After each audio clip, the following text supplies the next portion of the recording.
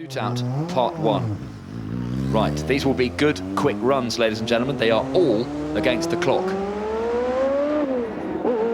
7.56 seconds for the Tag Heuer 100-metre dash for Rupert Cleveley in the beautiful Martini Lancia LC2 Group C car. A very, very quick carring period, but reliability issues meant that it didn't fare very well against its rivals from Porsche.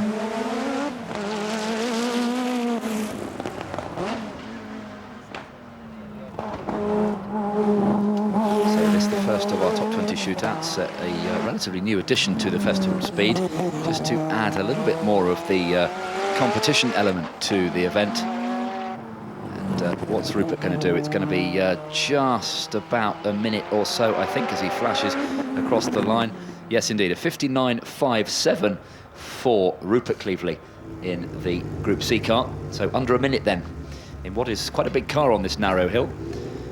Next up, Sally Mason-Styron in the Ferrari 246 Tasman car. She was 19th quickest car of the meeting. What can she manage in the Tag Heuer 100-metre dash? 5.85. That's quicker than Rupert Cleveley's Lancia. The lightweight, powerful single-seater. Stopping the clock a bit quicker.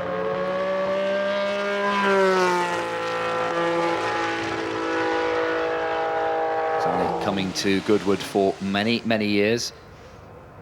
And she's been racing quite a long time as well with Dudley, great enthusiasts, particularly of Ferraris.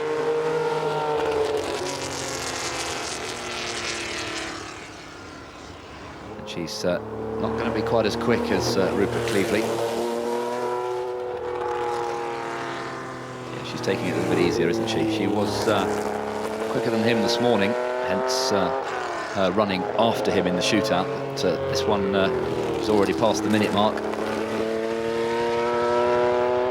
Sally Mason-Styron stops the clocks at 109.81 in the Tasman spec Ferrari. Right, here's Rick Hall in the Ferrari 246 Dino, last of the front-engined Grand Prix winners. Car similar to this one, winning the Italian Grand Prix in 1960 in the hands of Phil Hill, which marked the last time that a car with the engine at the front won a Grand Prix. 7.56 to 100 metres for Rick Hall. One of the great historic racers and indeed car builders from Lincolnshire. So we've got intermediate split times for these guys as well. 27.69 at the first split. So he's 2 seconds.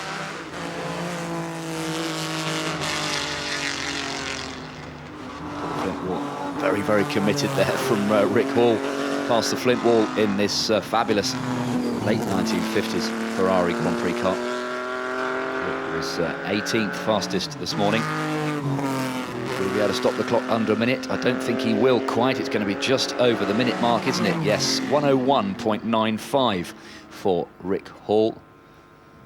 So, Rupert Cleveley still quickest on a 59.57 from Rick Hall, 61.95. Sally Mason-Styron, 69.81.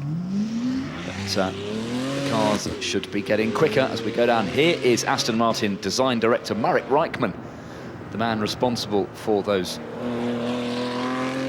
absolutely beautiful Aston Martin road cars. And he's a keen racer, raced in Formula V. This is the new Aston Martin V12 Zagato that was raced just last weekend at the Nürburgring 24 Hours. And there's two of them. Oh, he's up at the split, isn't he? So Marek is going to potentially be our fastest man on the hill at the moment. But he's unlikely to remain quickest because we've got some even quicker cars coming in the next batch.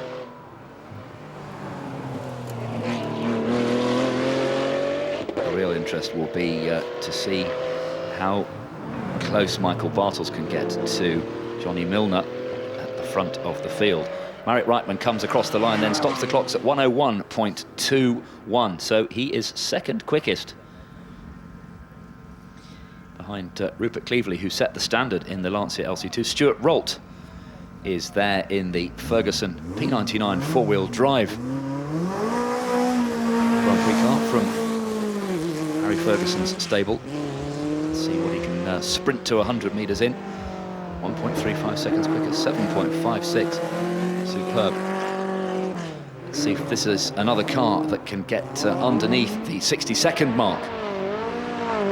Fastest time so far is around about 48 seconds from Johnny Milner's extraordinary Toyota. Make sure you stick around trackside to see that orange monster in the next batch. There's Mr. Gear in the Ferguson. It fires back into life, but that'll be cross with that. That'll lose him some time. It's so narrow and dark, Larry. It's just amazing. It must be scary on a bike too. Not unlike the Isle of Man. Yeah. Right. Because of that fluffed gear change at Molecombe, Stuart Rolt is going to not be quickest. 103.49. He's not the slowest at the moment in that batch. Right, this will be good, ladies and gentlemen. Very spectacular Irishman, Martin McCormack, in a little Citroen DS3 R3. So slightly less powerful version of the WRC car, used by the factory team, of course, in World Rallying. 7.56 to 100 metres. He's going to have to try and not be quite so sideways if he wants to be setting a quick time. It's all part of showing off as well, isn't it? So let's not discourage it. Up to Molecombe, hard on the brakes, get it flicked in, back on the power. Great driving by this 25-year-old Northern Irishman, part of the MSA Elite Rally team, helping to nurture time into the bail very closely there. Can he get up any quicker than Rupert Cleverley's 59.57? I don't think he's going to manage that. Let's see if he can get it as close to the minute mark as he can. Just outside, 1 minute and 69.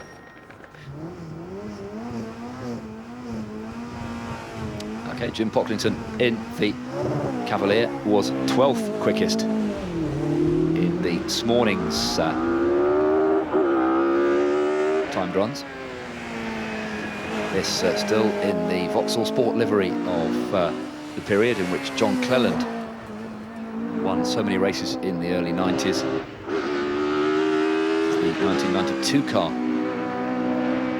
John and his teammate Jeff Allen.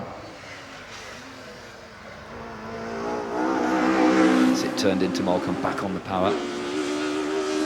That 2-litre 4-cylinder Swindon-tuned Screamer working very hard, pulling the 1200 kilo touring car up the hill. Can he eclipse Rupert Cleverley's 59.57 is the time to beat. It looks like it could be very close indeed. 58.70, Jim Pocklington. Fastest so far. Good job. Well done. But we are expecting the cars to get quicker.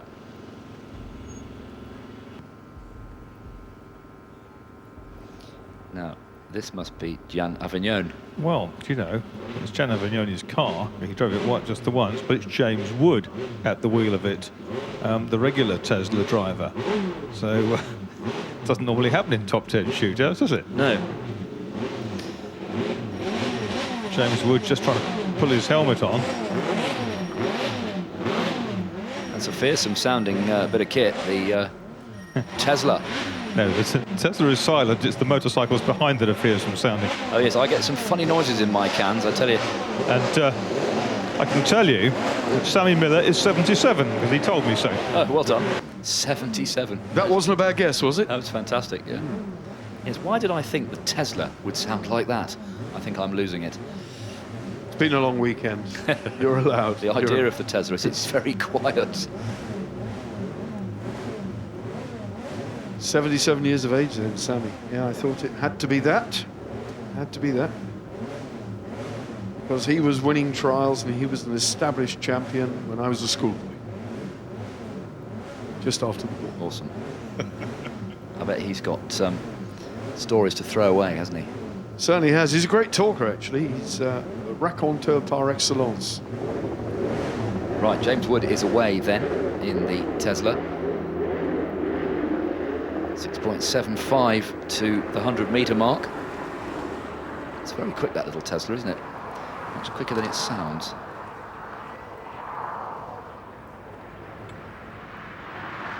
Okay, fastest time then so far, 58.70 from the Vauxhall touring car of Jim Pocklington. Here he comes over the brow, up to Molecombe, hard on the brakes. It's a very effective little machine. Can he get down into the 57s? Looking good so far, very neat through the S's and past the Flint wall.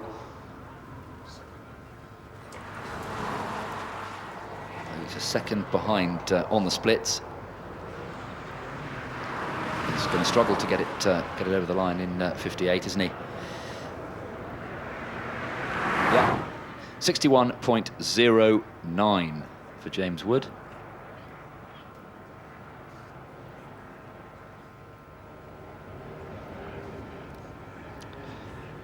We are working our way. There's confirmation on the screens then of the times so far. Jim Pocklington still quickest in the Vauxhall Cavalier with a 58.70. Rupert Cleaveley's Lancia LC2 second quickest on a 59.57. Martin McCormack's little Rally Citroen DS3 60.69. And then the Tesla Roadster of James Wood, fourth quickest. Marcus, I can see that delicious French blue Matra sports car down there, ready for its shootout run.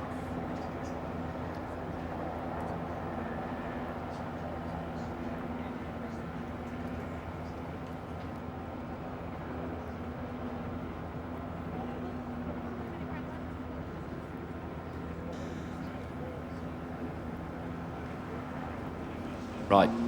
Yep, Andy Willis coming forward then in the Matra, lights on.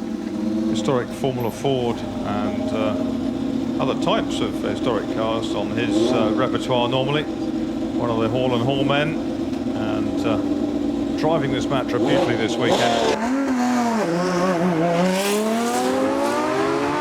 Right, the second and final part of our top 20 shootout is very much underway. Andrew Willis in the wailing V12 French sports car, the Matra and Le Mans winner, coming through the first two turns and howling under the bridge past the house. Keep an eye on the stopwatch. Fastest time so far, Jim Pocklington's 58.70 seconds. Car sounding absolutely magnificent as it howls up under the trees. We're riding on board with Andrew Willis, threading it through the S's past the Flint wall towards the steepest part of this hill climb, just over a mile in length. Clock at 50 seconds. Is he going to get it inside 58? Yes, he is. 53.18. Fantastic time from Andrew Willis. Puts him comfortably fastest. Next up, Grand Prix ace and Le Mans winner Richard Atwood in the BRM 261. Richard wearing his period helmet. This will be a quick climb. Great exponent of historic racing. Multiple winner in the Goodwood Revival meeting, of course, at the motor circuit.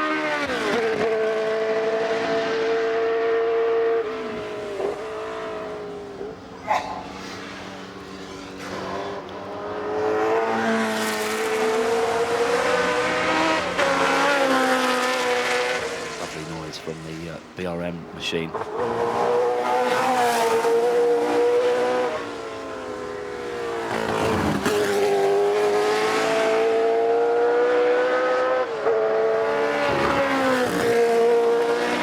What's it going to be for Richard Atwood then as he flashes across the line.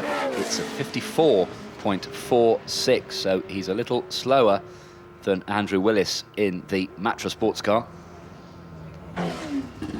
Pushing Jim Pocklington down to third.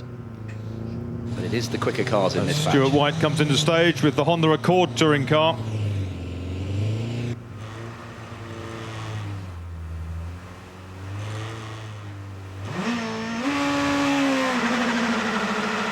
As we run down the order in the shootout, we're going to see times dipping below the 50-second mark. Stuart White kicking up the dust on the way through the first corner. Honda Accord Super Tourer, fastest of the breed of touring car machine.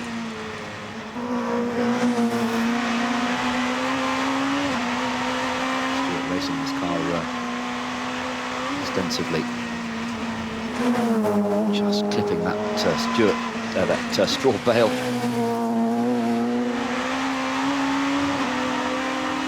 Hammering up over the top, round the long left-hander up to the finish line. What's he going to do? 52.48, a fastest time for Stuart White in the Honda Accord. That's a fantastic climb in what is quite a big, heavy car for this hill.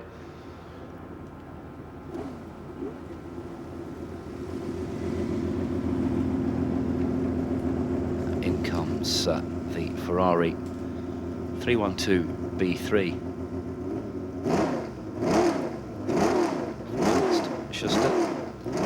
It's not on my shootout. This is a demo run, isn't it? It's not part of the shootout.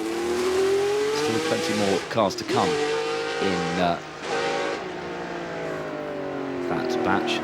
312B3, beautiful Niki Lauda, flat 12, 3-litre Ferrari Grand Prix car. Not in the run-off this car, is it? No.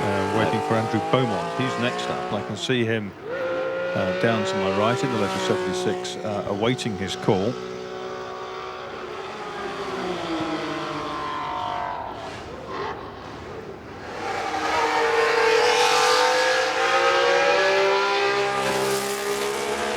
Three times a winner in 1974, this car, in the hands of Niki Lauda and Claire Regazzoni.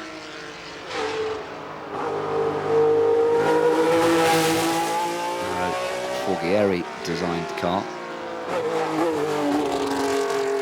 tweaked after no success in 1973.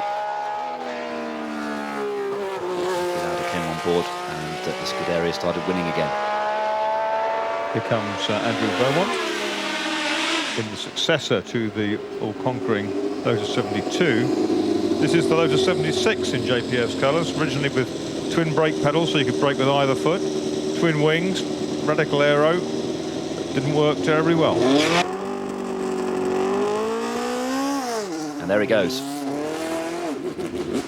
Car number 76, Andrew Beaumont in the Lotus 76. It fluffed a bit off the start line, unfortunately, so the revs drop. Andrew back on it, modern Mosler racer.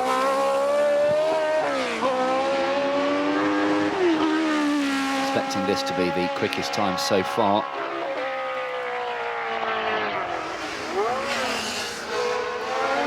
A more up-to-date Grand Prix car than the others we've seen in the shootout so far.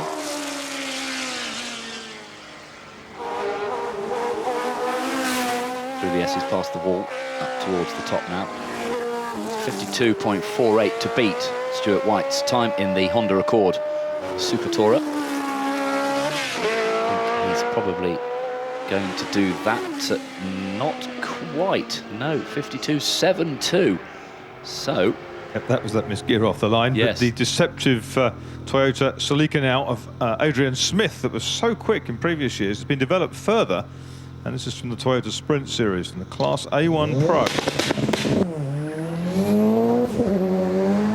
Yeah, this is a indecently rapid machine. Keep an eye out for Adrian Smith, car number 581, stopping the 100-metre dash clock in 6.34 seconds.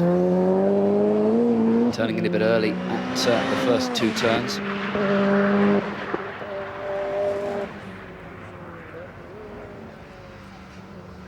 And inch perfect into Moulcombe. 52.48, still the time to beat from Stuart White's Honda Accord. Andrew Beaumont second quickest with 52.72. When you see that off the line, 100 metres in 6.34, you realise how swiftly Usain Bolt runs, don't you? Yes.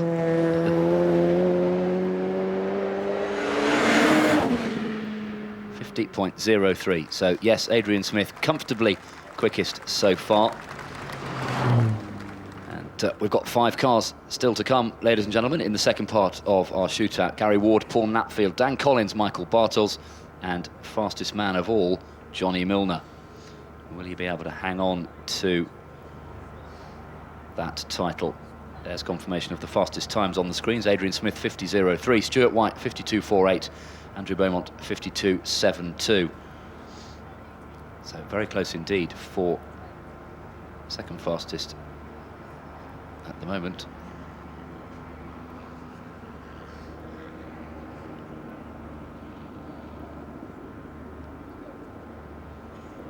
So half of our fastest 10 cars have done their shootout run.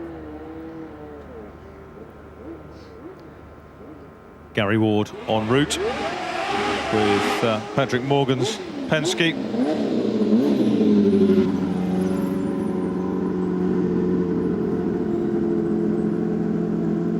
One of the great Indy cars, the Ilmor engined Penske PC19.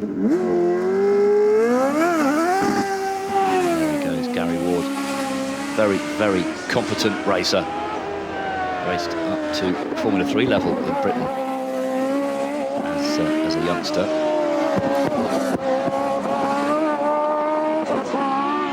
He's got to get below 50.03, the time set by Adrian Smith's Toyota.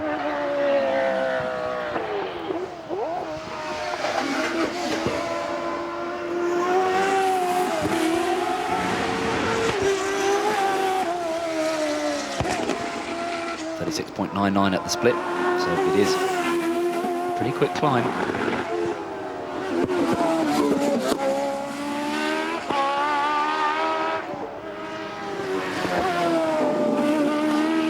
He's going to be just outside that time, isn't he? Yes, stops the clocks at 52.52.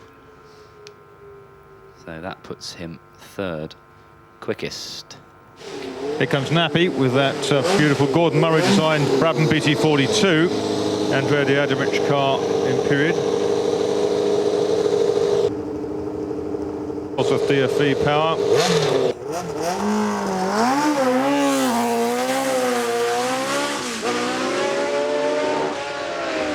Beautiful car with the triangular monocoque.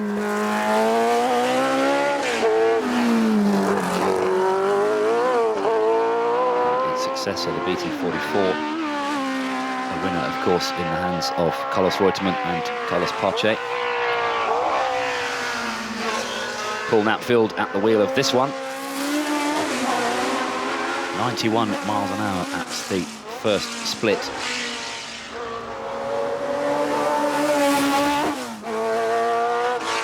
Still Adrian Smith's 50.03 to beat. Keep your eyes on the stopwatch. Very close. 51.73 for Paul Knapfield in the Brabham, and that's good enough for second quickest at the moment. Yeah, there's your top 3 then. So it's still that remarkable Toyota Celica, which looks relatively standard underneath. Yeah. It's quickest. Here's Dan the man, Dan Collins with the 88 Lotus. Take courage, my friend. Go for it.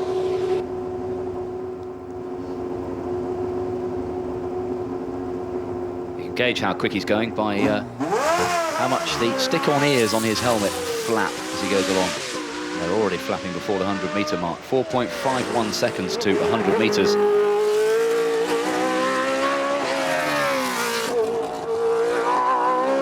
Can Dan Collins get this radical Lotus 88 twin chassis Grand Prix car under the 50-second mark?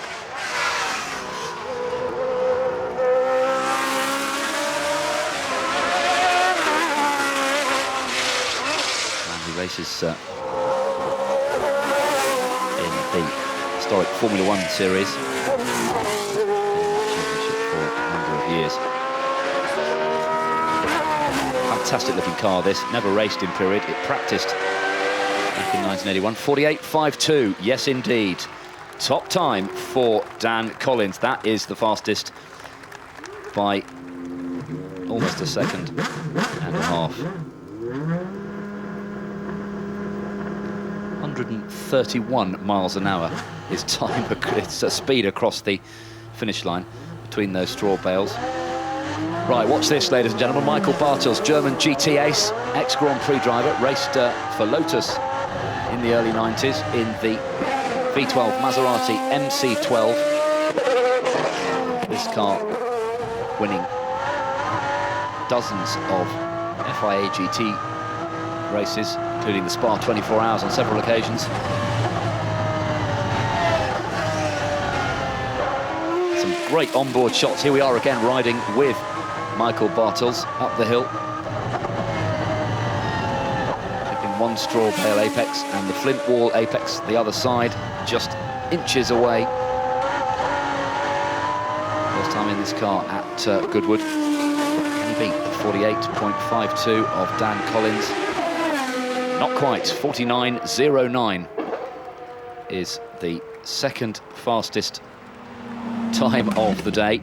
Right, here is the one to watch, ladies and gentlemen. Johnny Milner's Toyota Celica. It's an absolute monster. And he set his fastest time yesterday, despite a big trip across the grass. He was telling Bruce Jones earlier, he's got to try and persuade himself to brake later for Moulcombe. He reckons there's more speed to be found there. Here we go, on board from the passenger footwell, looking back up at Johnny as he concentrates. Threading the car through the first two corners. Kicking up a little bit of dust on the exit of turn one, under the bridge, through the left and right kinks on the way to Moulcombe, over the brow. You can't see until you're almost there. He's messed it up, hasn't he? He's gone across the grass there, and that'll lose him vital time. He's got a 48.52 to eclipse. He'll be annoyed with himself about that scrappy exit to Moulcombe. It's going to be very, very close. He hasn't done it. 48.99. Dan Collins is our fastest man of the weekend in the Lotus 88B. There are the times then. Dan Collins, 48.52, eclipsing Johnny Milner in the Toyota Celica with a 48.99. Michael Bartels, third quickest, 49.09. Adrian Smith in the Toyota Celica, 50.03. Paul Knapfield goes fifth quickest in the Brabham, 51.73, followed by Stuart White's Honda Accord Super Tourer, 52.48. Gary Ward in the Penske Ilmore PC19, seventh quickest on a 52.52. Eighth fastest, Andrew Beaumont in the Lotus Cosworth 76, 52.72. Congratulations, fantastic result, well done, brilliant. First of all, I feel really happy that I was part of this incredible, fascinating event. So I set me the goal to run under 50 seconds, because when you are coming first time to the mountain, it's really hard because it's very special conditions, very narrow. Some special conditions on the track where you have to get used to it. So I reached 49.09. I finished third overall. It was a good challenge with some of the other quick cars. But most of all, I enjoyed a lot the time here, and I hope I will be back next year. Agony for you. Just missed out on fastest up the hill. Absolutely, 0.4 of a second. I mean, last year it was 3 seconds, so we're a lot closer. Just a real shame. I made a bit of a hash of Moulcombe Corner again, same as last year, so driver error really, but yeah, I mean, just a great event, and just a real shame to sort of spoil it at the end. Well, people don't think of Goodwood Festival as being in competitive terms, but there is a strong competitive element, and you're clearly disappointed. You want to see those 20 drivers all in there. They're all hungry to do the best they can, and it's a real shame because we brought the Toyota Celica. It's the 40th anniversary of the Toyota Celica. It would have been a fitting tribute to the car and the manufacturer, but I think we've done Toyota very proud. I've just been up the hill with Sterling Moss, and he said my ambition is to learn this hill. Yeah. And there is a bit to learn, isn't there? Oh yeah, I mean I'm a double British Rally champion, so it's quite different, and I now appreciate a lot more what the Hillclimb boys do. I mean it's absolutely precise, you know, engineering in the head and the car to get the ultimate lap. Is it important also to get the honours on behalf of rallying as opposed to racing? Yeah, it is a little bit, but yeah, there's some very expensive machinery around us, and all those cars are very unique. You know, we brought an extremely unique 850 horse car this year, so yeah, we're a tad of disappointment, but you know, overall it's been a wonderful weekend. Closing the gap, you'll get there next year, I'm sure. I will. Thank you. Dan, fastest up the hill, and at last is that a winning debut for the Lotus 88, the car that was banned all those years ago. It is a winning debut. In fact, it's a debut of some sort because, of course, it was banned and never allowed to race back in period, unfortunately. And this was the twin chassis Lotus 88. Twin chassis, yeah. Another Colin Chapman innovation. And I think perhaps it was one too many for the establishment. Yeah, ahead of its time, but clearly its time has come. So what was it like up the hill? It's fantastic. I mean, driving any kind of quick car up this hill is a bit of a test because it's so bumpy and there's lots of camber. But the car performed fantastically. I felt confident all the way. And did you have the fastest time in your sights? Was that a target when you came here this weekend? Well, no. The car belongs to the Chapman family, and they always bring the cars for demos. They don't like to put any pressure on the drivers. However, Clive saw how quick I was going in the car and decided to have some time lapse, and we came away with the fastest. Couldn't believe it. And there's a bit of satisfaction there because there is a strong competitive element here, which seems to be getting stronger year by year. Yeah, there's there are lots of people who just come here for the fun and to do demos, and that's where we've normally been. But this year, I think we felt that the 88's time had come. We should give it a go, and there was some stiff competition from Johnny Milner in particular. Absolutely. But somewhere up there, I'm sure Colin Chapman will be throwing that black cap up in the air in celebration. I hope so. I hope so. Thunder Saloon.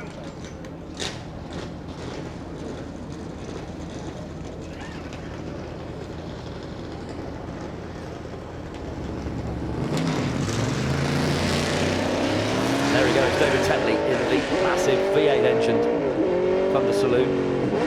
First of our 20 fastest qualifiers. Keep an eye on the clock for all of these runners. This is the run that counts. So it was a very, very neatly controlled getaway.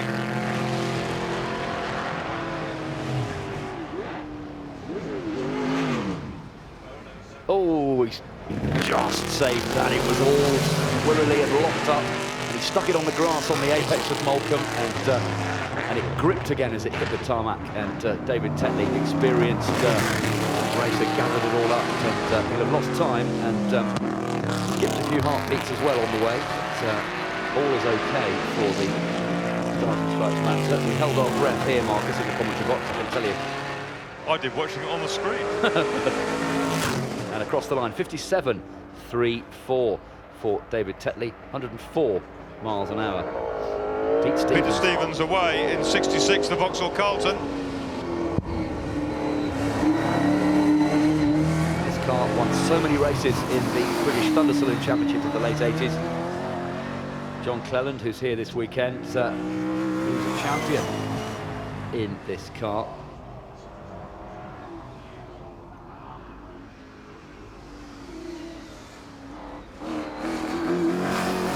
Trouble for Pete Stevens, vastly experienced racer, very neatly through Moulcombe in the massive Carlton V8.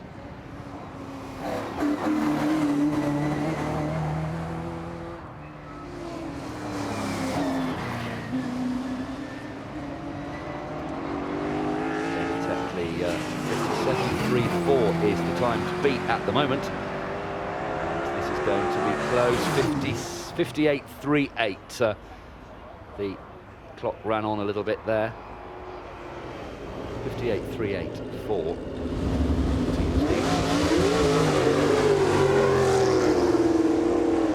There's our third runner. It's Peter Schleifer, all the way from Bavaria with the mighty Can-Am Lola.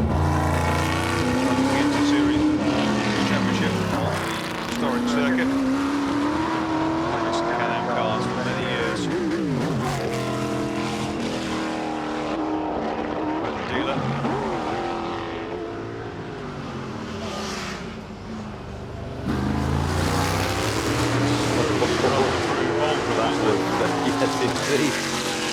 big oversteering moment as he turned in on the grass.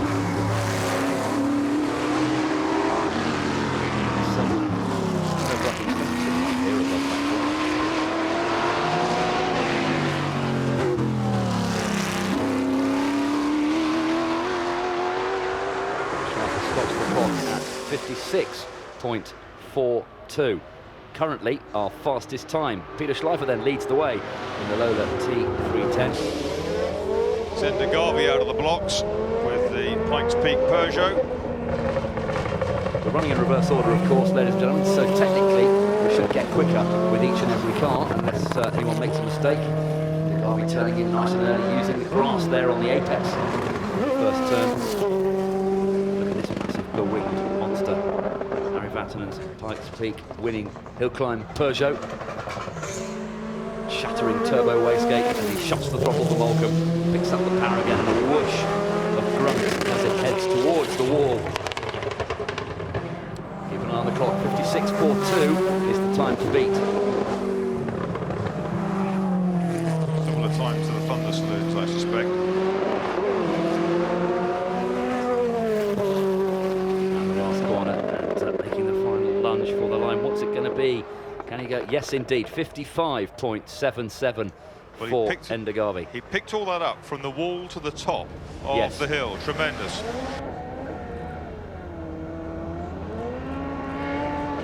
Paul Smith in the Abarth's Ford Sierra RS 500 homologation special, the Group A touring car.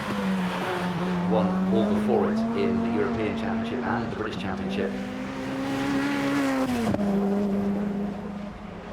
This one in the livery raced by Tim Harvey and Lawrence Bristow in Britain in the late 80s. Some neat round model. Big cylinders on the exit.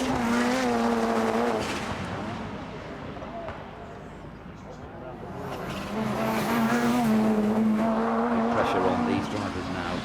The final run of the weekend. A little bit slower than Enda Garvey at the split there. 55.77 is the time to beat. Can he make it up round the final two corners? No, he can't. 56.97. He goes third quickest with that time. Behind Schleifer's Lola T10.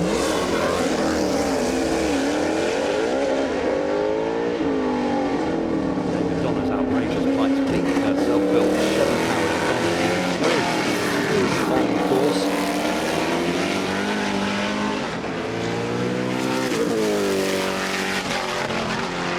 Doesn't lack downforce, does it? No.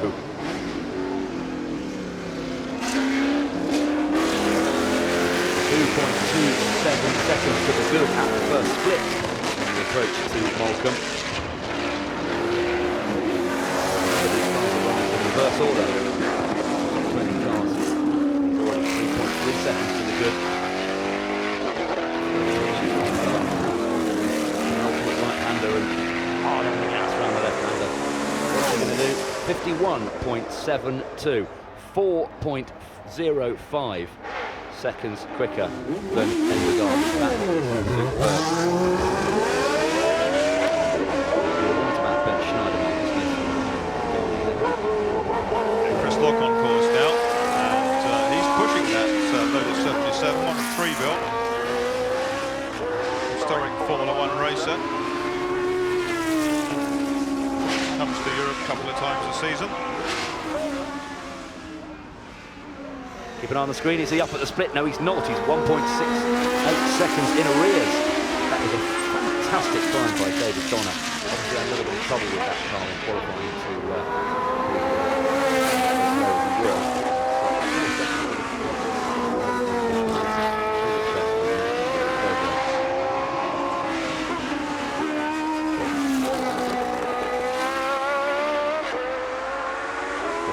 across the line. 54.39 puts him second behind David Donner.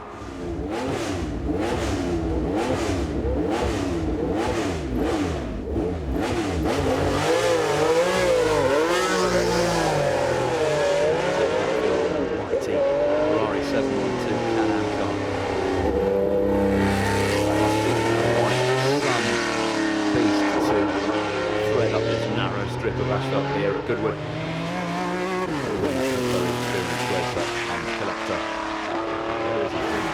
First split. 6/10 down. Just 6/10 down. We'll make that up in the final 50 section towards the top of the hill. It's a fine effort, that's for sure. Yes, it is. Stretch that down to 9/10 now. Got some work to do to get close from 1.72. I don't think he's going to do it. Going to be close. 53.23. That puts him second. Now, I saw Jeremy Smith go down, and Andrew Beaumont as well, but Andy Willis is going next. Andy Willis in the FWOHC flat-bottomed Williams. Andy Willis from Hillclimb Restorations up in Lincolnshire. Well-known historic racer. This will be a quick time and qualifying in the top 8. Beaumont's on the line, incidentally. He's 8/10 adrift of the first split. Hasn't done that much in DFV cars, but certainly looking very adept at the wheel. Monaco Grand Prix winner in Frankie Rosberg's hands in 1983. Andy Willis the wheel.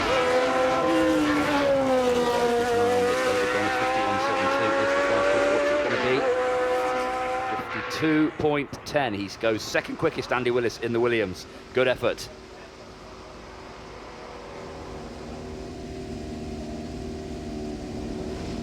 Well, here's a man who can go quicker. It's Andrew Beaumont.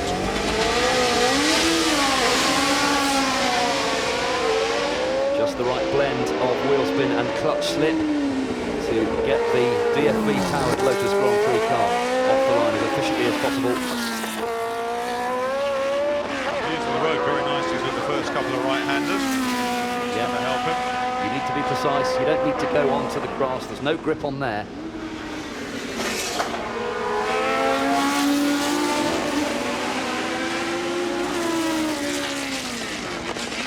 Wonderful soundtrack from the wailing 3-litre Cosworth DFV in Andrew Beaumont's Lotus 76.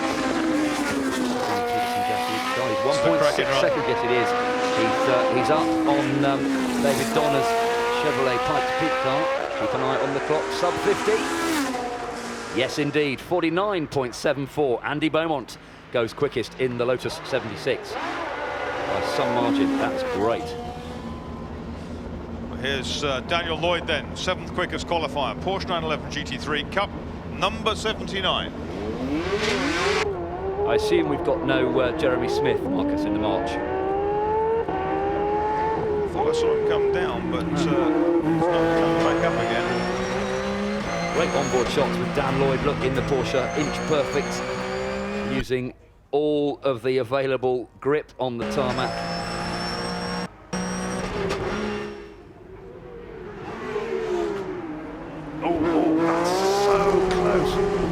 Goodness, he tucked that into the apex of Malcolm and had a big slide and run out to the edge. But he's quickest on the split. Oh, crikey. He's only a young lad and he's going great guns in the Porsche Carrera Cup GB, supporting BTCC. He's a race winner already. That's fantastic. What's it going to be? 49.65. He's 9/100ths of a second quicker than Andy Willis. Round of applause for Dan Lloyd. That's awesome. He'd have been even quicker without that mistake at Malkin.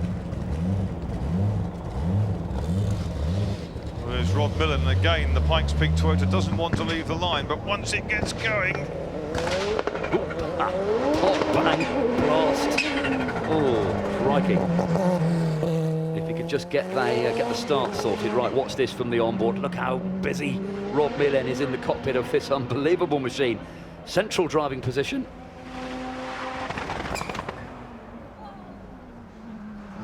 Oh, the massive dragged a lot of mud onto the course at Malcolm there. That's going to make it on the grass. He's on the grass and so is. Oh, hold it. He spun it. He's clocked. Yeah. Red flag. That's all gone wrong for Rod Millen. Scrubbed a lot of speed off on the grass, and he's just clipped the barrier there. Right, that's going to take a little while to clear up. We're going to have a replay of that on the screens, we hope. That was very dramatic. We were watching from the onboard as he soared at the wheel from lock to lock to keep this bucking bronco of a Pikes Peak machine under control. Awesome stuff. So there's Rod out of the car. He's all right.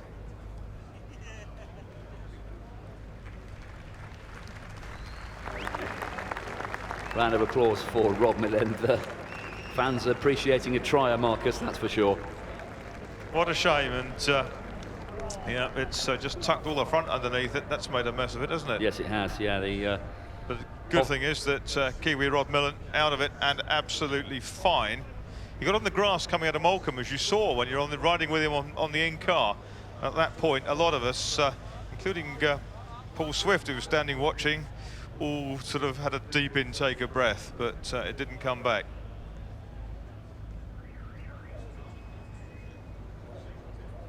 Here's a replay then. Right, keep an eye on the screens. Here's Rod, slow-mo into Moulcombe. We need a wider view of that. He's got quite a lot of lock on, and it runs. Yes, it runs onto the grass, and he keeps his foot in, look, and he gets it straight, and then when it grips on the tarmac, it pinballs up the bales, and it's folded the offside front suspension. Here's a rear shot. Look at that. It's just too sideways, and it clouts that bale and pushes the offside front suspension back, and it lands on its own. Yeah, that's going to be a while, because there is a lot of straw and muck and grass on the course there, which they'll need to get rid of, because well, it's on the approach to the wall, and it's where you need to brake.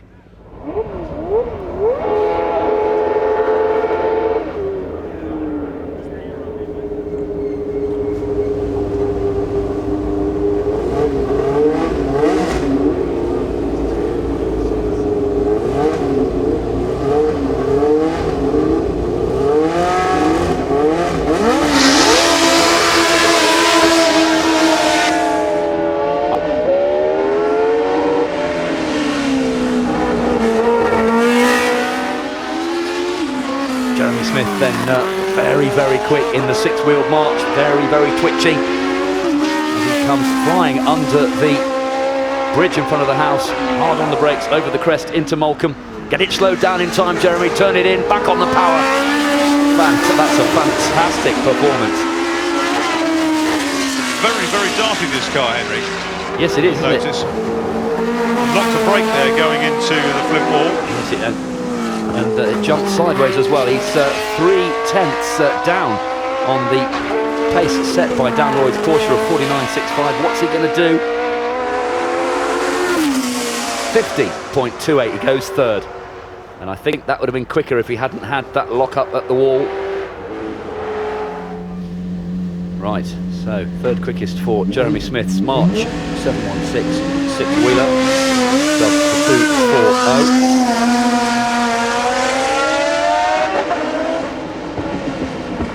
Michael Bartels already on track in the Maserati MC12, 6-litre V12 Italian muscle car. Car that he's driven expensively in the FIA GT Series, winning all the big international races, including the Spa 24 Hours. Here he comes over the crest.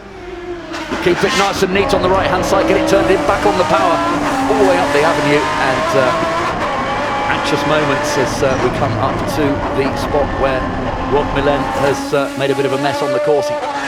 Absolutely perfect. 8/10 up for Michael Bartels, very wide on the penultimate corner, just misses the bales. Can he keep it neat through the last left-hander and fire it over the line? What's it going to be? 48.01, yes indeed, he goes quickest. 131 miles an hour. Wow. Don't forget, fastest time so far is 45 or so from the Leighton House, Michael Crook. Getaway off the line in the Nissan GTR twin turbo 4-wheel drive monster from the FIA GT1 World Championship. reigning champion. Bit messy on the second part of the first corner. Sit on the grass at the apex.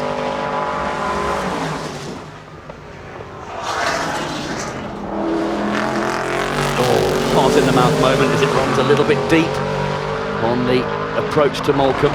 Got that first right hand element kink to deal with before you can get the car turned in, and he's 8/10 down. I think there must be some cement dust down at the flint wall because he's kicking up the dust. 49.07, he goes second. Goes second. Michael Bartels quickest, 48.01. Now here is a man not to miss, Anthony Reid, former podium finisher at Le Mans, British Touring Car Championship race winner. He's been racing for a very, very long time. Very experienced, got inch perfect, running the chevron out to the very edges of the strip of asphalt. And here he comes under the bridge, the little chevron projectile. Look at this, ladies and gentlemen. Anthony Reid hard on the brakes into Molecombe. And he gathers it all up. Blasts up the avenue towards the flint wall. There'll be a puff of smoke when he goes over the dust that's been left from the clean-up operation. Oh, so close. He's 1.35 seconds up, Anthony Reid. That's incredible. He's been cycling himself up for this run. Can he beat a 48.01? Yes, he can. 46.46.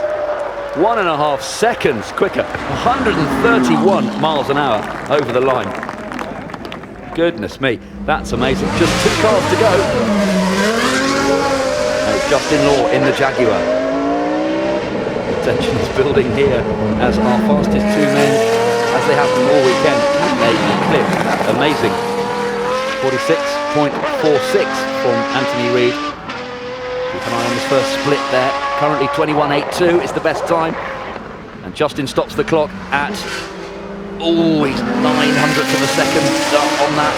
He can go quicker if he keeps it neat through the S's at the wall. Safely through that bit, just got 2 corners to go. The long right, it's such a big car, that Jaguar. He has to be accurate. Back out into the daylight around the long left-hander. What's it going to be? 46.46 to beat and across the line. 47.05, he goes second. Anthony Reid, quickest so far. 142 miles an hour over the line. That's amazing. Anthony Reid will be really happy with that time. Now, it all rests with this man, Gary Ward, in the 3.5 litre V8 Leighton House Shark.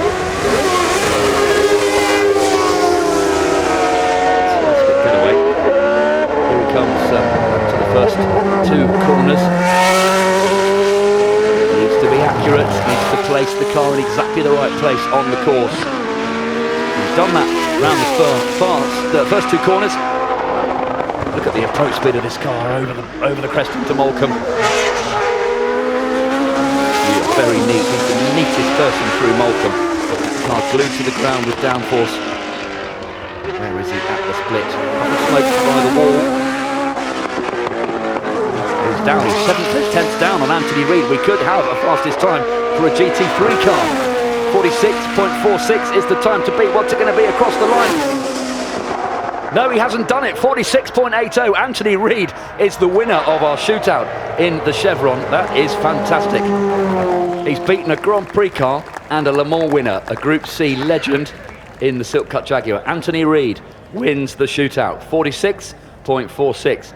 That's absolutely awesome. Marcus, that's quite extraordinary time from Anthony.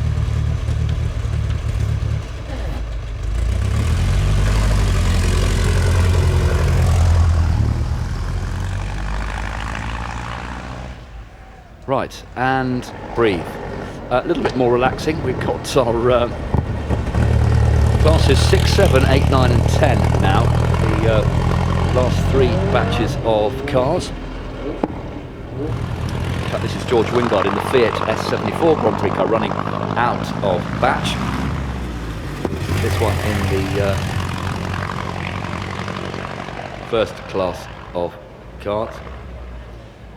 very loyal supporter of the Festival of Speed in this 14.2 litre 4-cylinder Fiat. It is 101 years old. 1911. Italian machine. George Wingard and his riding mechanic. Careful on the approach there. Yes, there is some cement dust down that was kicked up by everybody after Rod Millen's shunt on the approach to the wall.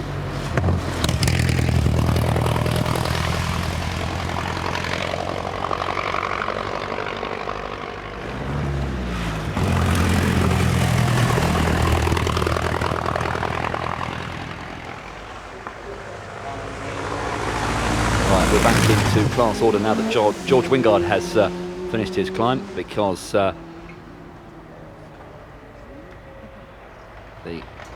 Vauxhall, the ex-Jerry Marshall dealer team Vauxhall Tim Topper has gone by. Here comes another of the cars. This is the Sprint 24-hour car that the late great Jerry Marshall shared with Peter Brock. Chase Gardner is at the wheel of it this time. He's been out in Old Nail as well, the Forenza Droopsnake machine. In fact, correction, it's Tim Moore, so they've got that, they've changed that caption.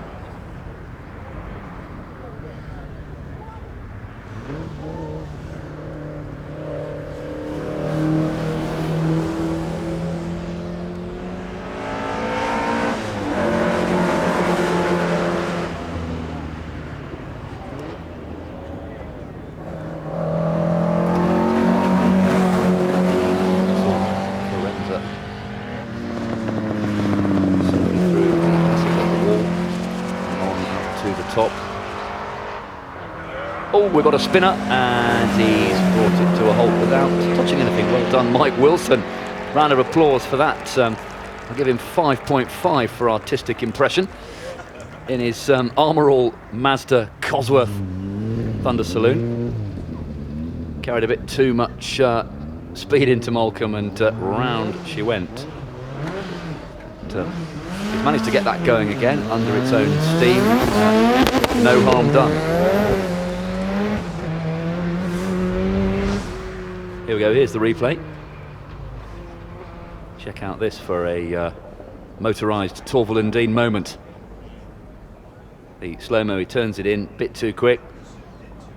Tries to catch the slide, but it's a little bit too late, and round it goes, pops onto the grass and stops before it hits the bales.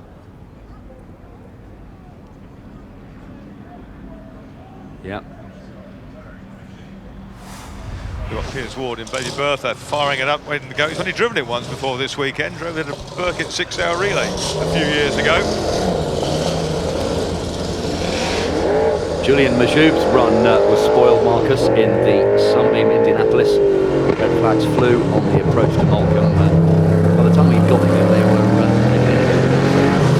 shut right off, so he may well get another go. Flame from the exhaust of Michael Quave's arrows here. A9B.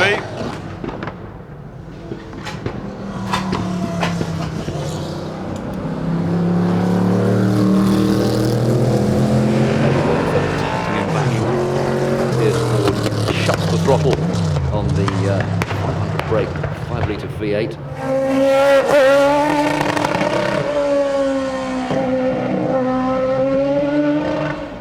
Michael Quaife running out of batch in the USF&G Barclay Arrows BMW Turbo Grand Prix car. Another car that emits a wonderful soundtrack.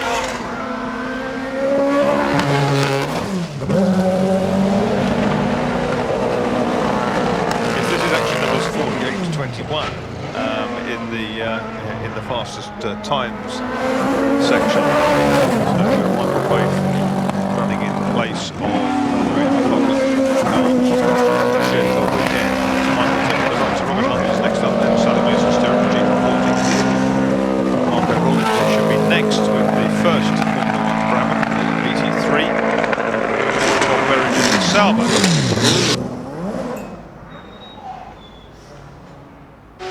So this is essentially the second tranche of cars in the runoffs. It's not the top 20, but the runners-up, if you like. Right, yeah, that makes sense. I can actually give you a running order as we go down. So we've got Marco Rollinger here then from Luxembourg with the Jack Brabham, Denny Holm, Ian Raby car, the Brabham BT3. Ron Toronac design.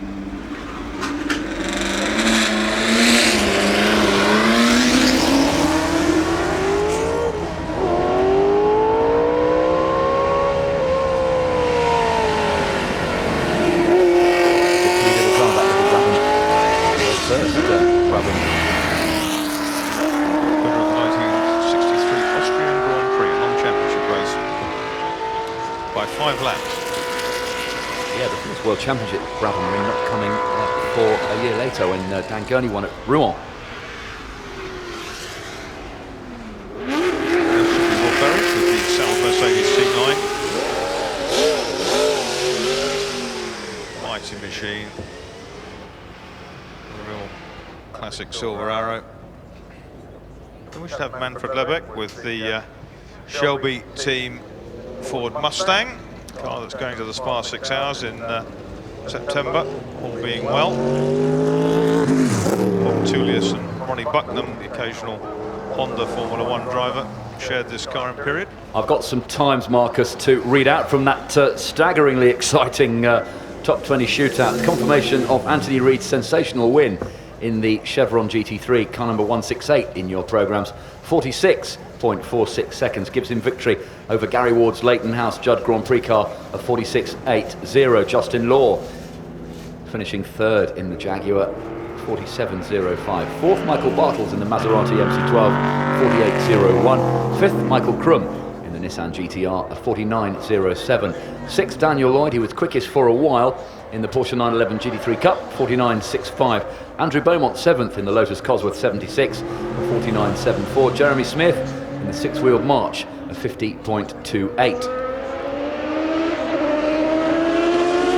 2 or 3 runners here with Pat Thomas, the Lotus 47, Dick Last on the Pine LMG, Lucas Hooney, the Ferrari, Rupert Cleveley with the Peugeot, but we do have Didier Silv with his Jordan 191.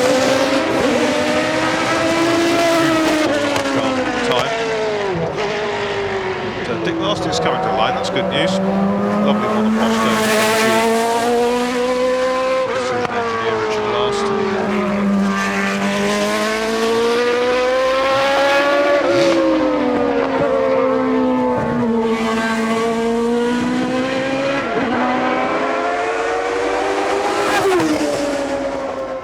The beautiful Jordan 191, the 7-up car of 1991. First foray into Grand Prix racing. Richard Last, great to watch in the Pine LMG, soaring away at the wheel. Live Watcherette racer. Slightly random order now. We've got Ernst Schuss, Nicky Lauda, 312 Ferrari Formula 1 car. Here is Peugeot car of Rupert Cleveley. Dassault, the Mirage fighter maker.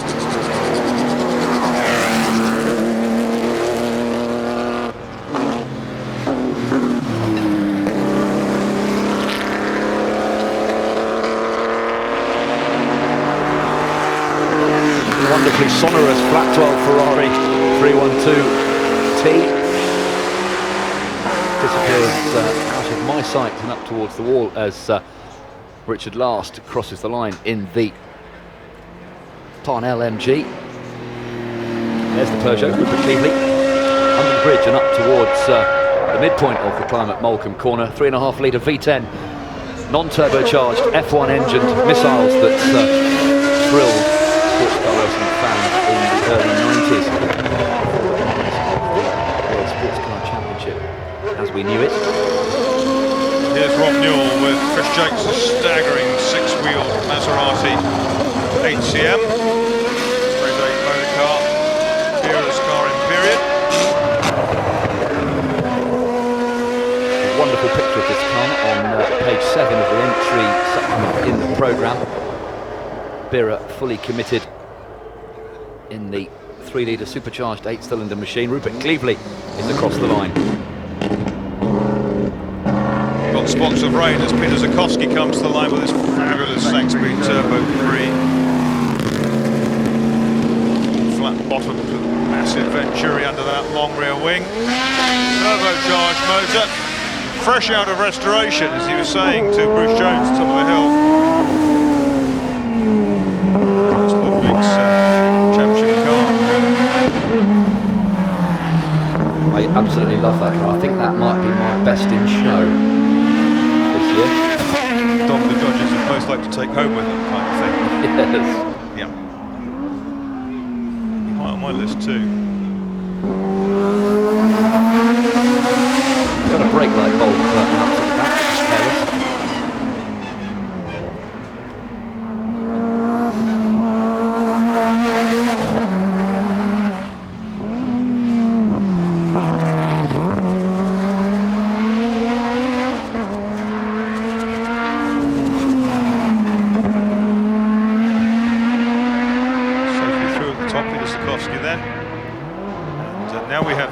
Silent Sam missile, the Lord Drayson experimental Lola.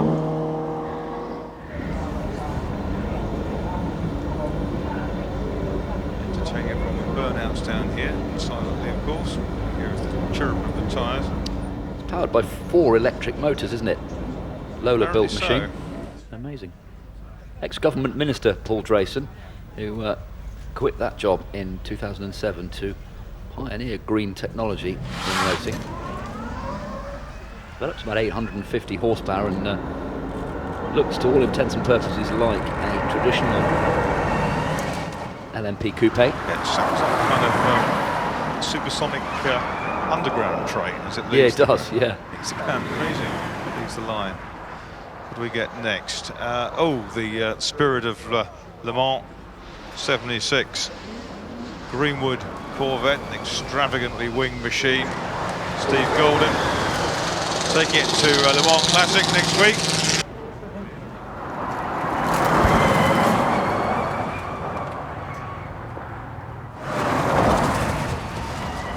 Is it Johnny Cocker in that car, Marcus, the Drayson Lola?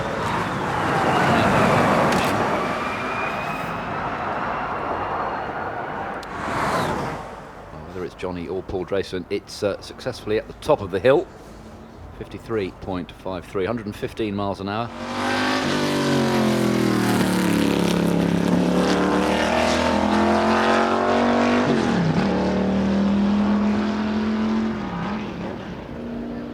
Spirit of Le Mans Chevy Corvette. This is a absolutely classic machine. 7-litre V8 muscle car. Qualified 6th for the 1976 Le Mans 24 hours.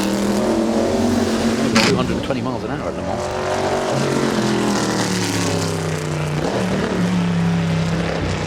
It's Richard Clayton's Spice SE90C away. Cosworth V8 car.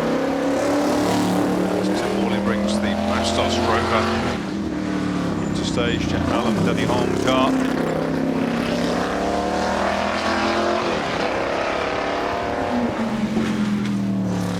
Still watching the Chevrolet Corvette Le Mans car as Desiree Wilson thunders past in the Cosworth Spice LMP2 car. Steve Goldin is across the line in the Corvette. He told Bruce earlier on this morning that the car hasn't been in Europe since it raced at Le Mans in '76, and it's off to Le Mans again soon for the Le Mans Classic meeting, which will be great.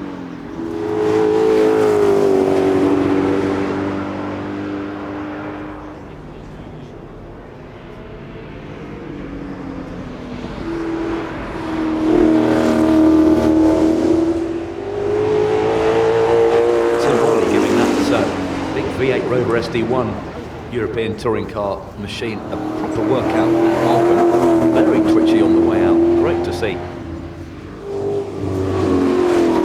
Solid race for Frank Kitty. Only just missed the runoff by 1 place, 21st quickest. Lola Cosworth TT97 engine-powered Group 6 Lola.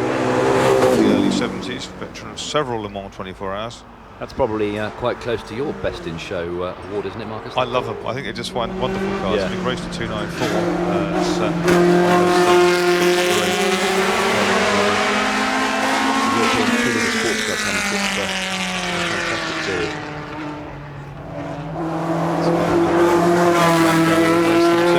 Yes. Ryan Redden, Chris Craft, great names from that era of sports car racing. John Burton, which was done recently. He was twice runner-up. Yes. 72, 73. I hope I'm half that quick when I'm that age.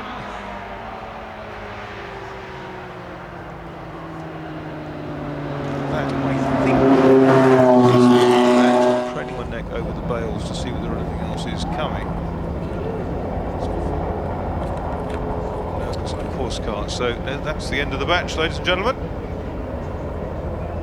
Thoroughly entertaining it was too, if split. That top 10 shootout was so extraordinary. Almost served to heighten the tension with the delay halfway through after Rod Millen's off. Yes, it did. A little bit of dust the marshals put down there where Rod's car came to rest. That's, I think, what exacerbated the brake lock up on Jeremy Smith's car. Yes. But saw those subsequently go through. Justin Law and of course Anthony Reid charged through it. Anthony's homework down there, asking about how much mess there was, has paid off. And of course, he shared that car with Jordan Whittle because he hasn't done the full number of runs. Claimed to have done 6 runs. That's right, yes, shared it, hasn't he, with Jordan Whitt. Here's confirmation on the big screens around the site. Then Anthony Reid wins the shootout of 46.46, ahead of Gary Ward in the Leighton House Judd of 46.80. Justin Law third in the Jaguar 47.05. Michael Bartels fourth, 48.01 in the Maserati MC12. Michael Crum takes fifth in the Nissan GTR 49.07. Just ahead of Daniel Lloyd. Young Daniel in the Porsche GT3 Cup 49.65. He goes sixth. Seventh, Andrew Beaumont in the Lotus Cosworth 76 49.74. Eighth fastest, Jeremy Smith, who came out of sequence in the March Cosworth 240 50.28.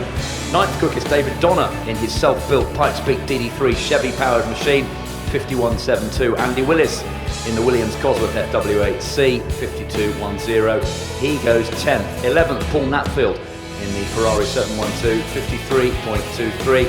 Ahead of Johnny Cocker in the Lola Drayson B1269 EV at 53.53. Chris Locke in the JPS Lotus 77 54.39.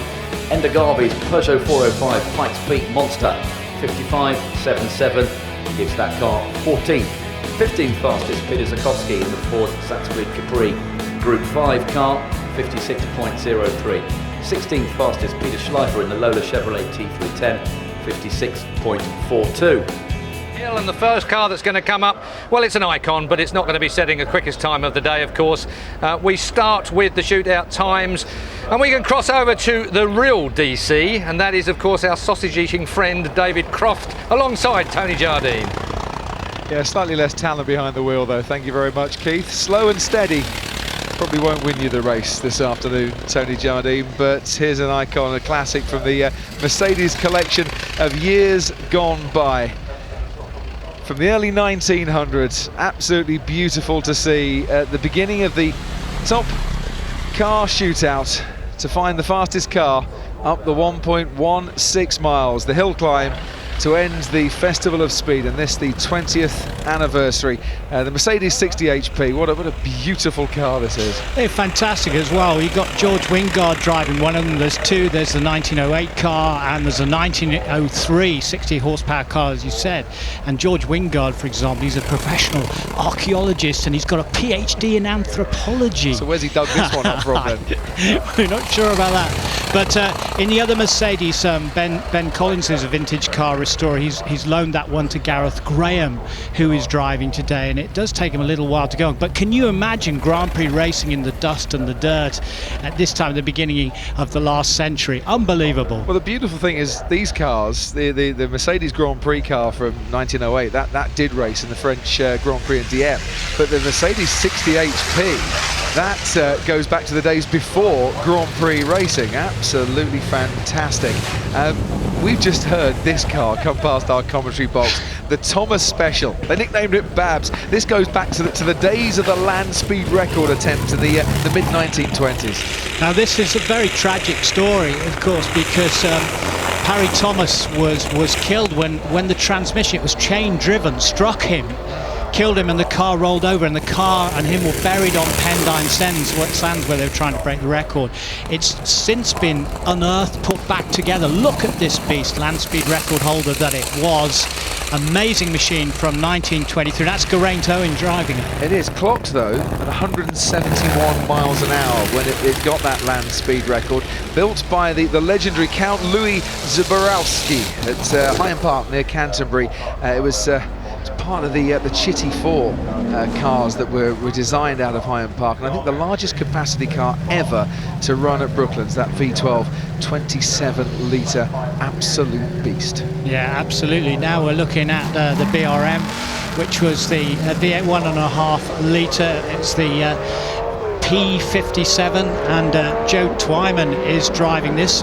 He's been driving this with David Clark, who is a top businessman, but he also used to be in charge of McLaren car sales as well, did David Clark. But Joe Twyman, incredible guy, because he got cancer at a very, very young age and recovered. So he's going up in that BRM. Well, he's going up in the BRM, which of course was their only World Championship win, came with a P57, did it? Graham Hill, back in 62. This is even earlier, from 1914.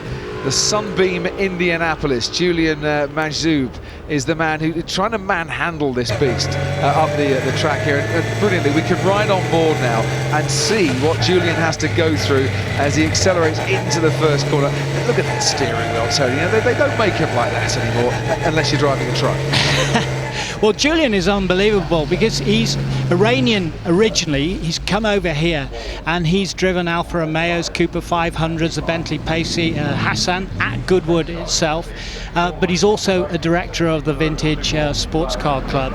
And he always, he'd listen to those tires squealing. Can you imagine? And that's that direct steering link on you. You needed to be a real man to hurl one of those around. And of course, this went in 1916. This went round at Indianapolis on the boards and over the bricks. My goodness me! Imagine driving that at 140 miles an hour. 4.9 litre, 6-cylinder Sunbeam Indianapolis. It's one of my favourite cars from the weekend, actually. And I think we saw it last year, didn't we? We celebrated the anniversary of the Indy 500. So many anniversaries being celebrated this year, and covered in this shootout as well, with the Porsche 911 and the Le Mans, and brilliantly made up time in the final sector, I should say, to cross the line in first place. Now that's the Porsche 917. Now that car first won in 1970 for Porsche at Le Mans, and Dickie Atwood was driving that car with Hans Hermann, who is here today. And by the way, interesting story, because Brian Redman was on the stage with as well, one of the other Porsche drivers from that era. And he said when they were testing that car, it was so dangerous, none of the German drivers would test it, so they kept calling the Brits and saying, right, you must come and test it. They said, no, they found out it crashed so many times. Oh, I had dinner with Hans Hermann last night, absolute legend, and sadly my German not quite up to the conversation I wanted to have with him, but he goes up into first place, 58.44 seconds for Vincent Kay in that Porsche 911. That's Back to 1965 BRM, yeah. Crofty. That's the one Jackie Stewart made his Grand Prix debut in, and in that year he won the Italian Grand Prix. That really set him on the road.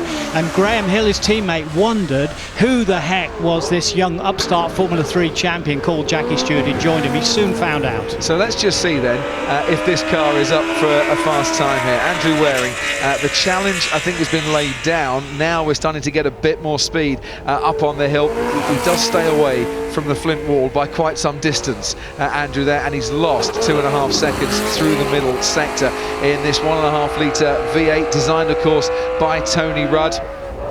Up towards the finish line now, through the avenue of trees we go, and it's going to be slightly outside the time, I'm afraid, for Andrew Waring. Doesn't quite make the 1 minute mark, 62.12 seconds. To the glory days of the British Touring Car Championship, the Ford Escort twin cam driven by Henry Mann. It was his dad's car and his son is driving. But to big like me, watching in my short trousers as I was there, Alan Mann Racing meant everything. Just look at the colours there. the gold and the red, and that was seen on the Ford F3L, it was seen on sports cars, Le Mans cars, because they developed loads of cars for Ford.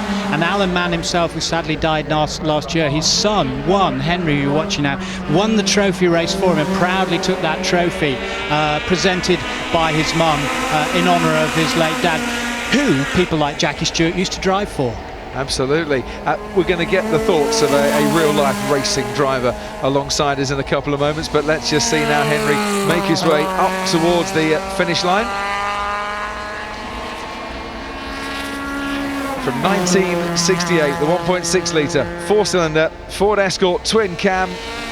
Not the fastest time, but slots in there just over the minute mark for Henry in the famous colours of his dad.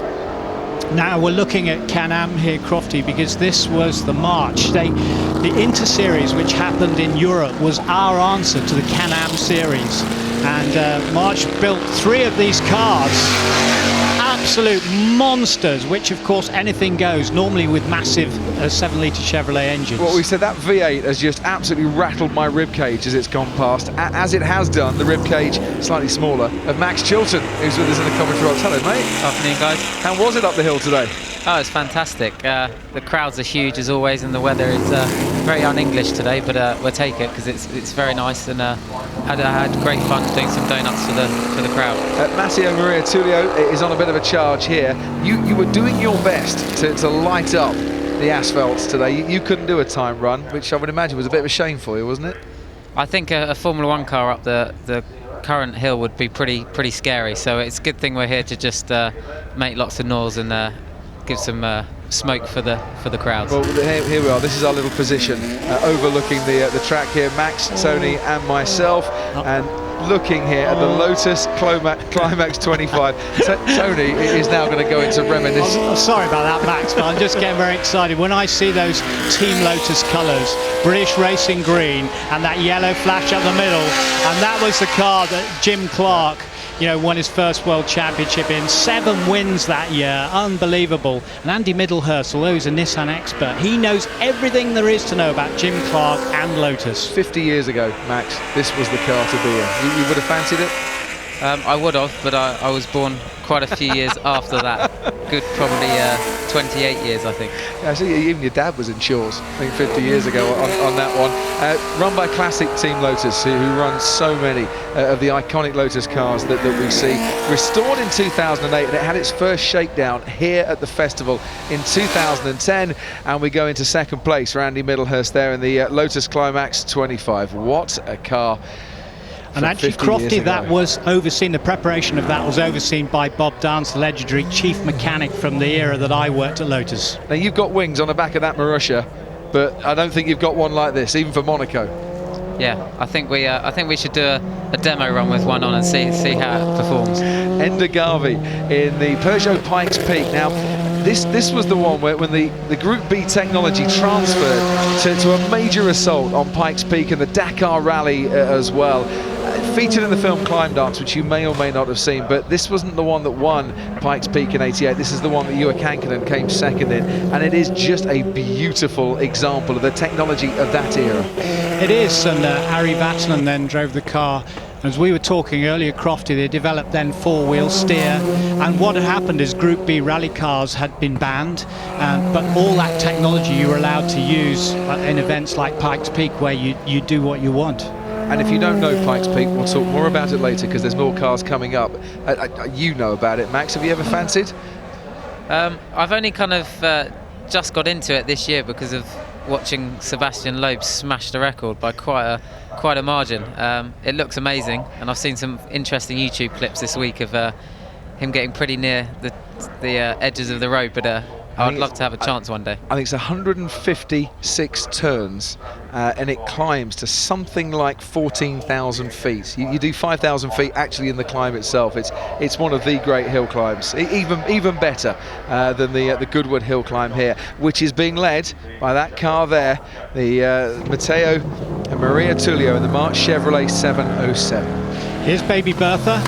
This was seen all around the country campaign by the late great Jerry Marshall, who was great on the track. He was great in the beer tent afterwards, but a very entertaining character. And this had a V8 Repco engine in it. Incredible finishing record that you would have been proud of in Formula 1. Anyone would have been proud of, but it absolutely smashed the opposition.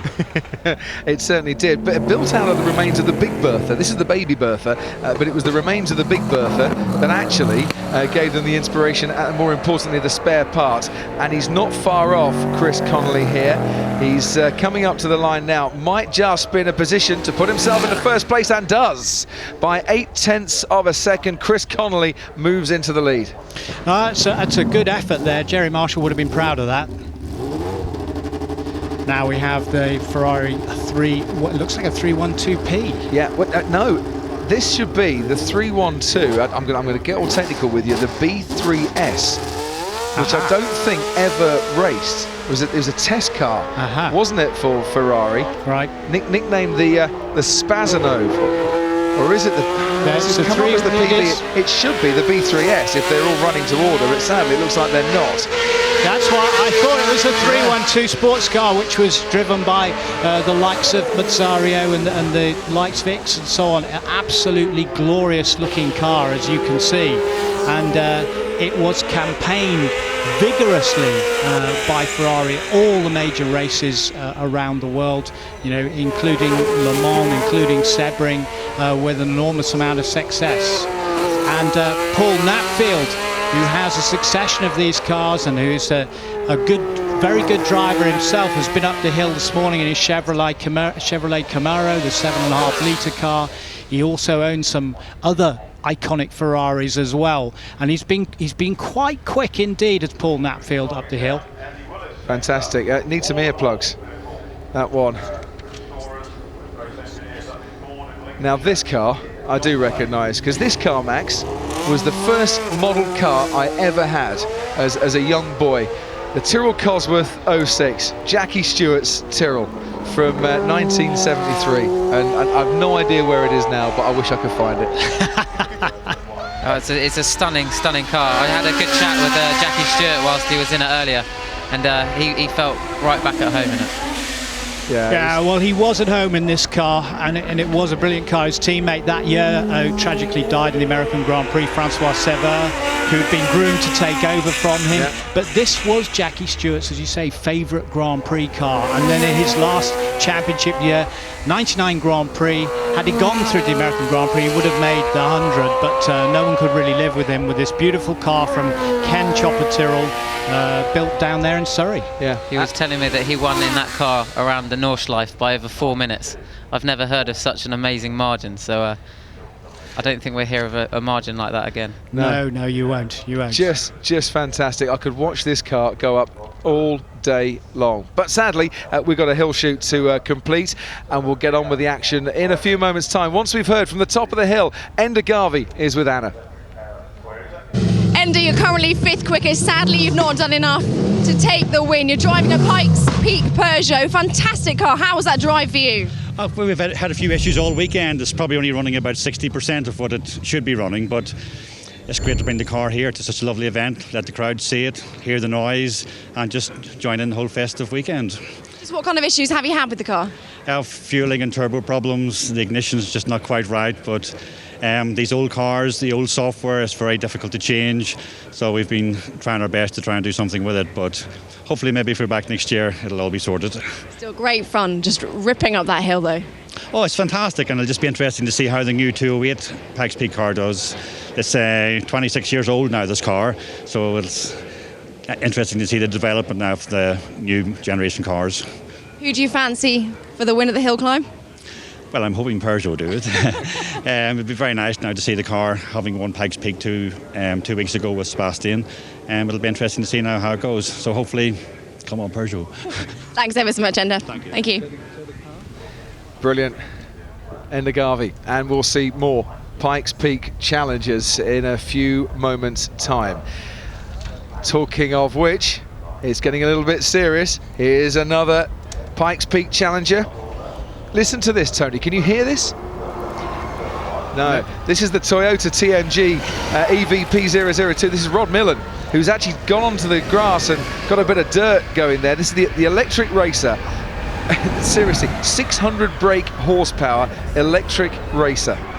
I know, and he's having to use this because he shunted the Tacoma Pikes Peak pickup vehicle, and that was the second year in succession that he's had an accident here. Yes, he was fine, but he tore the bodywork off after the front splitter broke on the car.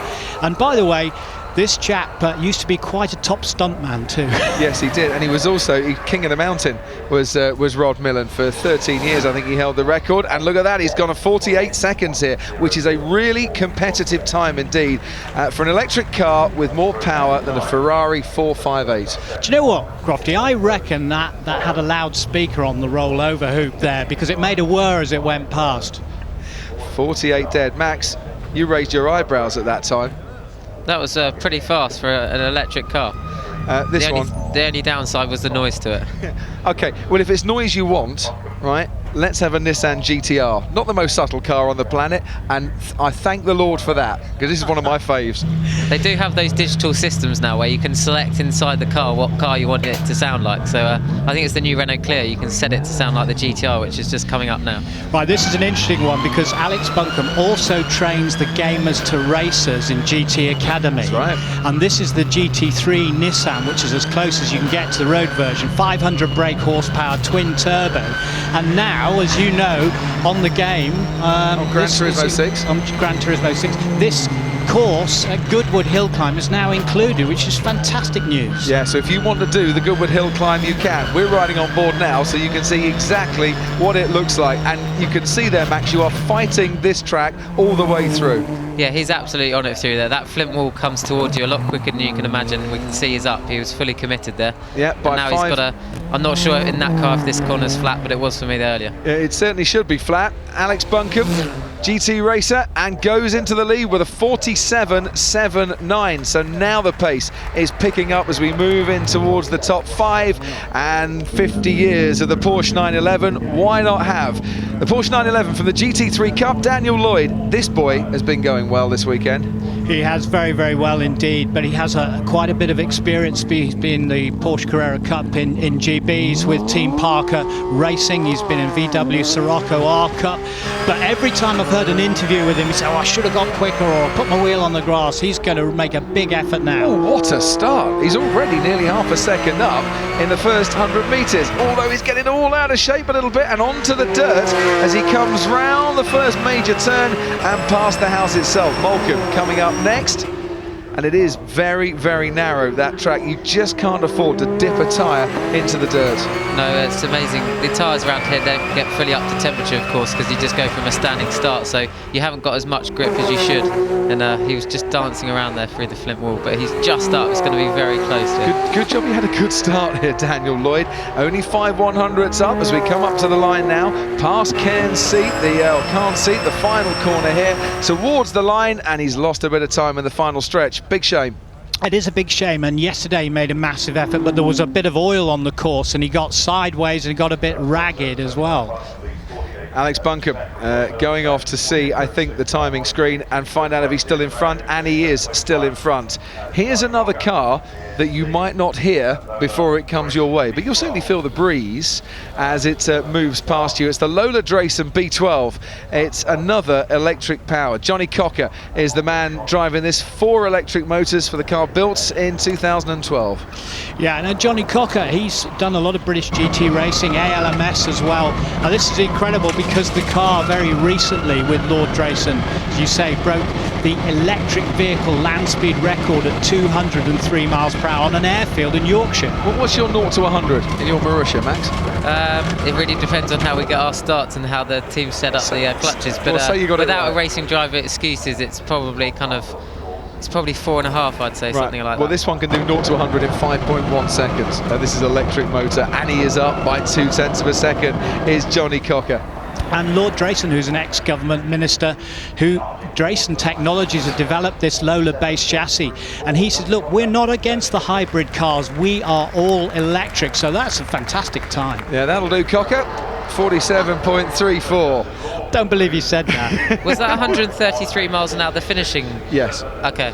I got 155 earlier, so they've got a bit of time to find that. You did 155 Yeah. on the clock. Wow. Okay, Group C action for you, anybody? Let's try it. Justin Law has been flying up the hill in a transit van. Now we go to the Jaguar XJR from 1987, 7-litre V12 World Sports Prototype Championship winning car, and he's soaring away at the wheel already. He has got a very competitive time of 47.34 to beat, has Justin Law here, and he has still got Gregory Gilbert in the Peugeot 208 to try and topple his time. And look at this, great first sector, up by 0.4 of a second.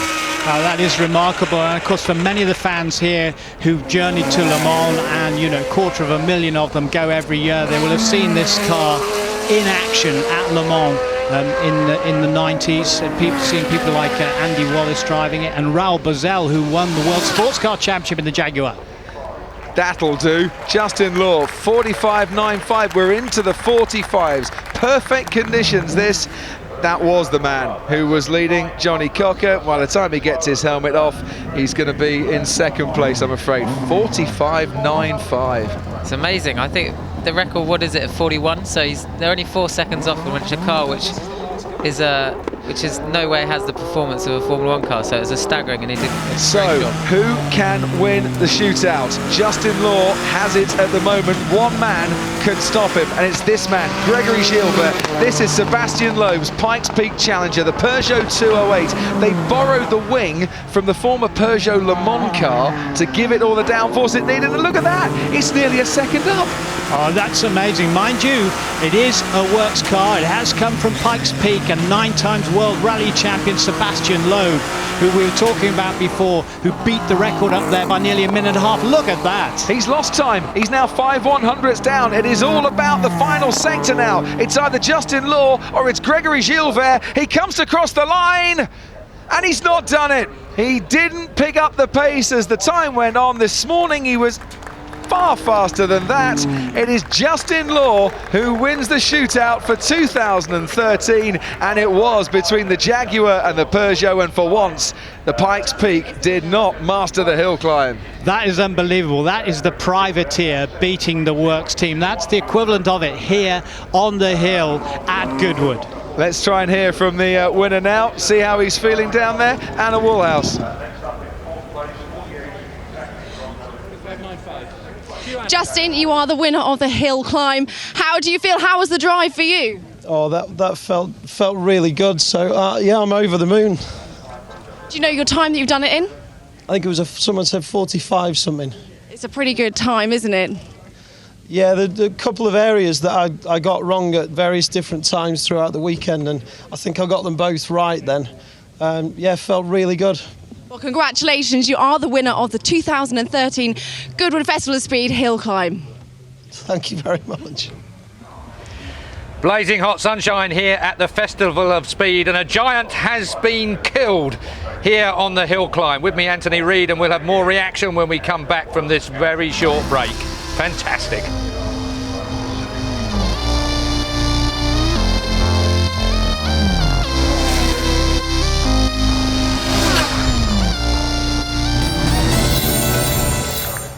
There it is then. Was that a giant killing, Anthony Reid? I think it probably was, wasn't it? I think it was great. I mean, Justin and I are good friends. He's a festival favourite. He's in an iconic car, the Silk Cut Jaguar, which did extremely well at races like Le Mans and also in the World Sports Car Championship.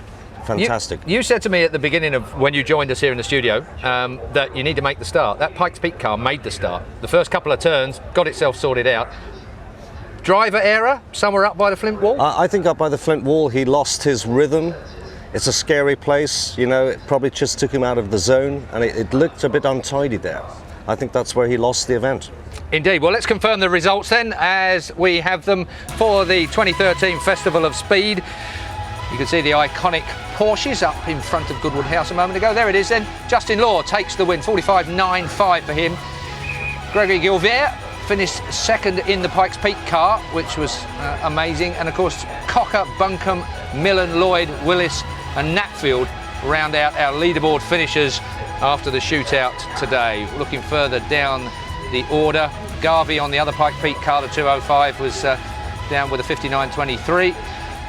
And while you read through the rest of the finishers, let's go back up to Anna Woolhouse at the top of the hill, where we have 141, 144 miles an hour even past the house, and yet he's losing just a little bit of time with the gearing. That is absolutely as it was when he took the Pikes Peak record 12 months ago. You don't think they've taken it away and just lengthened the gearing a fraction, do you? No, they told me yesterday it's absolutely the same. They had nothing else in the box. No more ratios. Here's the Chevron B24 Chevrolet then. Wonderful machine. This is the 19th quickest car. Yeah, it's Greg Thornton, isn't it? Thornton has been sharing with Nick Gethin all weekend. And designed by the great Derek Bennett, founder of Chevron. Started out with Clubman's car, went to the Field Sports races, and then on to single-seaters. This is the Formula 5000 that slayed the Formula 1s at Brands Hatch in the Race of Champions. Here he comes over the brow to Malcolm, hard on the brakes. Very experienced racer, and he tucks that fat slicked Chevron into the apex at Malcolm and thunders up towards the wall. Yeah, neat effort from Greg Thornton, qualified on a 56.34. He hasn't been driving this car all weekend. He's been out in the Lotus 49B as well. He's up towards the top now. Keep an eye on the clock. 56.34 is his best. I think he's going to be inside that, Marcus, isn't he? Yes, he is. So. 54.12 for Greg Thornton. Well done, Greg. 111 miles an hour in the brutal Chevron B24, the big Chevy V8 engine, Formula 5000. horsepower. Okay, that's the first of our top 20 that we're doing. We're going to do from 20 to 1. Next car coming to the line is the 1992 Benetton of Lorena McLaughlin.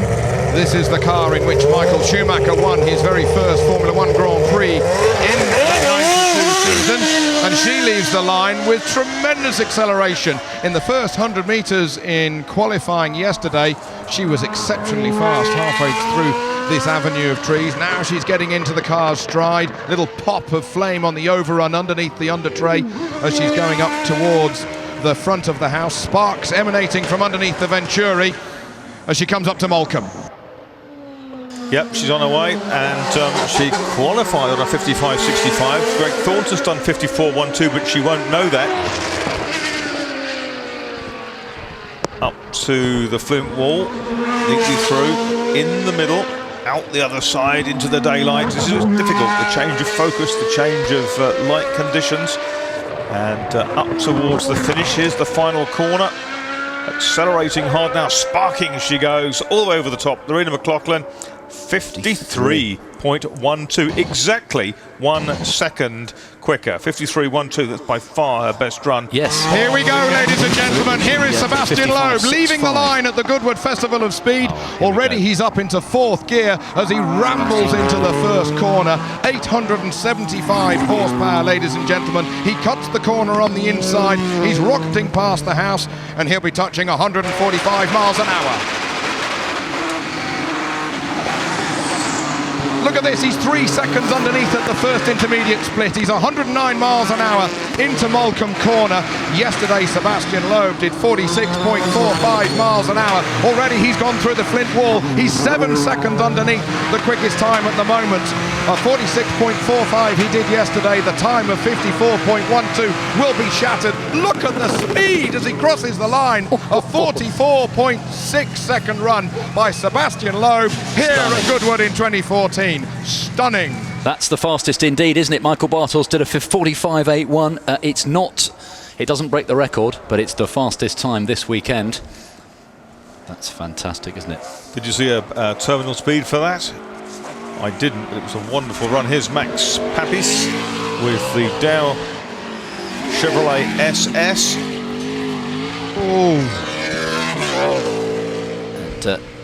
Interesting, ladies and gentlemen, Sebastian Loeb's time of 44.60 puts him 6th on the all-time fastest times. Look at this, Max Papis, he's underneath Loeb's time as he came past your commentary box. He's got the advantage at the moment as Papis uses the brute NASCAR grunt to power his way up to the top of the hill. He's got the gearing and the grunt lowered down. but in the nimble bits at the top, he'll lose out. Surely, Max Papis giving it everything up through the finish. Wonderful, skirts the bales through the finish. That's absolutely brutal. How do you get one of those massive NASCAR V8s up there so quickly? Max Papis a 50.80. That's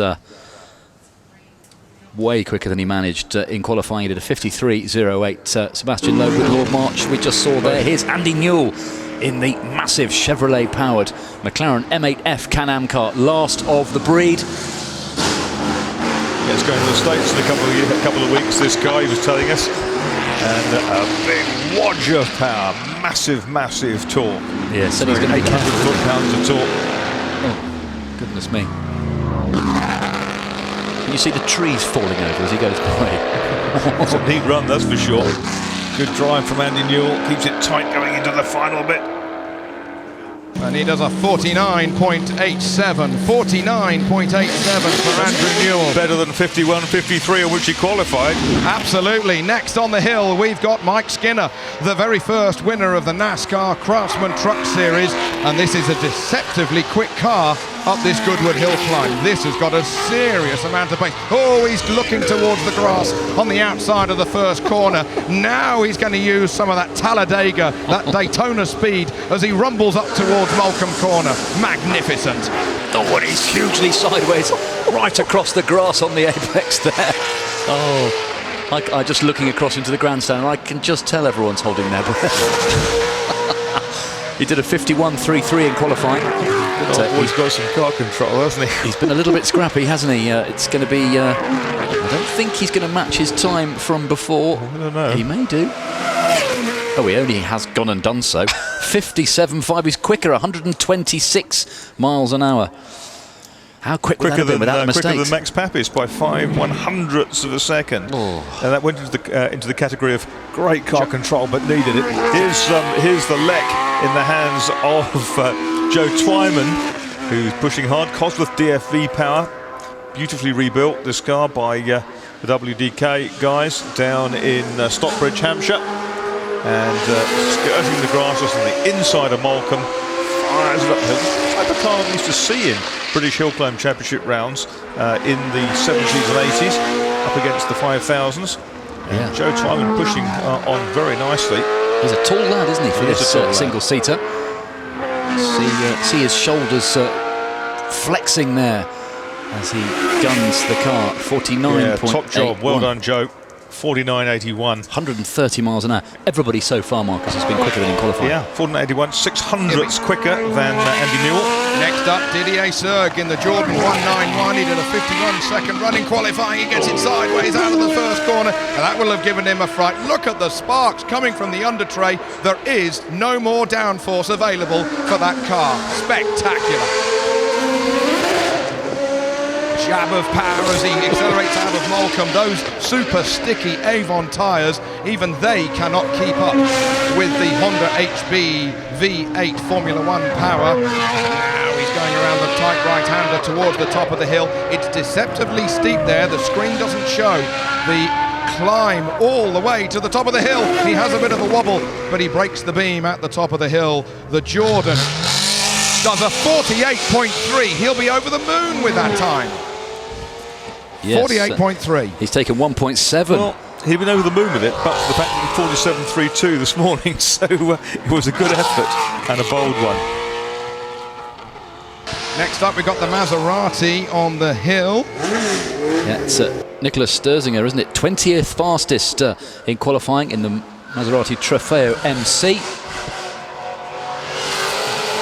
Wonderful noise as the driver's feathering the throttle to keep some traction around this nasty left-hander that can bite. For a big car, it's really pretty, isn't it? Yeah. That side elevation is particularly nice. Nicholas Sterzinger up towards the top.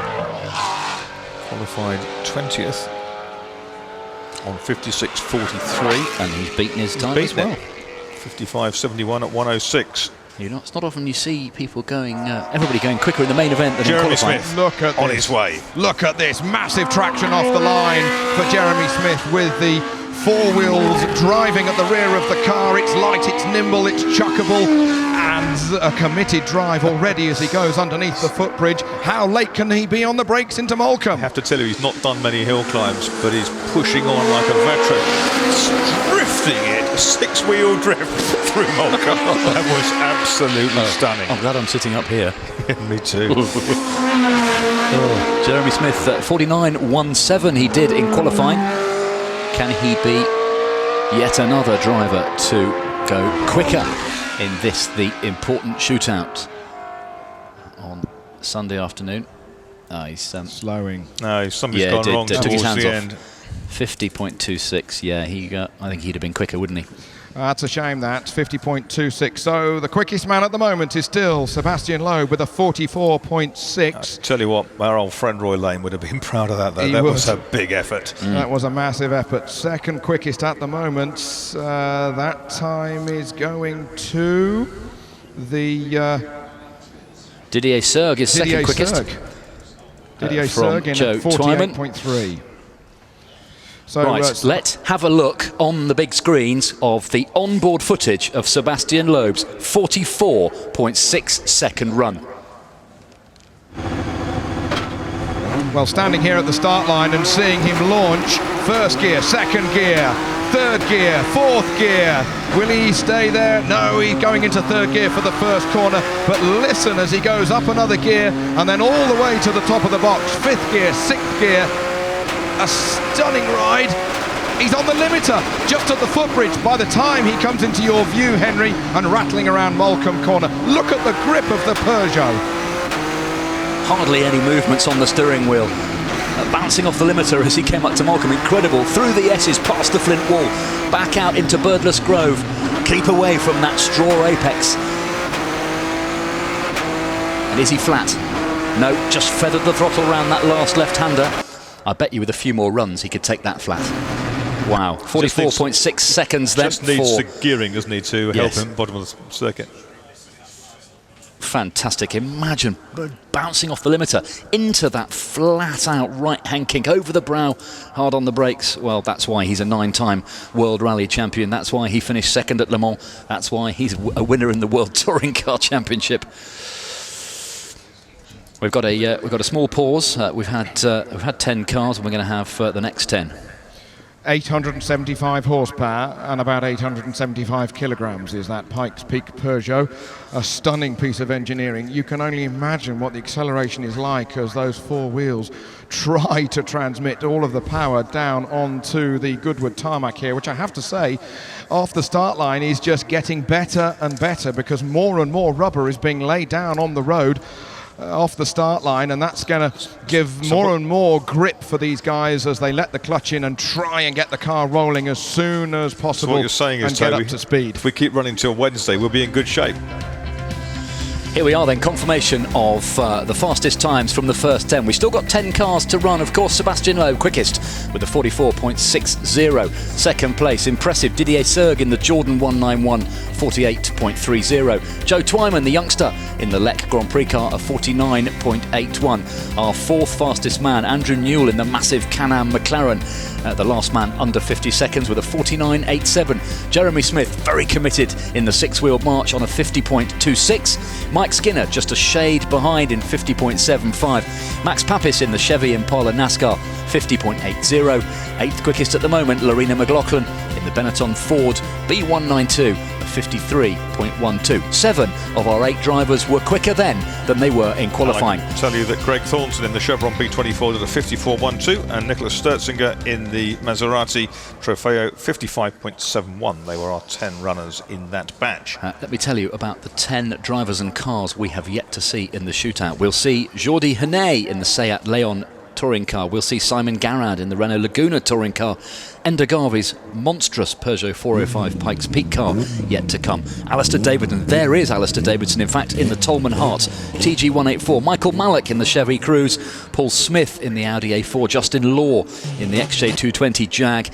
And we'll still have to see Jan Mardenborough in the Nissan GTR. And finally, Kenny Brack in the McLaren F1 GTR. 10 cars still to come. And Michael Bartels. And Michael Bartels, yes. Forgot about him. He was fastest in qualifying, wasn't he? 46.24, yes.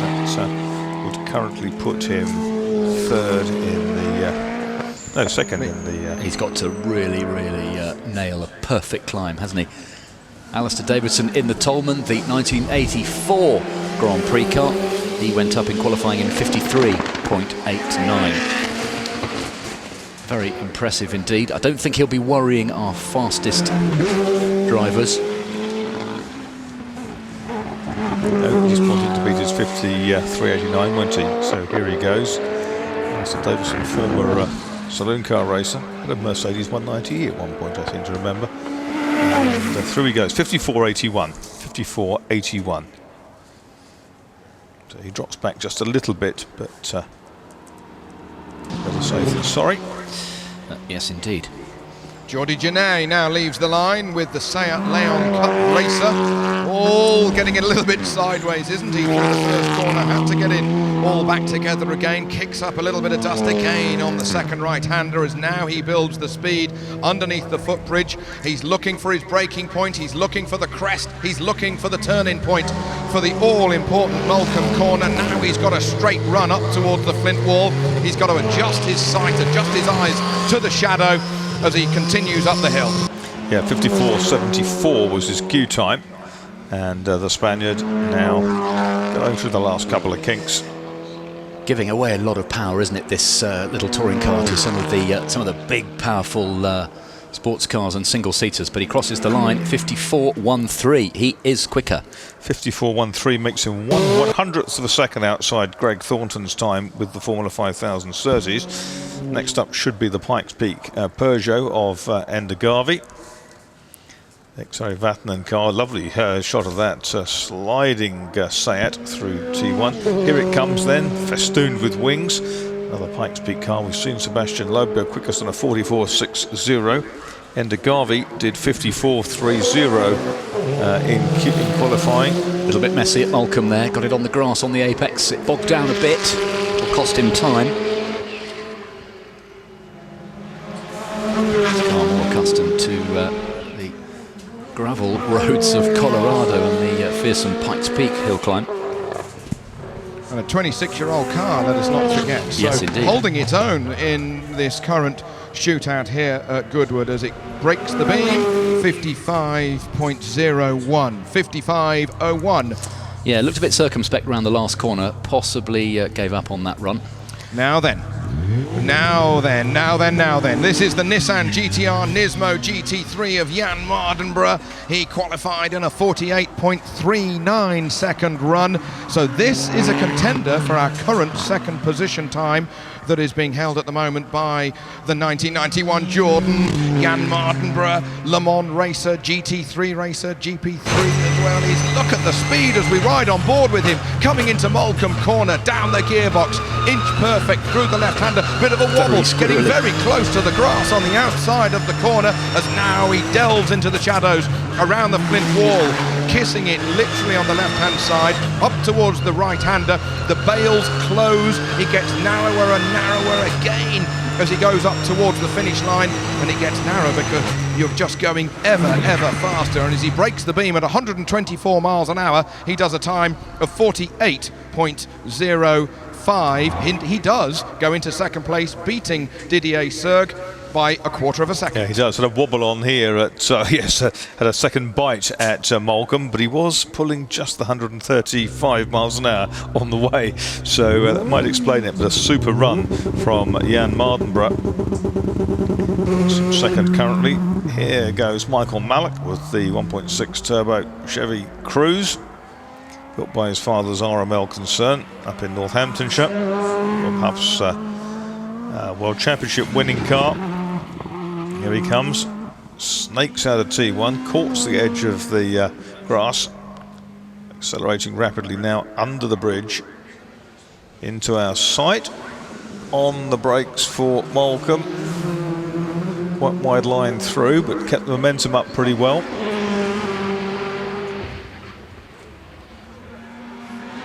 Great momentum, in fact, as he goes past the flint wall. the view from the top of the hill. He won't have time to look at that as he's concentrating on focusing between the straw bales. It opens out, it closes up again, and then the long left-hander that takes him to the finish line as Malik breaks the beam. 52.83. Yeah, it's quicker. 52.83. He did a 53.73, didn't he, in qualifying? Yeah, he's just ahead of Lorena McLaughlin with the Michael Schumacher Benison 192.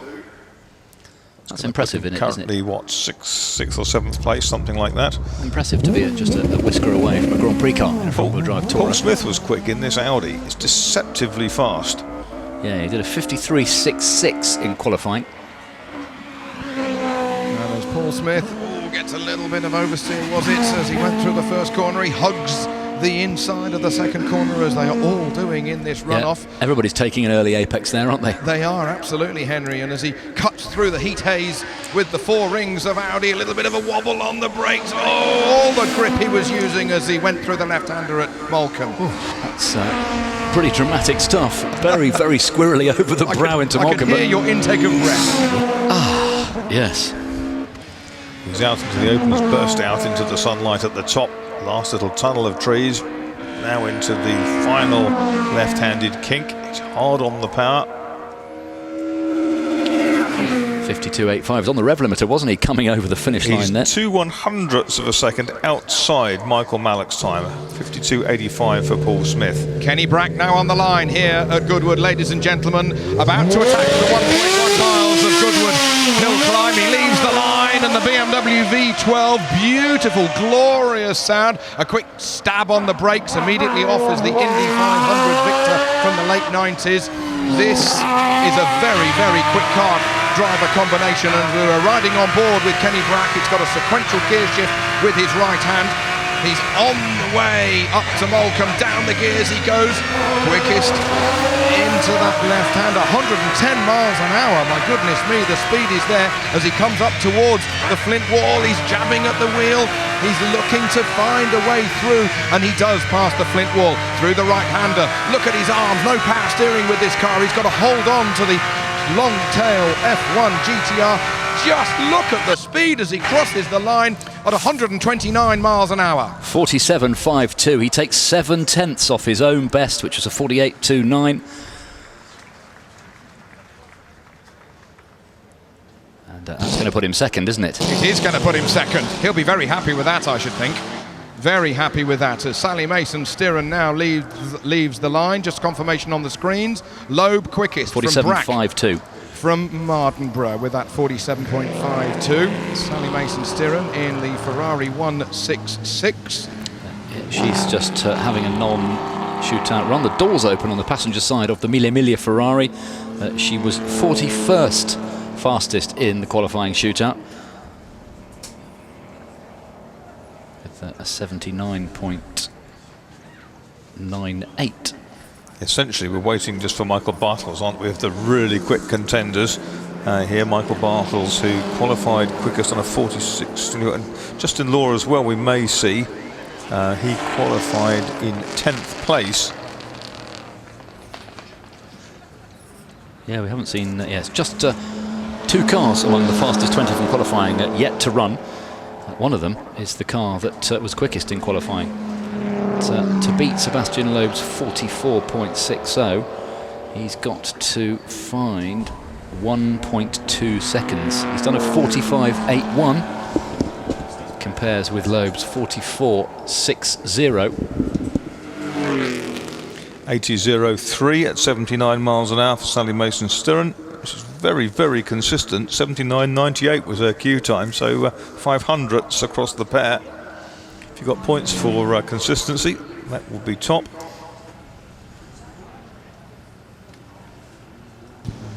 Now the Bugatti on the line. The Type 35C. A little bit of water leaking from the engine as it was being held on the line.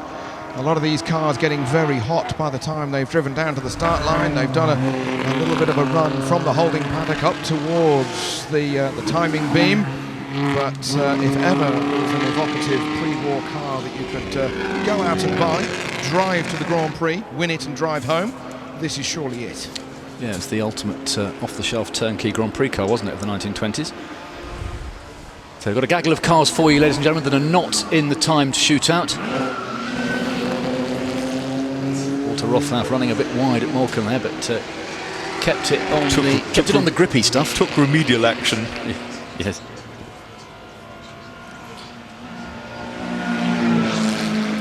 Two cars still to run in the shootout. The number 187 Justin Law Jaguar XJ220 LM, Tom Walkinshaw Racing built GT car, and number 100 Michael Bartels in the Maserati MC12 with the special centenary livery done especially for this event.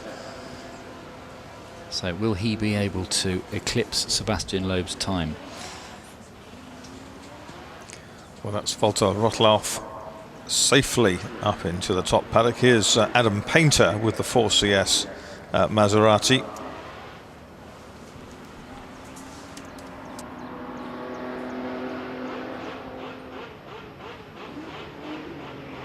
The 1935 car is on the line whilst Neil Perkins comes past your commentary position and on his way up towards the Flint Wall.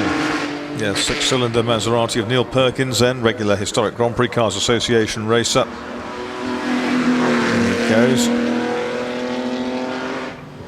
Neil Perkins nearing the summit of the hill. Don't forget the two cars still to run in the shootout. Don't leave your trackside vantage point if you have a good one.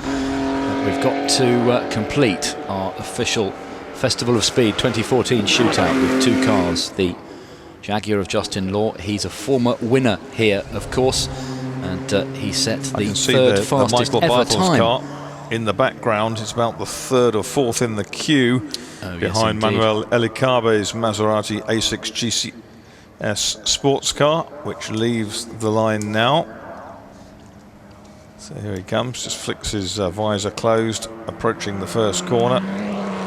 Very svelte, nimble little sports car from the mid part of the 1950s, going back to kind of the days of the 9-hour races at Goodwood, 52, 53 and 55.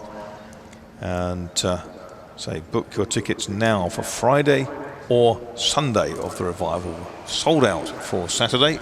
To come back and see head-to-head racing rather than racing against the clock at the motor circuit in September. Well, here comes Manuel Elicabe. He was racing a Cooper at Monaco at the Grand Prix Historique a month or so ago. He's round the Flint Wall, making his way up. So as Elicabe gets towards the top of the hill, the next car that we will have coming up Goodwood has been the second quickest car, only to Sebastian Loeb in qualifying. This is the German Michael Bartels with the 6-litre V12 Maserati MC12. He was only 0.8 of a second behind Sebastian Loeb in qualifying. Loeb has gone quicker a moment ago. What can Bartels do? Here we go! Are we going to ride on board? Yes, we are. Michael Bartels thunders up the avenue, the V12 howling between the trees into the first corner. Does he kick up the dust at the second apex? We may not see as we ride on board. Round the pair of right-handers, he hammers under the bridge in front of the house, up towards the blind brow at Morecambe. He's got the speed, Henry, because he was only in 5th gear. Stunning approach speed. Had to pick up the throttle a little bit late, a bit messy on the exit of Morecambe there. He fires towards the wall. Bags of experience there, and he comes through that S's so fast, past the Flint Wall, up into the open. He's got to beat a 44.6 if he's going to go quickest here this afternoon. How exciting is this? Oh, Michael Bartels can't quite do it. 45.82 seconds. 45.82 seconds. That's 100th of a second slower than he managed this morning. He did a 45.81. So, unless Justin Law can do something quicker than 44.60. Yep, it's Loeb from Bartels and Brack, the top three. Mardenborough in 4th at the moment. This is the last car that conceivably beats Sebastian Loeb's 44.60, which is the 6th fastest time ever on this hill. The record, of course, stands at 41.6. Justin Law, now we're riding on board with him, if you can see him. Oh, massive oversteer, all arms and elbows as he came up towards the house with the Jaguar XJ220. He grabs another gear after the footbridge. Now he goes down 2 gears before the left-hander In he goes. Now he feeds in the power. Now he's got to keep the momentum, because now the hill starts to get steeper. He hasn't managed to break 50 seconds in this car. He did a 51.80 in qualifying. He's managed 44 before in the Group C Silk Cut Jaguar. And he's the third fastest man up here in 22 years. He's not going to beat Loeb's time. He's going to do a 52.48. So Justin Law is slower. Ladies and gentlemen, Sebastian Loeb has won the 2014 Goodwood Festival of Speed Shootout. Round of applause for the 9-time World Rally Champion. Our winning time, 44.60. Massive oversteer from Justin Law in the Jag. On board with Justin Law. Watch his left and right hand crossover briefly. He didn't do that in the Rolls-Royce race earlier on today. So I hope he didn't. But, fantastic. So a win for Sebastian Loeb on his confirmation on the screen. Sebastian Loeb is our winner for 2014. 44.60 the winning time. Michael Bartels takes second, 45.82. Kenny Brack in the long-tail McLaren, 47.52. Jan Mardenborough in the Nissan GTR, 48.05. Didier Serg in the 191 Jordan Grand Prix car, 48.30. Joe Twyman in another Grand Prix car, the 1970s Lek, 49.81. Our last runner under 50 seconds, Andrew Newell in the McLaren M8F Chevrolet Can-Am car, 49.87. 8th, Jeremy Smith in the six-wheel March Cosworth, 50.26. 9th goes to Mike Skinner in the extraordinary Toyota Tundra Craftsman truck, 50.75, ahead of Max Papis in the more conventional NASCAR, the Chevrolet Impala, with a 50.80. Justin Law, we've just seen, last car on the hill, 52.48. Michael Mallock was 12th in the Chevy Cruze with a 52.83, ahead of the rival touring car of Paul Smith, the Audi A4, in a 52.85. Lorena McLaughlin comes in 14th, 53.12, ahead of Greg Thornton in the Formula 5000 Chevron with a 54.12. And Jordi Hannay, 16th in the Seat Leon Cup Racer with a 54.13. So it's... Here's the Halford Special. Yeah, we're into the shootout, aren't we? And this is James Chain with the Halford Special, one of our earlier cars in this remarkable shootout, which is the most diverse I think we've ever seen. And James Chain then round the first corner. This is the it's a very special engine made by Major Frank Halford and put into an Aston Martin type chassis. Here he comes under the bridge, upper gear. We're building up to fastest goes last, so stick around, stay trackside, and the anticipation building. We will get faster and faster as we go through the field up to the final shootout among the fastest few. They're racing in different classes, incidentally, so there are prizes awarded to all different types of car. And we've got some of these older cars in this 45-car, theoretically, shootout.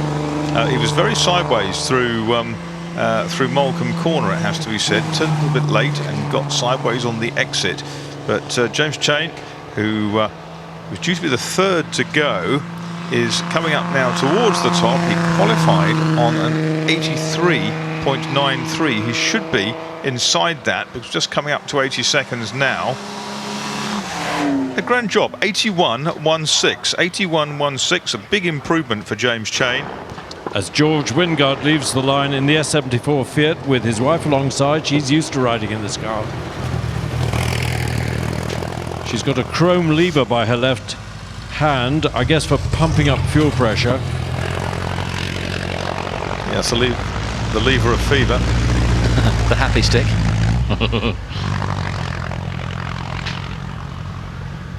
Yep, 34.73 on the intermediate. It's the one they're aiming for. No, 8/10 outside. Runs out onto the grass coming out of Molecombe Corner. That was something. He's trying, isn't he? He certainly is. And George Wingard comes over from the States every year for this Goodwood Festival of Speed. Is thundering up now through the walled section. It's a nice wide berth, it has to be said, and out into the daylight again. Wingard's virtually at the top now. 81.16 leads the way with James Chain in the Halford Special, based on Aston Martin. As to say, now the big Fiat S74 goes through, and it'll be over the line any second now. No time on the screen. Meanwhile, the record-breaking Benz is on its way, and on the line is James Wood in the beautiful P3 Alfa Romeo. This is the Benz built by Horsted for record-breaking at Brooklands. 83.17 seconds, incidentally, at 69 miles an hour for the Wingards in the Fiat Grand Prix. So they're in second place so far. Marcus Kern then pushing with the Benz Hornstedt Special. James Chain still holds the lead on 81. Now out into the upper reaches of the hill, up Birdless Grove, and out into the finish straight he comes. 78, 79, 80. It's going to be close. But he comes through 81.96. 81.96. Not quite enough. 71 miles an hour, getting quicker through the end, but not quite fast enough. Aren't we lucky that that small shower that certainly made the start a little bit damp earlier on, that's gone. This is James Wood with the Alfa Romeo Tipo B P3. Now he's way inside on the intermediates. Surely going to get out into the top. He qualified really well on a 71.53, and he's trying to beat that time. And he's going to do it. 71.12. New leader is James Wood, 71.12. And his time, his speed over the finish, 89 miles per hour. Sally Mason-Stirren on her way in the GT40, and on the line, hold on to your hats, the amazing land speed record Darragh in the hands of Mark Walker. Yes, this is a sight for sore eyes. Mark Walker got up this morning, an amazing time with the Darragh. In fact, he beat 70 seconds this morning, but this is Sally Mason-Stirren with the ex-Jochen Rindt Ford GT40. It's a wonderful car, that, isn't it? Huge amounts of history. Dennis Island drove as well at Le Mans. Fabulously original. It is, and Sally's raced Ferraris for many years up the hills, is through the finish. Sally Mason-Stirren, 70.75 at 98 miles an hour. So she is now quickest. Will she be beaten by a 1905 record breaker? 98 miles an hour she was through the finish, and nearly up to the magic ton. Here is Mark Walker thundering through. You can hear the thudding 200 horsepower engine, and this extraordinary machine, which is well over 100 years old, ladies and gentlemen. It's making incredible progress towards the top. 1.7 seconds, 1.47 seconds inside the intermediate split. That's unbelievable. So he's been inside 70 this morning. He's firing it up towards the finish line. This is brilliant driving. Not quite so exuberant from Mark Walker this afternoon, but look at that, a 69.57 in the new leader, and a huge round of applause. 69.57 at 84 miles an hour.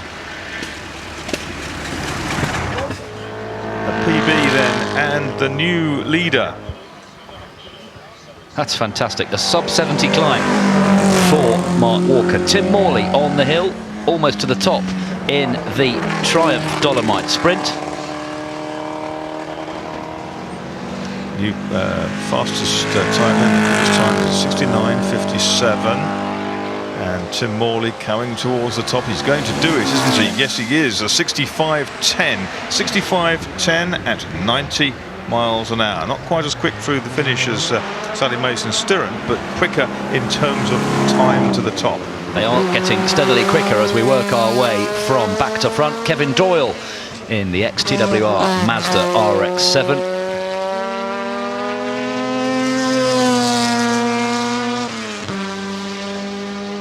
Wailing rotary engined Japanese machine over the brow quickly to Moulcombe. Yeah, he is going quickly actually.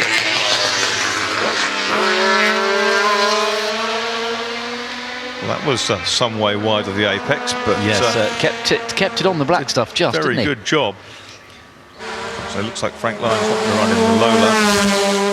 So here comes Kevin Doyle. He's quickest so far, despite that minor drama through Moulcombe Corner. This is the Rotor RX-7, feature mark Mazda. 65.10 is what he's aiming at. 63.88, 63.88 seconds. On the line, 94 miles an hour through the finish. On the line, the cute little Porsche 904 Bergmeister. Top three so far, led by then Kevin Doyle, with Tim Morley next, and in third place Mark Walker in the Darragh. Still fastest over the finish line, Sally Mason-Stirren in the Ford GT40 at 98 miles per hour. But little Porsche Bergspider, developed purely for the European Mountain Championship, the hill climbs of the 60s, driven by Gerhard Mitter, who was an absolute ace at tuning DKW two-stroke engines. But he drove the car in period. It's small, it's compact, it's nimble, and it's got Maximilian Wiesmann at the wheel. He's aiming for that lead, which is 63.88 seconds. He's just inside by 11/100ths of a second at the split time. So maybe Maximilian Wiesmann will lay down an even stiffer target for the others to follow. There he goes, 63.17. He's there. He leads 63.17. A great run from Maximilian Wiesmann. 89 miles per hour terminal velocity. Away comes another of our lady competitors. It's Annette Mason, netted to her friends with the Ferrari Berliner Boxer. They're on the 12-cylinder Ferrari flat 12 Boxer. May well be gunning for the fastest time of the day by a lady competitor, but of course we're going to see Lorena McLaughlin later on with the Ozella Formula 1 car. Here comes Annette Mason then with the ex-Le Mans Ferrari. Yep, her target for the lady racers class 70.75 by Sally Mason-Stirren in the Ford GT40. Nearly at the top. She's inside the time she needs to be to lead overall, and she qualified on 64.86. That wouldn't be good enough, but if she can beat 63.17, which would be a great effort, and that was a superb run from Annette Mason. 60.47, 60.47, a new leader and precious close to a minute. That was a superb run, and 108 miles an hour through the finish, far and away the quickest through the top speed trap. Mark Farmer in the DBRS 9.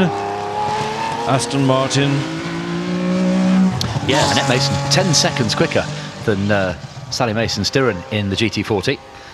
That's a great benchmark, and it's up to Lorena McLaughlin now, isn't it, in the Osella? It is. Mark Farmer 0.4 of a second inside the first split times, so he's on the way, I suspect, and this could well be the first climb inside 1 minute. Mark Farmer qualified on 64.15, but he's seen Annette Mason go 4 seconds quicker than her qualifying time, so it can be done. Looking for 60.47. It's going to be tight. I don't think it's going to do it. It's not. 62.25. 62.25, better than the qualifying run by Mark Farmer. But in second, 101 miles an hour. Julian Majoub, the lovely straight 8 Bugatti Type 35. Always quick, always determined. Now, Julian Majoub in the Bugatti qualified on 63.54. Annette Mason's raised her game to the tune of 4 seconds with the big Ferrari. Competing here pretty much since the beginning, back in 1993. Here comes the bug.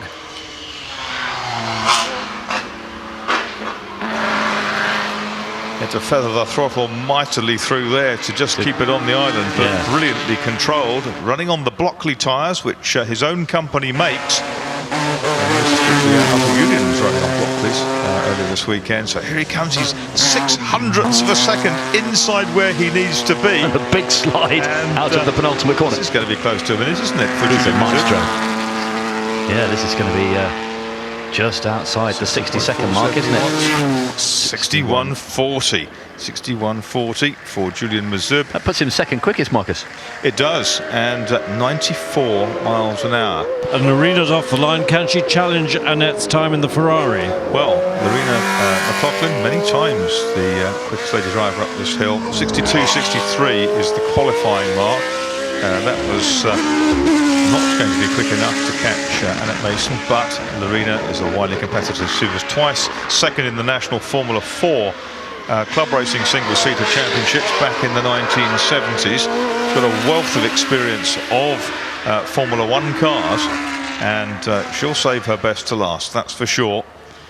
And as she goes up around the Flint wall, she's 2.6 seconds inside the split, so she's going for a sub 1 minute run. She needs to go inside 60.47, and she'll get there.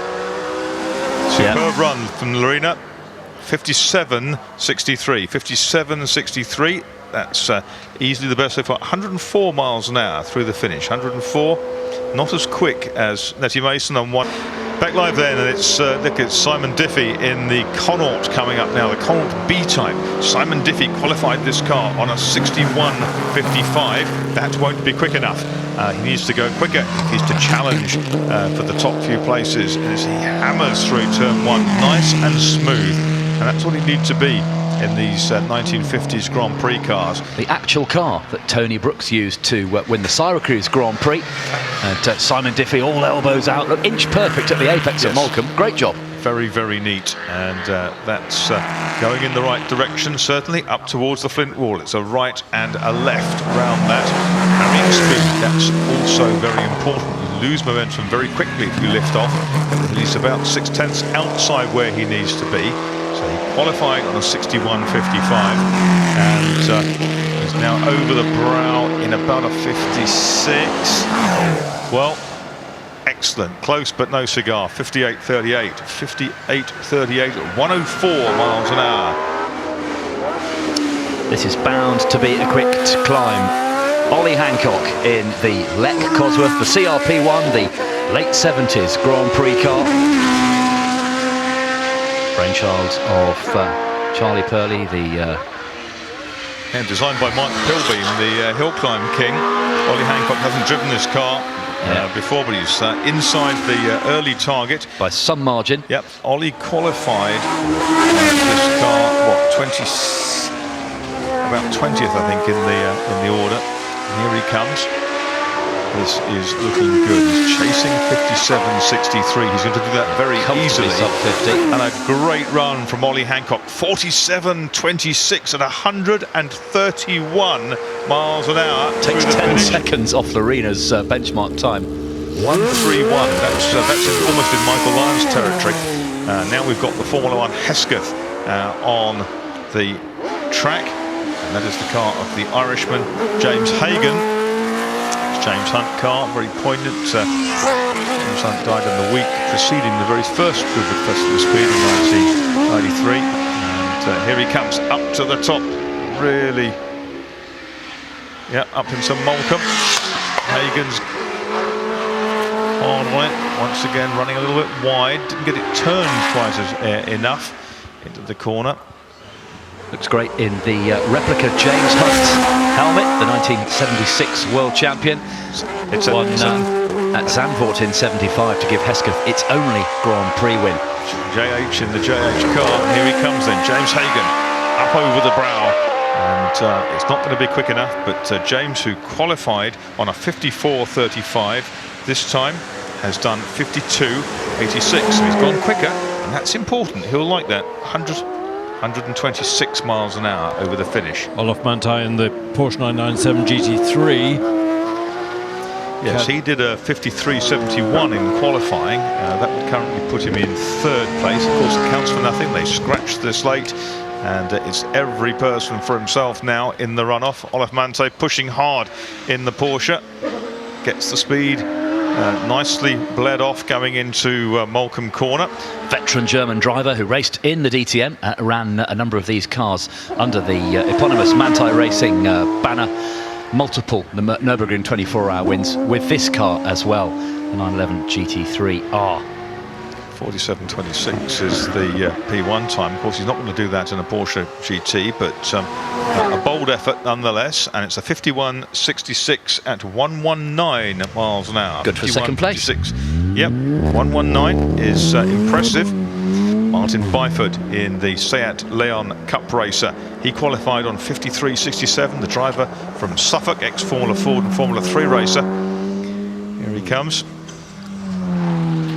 Out round turn one, try to treat the whole thing as one long sweeper if you want to keep the lateral G-forces off the car, and therefore make excellent haste towards Malcolm. He's coming in quickly, he touches the grass on the inside, kicks a bit of dirt up, and up the gearbox coming out of the corner.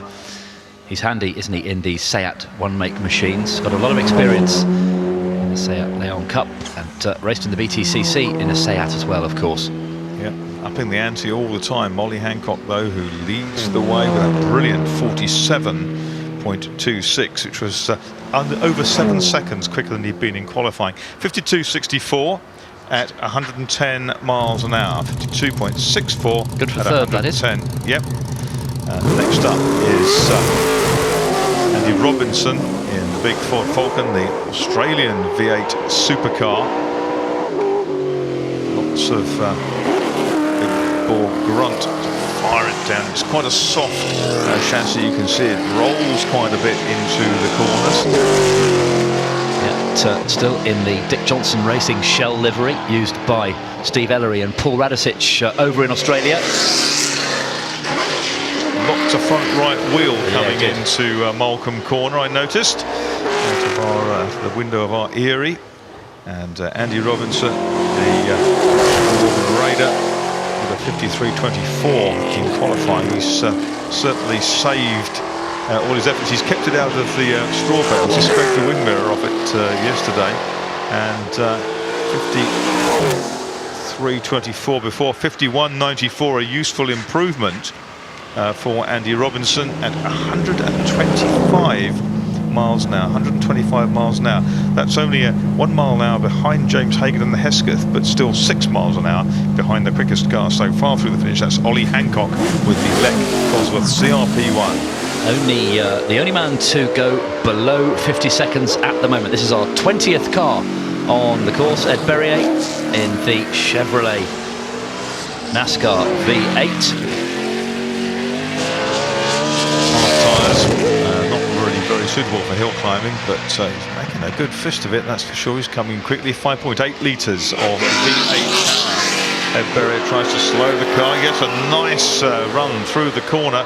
Very difficult to turn these cars. They don't want to change direction very quickly on this kind of circuit. They've been racing some road circuit events, or have done, and comes up towards the top.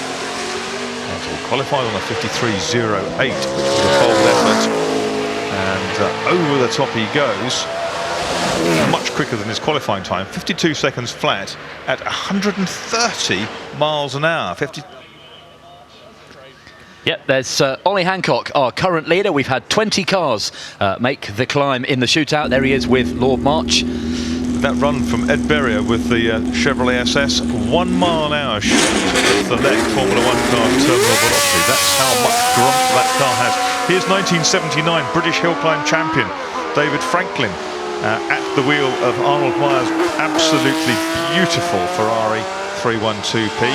David won the Hillclimb championship in a Formula 2 March BMW 782 and the Sprint championship the same year. He's been competing now for 51 years. The Bristolian garagiste. He races, he rallies, phenomenal driver, and look at that. That's that wonderful. Was the Wonderful. master. He knows how to thread a powerful car up a narrow ribbon of road. That was just beautiful. David Franklin, 52.81 in qualifying, and up now towards the top. Just the final kink to go. What is he now? Well into his 70s now. Absolutely. And he's flying through the finish. Just brilliant. 50.08. 50.08 was a magnificent effort from David Franklin. 128 miles an hour, and that brings some big applause from the gallery. Very, very well done. for David Franklin there. 47.26 leads the way. And David Franklin's second fastest after 21 runners. Wonderful. Not quite inside the magic 50-second marker. James Grint in the Peugeot 208 Rallycross machine. 600 horsepower, he was saying this morning in his interview. Wonderful. And you can hear that whistling wastegate as the turbo shuts, respools. And here he is hammering under the bridge past the paddock and up to Moulcombe. Yeah, brother of Rupert Grint, using all the grass, Ronald Weasley Racing Ford Anglia fame. Up to the top he goes. Oh, he fires it through. No one's been quicker through the Flint Wall What area. did he qualify on? He qualified young Mr. Grint on. Let's have a look. Pick it out in the list here. Here he is, not quite under 50 seconds, a 51.08, exactly a second slower than David Franklin's Ferrari. 51.08 and at 117 miles an hour. Ollie Hancock fastest then at the moment with a 47.26, the only man under 50 seconds. Here's the next one then, and it's a car that should have run a lot earlier, isn't it? This is Bobby Labonte, who was supposed to be second on the hill, and that's what's slightly thrown us. This is the Dow Corning Chevrolet SS, and had an incident with the battery of the Bales yesterday, hasn't he, down at Moulcombe? It's can't been repaired. Bales 1, Chevy 0 at the end of the particular one. Here he comes, up over the brow that pulled him out yesterday. Former NASCAR Sprint Cup champion, 2001. Bobby Labonte up towards the top of the hill now. Labonte qualified on a very, very cautious 83.96. This is anything but cautious, yes. Henry. And he was fantastically close to the initial turn-in apex at the Flint Wall, the right-hand side of the bale. Flashes across the line, 51.70. 131 miles an hour. They're all watching on the monitor up there. Ollie Hancock on the right. 131 miles an hour. That's exactly the same speed as Ollie Hancock did over the top. Wonderful. Now, here is Mike Skinner in the Craftsman truck, the Toyota Tundra. He's already put one of these in the wall this weekend. And Andrew Franzone, who owns the two cars, said, take mine and just rag it. Fantastic. The inaugural Craftsman truck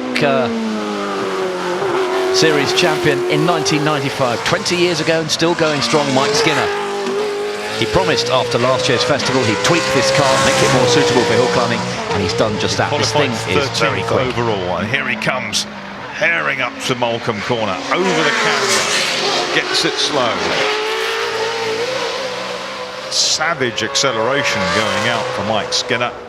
And he is pushing on. 52 seconds exactly his qualifying time. And as he gets towards the top, we'll see whether he can improve upon that. A lot of improvements coming thick and fast. That little shower probably washed a little bit of the stuff off the track.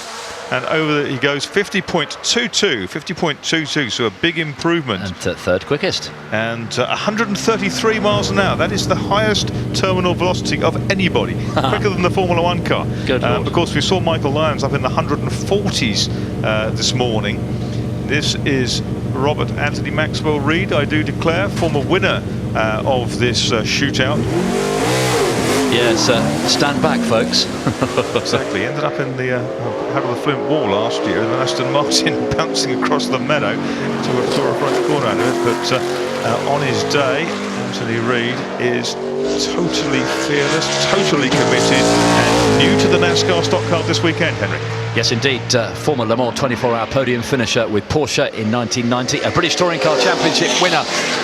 Race winner with Ford and with Nissan. He is really, really on it, isn't he? Yeah, the Toyota Camry, 51.64 was his qualifying time, and 47.26 is our lead currently. Very wide on the exit of the Flint Wall section. He's using all the road and a little bit more. Anthony Reid running right out to the edge. What's it going to be? Sub 50? Not quite. 50.27. He's a smidgen slower than Mike Skinner. 500ths of a second, 130 through the finish.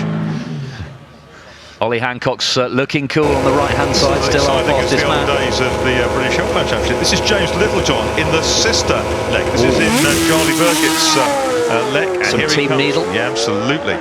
James Littlejohn, very, very quick young driver, and he is nicely controlled through the first element of the first corner. Just kicks up a bit of dust on the second, but he's motoring. He's motoring. He's chasing 47.26 with 131 through the finish. Comes in quickly. A big lift. More open anticipation. I thought that was very hot into Moulcombe. Really right out to the extremities of the asphalt. Beautiful WDK Motorsport prepared cars down in Stockbridge in Hampshire, built up by Simon Turner and the team down there. And through the finish he goes.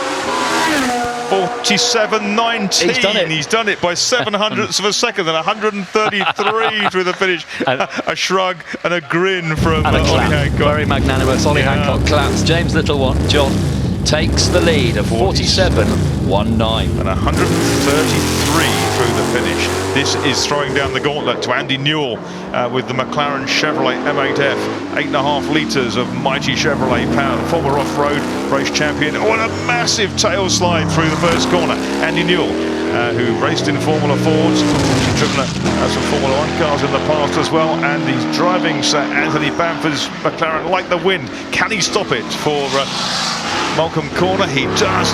Beautiful line through. That's the nicest line of any of the really quick cars we've seen through there. That was a magnificent drive through Moulcombe, through the flip wall. Little bit of tail slide through there from Andy Newell.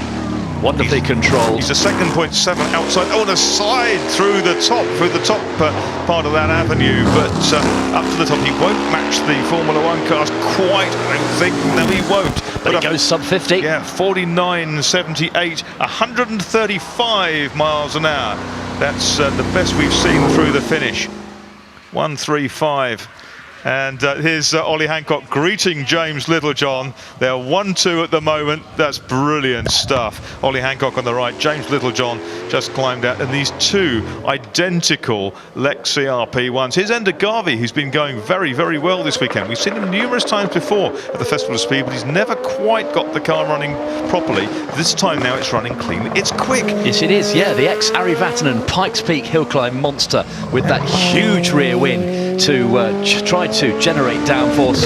The 405 T16, the turbo Pikes Peak Hillclimb car. Yeah, he qualified it with a really stout 50.46.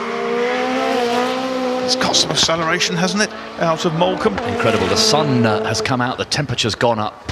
These are fantastic conditions for our shootout to find the fastest person at the Festival of Speed in 2015. Yeah, this is Speed Hillclimb at its dramatic best. Ender Garvey across the final meadow, out towards the top corner. Surely he's going to be under 50. He is 49.27, a personal best for Ender Garvey, and 129 miles an hour. We've got now, what, 7 cars to run. 7 cars to run. Here we've got, look at this, James Cottingham in the Dallara Le Mans car. Finished 4th at the start with Martin Short's team. Flies it out of the blocks. Nice and neat, accelerative, ballistic approach to the first corner. Sounds wonderful, that car with a Judd V10. Took 4th at Le Mans a few years ago with Martin Short and João Barbosa. It's a big car to thread up this narrow course. It is. Doesn't have much ground clearance either. And he brings it up to Moulcombe Corner. James Cottingham, very nice. That was as nice as the Newell run through here. And James Cottingham qualified it 7th on a 50.28. He must surely go sub 50. Is he going to be the 5th car to climb under 50 seconds? Ollie Hancock, James Littlejohn, Ender Garvey. He touches the bails on the inside of the top corner, the last corner, but he goes through 47.72. 47.72. That was a brilliant run. And that's going to put him in 3rd place, isn't it? 132 miles an hour. But he touched the bails here. Look at your screens, and through he goes. Big touch, in fact. Smote the bails, and that was brilliant. Here's Alex Buncombe. Could have lost him a few tenths, that one. Yeah, in the Nismo to Nissan GTR. 48.11 he did. This is getting serious because he's down very, very close to those Formula One cars, to what they've done already this afternoon. Alex Buncombe, pro driver in the big Nissan GTR. Briefly on board with Alex and back on board again as he tucks the nose into the apex. The second part of the first few corners, using all the road under the bridge. Here he comes past the paddock, over the brow, carrying as much speed as possible, hard on the brakes, get it turned in, nice and neat. No kicking up of any dust, back on board as we head up the hill towards the Flint Wall. It's very dark on the approach. There's the turn in, there's the apex, back out in towards Birdless Grove. It's a massive car, isn't it, to get through there. The tunnel of the penultimate right-hander, fire it up towards the long left-hander. It's blind, it's flat out under the finish line. He stops the clock, 47.37.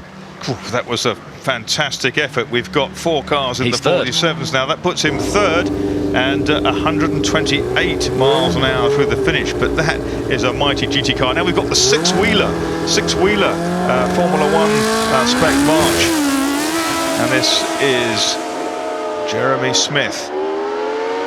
Beautifully off the line. Technology used in hill climbing with Roy Lane back in the period, and Jeremy Smith in this car in the massive moment in the first corner. He caught it though.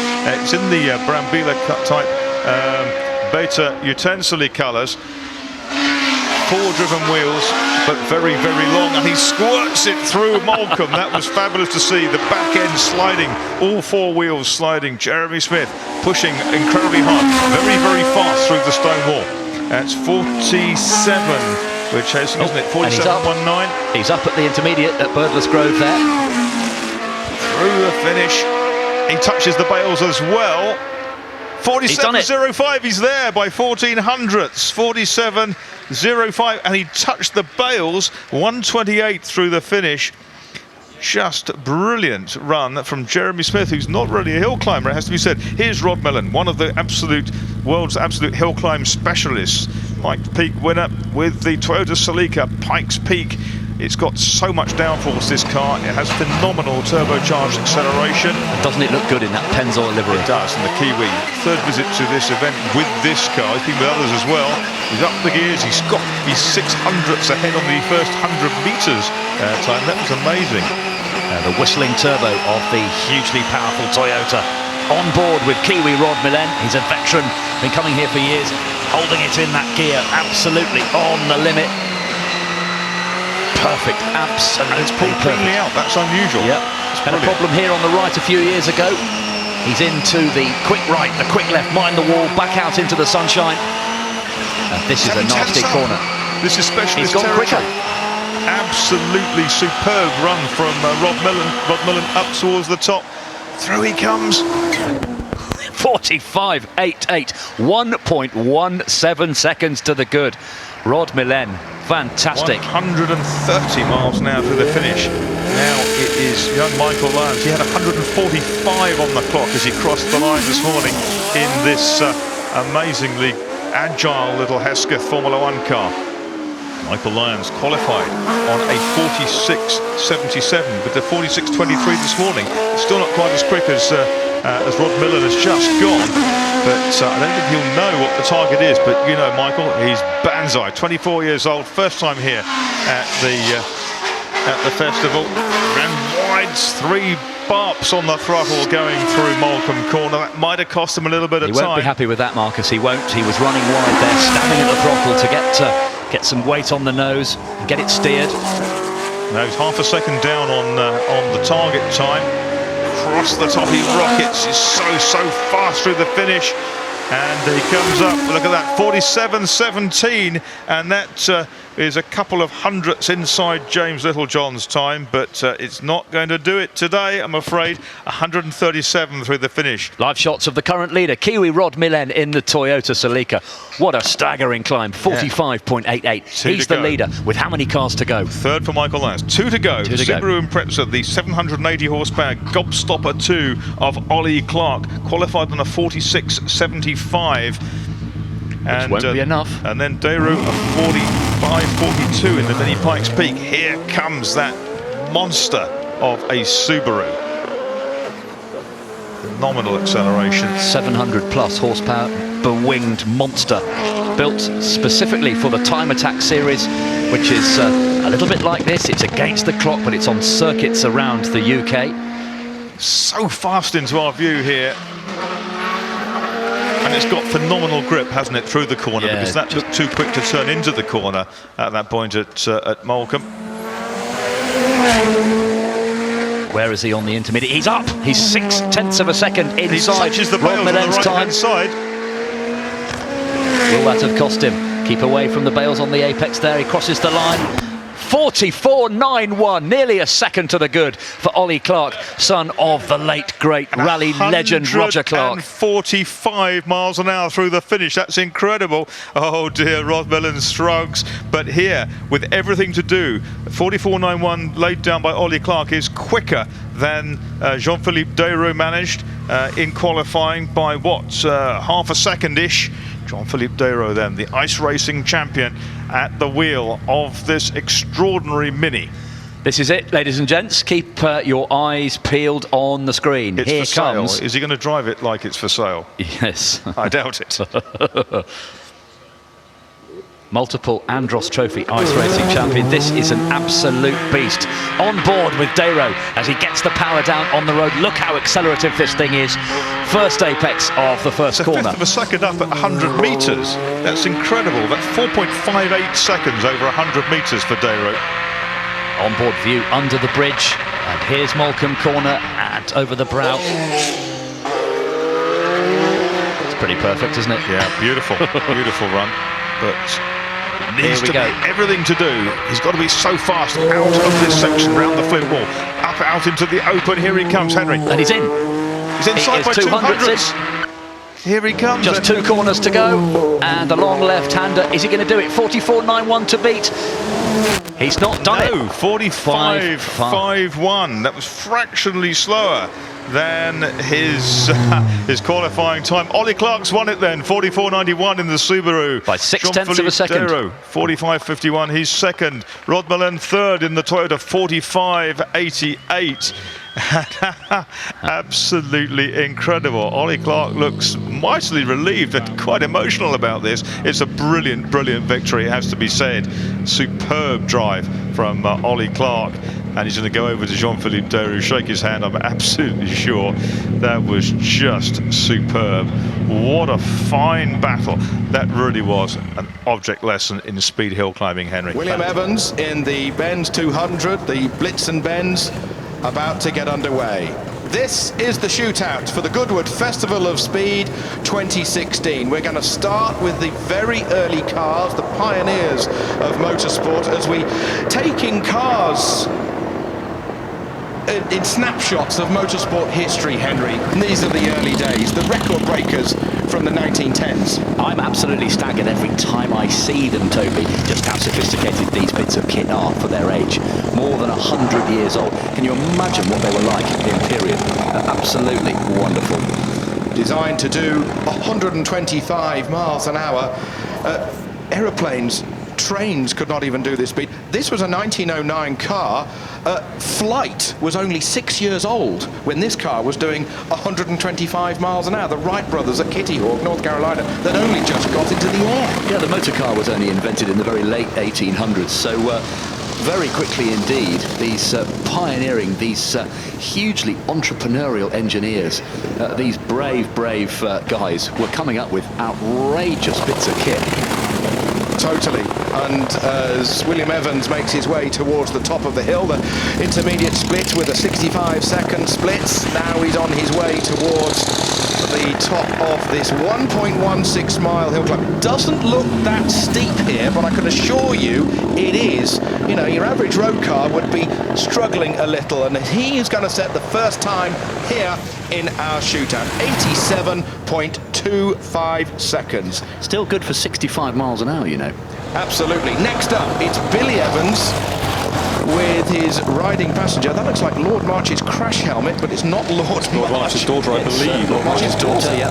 Okay, thank you. Sally Mason Stirring on the line now with the Ferrari Barchetta. As Billy Evans in this Fiat is on his way. Billy Evans, this is a 1910 car, 9.7 litre 4-cylinder engine. Indy 500 racer, took second at the Indy race in 1912. And how Indy cars have come along in their day. Actually not as quick as the Blitz and Benz at the first intermediate point, so still some work to do for Billy Evans as he makes his way with Lord March's daughter alongside him towards the top of the hill. Massive steering wheel, skinny tyres, big cylinders, big capacity. That was what motor racing was all about in the pioneering days of the very early Grand Prix and hill climbs. Time to beat, 87.25, not going to beat that as he crosses the line, and he crosses the line 99.59 seconds, 50 miles an hour over the line. Sally Mason-Stirren here with the 2-litre the Ferrari, a 1949 car, sister car to the one that won Le Mans in 1949. This car did the Targa Florio and the Mille Miglia in 1950. Sally's had this car with husband Dudley for some 30 years, and she does a 79.22. 79.22 for Sally. Yep, so time's coming down a bit. We will expect that, of course, as the faster cars come to the fore. So George Wingard now on the hill. George Wingard's 1913 Benz 21-litre 4-cylinder engine, one of the 6 Blitz and Benzes built, and the only one with the longer chassis. Had a career racing at Brooklands, had a crash at Crystal Palace, but now being put back to its original specification. Wife alongside him, competing at the Goodwood Festival of Speed with his wife going up the hill. Fantastic. That's a tradition. They do that every year. It's great. Time to beat is Sally Mason-Stirren with the 166 Ferrari, 79.2. Wingard crossing the line, 89.03. And he crosses the line, and you will see in a moment Duncan Pittaway in the Fiat F76. Before that, Ben Collins in the Mercedes 60 HP. He's quick. He's always quick. Yeah, look, head down. He's hunkered down behind the wheel. His passenger holding on. And what's he going to do? The clock will stop in the late 70s, I think. What is it? A 77.25. He's fastest at the moment. 63 miles an hour as Ben Collins crossed the line. Here is Duncan Pittaway, ladies and gentlemen. Pittaway in the 1911 Fiat S76, a car that did 135 mile an hour, land speed record, flying kilometre record holding car, 28-litre 4-cylinder engine, no exhaust headers, no exhaust pipe, belching flame from the left-hand side of the car that Pittaway has restored over the last decade, and drove here on the M4 from Bristol. You'd get out of the way, wouldn't you? 80 litres of fuel, 4-stop strategy to get here. Brilliant from Duncan Pittaway, 89.53 seconds. As he crosses the line. Next up, we've got this gargantuan Fiat S61 of Mike Vardy. You are just almost a passenger as you sit behind the rear wheels with that enormous, great big long bonnet. Time to beat 77.25, not quite going to do it. Good run, had a good go, 79.88. Yeah, shade slower than Ben Collins in the Mercedes 60 HP. It's the Kieft Climax Grand Prix car on the screen, isn't it? Yeah, Nigel Batchelor. And he is already up to Moulcombe. We have our first 20 cars through, then we have our touring cars, and then we have the remaining 25 or so of the fastest cars of the weekend.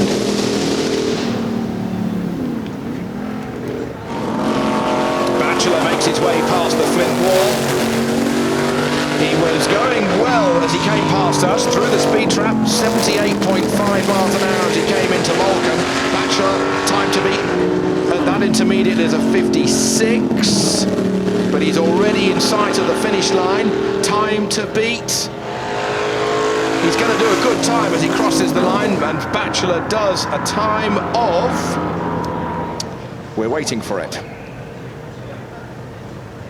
Okay. No time for So still Ben Collins quickest on a 77.2. No time recorded for Bachelor. Might get a rerun. In the meantime, here is Henry Mann in the Big Galaxy. Yes, indeed. Son of the late, great Alan Mann, of course, who ran Ford's European Motorsport program in the 60s in those iconic red and gold colours. Young Henry driving for the team that's now run by him and his brother Tom. And he's in the massive V8 Ford Galaxy, the British Saloon Car Championship machine used by Jack Sears, Dan Gurney, Bob Olhoff, Jack Brabham, all the greats. An incongruous saloon car, you've got to say, it was devastatingly effective. And he's running a super sub for Bill Shepherd. He drove it there in the weekend himself. And towards the top in the 7-litre Galaxy. So time to beat at 77.2. He's going to annihilate that time, but hardly fair when he's competing against a pre-war car. As Mann crosses the line to go fastest, 61.22 seconds. He is now the fastest man on Goodwood so far in his run-off. That's extraordinary. Next up, it is the BMW 320i. This is a car that is just fantastic and really laying the foundations for BMW's touring car enormous history. Yes, indeed. The 320i, the Group 5 silhouette car of Kevin Cooper, was blended in BMW motorsport stripes with Eddie Cheever's name emblazoned all over it.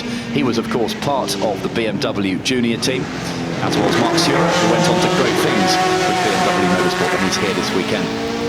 The BMW iconic colours flash down the side of the wide wheel arches, a flash of brake light as he's cautious with this BMW tradition car.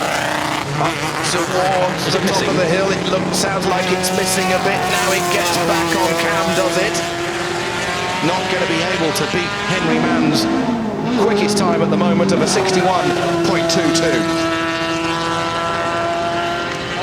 He goes over the line. Cooper registering a time 69.03. 69.03 then for Kevin Cooper in Group 5 BMW. 500 Paul Smith away in the Ford Sierra RS 500. He'll be the last of the regular runners to go before we go into the BTCC interlude, because those cars are lining up to the right. Bags of oversteer through the first right-hander. Ex-Tim Harvey car, the RS 500, the original Ford Sierra Cosworth. And as he unleashes that rear-wheel drive, the whale tail Cosworth, as it was nicknamed in its day, in the middle to the late 80s, the Labatt's colour scheme, perfect, soaring away at the steering wheel. Still a very analogue car. The turbocharger had an enormous amount of turbo lag. The turbo itself was as big as a dustbin, but once it spooled up, it really got into its stride. This is going to be a good time. 61.22 the time he's looking to beat of Henry Mann. Oh, and he's going a little bit wide. He's using all of the road. Time ticking away. 58.39. He goes fastest. Paul Smith fastest in this shootout here at Goodwood so far. Which you would expect, of course, in a much younger Ford saloon car. Quicker than Henry Mann then in the 1960s Galaxy. Here's the first of our BTCC cars for the shootout. It's the Honda Civic of Matt Neal, 3 times the British Touring Car Champion, and he's running right up at the front in 2016. Vastly experienced. The Team Dynamics car, and it comes through the first corner and through the second right, and flashes in front of the house under the bridge. Keep an eye on the clock. This has got to be the fastest time so far. These guys are in a little battle of their own. 7 touring cars going great guns. Interesting to see that there's not much between Matt Neal and the Labatt Sierra Cosworth that's just been up, so there's a 30-year difference in eras, isn't there? Matt Neal on his way. He's been sharing this car this weekend with his teammate Gordon Shedden. 5 British Touring Car Championships between them in that car, if you follow my thread. Matt Neal, time ticking away, 58.39 seconds, and he breaks the beam, 56.3. Matt Neal is fastest up Goodwood at 109 miles an hour as he crosses the line. A round of applause from the people in front of our commentary position, but after Matt Neal, it is his arch rival, Jason Plato. Yes, indeed, in the brand new Boxer Subaru Levorg estate. It's a winner already in 2016, thanks to Colin Turkington. Jason Plato has had numerous podium finishes already, and he will be out to grab glory in the BTCC shootout, particularly from his arch rival of many years, Matt Neal. They do not get on. It's not for show. It's not for the cameras. They do not get on in any shape or form. First split, 26.3. He's 3/10 out of that as he's on the brakes into Moulcombe. Can he find another 3/10 of a second? Some Plato fans cheering him on there on the exit of the Moulcombe corner. Now he goes up towards the Flint wall. Goes one way, then the other with a brand new Subaru for this 2016 season. He's lost a little bit more time. It really shows how steep this hill climb is in the second half of it. 56.3, the time to beat for Jason Plato, and I don't think he's going to do it. The time has gone past. Matt Neal is ahead of Jason Plato with our British touring car Hillclimb shootout. Yes, indeed. First blood then to three-time champion Matt Neal, double champion Jason Plato, a man who's won more than 90 races in the BTCC since 1997. Kelvin Fletcher on the line in the PowerMax Chevrolet Cruze. Many of you will know him as Andy Sugden in Emmerdale. It's not, it's Hunter Abbott, I beg his pardon.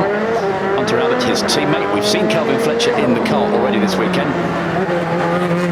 Let's see what Hunter Abbott can do. There are the times on the screen. 56.3 from Neal, 58.3 from Smith, and 60.8 for Plato. Fourth is Henry Mann at the moment. Kevin Cooper with the little BMW is fifth at the moment. We've got many, many more cars to come. 26.3 is the split that Abbott needs to do, and he's running out of road, and he's going to go straight on into the Vale, and he's off at Moulcombe Corner. Hunter Abbott goes straight on into Moulcombe Corner.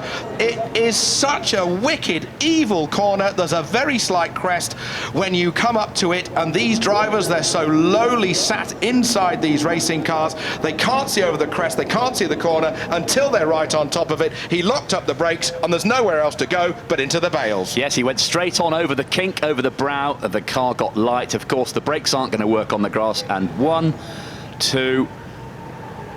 two rows of those 1 ton each bales, and you can see how it's rippled the bonnet. That's going to need clearing up, isn't it? That's a big hit, and that's going to affect maybe him at the next round. They've got to work hard to get that back on the British Touring Car Series.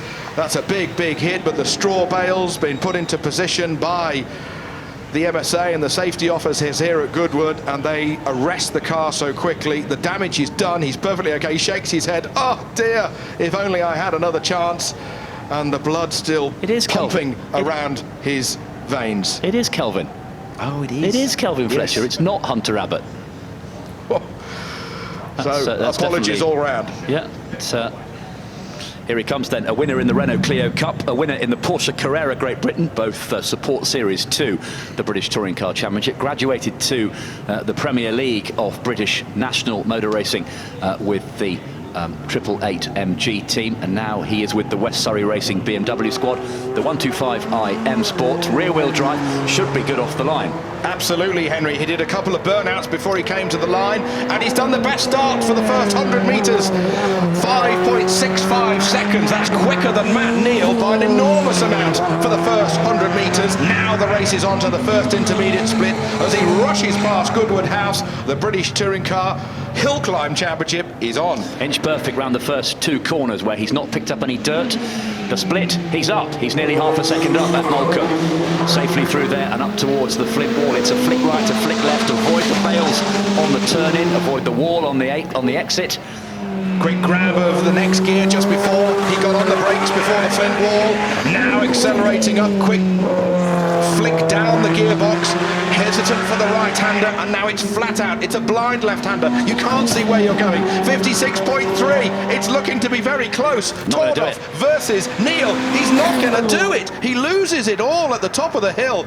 That shows you how committed Matt Neal must have been in the second half. The split was red, wasn't it, at Birdless Grove, so he lost some time coming through the Flint wall.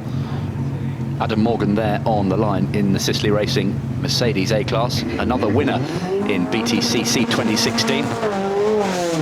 He's now in his 5th season of British Touring Car Championship racing.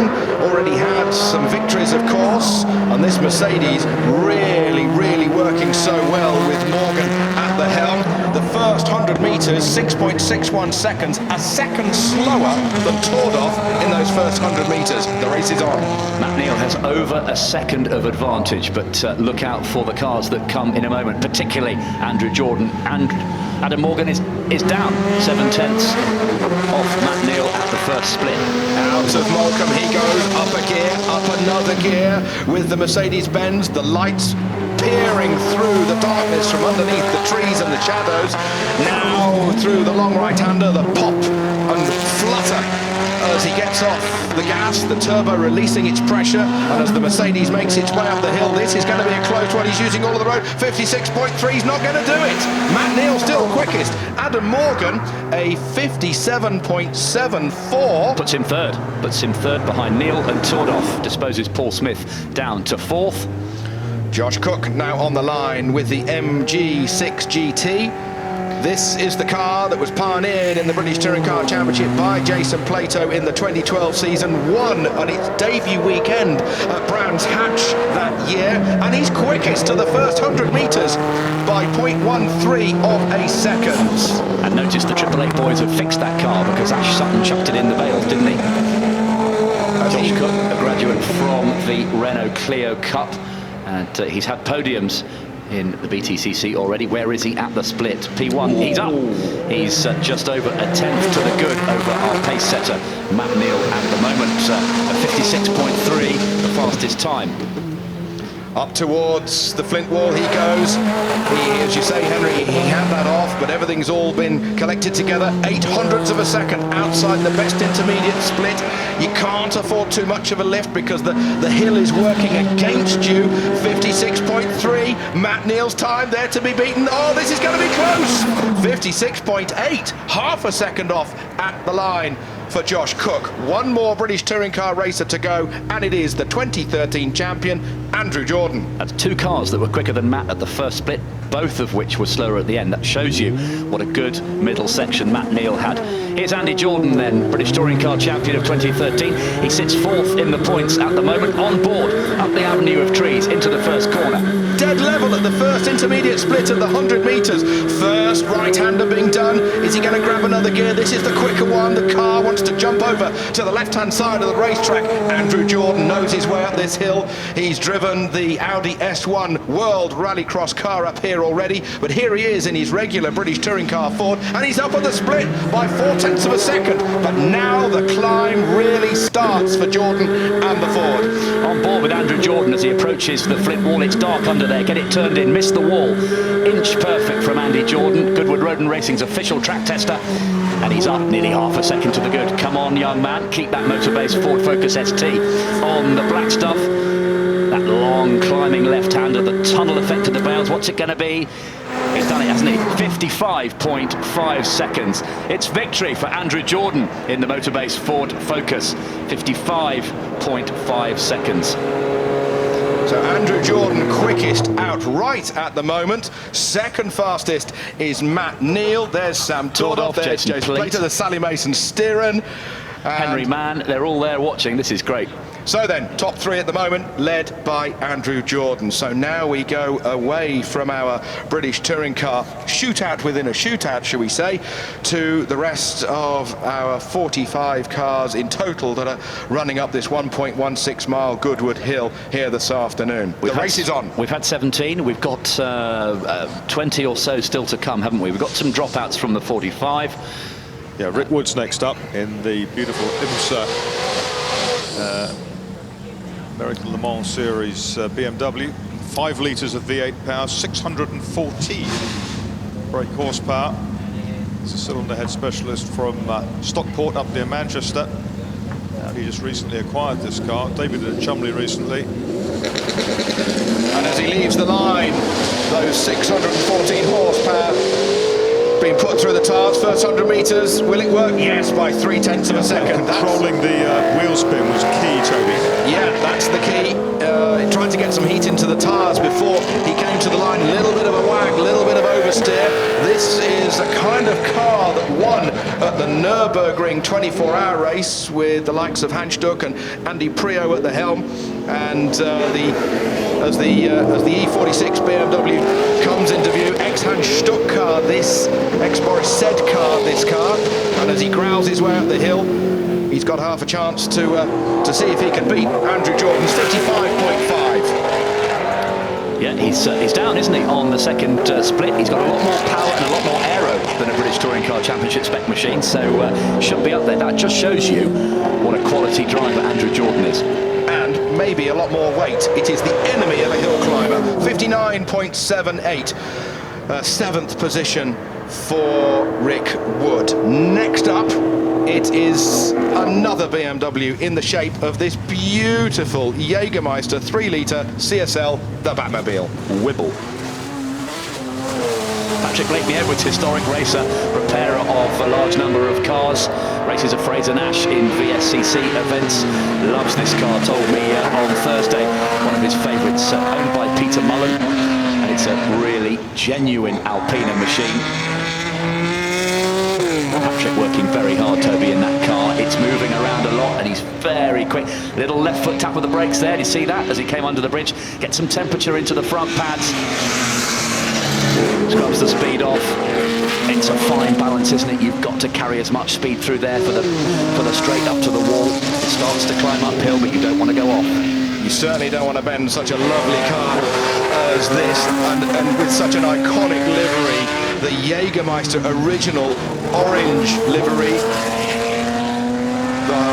the Hunt Master, I think it translates as. Jägermeister, the Hunt champion, as he goes towards the top of the hill.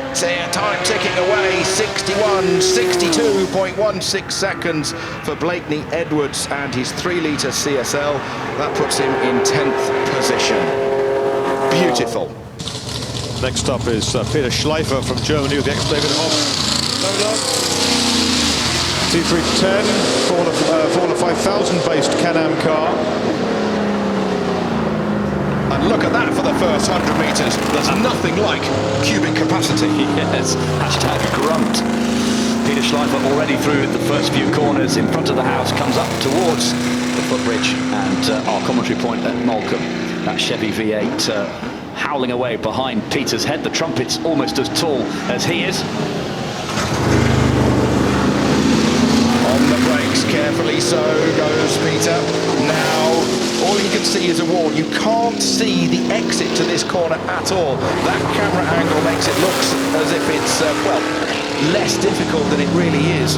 But I can assure you, all you can see is wall, and you just have to have the belief and the commitment and the skill to chuck it in.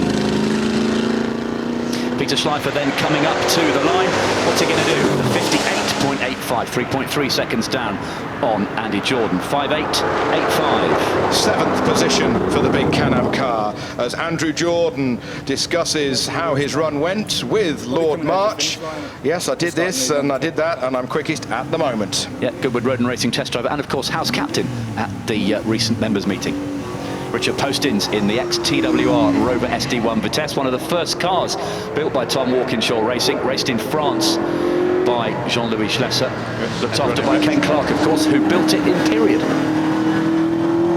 Lovely sounding car, as you say, one of the early cars. He's got the livery absolutely right, and he's been doing some historic racing with this car all over Europe, and he's been going very well indeed. He's now hand in glove with this Rover. Yes, indeed, historic touring car champion as well in this car, and he knows better than to make a monkey of himself at Moulcombe.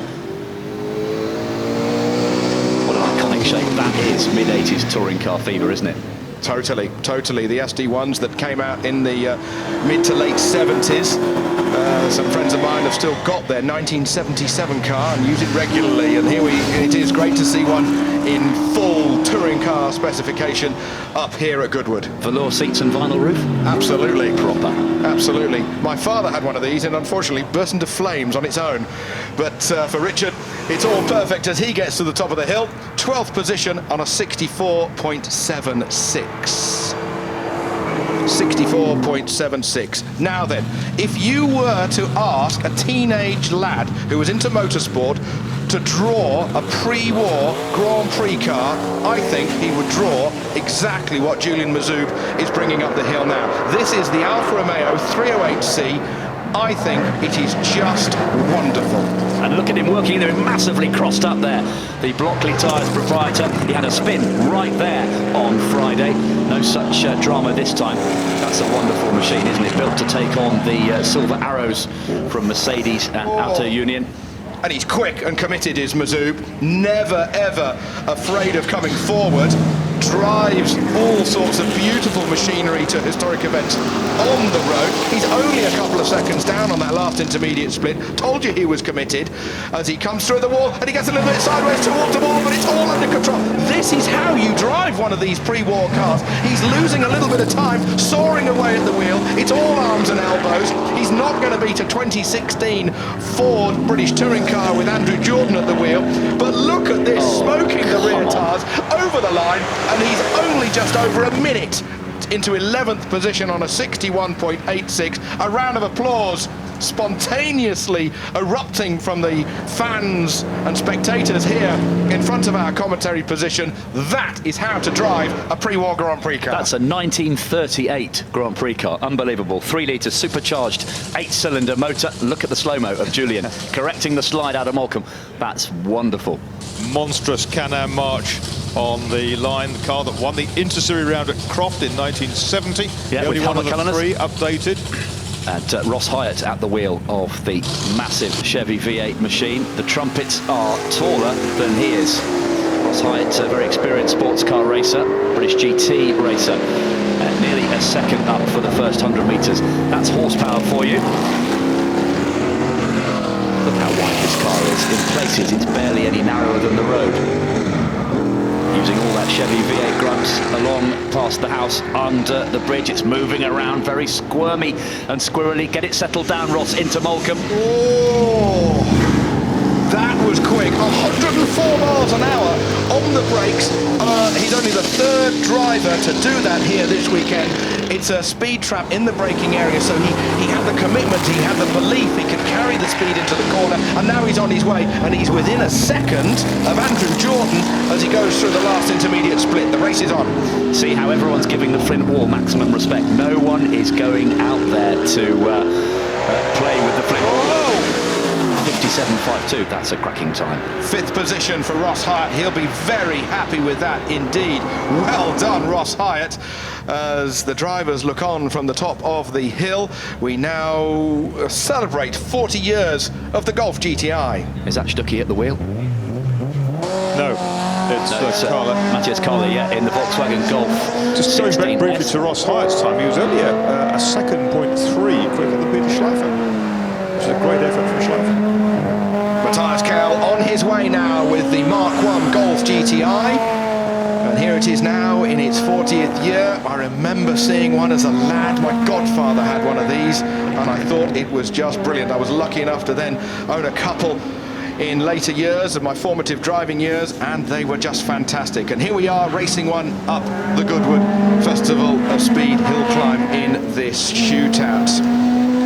Matthias Carlo then in the blistered arch Golf GTI, 40 years of the ultimate hot hatch, the car that really started a revolution. And we have the very latest Golf GTI in our Michelin supercar run earlier today, and it'll be coming out again later on in the final appearance of these supercars. This is a very well sorted 1600cc touring car, and what's he going to do? He stops the clock at 65.59. 15th position for the Golf GTI, as again the drivers nervously look on. Will my time be beaten? That epitomizes the top of a hill at a hill climb. Will my time be beaten? And here is a guy who could easily beat a good time. This is 1978 British Hill Climb champion David Franklin aboard the Ferrari from 1969. 3-litre, 12-cylinder, and a very, very quick driver. The first 100 metres, he's quickest.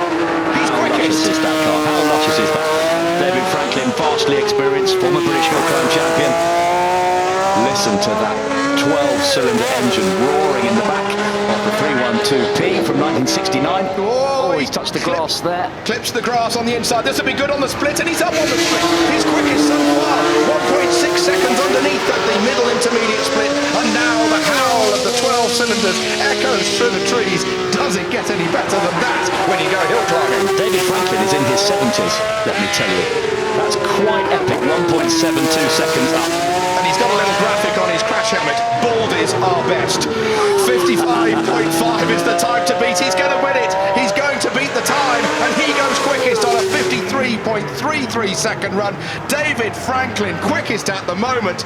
The tension builds as the speed gets quicker and the times come down. The grandstand opposite the commentary box here at Morecambe is packed, and every single one of them was clapping. Fantastic. Lorena McLaughlin on the line. We'll see her in a minute. There's Andrew Jordan. Andrew Jordan now second at the moment with his 55.5 as we now go to BMW 1.5 litre turbocharged Formula One power in the back of this Arrows Megatron. Yeah, Lorena McLaughlin, who raced in period as Lorena Boughton. She was pretty successful and was involved in a funny story where they used to award driver, they used to award man of the day. She won it, it then became called driver of the day. That's the actual car that Eddie Cheever finished third at Monza in 1988 in that famous Grand Prix when Ferrari took a 1-2. And Derek Warwick was fourth, wasn't he, in the sister car. BMW Turbo, part of our BMW celebration centenary at the Festival of Speed in 2016. Ross Brawn was involved with this car, of course, before he went off to Benetton and then Jaguar. And it would spit and belch flames, and it's the kind of car that in qualifying trim would have some 1,400 horsepower on the Saturday afternoon with an engine that was literally good enough for just one lap. 62.5 for McLaughlin at the top of the hill with the Arrows. Jordan Gregor now, the South African based in Dubai, all trader now at the wheel of the Hesketh 308 James Hunt car, owned by Fred Fatien of F1 Extreme. Cosworth DFV engine behind him. As he leaves the line, a quick glimpse of David Franklin there at the top of the hill. He's the quickest driver up Goodwood so far this afternoon. Now here we have the Hesketh with the DFV mounted in the back, and this is how 70s Grand Prix racing sounded. Massive airbox, fat slicks, huge wings. What's not to like? Cosworth DFV singing away behind. Happy days. Now this is a much lighter car than David Franklin's 1969 Ferrari, so now the lack of weight and the same kind of power will come into its own for Gregor with the Hesketh. In touch at that intermediate split, Franklin did a 24.33. This one has just done a 24.04. The next split is at the finish line, which you can see there, and he's going to beat the time of 53.3, and he's going to do it with a 52.49 second run. He's quicker than David Franklin by 0.84 of a second. And ladies and gentlemen, we've still got the quick cars to come. Have we? Goody. That's amazing how... Frank Lyons away with the Eagle Chevrolet. Frank Lyons now on his way with the Formula 5000 car. Again, another quick starter in the first 100 metres. This, an ex-James Hunt car. Yes, indeed. Yeah, raced in on one or two occasions as part of the James Hunt celebration. Yeah, Formula 5000 was fantastic in Europe. British chassis with the stock block V8 Chevy engine. But, on the other side of the Atlantic, they were American chassis as well, like this Eagle here. As he goes towards the Flint wall, the next intermediate split he is approaching. That is a 39.4. He's a little bit slower by just over 2.5 seconds. As now the 5-litre engine gets unleashed towards the top of the hill. Can't see him beating that 52. No, it's gone past. Kicks up a bit of straw over the line. 57.31, 6th position for Lyons. Yeah, part of a very enthusiastic racing family. Wife Judy drives, and of course son Michael is a star of historics and modern GT racing. Jordan Gregor, he's pleased with that, isn't he? He certainly is, as he jumps out of his car with retro-looking overalls. That's the kind of thing he's getting into the spirit. Big smile on his face, and he should have the top paddock shake. A little bit of a handshake. You've been frightened, the adrenaline really pumping, and he'll still be shaking for maybe the next 5 or 10 minutes or so. Another of the James Hunt celebration cars, the ex-Tour of Britain winner, the Chevrolet Camaro that James won alongside Robert Fernell, who was then editor of Autosport. Steve Wood in this machine had some cooling problems, didn't he, with it this morning? He told Bruce. Bruce caught him having a fiddle under the bonnet, but car looking good now. And as he makes his way up past the house, a bit of steam, a bit of something coming out the back. I thought I saw a little bit of water on the start line. The marshals were sweeping it away just before he let the clutch in. Oh, he's hard on the brakes. The tyres were protesting and squealing their way around the left-hander. But he got around. It's all, of course, under control. Oh, committed. That was good. Oh, what a run through past the Flint wall. And he's still trying to keep the momentum, trying to give it a squeeze lift rather than a big lift, and a bit of a dab on the brakes as the V8 power goes over the line. 52.4 is not going to be beaten. He's just going to go over the minute to 14th position with a 60.85. Who, Toby, do we think is going to be the first person to dip under the 50-second mark? Well, Ender Garvey's going to try. He's moved right to the left-hand side of the start line to avoid the water drop by the Camaro. Now this should be quick to the first 100 metres. 5.46 seconds. Brilliant. Look at that. That's a 30-year-old rally car. It is, and the 30th anniversary of the end of Group B. A rally car driven by Timo Salonen, by Ari Vatanen, by Juha Kankkunen to championship. A rally success, and this has been driven as if it was in the 1986 San Remo rally, for example. It's brilliant. It's like one of the Sunday spectator stages on the RAC here, isn't it? In front of the stately home. Ender Garvey, the enthusiastic Irishman, he brings an assortment of cars to the festival, including that Pikes Peak 405 with its four-wheel drive and four-wheel steer. Here he is in one of the ultimate Group B weapons in the Peugeot Talbot Sport Works colours. Just one corner to go. He's not going to beat Jordan Groger's time. It's going to be just about a sub-60 climb, do you think? Just over the line, time ticking away, and he's done it. Great prediction, Henry. 59.7 seconds, 111 miles an hour over the line for Ender Garvey in the Peugeot 205. Yes,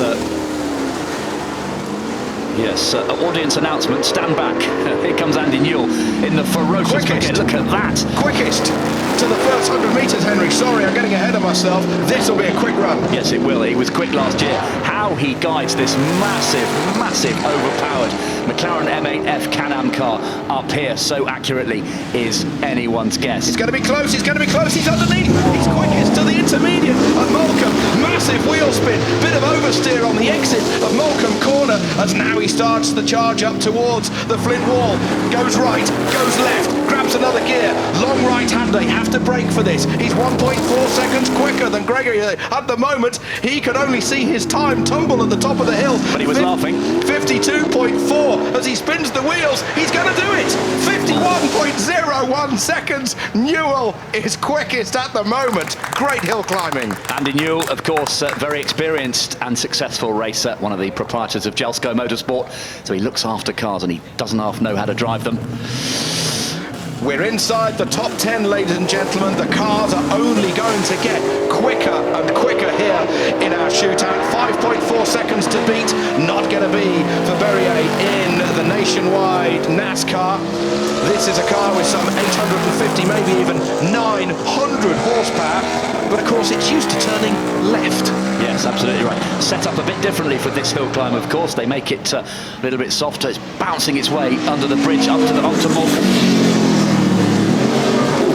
Crikey, that's committed. He carried a lot of speed into there. That's a big, heavy car. Front engine Chevy V8 pushing out huge amounts of power. Doesn't it sound wonderful through the trees? This is brilliant to see at the Goodwood Festival of Speed here in England. 51.01. He's not going to be far away. That's a committed finish, isn't it? As he breaks the beam at a speed 53.81 seconds, 132 miles an hour.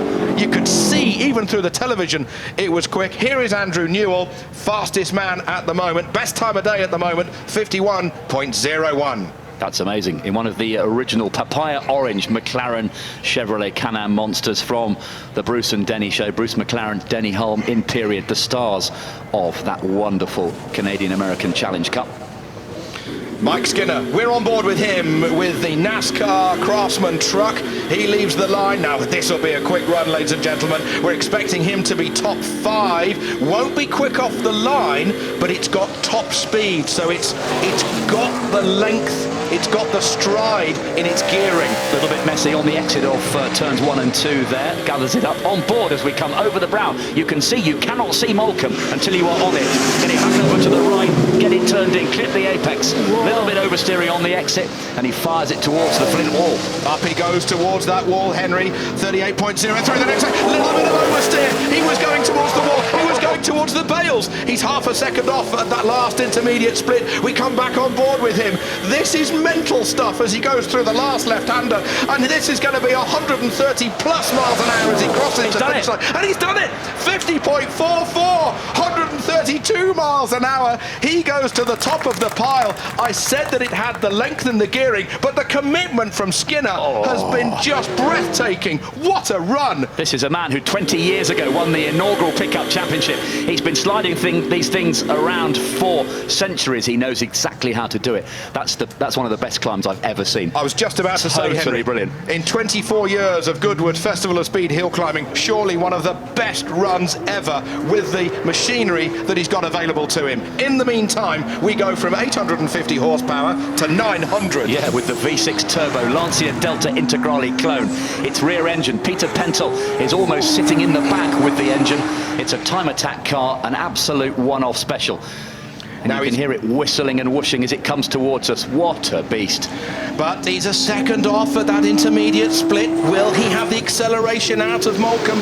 Yes, he will. He's got four-wheel drive. Skinner only rear-wheel drive, but Skinner had the commitment through the flint wall as he made his way towards the top of the hill. Little bit of oversteer as he climbs the English countryside. He won't have time to look at the view, but the time is slipping away, and Skinner still has the advantage here at Goodwood. 50.44 is the time to beat, and Pentel's time of 55.17. 55.17, and just the 120 miles an hour over the line with now 5 cars remaining. There is Mike Skinner, his best time of day at the moment, chatting with Lord March at the top of the hill with his very special Goodwood Festival of Speed steering wheel. Oh, that's fantastic, isn't it? I'm absolutely staggered by Skinner's effort. That is an agricultural, really unsophisticated piece of American V8 muscle. Mike Skinner quickest on a 50.4. David Franklin, well, he's 4th. Ed Berrier is next up. But meanwhile, it's Liam Duran. We're on board with 650 horsepower with the Citroen DS3. 2nd gear, 3rd gear, 4th gear, and he's annihilated the first 100-meter speed trap time as he comes through the top couple of right-handers in front of the house. He unleashes the World Rallycross power with the Citroen, and there's a problem. It's gone wrong. It's gone wrong for Duran. Has a turbo blown? Has an engine gone? Something has failed with the car, and that is such a shame for Liam Duran. A chance of best time of day gone. He was fishing for gears.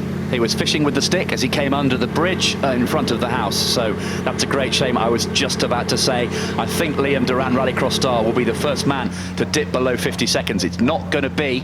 Mike Skinner still out front. Here we are on board with Liam Duran. He turns into the right-hander. Let's listen. And it went. It was going, it was clattering. He looks down, he's fiddling with the switches. His brain is trying to compute what the hell has gone on. But there was a lot of noise from that gearbox as he handbrakes it neatly into the paddock. What a shame for Liam Duran. That was a cross little handbrake, wasn't it? That was a cross little flick of the lever of fever.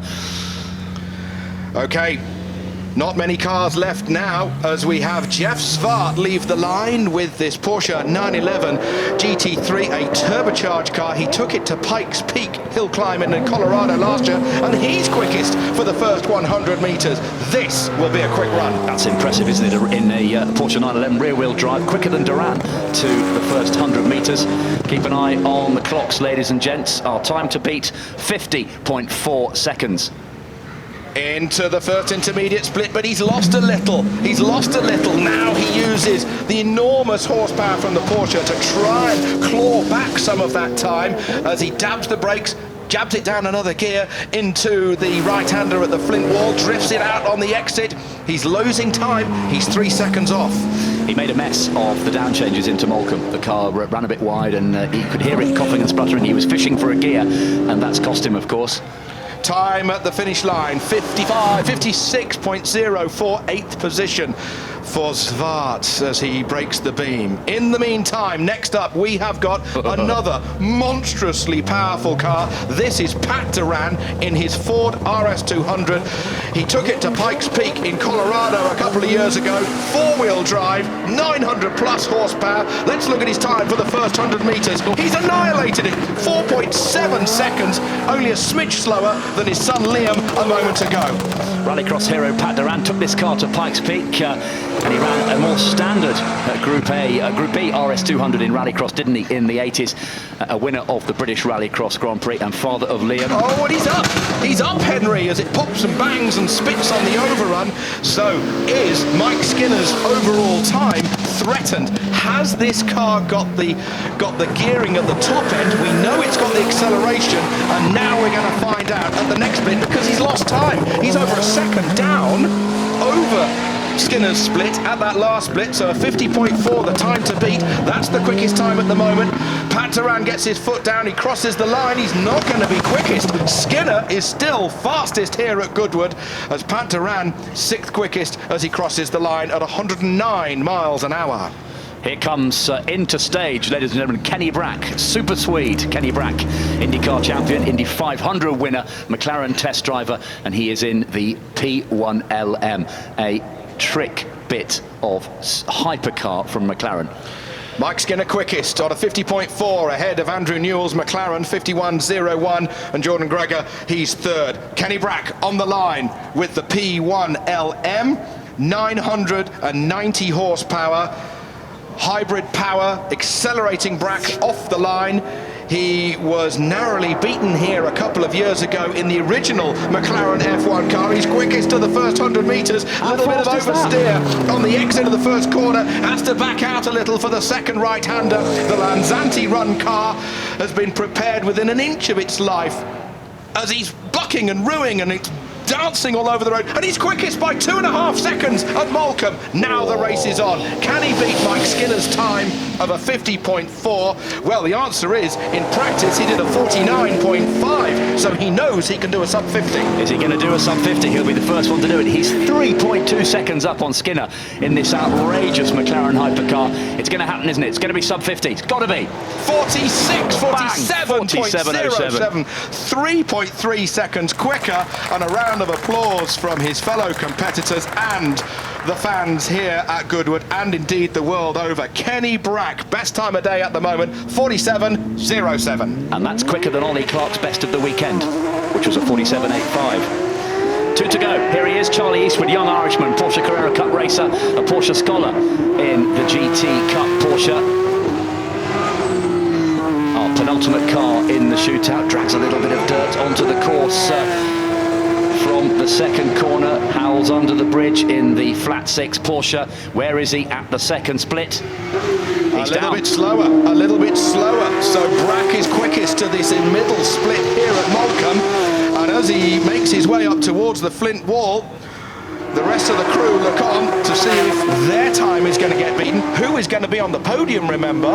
Who's going to be second? Who's going to be third? Who's going to win it? That's the main question. We've got just one more car remaining after Eastwood. 47.07 for Brack is not going to be beaten. Eastwood crosses the line. 51.34 seconds for Eastwood. 116 miles an hour over the line. Meanwhile, we now have Kenny Brack at the top of the pile on a 47.07. There he the is. best time we have seen this weekend up Goodwood. This, though, is Ollie Clark. It is the last car in this shootout. He was fastest here 12 months ago, Henry. It's all down to Ollie Clark to see if he can beat Kenny Brack. Look First at the gear. ferocious acceleration of the gobstopper. Ollie Clark, winner here last year, 4/10 up on Kenny Brack's marker at the thing. Don't take your eyes off the screen, ladies and gentlemen. If you're watching it here live or following on the live stream, this is it. It is all or nothing for Ollie Clark. Up to the first intermediate split, 22 seconds. He's going to beat. It's close. He's 0.9 of a second underneath. He's got 0.9 of a second in his pocket. And now with 860 horsepower, charges up towards the flint wall. The commitment through here is nothing short of mighty. Next split, 35.3, 0.7 underneath. This is it. He's got to beat a 47.07. Who is going to win Goodwood in 2016? Will it be Brack or will it be Clark? It's He's Clark. done it, 46.29. Fantastic. Ollie Clark wins the shootout. Very magnanimous smile and, well, from Kenny Brack. So not as quick as last year for Ollie Clark, but he's won it. 46.29. Into stage, the first of our shootout cars. Duncan Ricketts, the Riley Dixon Special, number 42 in your programme. This is it. This is the televised shootout, and we will, in about 45 minutes' time, possibly an hour, have our champion of 2017. Duncan Ricketts, historic racer and car builder, hammers the Riley Dixon Special, built by Brooklyn's racer Freddie Dixon. The clock is ticking. And I love watching these guys because they know they're not going to win the hill climb. They know they're not going to beat the Penske IndyCar up the hill, but they want to feel that competition against the clock. They want to push their cars to the maximum. As he comes up now towards Malcolm, arriving at quite a speed, gets on the brakes, turns it in, gets back on the power nice and early, and powers on up the hill. Awesome stuff. Yeah, it's just another opportunity for them to be at one with the car and put on a display. And in relative terms, Jack, that for its age and its power and its weight and its size and its mechanical grip, that's absolutely flying. It is. Absolutely fantastic stuff. Through the final right-hander, he comes, and Duncan Ricketts in the Riley Dixon Special will be the first man to cut the timing beam. He's gone much, much quicker, actually, than he managed yesterday. Yesterday he did 115 seconds. Today it was 66 seconds. So that's actually very, very competitive. That's going to see him go a lot higher up the order, I think. George Wingard next up in the Mercedes Grand Prix. You can see. So Henry, do you know what the person's doing at the back, flapping that stick around? Yeah, but pumping fuel. Ah, okay.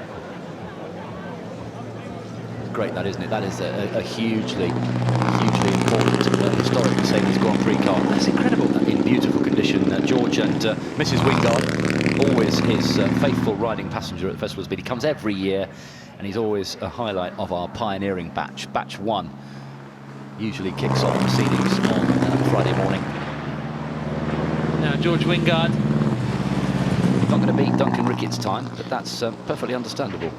Yesterday, he managed 86.37 was the lap time. It's not going to be too far away. We've had Sally Mason-Stirren go out in the Ferrari 166mm Barchetta as well, and Duncan Pittaway in the Fiat S76 has left the line, and Wingard across the line 86.43. So incredibly, that's 0.05 of a second slower than he managed yesterday. That's consistent. Sally Mason-Stirren is out in the Ferrari 166mm Barchetta.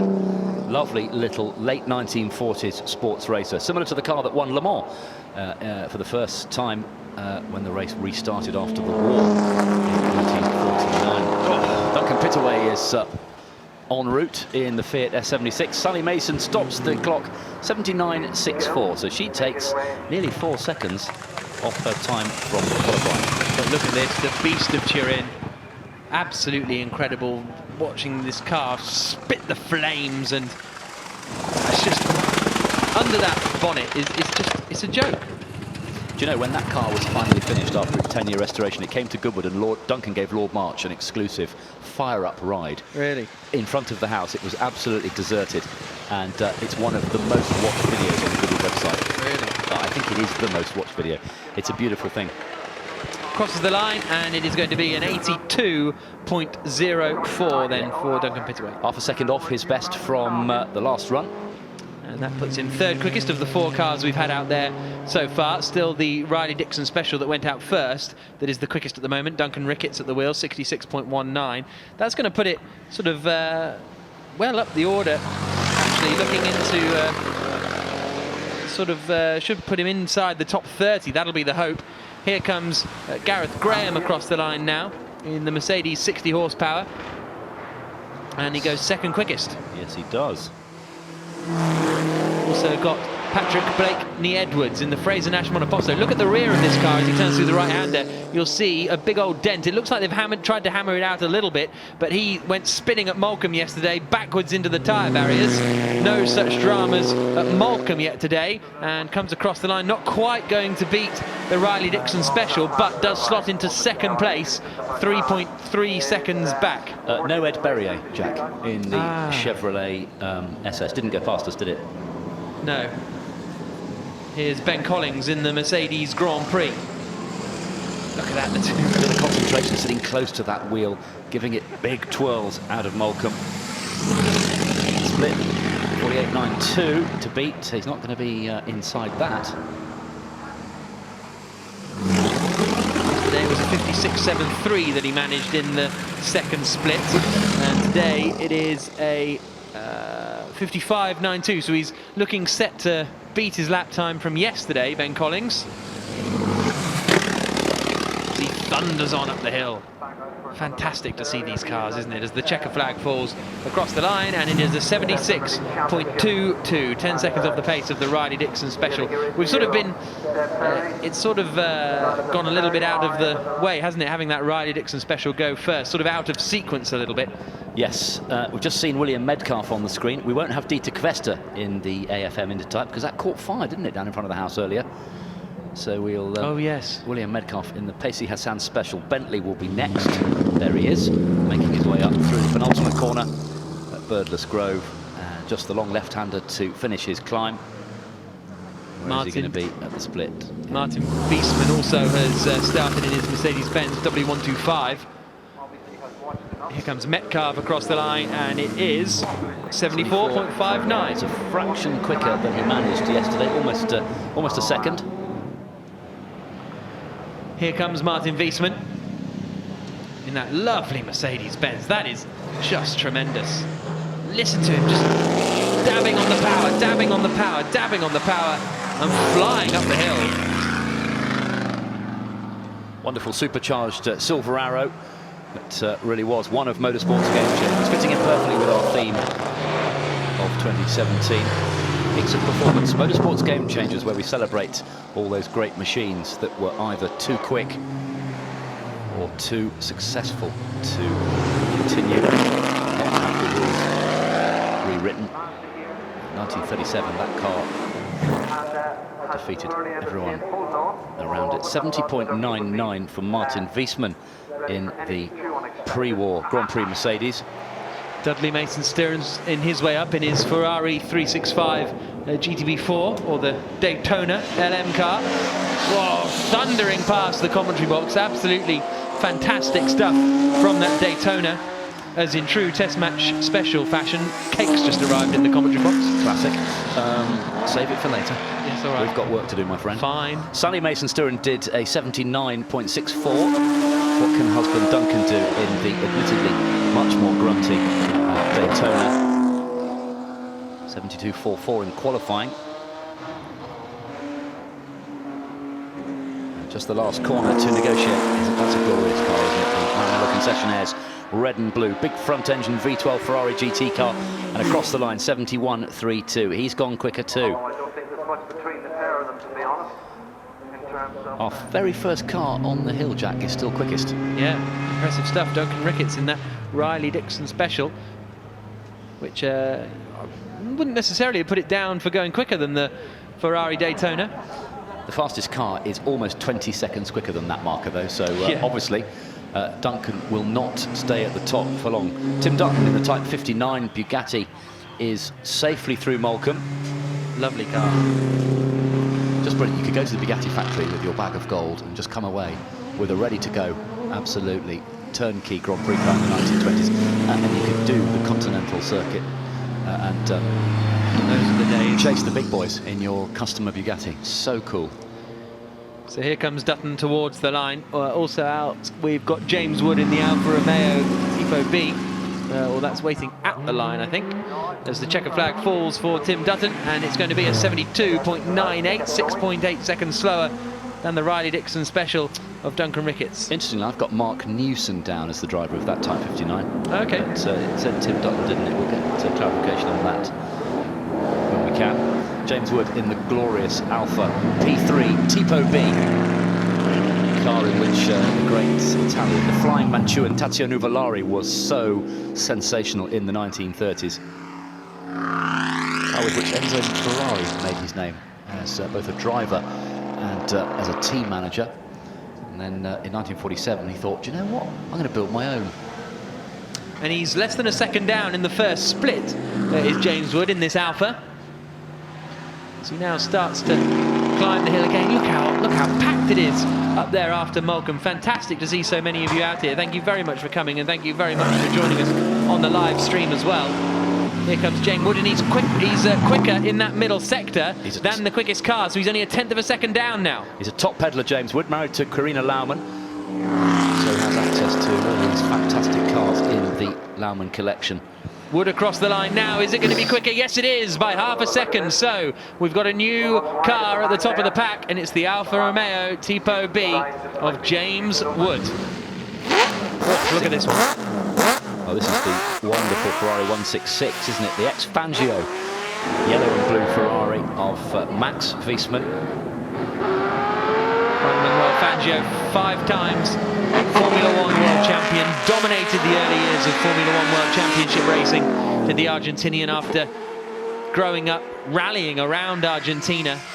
Fantastic book by Gerald Donaldson, all about Fangio's life. It really is excellent.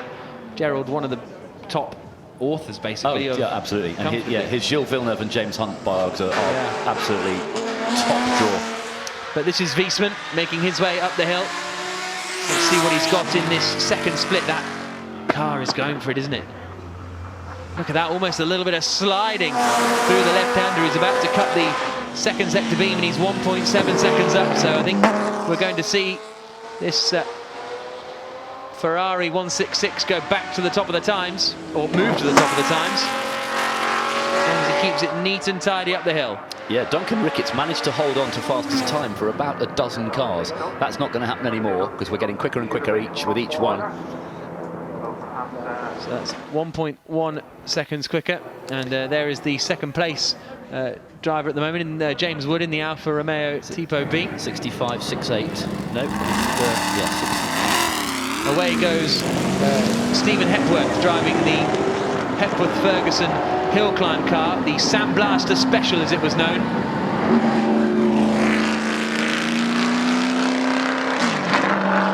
Monster. Just sticking a couple of wheels onto the dirt as he flies in front of the house. There's the order at the moment. Max Wiesmann quickest, James Wood second, Duncan Ricketts third. But expect those times to still come down by a fraction under 20 seconds. Onto the brakes now into Moulcombe. Then back on the power and back on the dirt on the inside. Climbing back up the hill. The rear of that car is absolutely just lovely.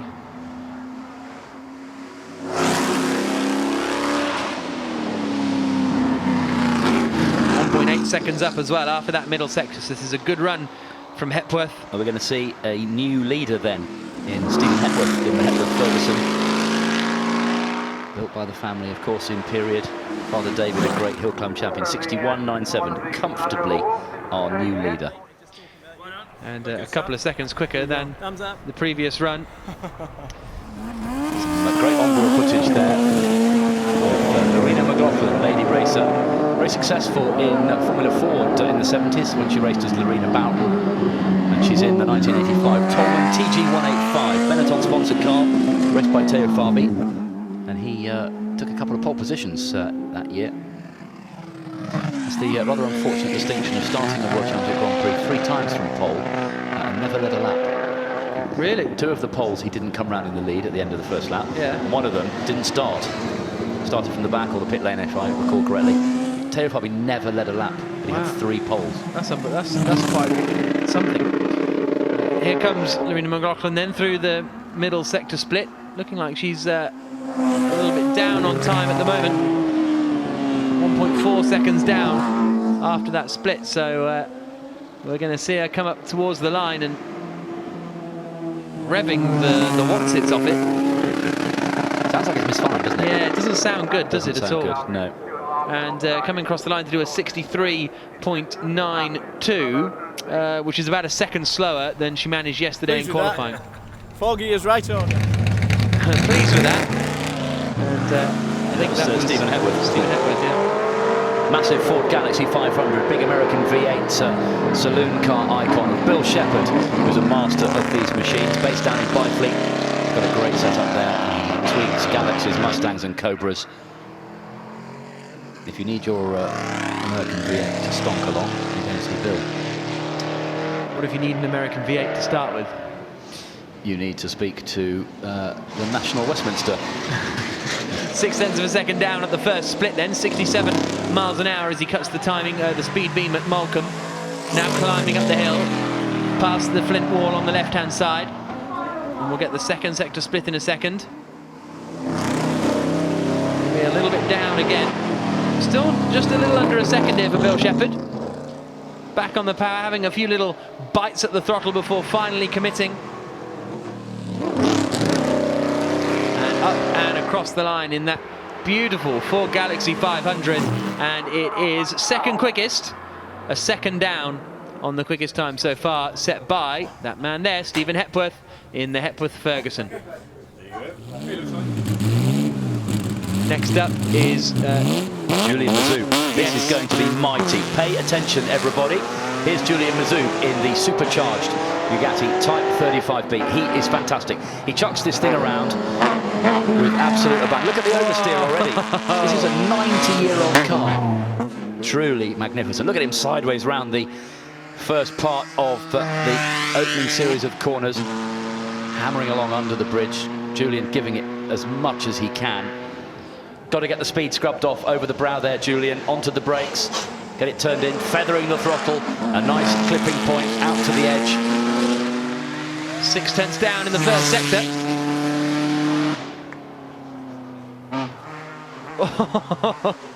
Really committed up past the flint wall. Is he still going to be 0.6 down? I think it's gone up a little bit. No, he's up by 0.2 of a second. This is epic. This car has absolutely no right being as quick as this. Here he comes then, Mazoub up towards the line. Is he going to take the quickest time away from Stephen Hepworth? Through the timing beam he comes, and it's quicker. 0.68 of a second, 61.29. So that's the new quickest car out there. Takes nearly 7/10 off his marker from qualifying. Annette Mason will be next in the Ferrari 512 BBLM. Look at that counter steering as he just flies through, keeping it all on the safe and narrow, straight and narrow, I should say. So Julian Mazoub quickest, then in that Bugatti. Stephen Hepworth second quickest as it stands. Here comes Annette Mason. Now, where will Annette Mason rank in the ladies' race? We've had Sally Mason-Stewart and Lorena McLaughlin out. Sally managed a 79.64, Lorena a 61.97.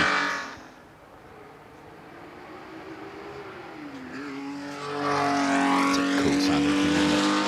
Absolutely tremendous. Absolutely fantastic, isn't it? And the Masons demonstrate their cars an awful lot around the place. She's 400ths up in the first sector here, Annette Mason. So that is good. Evidently. Yeah, she was quicker than Julian Mazoub in qualifying with a 61.74, but he's done a 61.29, so she's going to have to take more than half a second off her own best to usurp Mazoub at the top of the timesheets in our televised shootout. We are one car away from the halfway mark. 0.3 of a second down after the middle sector. So here comes Annette Mason towards the line. Is it enough to take P1? Yes, it is, by 0.3 of a second. Very good. Very good final sector climb up the hill from Annette Mason in that Ferrari 512 BBLM. And there, climbing out, is Julian Mazoub, who was quickest, but has now dropped down to second. He's going to make his way towards the tent, where he will find the news that he was quickest, and now he isn't quickest. Okay, we are at the halfway point with Nick Jarvis in the ex-Carlos Sainz Ford Escort Cosworth. World Championship rally winner back in the mid-90s. 2-litre turbo four-wheel drive rally weapon. So that's how close it is at the moment between the top three. The times are only going to get quicker still. Maybe 15 seconds or so off the ultimate pace we're going to see. Here is Nick Jarvis coming through the first sector split then as he hurtles up towards the left-hander. Yeah, 0.8 of a second up. And he's on the grass as well. So this is a really swift run from Nick Jarvis. What did he manage in qualifying? A 60.82. Yep. He was the fastest of the runners not in the 50s. Okay, so if you're with me. So is he going to be in the 50s? That's going to be the 50s. That's going to be the challenge for Nick Jarvis. He's got a 61.01 to beat for Annette Mason. He is up on Annette Mason's time. Cuts the timing beam now. Is it enough? It is quickest. 60.57 though, so it doesn't quite dip into the sub 1 minutes, but the Escort goes quickest. There is Annette Mason, who has just returned to the top of the hill, and she is incredibly full of life and just I don't know how to. She's just magnificent. The lead has changed each time with the past 3 cars. Thank you very much. Now I feel like we're turning into those pair of pointless. Like I'm Alexandra. I'm like the one who sort of doesn't really know what's going on, and you sort of sit in the corner and say facts. I'm the really tall one. Yeah. I think I'm taller. Richard than you. Osman. Are you taller than me? I don't know. Should we stand back to back now, or should we commentate on David Franklin? Let's do that. Yeah. Okay. If you want to work here again. Here he comes, 0.2 of a second up in the first sector split then from David Franklin in that Ferrari 275 GTBC. Hurtling up the hill. This is just magnificent. Veteran racer David Franklin and a former British Hillclimb champion. Okay, he knows how to thread a car up a narrow piece of road at speed. Even a big Ferrari like this, big heavy front-engine Ferrari, he's absolutely on it. And he's 1.7 seconds up after the middle sector, so this is going to be our first sub 1 minute lap from David Franklin. Across the line he comes. Sub 1 minute by halves. It was a 57.92, so it gets down into the 57s. Really good lap. Yeah, he's taken 1.7 off his time. There's Nick Jarvis in the Ford Escort Cosworth, who was quickest and has now dropped down into second position. Now this is a lovely one, isn't it? Okay, let's see what Thunder Saloon veteran Pete Stevens can manage in the big 6-litre V8 Carlton Thunder Saloon, car that was dominant in the late 80s in the Thunder Saloon series. A lot of wheel spin off the line. David Franklin has really built out a bit of an advantage there, hasn't he? Yeah, he has, yep. Up through the gears. This was such a trick bit of kit in the late 80s. Pete Stevens winning races with Holman Blackman and Jonathan Buncombe. John Clellan drove it, but never shared with Pete Stevens. I remember him sharing with possibly Vince Woodman. 0.8 of a second down after the second sector split. Jonathan Buncombe, any relation to Alex and Chris? Yes, yeah, Dad, absolutely. Okay. Yep. Here he comes now then towards the line, Pete Stevens. Let's see what lap time he has got. 59.12, so he's slower than he was in qualifying, which means he's not taken the lead. There's David Franklin. P1. Yeah? Oh, good. P1, really, yeah? Oh, good. Running in the middle of the grid. Brilliant. Here's Mike Whitaker in the ex-John Surtees Lola T70 Spider, big 4.7-litre Chevrolet V8 Can-Am car, similar to the one in which Surtees took the inaugural crown in '66. And look at Mike with that period Surtees lived. How cool is that? Yeah, really awesome, isn't it? And really throws this car around. He's already been pretty successful, that car, at Goodwood, hasn't it? Yeah, he was more than a second quicker than his nearest rival in qualifying, which was Pete Stevens' Carlton. They're coming in reverse order, of course. And he's 1.75 seconds up on the lap time of that Ferrari 275 of David Franklin already. Absolutely lovely bloke, a real enthusiast, and he's acquired this car from Phil Hall. And, in the hands of Nick Padmore, when Phil owned it, it broke the lap record at Goodwood. And it still holds it. 2.3 seconds up now. So here comes Mike Whittaker towards the line. Is he going to dip into the 55s here? Across the line he comes, and it's a 54.65. Massive time. That's a massive time. Well done, Mike Whittaker. That's beautiful. Here's a look at the super slow-mo coming into Moulcombe. Does he get a couple of wheels on the grass on the inside? Look how much quicker he's gone than Peter Stevens there. Nick Jarvis now drops down to third, but Mike Whittaker with a 54.65. Incredibly impressive. 2 seconds quicker than he managed in qualifying, and there is everyone. Bruce and Chris up there at the top, telling David Franklin. Here's the first of our Euro NASCAR RCO1s. It's Jerome Galpin, isn't it? Yeah. And he was in the 55s. He was 1.5 seconds quicker than Mike Whittaker. But Whittaker's eclipsed that already. Whittaker's made the biggest improvement of anyone so far. Galpin is pushing. This is the Euro NASCAR series, which runs at 6 events around Europe. One of them in the UK at Brands Hatch. Throwing it through the left-hander. And it's Anthony Kumpen who's leading that championship at the moment. The legend of Zolder, won the Zolder 24 Hours many times. Yeah, lots of FIA GT success as well in Chevrolet Corvettes. Indeed, and he is, Jerome Galpin here is up on Mike Whittaker's time, but only by 1/10 of a second or so, so it's all about this drag to the line. What's it going to be for Jerome Galpin? It is quicker by 9/100 of a second. Got out the car, that's not for long. So this is the second place. Yeah, that's Mike. Driver now, Mike Whittaker.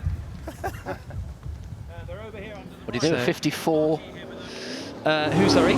Whittaker. What did Jerome do? Jerome did a 54.56. That's it. This now is Thomas Ferrando. Okay, so in qualifying there was 2/100ths of a second between our Euro NASCARs. Really? That's pretty good, isn't it? Whoa, slidey for Ferrando. That shows you how evenly matched the guys are. And the cars as well, basically the same cars underneath with different body shells on top. And he's half a second down the win the first sector, big opposite lock as he comes into Moulcombe. Spectacular stuff from Ferrando, but maybe not super fast at the moment. Let's see what he's got as he comes through the middle sector, up past the Flint wall. Cuts the timing beam now, he's up by 4.5 of a second. Fantastic middle sector, brushes the bales and drives towards the line. Ferrando trying to finish ahead of Jerome Galpin, his fellow Euro NASCAR competitor. The checkered flag falls and Thomas Ferrando goes quicker by 2/100ths of a second. So how much were they split by in qualifying? 2/100ths of a second.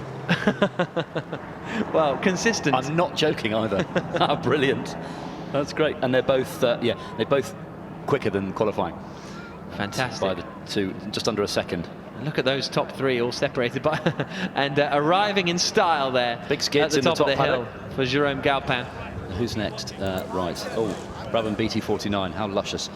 Spaniard Joaquin Folk-Rusinol will be our next car. He's pleased with that, isn't he, Thomas? Oh, right, okay.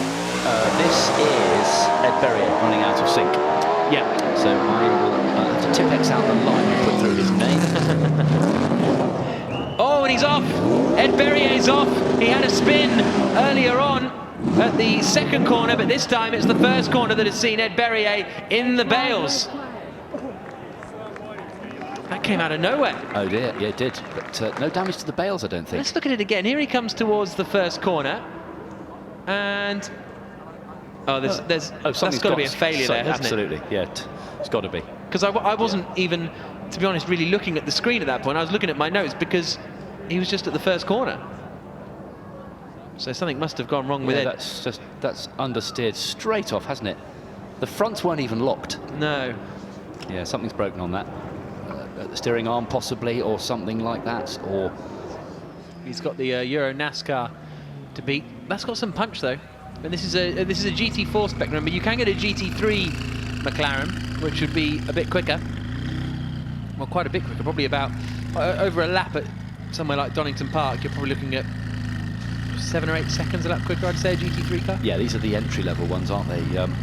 I went around Goodwood actually with Darren Turner. Mighty impressive for a sort of entry-level production-based car. Well, away goes Ollie Milroy then, on the run down towards the first corner. He's 6/10 up after that first little sprint, that little 100-meter dash. It's all about carrying the speed and keeping it neat. Coming comes under the bridge, through the left-hander, and then it kinks to the right, over the brow. Get your braking done before the brow. Turn in, squeeze the power. Only 600ths of a second down in that first sector. Okay, so he's got a 54.54 to beat. 54.54 to beat for Ollie Milroy. Doesn't look like we're going to have whacking for Rusinol actually in the PT49, which is a shame. Ollie Milroy now 2 seconds down after that middle sector, so I don't think he's quite gonna get there.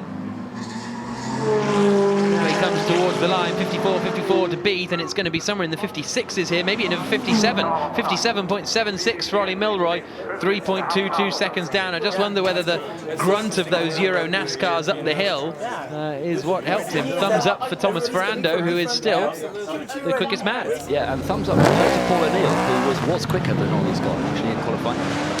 Johnny Adam, Aston Martin Vantage GTE. This is the car that won at Le Mans 2 weeks ago in the GT class. Yeah, barring problems, this will go quicker. There's a big jump down to Johnny Adam from our Euro NASCARs.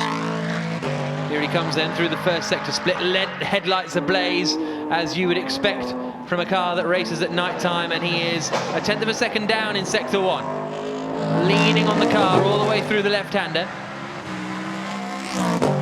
In front of all the fans who were on that stretch in between Moulcombe and the Flint Wall. Yeah, the Scot took a last gasp win at Le Mans, didn't he, a few weekends ago with Darren Turner and Daniel Serra in this Pro Drive run, Aston Vantage V8 GTE Pro. What's it going to be? 54.54 to beat.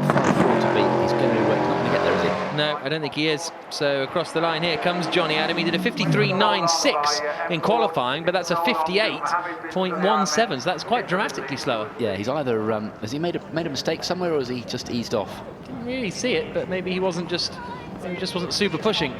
But Thomas Ferrando and Jerome Galpin remain the 2 quickest drivers.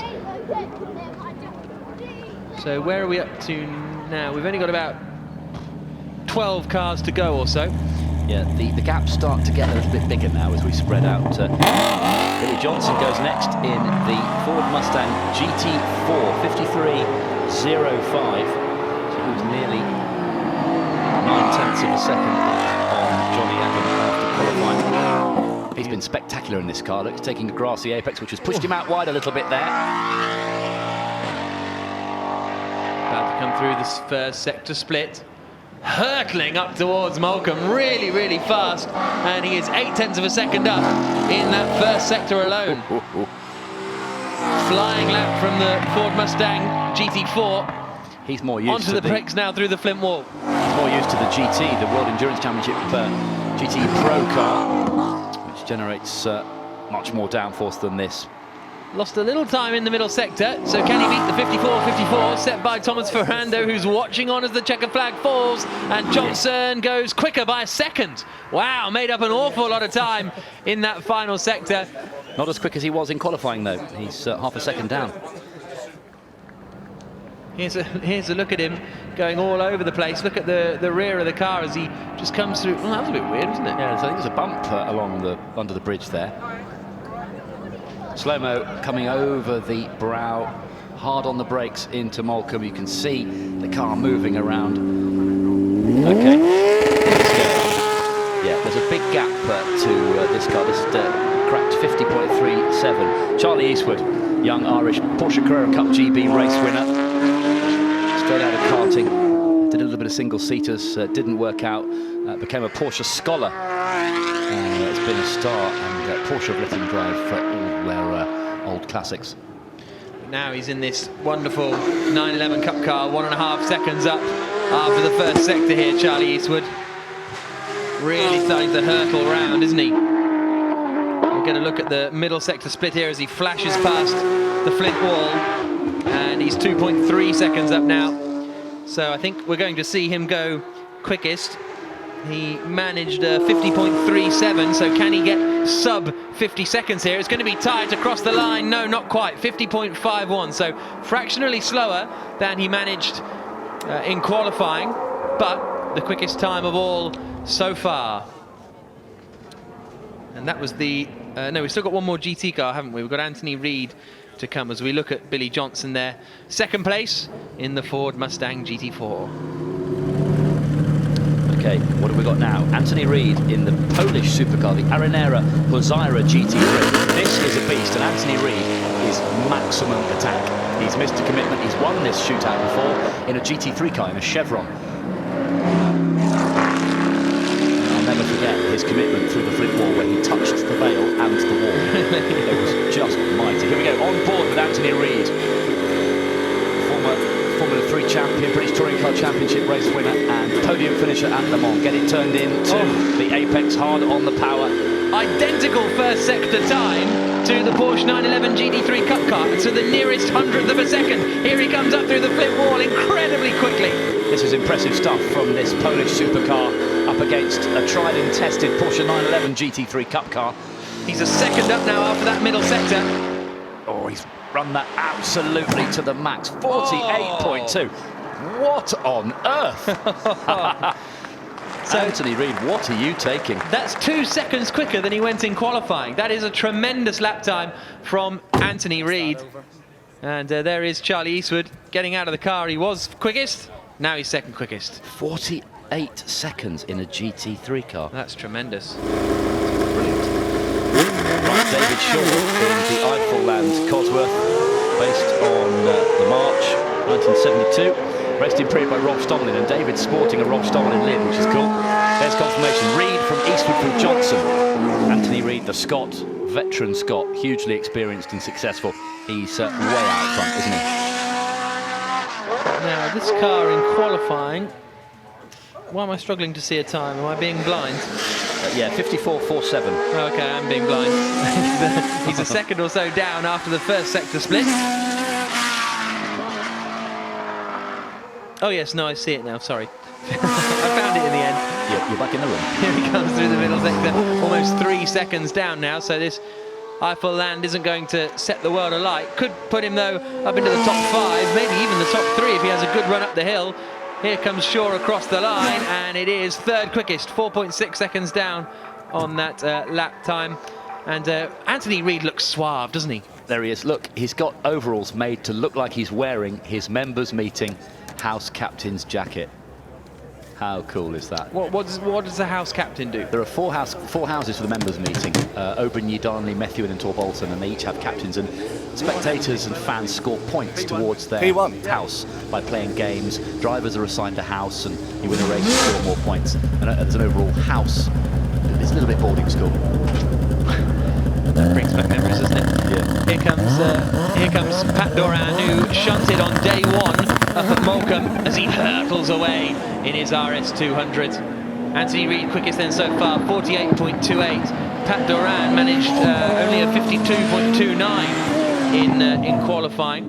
To put that lap time into perspective, that would have put him 4th quickest, Anthony Reid, in qualifying. Yeah, I was just going to say, yeah, only 3 people have gone quicker than that. So 4th quickest. And he was actually only... He was 10th, wasn't he? Yeah. Oh, and look at this. Pat Doran's on it. 7/10 of a second up after the first sector. That's very quick for the man who only managed a 52 in the qualifying run. Swinging it up through the wall, tail stepping out a little bit through the next split. He's lost a second.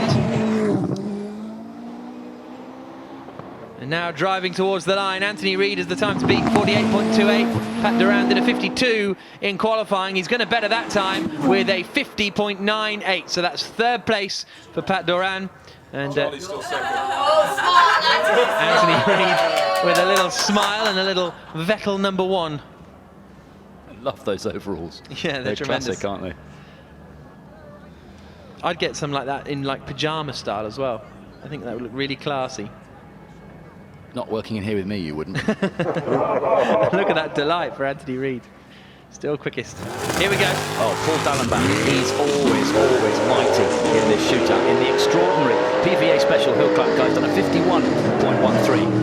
Round the first of the 2 right-handers that bring cars onto the straight in front of the house. Very, very squirmy and twitchy. That massive Pikes Peak Hillclimb car. The rear wing's almost as big as the bridge. God, he's hurtling up into Moulcombe. Onto the brakes, gets it tucked in very, very neat and tidy. That's a terrifying piece of kit, isn't it? It's just nuts. Up to the Flint wall. Oh, mind the wall, Through the middle sector. Only 0.7 of a second down here on Anthony Reid, so this could slot him up into second place if he really hooks it up in the final climb. You'd hope it should be all right climbing the hill, being a hill climb car. Cuts the timing beam and it's second place. Sub 50 seconds, 49.6 seconds. And Anthony Reid, he's starting to get excited, isn't he? Look how close he got to the wall here. Well, not super close, but just because the car leaned and because it's got that massive rear wing, it looked like it was gonna... He's enjoying it up there, isn't he, Anthony Reid? Great stuff. Such a character. I don't really like using that phrase, but he is such a character. Now, here comes James Grint in the Mitsubishi Mirage RX Rallycross car. He's been great all weekend, chucking this little pocket rocket around. James, brother of Rupert Grint. Harry Potter fans among you will know that Rupert played Ron Weasley in the film franchise. James, a massive rally fan, hugely sideways across the apex in front of the house. The rallycross car, of course, not built for top speed. It's built for acceleration and punch out of the corners. And I tell you what, he's up by 0.8 of a second in the first sector, and he is throwing that car all over the shop. This is a tremendous run from James Grint. He managed a 49.85 in qualifying. He'd have to take more than a second and a half off his best from qualifying to usurp Anthony Reid in the Arenera. He's now 0.2 down after the middle sector. Interesting, isn't it? Quicker in the first sector, slower in the second. And slower overall. 49, it's third place for James Grint. Anthony Reid still P1. He's loving that, isn't he? Mike Skinner next up. This is a thunderous machine. Yeah, he only managed a 49.70 as well, so he'll have to go to take a second and a half off. He'll make some noise doing it though, won't he? There's the order at the moment. Anthony Reid, Paul Dallenbach and James Grint, the top three. Such a tricky thing to keep neat. Very, very oversteery. Huge power, not much weight over the rear wheels. Big V8 out front. Here he comes, flying into Malcolm. Oh. Judging on the power beautifully as he runs right up towards the edge of the road. We'll get a look at his second sector split here as he goes right up close to the flip wall, the back end dancing around. He's 0.7 of a second down, but this is just spectacular stuff. Just one corner to go for Mike Skinner, multiple truck champion in NASCAR. Squirmy over the top and across the line, a 49.02. Anthony Reid holds on to the lead. Still in second place. He's going to have to start thinking of some more celebrations soon, isn't he? Oh, right. This is getting monstrous now. Stand back. Hold tight. Hold on to your hats. Andy Newell is mighty in this massive M8F. Huge 8-litre Chevrolet Can-Am monster. And he is really aggressive with it. Oh, it just sounds so good to watch. Thunders past the house, under the bridge, up to us. Over the brow at Malcolm. Big old car to get stopped and turned in. He's only 0.03 of a second up in the first sector, but this grunt up the hill is where it's really going to pay dividends for the McLaren. Car that took Peter Revson to the title in 1971, and the last of McLaren's titles. They won all of them between 67 and 71. What can Andy Newell add to this remarkable car's history as he thunders over the top and he takes 49.41, more than a second adrift. Still in third place, so Anthony Reid still the quickest car so far. There are all the drivers up there. And here's a look at that McLaren thundering up the hill. How close did he get to the bales on the exit? Super close, but I just love it when they just dip a little wheel onto the grass. Yep. 6 cars have followed Anthony Reid and not bettered his time. Now here is the record holder for the hill, Nick Heidfeld. He was driving a McLaren back then. Now he's driving an FIA Formula E car, the Mahindra car, the M4 Electro. This is a Season 4 development car, not being raced yet. Heidfeld saying yesterday, there isn't much more to come out of this machine. He gets very, very twitchy as he comes into Moulcombe. We ride on board with him here. 48.93 he managed in qualifying, so 0.7 adrift of Anthony Reid's marker. into Moulcombe, keep it neat, back on the power. Half a second up as the back end tries to swap ends on him, but he keeps it all together, Nick Heidfeld. Obviously a very different machine to the ones we've seen before. Pretty quiet, but he is chucking that around through the middle sector now, and he's still 2.5 tenths of a second up. So this is going to be a close one here for Heidfeld. This final hill, major struggle with the electric powertrain as he now comes across the line. Nick Heidfeld, does he beat Anthony Reid? No, he doesn't. It's all about the power, isn't it? Up the hill, around the last 2 corners. 3 tenths of a second slower. Nick Heidfeld setting a 48.59, which is still the quickest time for an electric single-seater up the hill here at Goodwood. And spectacular stuff from Nick Heidfeld. Look at him opposite locking as he comes around the left-hander at Moulcombe. The next Formula E race is in 2 weeks' time in New York City, don't forget. The excitement is almost unbearable. The next 3 cars are the only 3 cars that have gone quicker than 48. It's all down to these last 3 cars. Mark Higgins, multiple British Rally champion, goes off the line in the Subaru WRX, the wastegate on the turbo shattering as he shuts the throttle. Now, this is spectacular. Look how much grass he's taking. Track limits abuse here. Coming through the first sector split now. Is he going to be up or down on Anthony Reid? Onto the brakes. He's up by 7 tenths of a second. Oh, he's left foot braking as he takes the apex on the grass. There's not as much grip over there, even though it's got rally pedigree, and Mark is ace on the loose. Back end stepping out through the middle split. He's 4 tenths up now, so neat and tidy through the final sector. And we're going to have Mark Higgins in the Subaru WRX STI moving to the top of the times. Is it finally going to push Anthony Reid off the top? Yes, it is, by 300ths of a second. Anthony Reid has his head in his hands at the top of the hill. So close, but well. Look at this was him taking the second corner, or just taking his own track at the second corner. Do you know what? That's slower than he managed in qualifying. Really? He did a 47.6, yeah. 6 tenths, 6 tenths quicker he went. So that might have accounted for it, that grassy moment there. Slow-mo of him turning into Moulcombe. See his hands working on the wheel, get it turned in. The front tyre takes a grassy apex.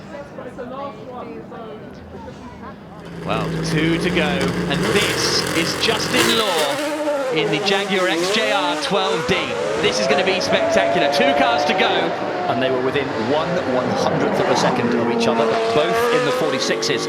Justin Law a 46.69, Jeremy Smith a 46.68. Justin Law, vastly experienced. He's always in the running in the shootout here at the Festival of Speed in the big Bud Light Group C car. Half a second up as he turns into the left-hander of Moulcombe. Now climbing the hill in this wonderful Jaguar. Oh, flying past the bales. You see how close he got to the bales on the right-hand side. 1.3 seconds up now. This is going to be the benchmark. This is going to be what they are going to have to beat. Justin Law up across the line, goes quickest at 46.13. That's rapid. That is rapid. It's all down to Jeremy Smith in the Penske PC22 IndyCar. He managed a 46.68. That's a huge time from really Justin good. Law. So, and did you see him shave the apex of the last left-hander? Yeah, I mean, almost it was the inch Flint perfect. wall for me. The Flint wall for me was just incredible. So there's Justin Law, 46.13. So Jeremy Smith needs to go half a second quicker than the time he managed in qualifying if he wants to go and win. And there's a shake of the head, actually, frustration for Mark Higgins. Yeah, because he knows it. He was 6 or 7 tenths down. Here it is, all to play for, ladies and gentlemen. Jeremy Smith off the line in the Penske Chevrolet PC22 IndyCar. Oh, look at the car twitching around as he's shifting up through the gears. So much power in this car. The best power to... Oh, it's very sideways.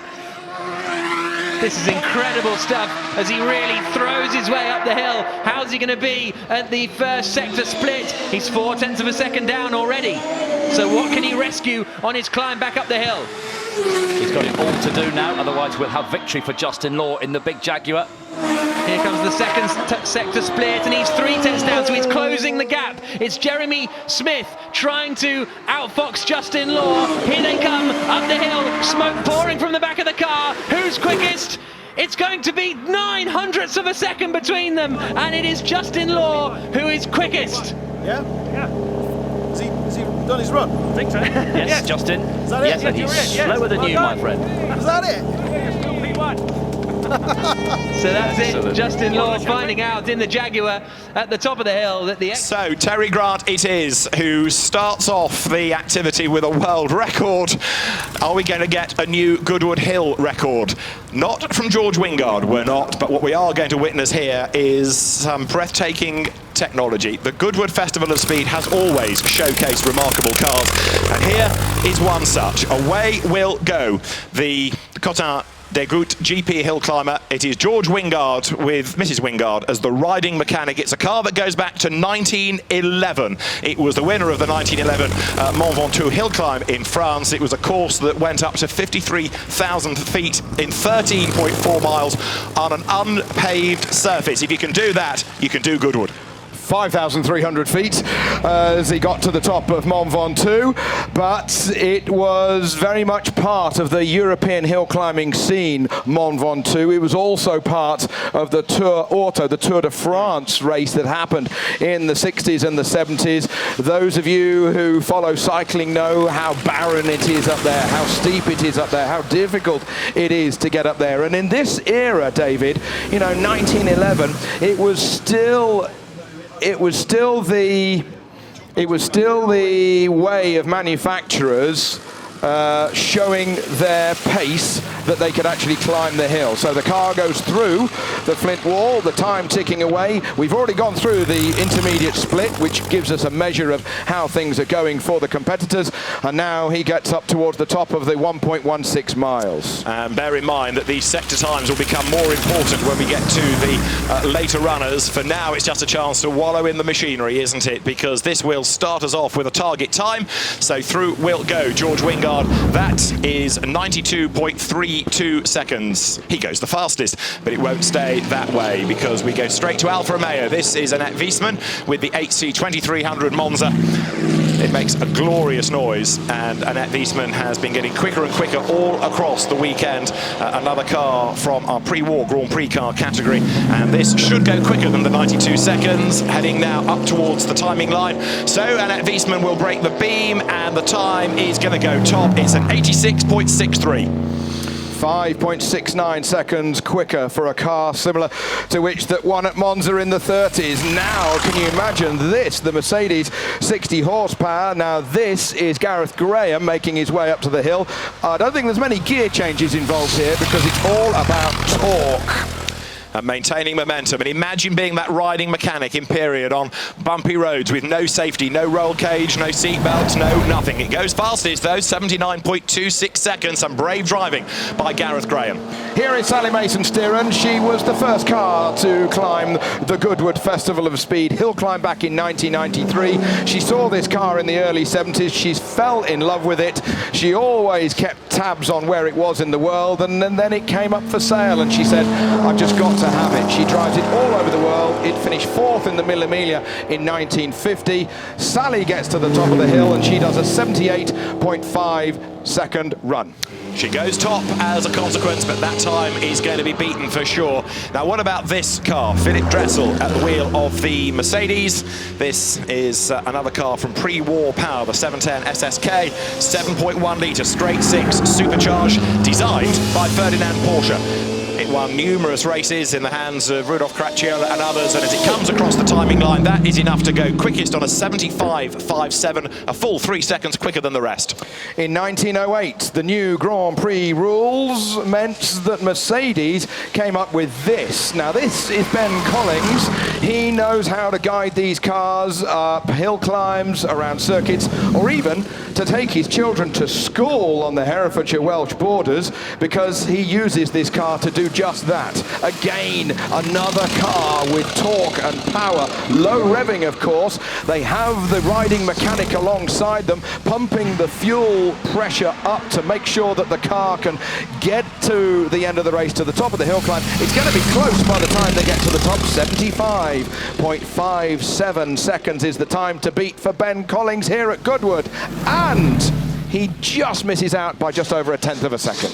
And then the next car, here is Duncan Pittaway making his way up the hill in the Cheetah. Now this had all sorts of engine problems earlier on in the weekend. It now sounds like it's got gearbox problems, sadly, but there's one in there somewhere. Duncan has been stirring away. He's found something that'll motivate him up the hill. Well, he's brought the car, he's determined he's going to use it, and it just adds this extraordinary variety to this year's event. Yes, he took the engine out of his camper to get it going again.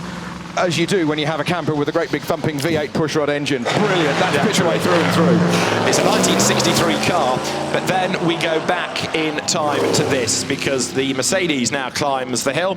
This is the car with Martin Wiesmann at the wheel, and it is a car, the Mercedes W125, that had great success with Caracciola at the wheel, amongst others. The rear engine car heading towards the timing line. Now he's got to beat a 75.57, and can he do it? He should be on here because he's nearly at the end of the run. You can see now as the cars get faster how little time it takes to gobble up the real estate, and that is a 68.64, very nearly 7 seconds quicker than the rest to go fastest of all.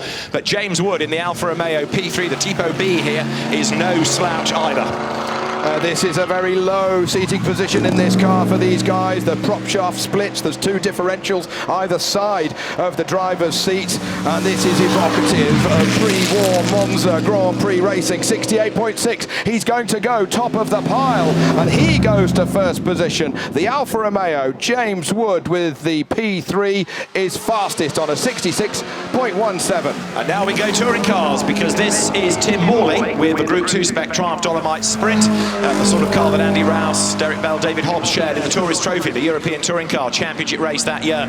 So now the Dolomite Sprint of the 70s has got to beat a Grand Prix car, the ex-Tazio Nuvolari Alfa of the 30s. Can he do anything better than a 66? He should do. He does do. 63.09 for the Dolomite Sprint in the hands of Tim Morley.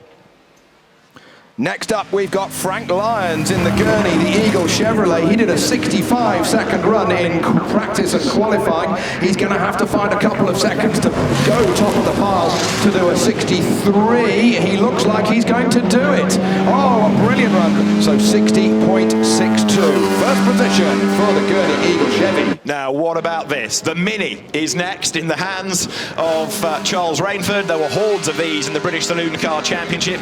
Normally shrouded in tar smoke, driven on 3 wheels. John Rhodes is one of the real heroes, but Charles Rainsford is no slouch. Don't expect him to beat a Formula 5000 car, but let's see where he slots in, for example, against the Dolomite Sprint. 60.62 to beat. He's going to be a 62, is it? Let's see. 62.31 is the time. He goes into second position. A valiant effort from a tiny little car. We're celebrating an anniversary of the Ford Escort here this weekend, and this is the Frank Gardner 1968 British Touring Car Championship winning Escort Mark I twin cam. Henry Mann is at the wheel of it. His father, Alan Mann, legendary Ford team owner, and very successful too. And Henry Mann is a very rapid driver in his own right. He has got to try and beat a time now, 60.62 seconds. He's not quite going to do that, but again, where will he slot in against the Dolomite and the Mini? He will go third on a 62.37. So we go another 4 cylinders up. It's the Rover, the SD1, the Hepalite colour scheme. The Rover V8, it always had the speed, it had the traction. There was all sorts of rule wrangling at the time, but they managed to get round it, and it's great to see this car climbing the hill climb here. 60.62. Frank Lyons is currently quickest with the Formula 5000, the Gurney Chevy. 60.62. It's close for the touring car. Second position goes the Hepalite Rover. Now, Bill Shepherd is in the ex-Jack Sears Championship winning Ford Galaxy. This car from 1963, and Bill Shepherd specialises in these tail-wagging yak tacks. He's got all of that grunt. Has he got enough go to go with it? 60.62 is the time that he's got to try and beat.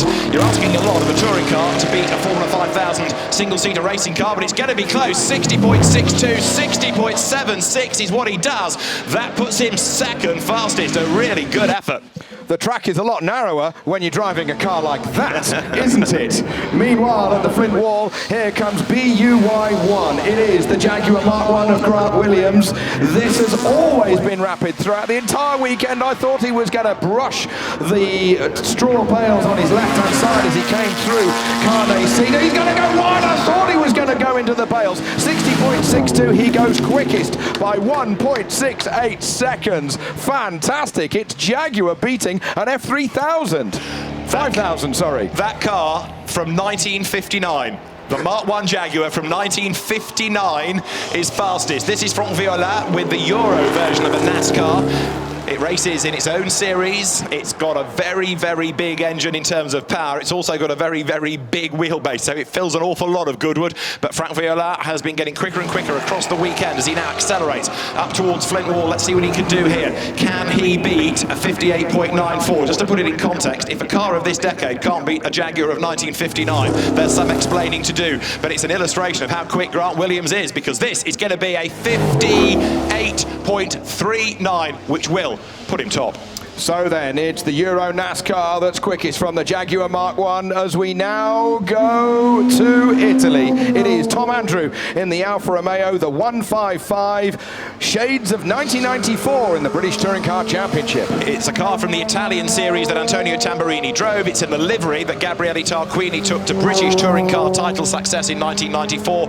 There were wrangles about all of this in terms of the rear wing, because it came in the boot and Alfa Romeo exploited the regulation, but it was a championship winning car and Super Touring was never really the same again. Tom Andrew drives it. Tom Andrew goes 9th on a 64.83. Great to see the Alfa 155. Now then, here is Holly Mason Franchitti in the Lola Cosworth, a 2-litre screamer mounted in the back of this sports car. Pretty little sports car that it is as well. She drives it well. She comes through past the braking area into Moulcombe, and she soon gets on the throttle. A real crisp sounding engine. Her intermediate was a 26.3, so she's on the pace as she comes up towards the Flint Wall. It's a car that her father raced at Le Mans with great success, and Holly Mason Franchitti then heading towards the timing line. The target, remember, is still a 57.93. You're getting into late 1970s purpose-built sports racing cars. Here it's going to be close. 56, 58.23 for second fastest. Second quickest then Holly Mason Franchitti. Here you've got Jérôme Galpin making his way up the hill in another of the Euro NASCARs. This is the guy that promotes and organises the championship that runs on some ovals but mainly road courses. So this is a car that can go left and right. And it's going to go very quickly indeed. It lifts an inside front as it comes through the top left-hander, and he goes quickest by 3 seconds of 54.7. We're getting quicker and quicker and quicker. Here is the 1992 Benetton Ford V8 that Michael Schumacher shared with Martin Brundle, who has been here at Goodwood in 2018. He won his first ever Formula 1 Grand Prix in this car. A 54.7 is the time to beat. Lorena McLaughlin at the wheel and comes over the line now, and that's a 57.61 from Lorena McLaughlin. Goes second fastest in that car that Michael Schumacher scored his first Grand Prix win with, Spa 92. It's time for the British Touring Car Shootout, and the first one to take to the hill is Rob Austin. It's the first time he's been here. He confessed he didn't really know which way the hill went yesterday. He's now confessing to a level 9 hangover, having enjoyed the ball last night. But Rob Austin never lacks commitment. This new car for this year, the Alfa Romeo Giulietta, had a podium finish on its first race weekend at Brands Hatch. It's run by HMS Racing, Simon Belcher's team. Simon himself a touring car racer and a jet ski champion, so adrenaline pours through the veins of the driver of the team, and Rob Austin goes through Moulcombe Corner. Now he's not quite on the pace of the fastest time to the first intermediate, which is, by the way, on the braking area into Moulcombe. Well, that was set by the NASCAR that's currently top of the pile on a 54.7. So as David mentioned, this is a shootout within the bigger shootout. We've got Rob Austin, the first of our 6 British touring car racers, battling to see what time they can do. The fastest time that we saw yesterday was a 52.98 second run. It's going to be a bit more for Worcestershire's Rob Austin as he crosses the finish line, a 65.53. That's the target. 65.53, the time to beat for Tom Ingram, currently second in the British Touring Car Championship, which celebrates its 60th anniversary this year. Tom Ingram, former Ginetta champion, the reigning Independence champion in the BTCC. The car, a 2-litre turbo Toyota Avensis. It's run by Speedworks Motorsport, the Northwich-based team of Christian and Amy Dick, and Tom is one of the new wave, the young guns of the BTCC. He's coming up towards that intermediate split. Let's compare it with Rob Austin, the first runner in this British Touring Car Shootout. Austin did a 28.1. Tom Ingram's done a 25.7. He's 9 miles an hour faster on that braking area into Moulcombe Corner. He's already out of the sunshine, into the shadows, into the sunshine again as he goes through Carnay Seat towards the top of the hill. It doesn't look steep, but I can assure you that it is. The time to beat of Austin is 65.53. Tingram over the timing line, 55.92. He's the quicker of the two thus far. And now what can Matt Neal do? Triple British Touring Car champion, well over 60 touring car race wins. Matt Neal blasts away from the line. The new Honda Civic Type R is in business then. Matt Neal, winner at Thruxton earlier on in the season. He's won 3 British Touring Car titles. He knows every trick in the book, but does he know how to get up Goodwood quicker than Tom Ingram, who at the moment is the fastest at the BTCC Shootout? He's having a go, isn't he, David? Because he was really drifting over to the outside of the corner through that right-hander. There's a big crown in the road, and if you get the wrong side of that crown, you lose the positive camber, and it starts to push away. Out of Moulcombe he goes. He is on a par in time at that intermediate split with Tom Ingram, who is quickest by the time he got to the top of the hill with the British Touring Car runners. Therefore, the time to beat is a 55.92. One more corner to go. Matt Neal is on it. Matt Neal is not here for a Santan. He wants to win the Touring Car Shootout in the 60th year of the BTCC. It is a 55.13. 55.13. That means he's the top touring car, and he's second overall in the shootout behind NASCAR technology. Josh Cook is go. Double race winner this season for Power Max Racing with the Vauxhall Astra. He's another young gun within the British Touring Car Championship. Runs his own Renault Clio race team, and Josh, race instructor, race driver, is very rapid indeed, and we're about to see that borne out here on the Goodwood Hill. Looks quicker to me, David, with the pictures we're getting. He was quickest to the first 100 metres. He's got to beat a 25.6 to the intermediate. He does a 24, so he's quicker. It's going well for Josh Cook with the Vauxhall Astra. Now the hill really starts to go up. Horsepower has to be your friend. How late can you go towards the flint wall? If you hit the flint wall, there's only ever going to be one winner if you get it wrong. He did 98 miles an hour through the first speed trap. He is absolutely on it here. 55.13, the Matt Neal time to beat. He's going to do it, surely. This is fantastic. Josh Cook does a 54.06. 54.06. He goes top in the British Touring Car Shootout. Adam Morgan blasts away for Sicily Motorsport. Adam has been a race winner this season. He came out of historic rallying into Ginettas, into the BTCC, and Adam Morgan is another very rapid driver within this 60th anniversary of the British Touring Car Championship. He skims the lawn, cuts the grass on his way up the hill. What little grass there is here in the summer of 2018, that's for sure. It's hot, but that means that the tarmac is warm, the tires will be grippy. Oh, he's wide, but he keeps his toe in. Rallying, if ever you needed the experience, Adam, has come home to roost here at Goodwood on the exit of Moulcombe Corner, kept his toe in, pedal to the metal, do not lift. The time to beat by the time he gets to the top of the hill was Josh Cook's 54.06, time ticking away. He's got 4 seconds to go. He can see the finish line. It's ticking away. Is he going to do it? Oh, 54.88 seconds. He goes second in the Touring Car Shootout. Goodwood track tester Andrew Jordan, the 2013 British Touring Car Champion, is go. This, perhaps, the car to beat in the Touring Car Shootout. Andrew could possibly do this climb with his eyes closed. He knows his way around here better than many. The BMW 125i M Sport with Andrew Jordan at the wheel. Now, he did a 52.98 second run in qualifying yesterday, but is it maybe a little bit too hot? That is a question. Is it going to be attacking those tires a little bit too much? He's up on the intermediate split, 96 miles an hour. Not as fast as Josh Cook into Moulcombe, but now he can use his rallycross experience, because that's where he cut his teeth. There's nobody around him. He doesn't need to look in his mirrors, David. He's only got to look one way. I remind mind you, the time to beat at the moment of 54.06. It's going to be good for Andrew Jordan. It is going to be the top touring car time, 52.58 seconds. Andrew Jordan, the 2013 BTCC champion, wins the touring car shootout here at the 2018 Goodwood Festival of Speed, presented by MasterCard. A great drive up the hill. Andrew Jordan wins the touring car shootout from Josh Cook.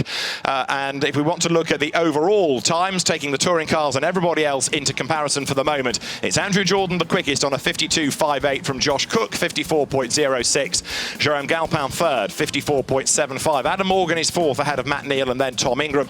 Lorena McLaughlin is seventh and Rick Woods, Vauxhall Cavalier Mark 1. The Mega Bertha is eighth fastest. Wow, what a shootout we're having. Draw breath, ladies and gentlemen. Andrew Jordan, top of the pile. He has gone 0.4 of a second faster than he did in qualifying yesterday. The rest of the runners and riders, Holly Mason Franchitti ahead of the NASCAR. Grant Williams in that 1950s Mark 1 Jaguar. I take my hat off to you to do a sub-60 climb here at Goodwood ahead of the Formula 5000 Gurney. Bill Shepherd in the big Galaxy. Ken Clark in the big Rover. Charles Rainford in the little Mini, and Henry Mann in the Ford Escort. The sort of in-between Escort, absolutely, really. Absolutely. That's your top 16 after the shootout, but we're not done yet, because we have still got another 20 to go, and you've still got a lot of shuffling in this order. A great effort so far by Andrew Jordan. He wins the touring car shootout, and let's see what else we have coming up with the rest of the field good to go.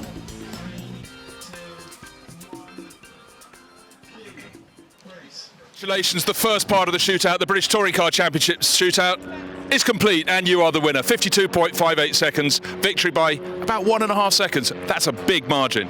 Good. I wish British Touring Cars was that easy, because it's been quite an easy weekend, really. You know, 6 out of 6 we've been on top, and I said to the guys, I'm sure there's a 52.5 in it. I said I think that's about it, really. But yeah, very happy with it, and yeah, it's great to come and get a win here. And yeah, as I've said, we say it's just for a bit of fun, but of course we want to win. So it is. Drinks on Andrew Jordan tonight. Congratulations. Thank you.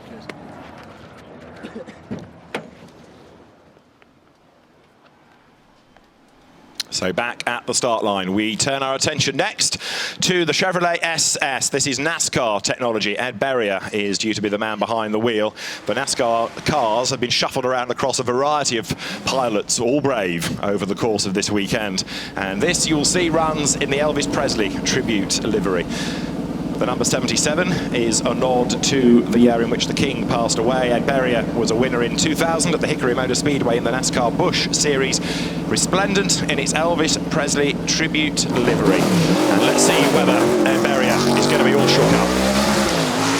He leaves the line in serious form as he goes through the first 100 metres in 5.51 seconds, significantly quicker than we've seen from the touring car guys, but you're hardly comparing apples with apples, are you? Because this is what, 600-700 horsepower, rear-wheel drive, big wide tyres. He comes up to the intermediate split. He went through here yesterday at 85 miles an hour. He's 5 miles an hour faster here today, 90.6 miles an hour as he goes up towards the Flint wall. Now these NASCARs obviously only designed to do one thing, go left. Go a hill climb is another kind of engineering exercise, but brave all of these drivers are in these big cars. So let's see what he can do for a time. He's got to try and beat a 52.58. That's your top time now, courtesy of AJ. Andrew Jordan's time is going to remain. That is a 54.15. That's now third fastest for Ed Berrier. And we're going to move next to rally technology. Carlos Sainz and Luis Moya did the World Rally Championship, always with the orange Repsol colour scheme on their car. They did a season with the Ford Escort WRC. It was built in the UK by Malcolm Wilson, and Carlos Sainz, two-time a World Rally Champion, now two-time a Dakar winner. But here we are with Nick Jarvis in the Spaniard's old car, four-wheel drive, 2-litre turbo. He's struggling to get it all together, but he just about gets it through. Everybody in the grandstand near me craning their necks over to the right-hand side to see if the tarmac car was going to go gravel rallying. Multi-purpose very nearly, this Ford Escort. Nick Jarvis hustling on, gets the car now through Flint Wall and heading towards the timing line. He's got to try and beat a 52. Is that going to happen? I don't think it is. Then we need to see where the car will blend in relative to the other times. 52, 53, up towards the timing beam. Nick Jarvis does a 55.13. That's going to put him 7th fastest. The very latest DTM technology. This is Frank Bieler behind the wheel of the Audi RS5. 3 times a Le Mans winner. 1991 DTM champion. 1995 96 British Touring Car champion. Winner of the Touring Car World Cup as well for Audi. And this the sort of car that has had a win this very day at Zandvoort in the hands of René Rast. Frank Bieler on the hill. The tyres are normally for the longer DTM races. They won't be to full working temperature by the time the car gets to the top of the hill, but as you say, the experience of Bieler will be used to the fore here. It's got long legs, this car. It hasn't, unfortunately for him today at Goodwood, got the sheer acceleration to launch him off the start line, but Bieler threads his way through. He's low in the car, he's way back in the car, lots of aerodynamic devices. He doesn't want to take off on the straw bales on the side of the racetrack. He gets to the top of the hill, it's all done, it's all safe for the German. 56.04 seconds for Bieler. And so that puts him 9th fastest in the DTM Audi. Formula 5000 machinery blasts away from the line from 1970. This is the very brave Matthew Wurr aboard a car that Derek Bell took a race win with at Monza in 1970. Derek has been reunited with the car this weekend. And Matthew Wurr, who used to race big Harry Morgan +8s and then TVR Tuscans, is trying to tame it up the hill. He's on the wet tyres, which are softer, but there's a bit more movement within the rubber and the carcass. He's late on the brakes, he's going to spin it, he's going to spin it! No, don't hit anything! He's just come to a halt. He's got away with it. The tyres were moving around quite a bit. You saw him get a little bit out of shape at the first and then the second corner, and thankfully he didn't hit the straw bales. Let's have a look at this. Now you come over a crest, you can't see where the corner is until it's too late. He chucked it in, he was going to spin it, it was all under control, and once you spin, there ain't no more skill involved. Unfortunately, he didn't hit anything. Thank goodness for that. The car and driver are perfectly okay. Not the last, I fancy, David, to have a bit of a moment at Moulcombe. It does go to show how much commitment all the drivers are putting in. It's only a bit of fun, isn't it? Isn't it? Until you put your crash helmet on, you tighten up the belts and you put your gloves on. He fires it back up and he will now continue his run up towards the top of the hill. Give him a round of applause, ladies and gentlemen. He was having a go. Matthew carries on. This is a case of as you were, I suppose, now, because he continues the run and Matthew will make his way red-faced up to the end. But again, you can't argue with the guys for showing so much commitment, putting so much into this run. But one of the things I learned when I was hill climbing is you've got to risk it. You've got to risk the car. You've got to lean on it at every corner. And if you're not prepared to do that, you won't get the time. Very true. Well, the red flag came out just while Matthew was being retrieved. He's got to the end, so the course is clear. And as soon as the officials are happy, then we'll get the next cars up the hill. But a reminder that it's Andrew Jordan still the fastest on a 52.58. As now to the line comes the Maserati MC12, the Goodwood Cent 100. Not a car that raced in period, but a car made out of other bits of a Maserati MC12. Away from the line blasts the Maserati MC12 with Michael Bartels at the wheel. One-time Grand Prix driver, FIA GT champion in a Maserati MC12, FIA GT1 world champion in a Maserati MC12, and a very accomplished GT racer. And a very accomplished hill climber here at the Goodwood Festival of Speed. Back in 2014, he was a podium man after the shootout in a similar Maserati MC12. It sounds glorious. He's quickest at the intermediate split on a 23.87 second split there. He rushes past the bales, closer to the bales on the Flint Wall. No surprise there, but as now he can stretch the legs of this car up towards the top of the hill. This should put him top, shouldn't it? Because he's got a bit of downforce, he's got a big engine, he's got a leaden right foot, 52 to beat, and he does a 51.33. Michael Bartels goes top then in the Maserati, and at the top of the hill, everybody looking at the screen, looking at the data and seeing where their cars might drop to. A motor racing legend, Emanuele Pirro in a NASCAR. Only could it happen at Goodwood. He's won Le Mans, he's raced in Grand Prix, he's a touring car champion, he's sideways, he's up the hill. He's having a go, isn't he, David? He's having a go for you watching trackside. Look at this, 800 plus horsepower being put through those rear wheels, and now it dances its way up the straight. He's coming into Moulcombe. He can't see the apex until it's too late. He's got a little bit of opposite lock. He has to get out of the throttle. He has to wait just a little bit, but 92 miles an hour on the approach to Moulcombe means he's meaning business. Next intermediate coming up, it's a 38.1 that he's got to beat. He did a 40.62 through there. He might have frightened himself, but no, it's Emanuele Pirro. He gets towards the top of the hill. 51.3 he's not going to beat, but a valiant try. Absolutely right. It's a 54.71, doesn't go top, but it was a good effort. Don't forget, Emanuele hardly ever drives a car like this. He's probably never sat in it until the weekend, and to go fifth is a mighty effort. The Jaguar in the hands of Matthew George blasts away. Matt George in the GT4 spec Jaguar F-Type from the British GT Championship. A GT4 car, in theory, closer to a production-based car. He's close to the edge of the road. He's close to the grass there. And this, Toby Moody, shows commitment. He is. He's over the wrong side of the crown in the road there, but you've got to go wide. It's a trade-off, isn't it? Now he can settle in. It may only be 5 or 6 seconds between the beginning of the home straight to Moulcombe Corner, but when you're in a car, it feels like 20 seconds. You can settle yourself and concentrate on the next braking point. 38.1 is the target of the Flint Wall. He comes through here, and he's done a 40.21. He is a couple of seconds off. The time he's got to beat is a 51.33 of the Maserati MC12. Oh, leaning on the car through the top left-hander. And for Matthew George, it's a 54.18. He goes to fifth. Good effort by Matthew George. This, a Spa 24 Hours winning car. It's a Romain Dumas car with Stefan Ortelli and Mark Lee. It won the 2003 Spa 24 Hours. Florent Moulin, a classic race car dealer, is the man behind the wheel of the car rally period by Freisinger Motorsport in NGT, the sort of normal GT category. But there's nothing normal about the way this is going to be driven. Little bit of dust on the track as he goes through the right-hander in front of the house. The car's dancing, it's drifting over the road. Hard on the brakes, but those big, fat, slick tyres working hard. Now he can use the acceleration of the 911. The weight over the rear wheels, it can really hunker down over the rear suspension. Gives himself space. Now he can stretch the legs of the Stuttgart car. 38.1 at the intermediate split. He was in touch on a 39.1. Can he beat a 51.33? Touch and go, could do it.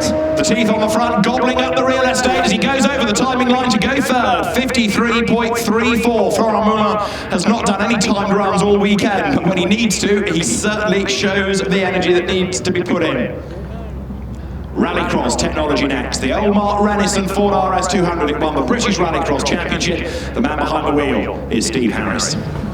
Now, the measure of these rallycross cars is their acceleration from a standing start. We have a measure at the first 100 metres. Yesterday he did 4.7 seconds to the first 100 metres. It shows that it is head and shoulders above a lot of the other cars, but then its weakness is that it might not have the sheer top speed. Is Top Gear long enough? The drag from the rear wing. But he's hard on the brakes, he's a little bit sideways. He dances it into the corner, almost a Scandinavian flick. Now he unleashes the power. 550, maybe even 600 horsepower. He comes up towards the Flint Wall. He comes out of the Flint Wall. The split is a little bit long. I think there's a timing error, but he's on his way towards the top of the hill. The time he's got to try and beat is a 51.33, and look at this, he's absolutely on the limit. Steve Harris goes through. The time that he's offered is a 62.01, but I suspect there might be something in the system that will be better than that. We'll double check because it looked quicker. He might have broken the beam before the run was started. Possibly so, possibly so. Ready to go, Ricky Collard in the BMW M4 DTM. He blasts away from the line. Ricky, who is a BMW junior driver, his father Rob is a star of the British Touring Car Championship. His grandfather, the late Mick Duffy Collard, a star against Barry Lee in hot rod racing on the ovals. And Ricky does not lack commitment nor bravery. Look at this. Look at the rooster tail coming out from behind the rear of the BMW M4. He was staggeringly fast and late on the brakes into Moulcombe in qualifying. He did 110 mile an hour then, a little bit slower today, 104 miles an hour. But this thing really has got long legs. It did 121 miles an hour over the finish line at the top of the hill. Intermediate, he's up. This could be the next best time of day with Ricky Collard, the youngster, the BMW Motorsport junior driver. 51.3 to beat. Ricky Collard breaks the beam, and he does it! 50.82 seconds. Ricky Collard goes quickest. Steve Harris in the RS 200 second on 50.95. Michael Bartels in the Maserati goes third. We turn from rallycross cars, touring cars to single-seaters, a specially adapted single-seater for Billy Munger. He lost both his legs in a huge accident at Donington Park 12 months or so ago. This is the Tatius Cosworth chassis run by Carlin for the British F3 Championship. And Billy Munger, for whom there is a huge amount of support, is about to display a huge amount of talent. And a huge amount of speed as he comes into the braking area towards Moulcombe. In qualifying, he was second fastest at 104.6 miles an hour. He's done 115.7 miles an hour. That is how committed the brave Billy Munger is on the brakes into Moulcombe, past the Flint wall. This could be a good time. He's up by 1.78 seconds at the Flint wall. This shootout just sees people getting quicker and quicker. He's going to do a time quicker than a 50.82. He's going to smash it to go top of the pile. A 48.31 second run. A round of applause for Britain's Billy Munger. Billy Munger goes fastest then, and now we are into our final few cars, so this is where it gets even more dramatic. Mike Skinner blasts away in the Toyota Tundra. It looks fast, it sounds fast, and there's a good reason for that. It is fast. Now, if anybody has commitment at Goodwood, it's Mike Skinner, former podium man here at the Goodwood Festival of Speed a couple of years ago. Now he can use the sheer speed that he would use at Talladega or Daytona. Goodness me, it hoves into view like a rocket. The V8 pushrod power howls up the hill towards the Flint wall. This is hill climbing. This is fabulous stuff. You're asking an American pickup truck to go quicker than a single-seater racing car, but if anyone can do it, Mike Skinner is your man. The time he's got to beat is a 48.31. He is throwing everything at this as he comes up towards the line. 47.48.25. He goes quickest. 48.25. Mike Skinner goes top of the times. And he crossed the finish line at 140.3 miles an hour. Just 600ths of a second split first and second place. Michael Lyons blasts away from the line in this Lola T400. It's a car that's 43 years old, and yet Michael Lyons, who specialises in historic cars as well as modern GT cars, will put everything on the line here. It's very quick off the start line, David, because it's got all the weight in the rear and it's got a lot of suspension travel. He was uber fast on the intermediate split speed time, and then he's quick again. He's quick again as he 22.09 seconds. He's up at the intermediate. Now, can he carry that advantage a little bit further up the hill to the next split? And he can. He's 6/10 of a second up. He got the rear out a little through Carnet's seat. One more corner to go. It's flashed through here. The time to beat a 48.2. And Michael Lyons goes fastest again. 47.86 seconds. They're getting quicker and quicker and faster with 138 mile an hour over the line. Next, you are going to see a BMW like no other. This car is capable of 211 miles an hour. Jürgen Weidinger in the JAD V8 engine BMW M3 blasts away from the line. You're riding on board, it makes a fabulous sound, and this is going to be driven very hard indeed, and a big slide saved. Another big wobble. Now it's sort of in a straight line. It's a Formula One engine in a BMW M3 E36. A German driver called Georg Plaza built the car. He unfortunately isn't with us here anymore, but this is in the memory of Georg Plaza with Weidinger rushing up towards the Flint wall. It's gone. It's that quick at the intermediate split, 35.6, and he's a second up on the previous Lola Chevy time of Michael Lyons. This could be another one that goes top of the pile. 47 to beat, a 46.43. Jörg Weidinger, 1.4 seconds quicker than anybody else. Jörg Weidinger goes fastest. We look at Rod Millen in the Toyota Celica Pikes Peak. He is another Goodwood hero. He's got the 10th best ever time up this hill climb. Let's see what he can do now. We're into the final few runners. The pressure is on and Rod Millen is go. And his advantage is off the line to the first 100 metres. He did 4.66 seconds yesterday, not quite as quick today. Now he gets into his stride, grabbing a gear. We're live on board with Rod Millen's crash helmet. This is what he's saying. He even waves to the crowd. Really? 21.9 is the split, just 0.8 of a second off the fastest time to that point. But the sheer acceleration with this Toyota that's got 850 horsepower. But moreover, David, it's the bravery of Millen. He never quite cracked 10 minutes up the Pikes Peak International Hill Climb when it was half tarmac and half gravel. But his bravery is never going to go away. Absolutely right, Toby. To the line comes Rod Millen. He won't go quickest, but it will put him 5th. 48.50. Rod Millen goes 5th, and we have only got 4 more cars to go. Justin Law on the line.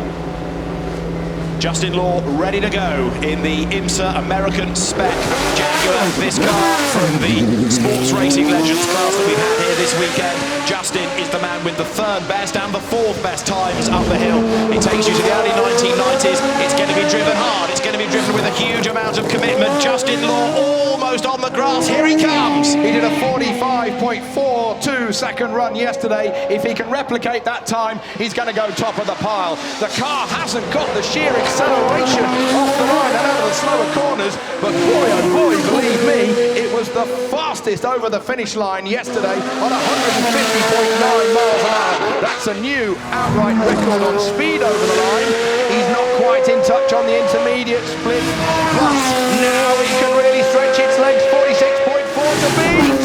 46.66. He goes to 2nd, just 0.23 of a second back. 7-litre engine, V12 power. Is it enough to keep him 2nd, or will this car go faster? Jeremy Smith in the Penske Chevrolet PC22. And he's got a problem because the car creeps over the line and then it stalls, and he's done that before this weekend. They're going to have to drag him back now. Are we going to be lenient and let him go again, or does that count as a fail? In hill climbing rules, David, a run is only a run when your rear axle crosses the start line. So it's an element of giving people another chance. The reason a lot of people stall on the start line is that there's a lot more rubber underneath the car there rather than the tyre warming area. So when they let the clutch in, they just need to give it a few more revs than normal. I do have to say, the onboard live camera shot from over his left shoulder is absolutely what Jeremy will be experiencing. That's the kind of view that he will have. There's a lot of history behind this car, and yet he risks it. It's the car that Emerson Fittipaldi took to Indy 500 honours in 1993. Nigel Mansell made a bit of a run of the restart, and Emo was there to capitalise. It has got success in its veins. Jeremy Smith has driven it very quickly all weekend. He is 3rd after the qualifying run yesterday. Jeremy Smith is go. The Penske accelerates up the hill, up through the gears, through the shade. Turn right, head towards Park Straight. Jeremy Smith, very rapid. And he's fastest of anybody to the first 100 metres. A little bit of opposite lock. He grabs another gear with his right hand. It's a stick shift, remember. This is a manual gearbox. He rockets into view, past the Molcomb intermediate split, past the speed counter. Now he can unleash that turbocharged power up towards the flip wall. Deep breath, right, then left, then the long left towards Carnet's seat. Hold it, foot to the floor, the time to beat at the moment is a 46.43 seconds. He went quicker yesterday. Time to beat as he crosses the line. Will be confirmed because of the timing problem, because of the 2nd run. So it's in the system. We'll confirm it as soon as we can. and as soon as the time is confirmed, we will bring that to you. But it was a great effort put in by Jeremy Smith. So there are 2 to go, and we're into electric power. Peter Dunbrack in the Neo EP9 will be next, and then it's going to be Romain Dumas. There is the Neo. That is going to be the next car away. So we're just having to hold that until the time for Jeremy Smith is confirmed, and anything better than a 46.4 will put him top, but I fear he's not going to be able to combat the efforts of the next, indeed the final 2 cars. Peter Dunbrack, he did a 47.3 yesterday, did a 44.4. He went quicker again this morning. He was second fastest off the start line yesterday. The acceleration with the all-electric 4-wheel drive Neo, it holds the Nürburgring all-electric track record. The Nordschleifer at 6 minutes and 47 seconds. About a second off a P1 LM McLaren kind of time around the Nordschleifer. Dunbrack, of course, knows his way around the Nordschleifer, and after this weekend, he knows his way up Goodwood Hill. Jeremy Smith's time was a 46.78, third fastest. So, Jörg Weidinger is quickest in the BMW. Justin Law is second in the Jaguar. Third, Jeremy Smith in the Penske. Fourth, in the background there, Michael Lyons. Jörg Weidinger at the forefront there. Fourth in that Lola Chevrolet that is, 43 years old. Mike Skinner fifth, and Billy Munger sixth now on the times.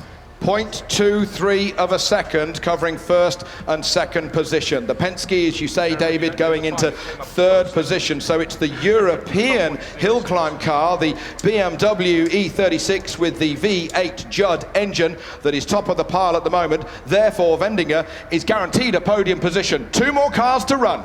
The Neo is on the line. Peter Dunbrack started off as a single-seater star. He went for a time into the DTM. He has been a GT racer of great repute for a long, long time. And now the officials get the nod to say, yep, we're all good. We've got the time. And Peter Dunbrack is just being given some last-minute instructions and information as to why he's being held there. But as soon as possible, the car will be allowed forward and we will be ready to go. It is between Peter Dunbrack and Romain Dumas. It is the Neo EP9 versus the Volkswagen ID Pikes Peak, because these are the fastest 2 cars that we have had up the hill all weekend. Peter Dunbrack just goes backwards a little bit, in theory now, so he can make his way forward, get some warmth into the rubber, and then he should be good to go. Electric technology will round out the shootout. Can they beat a 46.43? On the evidence of the weekend, the answer should be yes, but which one will be top? It's an interesting scenario between the Neo and the VW of Romain Dumas, because Dumas has got about the same power, but he hasn't got the top speed that Dunbrack has. So with Weidinger quickest at the moment on a 46.43, there he is on the left-hand side. Justin Law with his arms folded just to the right-hand side. He's second fastest at the moment on a 46.66. And Jeremy Smith, who's probably still shaking his way out of the Penske Chevrolet from 1993, is in third position. Meanwhile, the penultimate car to take to the hill in the shootout. It is the Neo EP9. Peter Dunbrack is the man. Behind the wheel, Peter Dunbrack blasts away from the line. Let's see what he can do. The time to beat is a 46.43. That should fall. He's on the same pace as his qualifying run to the first 100 metres. But where he makes the time is on sheer top speed. He's off the track, but he gets it back on. He did 117 miles an hour on the approach to Malcolm. He rockets into view like an F-16 jet fighter. The tyres are scrubbing away. 118 miles an hour he did on the approach to Malcolm. Now he goes up towards the Flint wall, one way, then the other. The split to beat a 33.11. He's on the pace. Here goes Peter Dunbrack. The time to beat a 46.43. Can he do it? He should do it. It's a 42.43. How much quicker can he go? 44.32. Peter Dunbrack goes fastest. 44.32 seconds. He goes top. Even Jörg Weidinger, who's just been defeated, forces a smile. The fastest ever run that Dunbrack has done up the hill. He nearly beats Romain Dumas's qualifying time. This is the last car. This is the business. Romain Dumas, he's won at Le Mans. He's a Pikes Peak record holder. He's a rally fan. He had a big moment early on in the day down at the first corner, but he managed to save it, and he knows what he's up against. He's got to beat 44.32. He did a 43.05 in the qualifying run yesterday. The officials just hold the car until the instruction can be given, and then he's going to light up the Goodwood Hill. 1,100 kilos that he's got in this car, approaching some sort of 600 horsepower, electric power, four-wheel drive. He's not just a Le Mans winner, as you've said, David, but he goes rallying in his spare time. He drives anything and everything. He drove at Le Mans this year, went back to Pikes Peak. Thank you very much, I'll take the victory. Comes back here to Europe, and here he is sitting on the start line. The Indianapolis yard of bricks that are set into the road are already being crossed by Romain Dumas. The first 100 meters, amazingly fast, half a second quicker than the best time so far.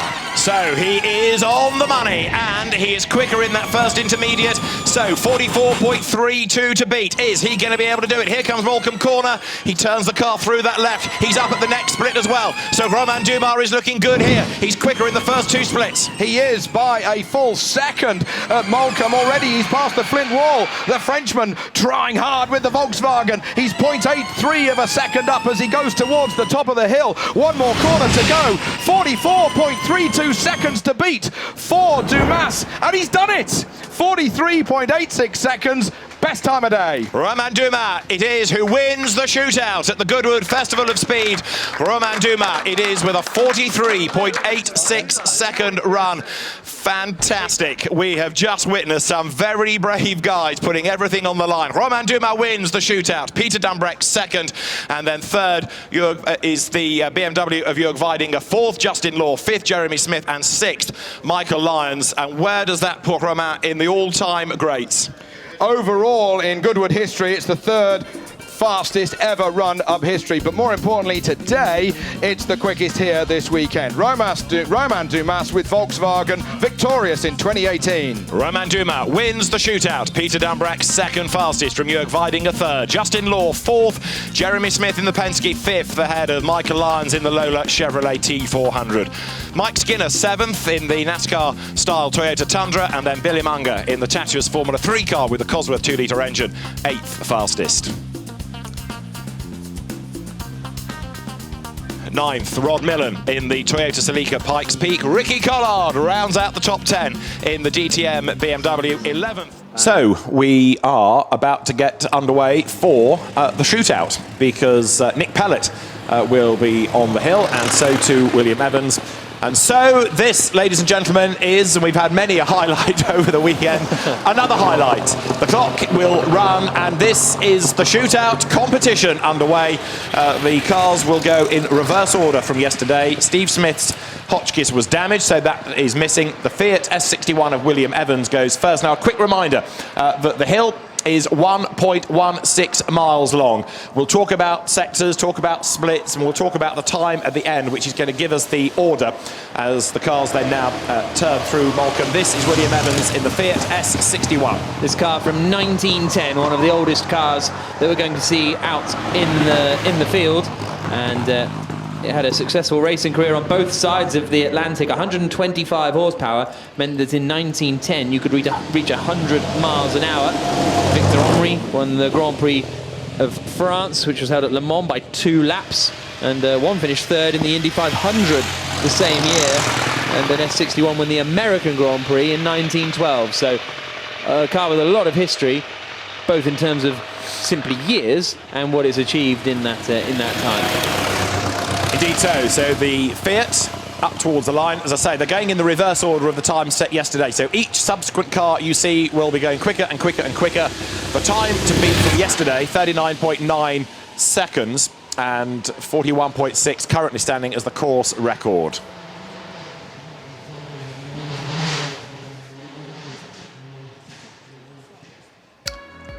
The Goodwood Festival of Speed shootout then getting underway, with Lorena McLaughlin's Benetton Ford to come, Gianfranco Brancatelli's Ford Sierra Cosworth, which may be given to Michael Lyons. For this, there's Nick Jarvis with the Escort Cosworth, Andy Petrie's Camaro, the Euro NASCARs of Jerome Galpin and Todd Gilliland. Those are the times that they set in the qualifying run yesterday, but the time that was just the ultimate, a 39 yesterday from the charging Romain Dumas in the electric Volkswagen IDR. There's Andy Newell to look for in the Ford GT Roadster, Richard Dodkins with the mighty Mark Chevrolet 717, Ollie Bryant's Ford Mustang GT S1, that's another ground-shaking car, and the Ford Focus Pikes Peak entry of Tony Quinn. Katsuka Bota's X-Ronnie Peterson March, GT star Dan Harper leading Carrera Cup GB Championship with his 911 GT3 Cup Porsche. Oliver Solberg, one to watch, and indeed the course record holder from 1999, Nick Heidfeld, with the Formula E Mahindra. He is going to be a man to watch as well. Jörg Weindinger is a regular European hill climb specialist. There's World Rally and World Rally Cross champion Peter Solberg.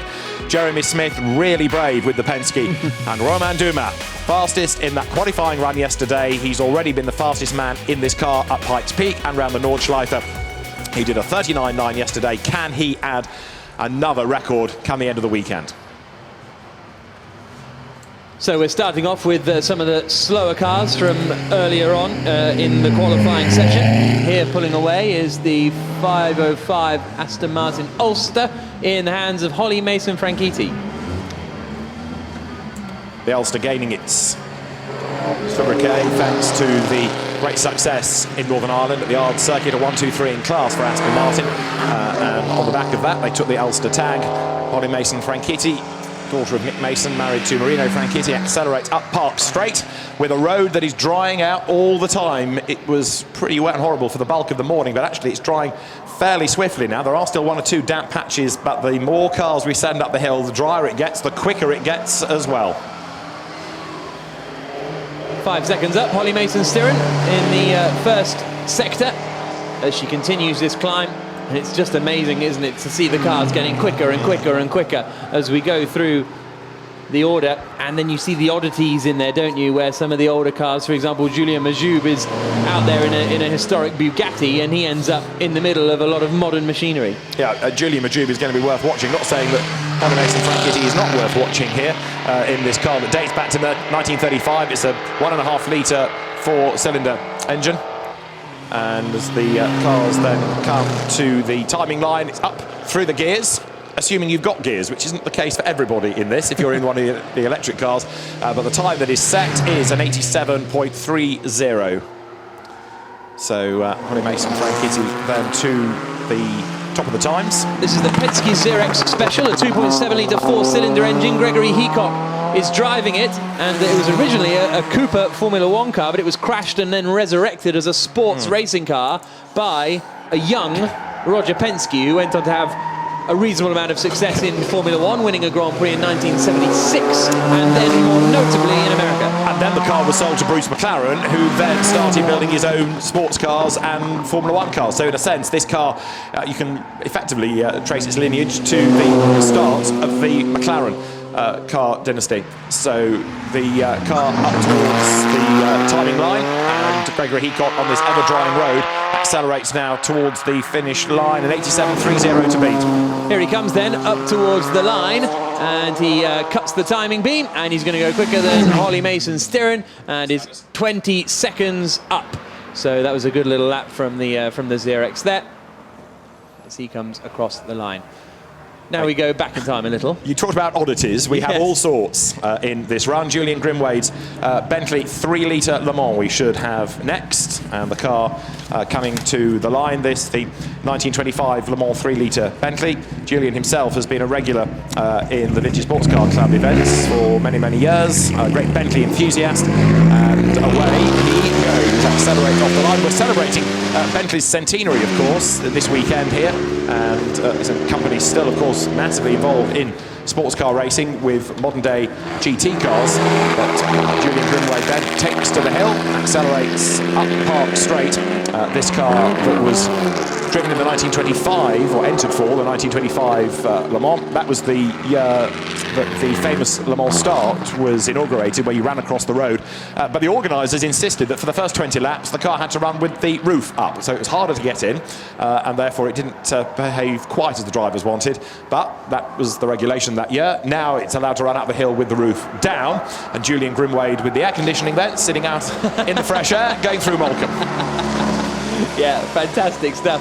And to imagine these cars racing around Le Mans back in the day, when Le Mans was really, really Le Mans. If you want to see a great view of Le Mans in the past, there's an onboard lap with Mike Hawthorne in, I think, a D-type Jaguar, and he takes it round on just a regular day, and he's saying, oh, mind the postman, oh, mind the chickens that are running across the road. Search for that on the old interweb, because that is quite something.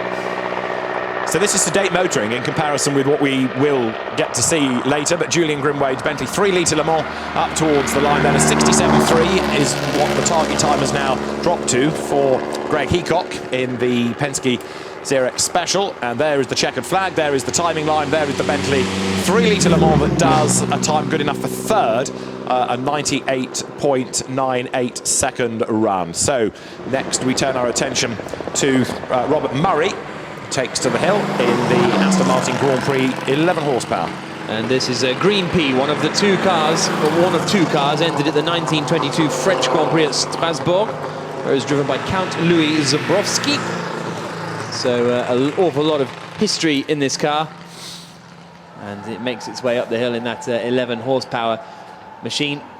We'll get more horsepower as the day progresses, and we'll even end up in kilowatts. We will indeed, yes, because we are modern, aren't we? And this car, still quick, still competitive in Vintage Sports Car Club events, and taking you back to the very early days of the Aston Martin company. Aston Martin, founded in 1913 by Lionel Martin and Robert Bamford. It took its name from a Hillclimb event where Lionel Martin had competed at Aston Hill, and it spawned the early 11 horsepower prototypes, Green P, Razor Blade, the Holford Special.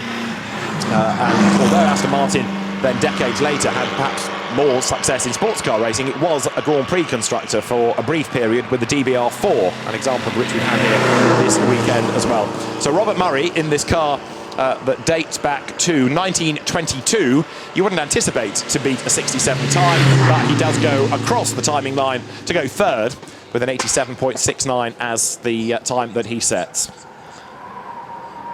Now this is George Wingard in the Fiat. This another very early car, this going back to 1911, 14.2 litre, four-cylinder engine, enormous four-cylinder engine to be fair, bought initially by the American millionaire Caleb Bragg. He won the 1912 American Grand Prix, and former Oregon State Senator George Wingard, PhD, is the man not so much driving it, but being driven by the Fiat as he goes past the Flint wall. What's his PhD in?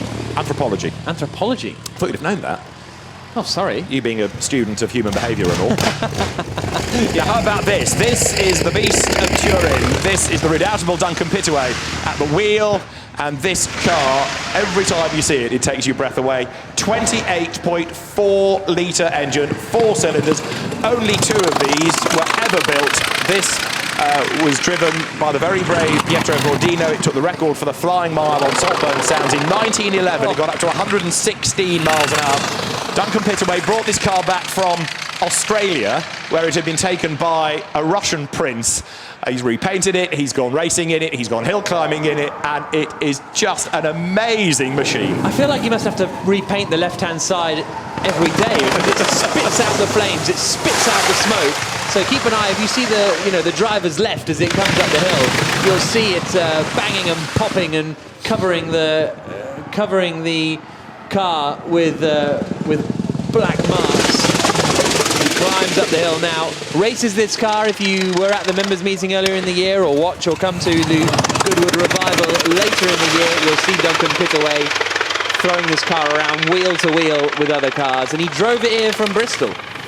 So there you go, he drives it on the road, he'll be driving it home as well. So absolutely amazing stuff. Duncan Pittaway across the line in the Fiat S76, and he sets an 81.09 seconds. This now is Sally Mason-Stirrin in the Ferrari 160 MM Barchetta, which is a beautiful little car. And it's great to see this 1950 2-litre V12. And it was designed by Carrozzeria Touring around the mission that weight is the enemy and wind is the obstacle. So now you know. Oh yeah, I mean that goes for all of us, doesn't it? But speak for yourself. Sally Mason-Stirrin, the very first competitor ever up the hill at the very first Goodwood Festival of Speed, and she's been a very welcome visitor every year since. This oh so pretty Ferrari 166 MM Barchetta up towards Moulcombe, and Mason-Stirrin's husband and wife ardent Ferrari enthusiasts, and up to the top of the hill. Time to beat still is that of Gregory Heacock, and it remains a 67.38, but at the moment it's looking pretty good, but it is going to fall undoubtedly. So here comes Sally up to the top in this lovely little Ferrari, as I say, from 1950, coming up to cut the timing beam and complete her run. Great sound, isn't it? It's not a wailing V12 like we hear from some of the other Ferraris, but it still sounds brilliant. It's had quite a lot of mileage as well over the weekend. There's the checkered flag. Sally Mason starring will break the timing beam 5th quickest on an 88.01 for that run up the hill. I love this car. This is the Scat Type C Racer Targa Florio, the car that won the Targa Florio in 1911. Andrew Howe Davis at the wheel, and he regularly takes it back. The Targa Florio not existing as a race as it did in those days, but he takes it back and drives it around anyway. He does, and when he went up the hill on Friday, he said, well, that was quicker than I thought it was going to be, because this is the first time that Andrew Howe Davis has had a go up here. This car, as Jack says, from 1911, 4.4 litre, 4-cylinder engine, and the car heads towards Moulcombe Corner now.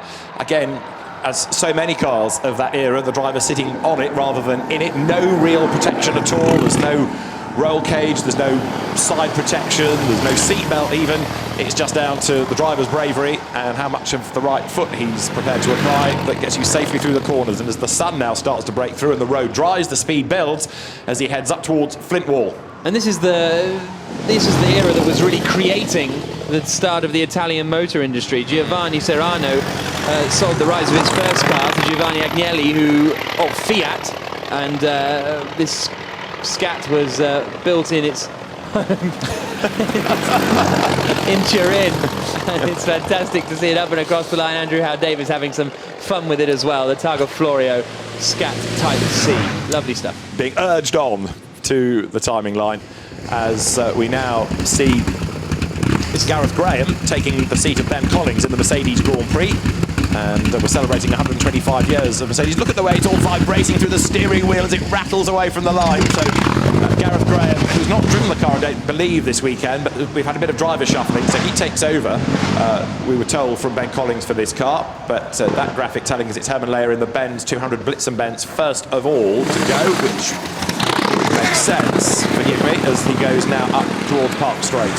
Yeah, this is the Blitz & Benz from 1909, so I think it's the first time that we've seen it out in time running at all, the Blitz & Benz. It does run in the members' meeting, so Herman Leyer obviously happy to just get in and chuck it up the hill. And it was built with one aim in mind, to break the 200-kilometre barriers, which is 124 miles an hour, that even in 1909, trains and aircraft couldn't do that kind of speed. Incredible. 21.5 litre, 4-cylinder engine in that car. As I say, I think it's the first time we've seen it up in the timed runs this weekend. Even these guys, you can hear them balancing it on the throttle, giving it a bit more, giving it a bit more. This isn't a Sunday afternoon drive. Far from it. It may not look as quick as others, but there's a huge amount of effort being put into this, and Herman Leyer with the car dancing around the road with those skinny tyres up towards the timing line. 67.3 to beat. Where's he going to drop in? The time is confirmed as putting him 4th fastest, 86.60, as he heads down the continuation road towards the turning circle. So next up will be Gareth Graham. Here's the one I prepared earlier. Okay, well, tell us, David. Well, only that he's taken the car over from Ben Collins and away he blasts. So he's driven other things this weekend, but not this car. So the Mercedes Grand Prix, Gareth Graham for this 1908 12.8 litre 4-cylinder engine car. It's owned by Martin Wiesmann. Ben Collins, who is married to the Duke of Richmond's sister, has been driving it for the majority of the weekend, but it's now going to be Gareth Graham behind the wheel. Grand Prix regulations agreed in 1907. They stipulated cars had to have a minimum weight of 1,100 kilos, a cylinder bore smaller than 155 millimetres, and the 1908 French Grand Prix held in Dieppe, and it was Christian Lautenschlager winning in a Mercedes Grand Prix such as this, and beautifully presented this car, absolutely immaculate. And Gareth Graham, more of a Bentley specialist though, is certainly driving it very swiftly indeed. Certainly is as he comes up to the Flint wall. I believe it was this exact car that won that 1908 French Grand Prix, beating the runner-up by nearly 9 minutes. Sounds like a modern Formula One race. I joke. Well, especially with Mercedes winning it, quite. So, yeah, that's true. Gareth Graham to the end of the run. 67.3 remaining the best time, but that's from a much more recent car that didn't do a great run yesterday. We're going to the older machinery here, so you wouldn't really anticipate them to be as quick, but we will get times much, much faster than that. Second, however, goes Gareth Graham, so he may not be well versed in the car, but he's put it to good use. So now David Eyre in the Bentley Bernardo Hassan Special takes to the hill, number 156. Mentioned earlier on that we're celebrating the Bentley centenary, and here's another example of the lineage of the company. Willie Hassan, a man who built an awful lot of the Bentleys for racing, and this was specially made for Brooklands, the first permanent racetrack in the world, if I recall correctly. So, yeah. Yeah, and it's got an 8-litre engine, single-seat cockpit, and it lapped Brooklands at 143 miles an hour in 1938. That is quite some speed in the late 30s. Because you're not talking billiard smooth circuit. No. Are you talking a banked oval, a bumpy oval, which for much of the time cars would be in the air as they bounced over the bumps. David Eyre then in this Bentley Bernardo Hassan Special heading up towards the timing line. And where is this going to put him relative to Gareth Graham? He's got to beat a 78.64 to be ahead. Can he do it? Can he? Yes, he can. Does a 76.18. Goes second fastest. So good stuff from David Eyre, and this now is a Bentley Pacey Hassan Special. So another one built by Wally Hassan, this time for Bill Pacey, one of the Bentley boys, and he won the Brooklands Wheatstone meeting Gold Star outright back in 1936. So another one built by Wally Hassan, now for Bill Pacey, and it's William Metcalf who is at the wheel of it at the moment.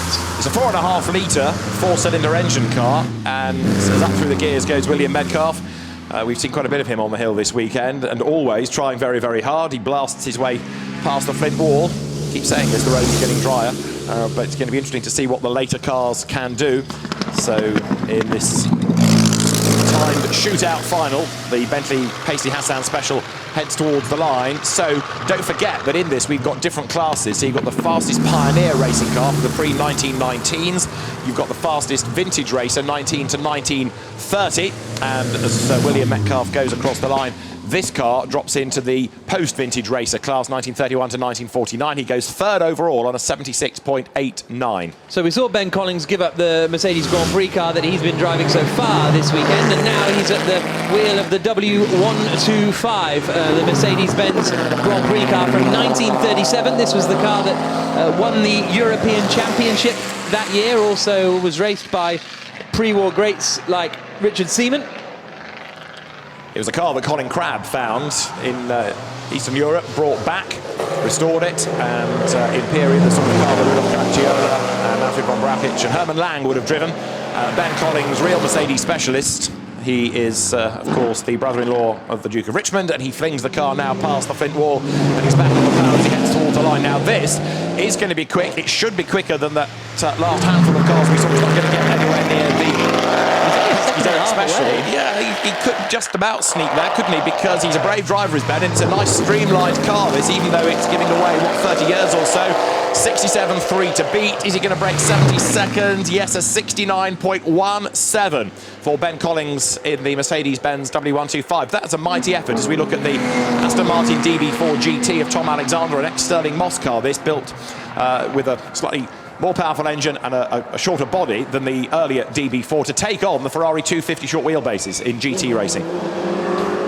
Around 300 brake horsepower, and as you say, ex-Sterling Moss, it won on the car's debut in the International Trophy at Silverstone in 1959, a 3.7-litre straight-six engine in for Tom Alexander, who's been progressively getting quicker over the course of the weekend, was pretty steady on his first run up the hill, but now he's getting faster and faster. He's going to be there or thereabouts with Heacock in that Penske Xerox Special we saw earlier on. He's about a second down coming up towards the line, so let's see whether he can get sub 70 seconds and slot into second place. There's the timing beam. No, not quite, but a 69.63, which is is remarkably close between the second and third place cars. And this is James Wood in the fantastic looking and sounding Alfa Romeo P3 Tipo B, 3.2 litre straight 8 supercharged engine car. Alfa Romeo had more of its success in Grand Prix racing in Europe. This car went to America. Frank Griswold bought it, took it to the States, entered it in the 1939 Indy 500. It didn't qualify because he wasn't fast enough. Griswold paid Louis Thomas to race for him, and the car finished 15th. It has come back to the UK and has been prolific in historic races, but it's one of the few P3s that had a stateside career. James Wood, very, very experienced historic racer, and he knows this car inside out. He's going to push this, and the time he's got to try to beat Silver's 67.38, but where is he going to blend in relative to Ben Collins in this battle for the cars up to 1949, the 31 to 49 class. So the time he's got to beat against Ben Collins is a 69.17. Can it be done? Can it be done? There's the flag, 70, 71. No, he doesn't quite do it. So Mercedes trumps Alfa Romeo. Now this is the 1988 RF88 Van Diemen Ford, which is in the hands of Richard Wilson. This Michael Schumacher's first ever racing car. Pretty much, it's a Formula Ford car, which was then the go-to junior single-seater category. Everybody had to run a Ford 1600cc Kent engine, but it was a multi-chassis Formula. Van Diemen, British company, one of the best ever in the history of Formula Ford, and it was run, this car, by Willy Bergmeister's team in the European and the German Championships. It came to the Formula Ford Festival, and Michael Schumacher used it to be second in the European Championship that year. Richard Wilson drives it, and so it's got a small engine, no wings, no aero. These used to give great racing, great slipstreaming, and again a significant car in the career of Michael Schumacher. And he's half a second up as he climbs the hill. Naturally not in the same class as some of the cars we've seen before, but this might be the quickest time we've seen so far from Richard Wilson. Still see some Formula Ford racing in the UK at the likes of the Walter Hayes Trophy at Silverstone, but not quite what it once was, Formula Ford racing. And this car, Richard Wilson, in the hands of, goes quickest by 7/10 of a second. I love this. I love this. Julian Majoub in the Bugatti Type 35B. Just fabulous to watch this. It's a Malcolm Campbell, a Petrie car. Julian Majoub very rarely goes in a straight line in anything. There's always a huge amount of commitment. He's a very, very accomplished historic racer, is Julian. He's of Iranian extraction and has made a good, successful career both in business and in motorsport in the UK. And he drives this ex-William Grover Williams Bentley with great gusto. And just watch this. There's a lot of experience of driving the car, but there's a lot of bravery and commitment being put into this as well. 2.3 litre straight 8 supercharged engine. And Julian Majoub working his magic. Concentration, etched on his face, through Carne's seat now, sawing away the wheels, sideways as he discovers the damp patches under the trees. Up toward the line, a 66.67 is the new top time from Richard Wilson. Julian Majoub is going to beat him, isn't he, in the Bugatti? He is! He goes fastest on a 64.25 in a car dating back to 1927. And that is what historic racing is, isn't it? That's what it would have looked like in the day. Absolutely superb stuff. This is an amazing car. Oh, it is. Joe Macari, who's a specialist car dealer in London, he's raced in club racing in the UK, raced at Le Mans in modern GT machinery. He has this delectable 250 GT short wheelbase competition and drives it with a lot of verve. As you can see, as he heads up the hill, it makes a great noise, and these were really excellent GT sports racing cars of the time, taking on the likes of Aston Martin and others. So Joe Macari climbing the hill in this 250 GT short wheelbase, and this was the car we were talking about earlier when that Aston Martin came up, the blue one, the DB4 GT. It was built and designed to try and match this kind of car in the hands of Joe Macari now, and he might beat. It's going to be tight here with Julian Majoub. 3 litre V12, magic sound. He's not going to beat the Bugatti, is he? So Joe Macari goes through, goes second fastest on a 66.01. So Julian Majoub, there he is. That's the fastest man in the car from 1927. You're not meant to do things like that with it, Julian. That's just an outstanding run. Bugatti, Ferrari, Van Diemen. A very eclectic mix of cars. Julian Majoub then is currently the fastest. Yeah, I was being a bit of respect. A 64.25. We understand that Lorena McLaughlin's ex-Michael Schumacher Benetton has stalled on the line, so that's just being moved out of the way, and we'll see whether we can get this car ready to go instead.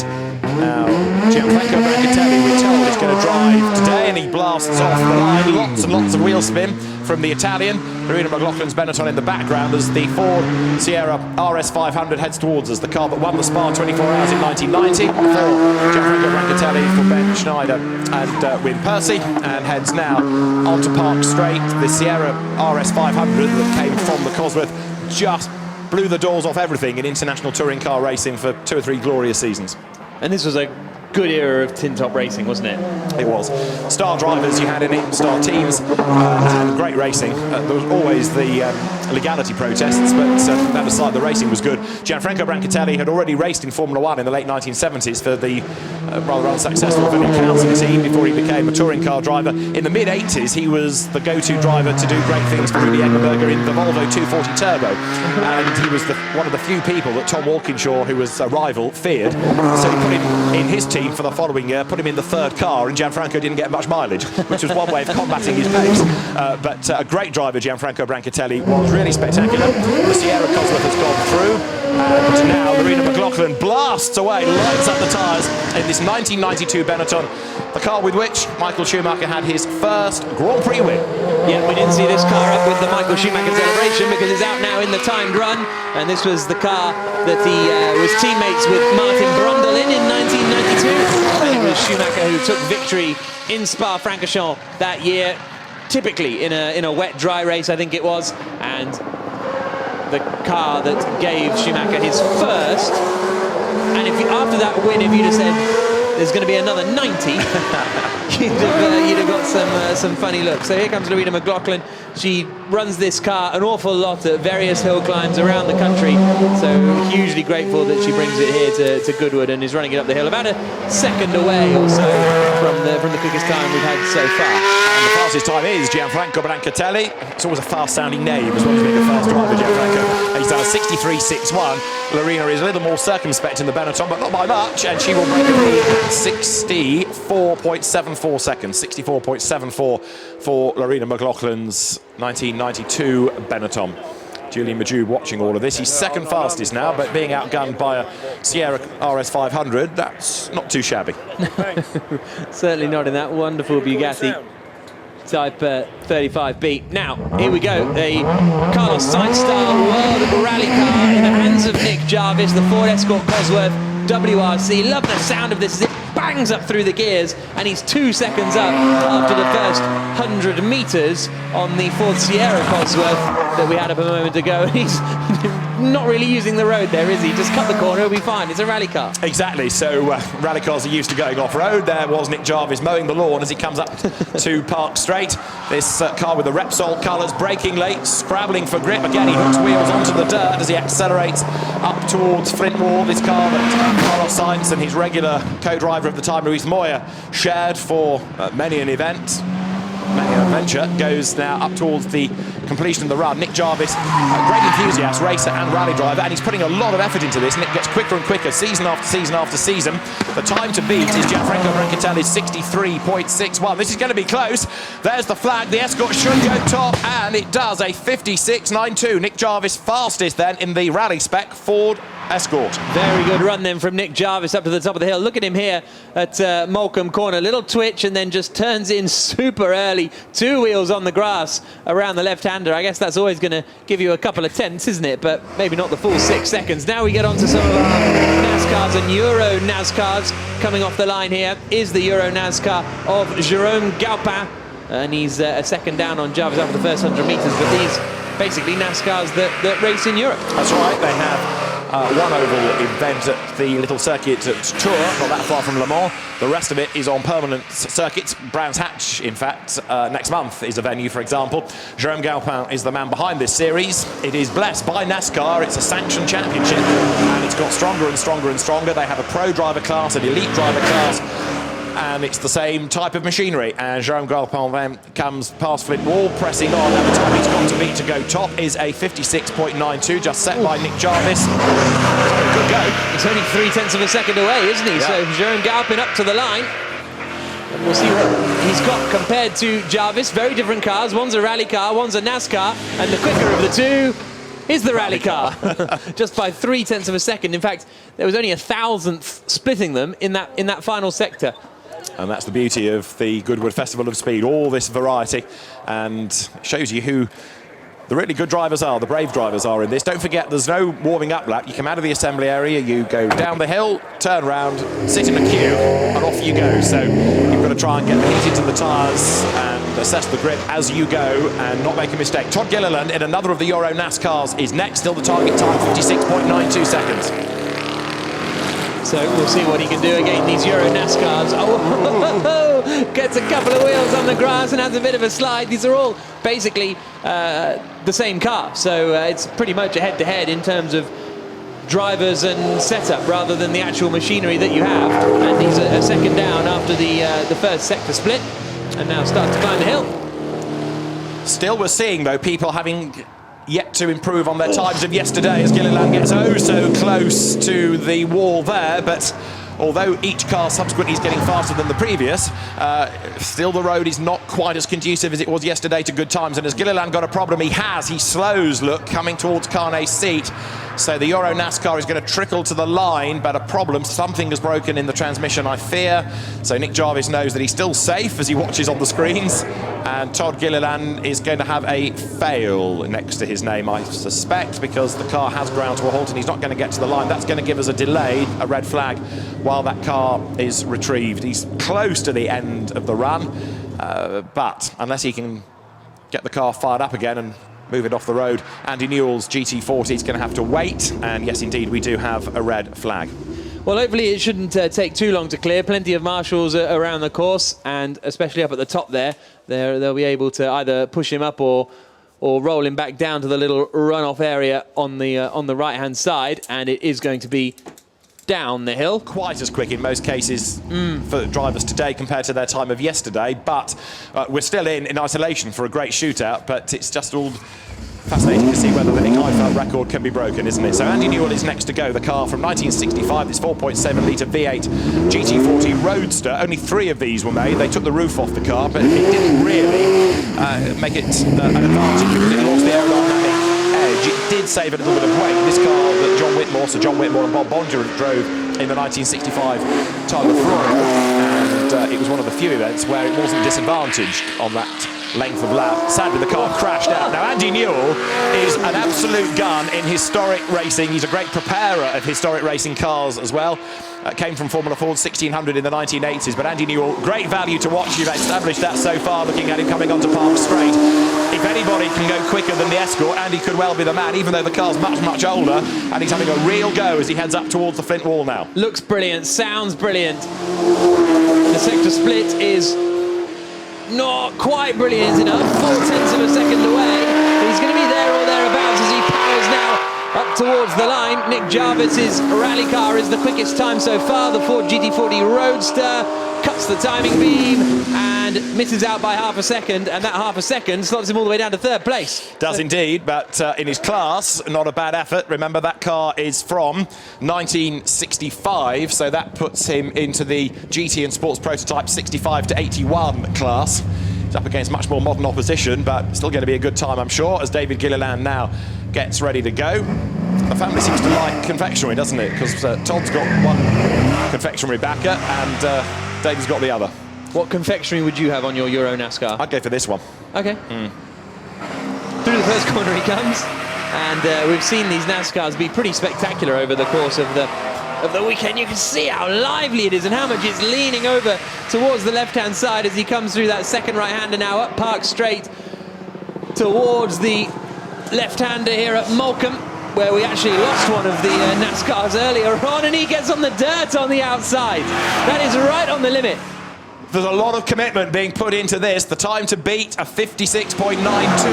Now, where is he at the next sector? Let's have a look. He is a second up, so David Gilliland is looking good. This should put him at the top, except he's a bit sideways through Carnet's seat. Now he's got to get it into a straight line. Foot nailed to the boards, up towards the checkered flag, up towards the timing line, and he goes fastest of all, 55.37. David Gilliland then goes fastest. A second and a half quicker than that man, Nick Jarvis. Very, very good run from the Euro NASCAR. And now we have got a American NASCAR in the hands of the Chevrolet Monte Carlo, in a man who knows what he's doing in Formula One, in Le Mans. Never seen him race NASCAR before. No, he's driven these cars here. He's not raced them, but there's not many things Emanuele hasn't raced. He's got a good, of course, Goodwood Revival pedigree with success in historic GT cars, multiple Le Mans winner, Formula One racer, touring car BMW driver as well on his way up, because he was a regular part of the Schnitzer BMW team with Gerhard Berger and with Roberto Ravaglia. Emanuele loves coming to Goodwood. He's an honorary member of the British Racing Drivers Club for his exploits at Le Mans, and he is giving this Chevrolet a real workover. Sounds fantastic, doesn't it, as it climbs the hill, echoing off the Flint wall, and we'll get this second split in a moment. There is the quickest man so far, but Pirro might be able to become that man, because he's 0.2 of a second up. He's all over the shop coming to the final turn. Very sideways, as that cost him dear. 55.37 to beat. Is he going to do it? Yes, 55.17 by 0.2. Emanuele Pirro goes fastest in the shootout here at Goodwood, and that was a very brave effort indeed. What a noise that was. So fantastic stuff. And we are now going to move away. Something. You get the best one until now. I don't know what Emanuele is doing. That's Jerome Galvan saying you had the best lap until now. Brilliant lap. This isn't a NASCAR.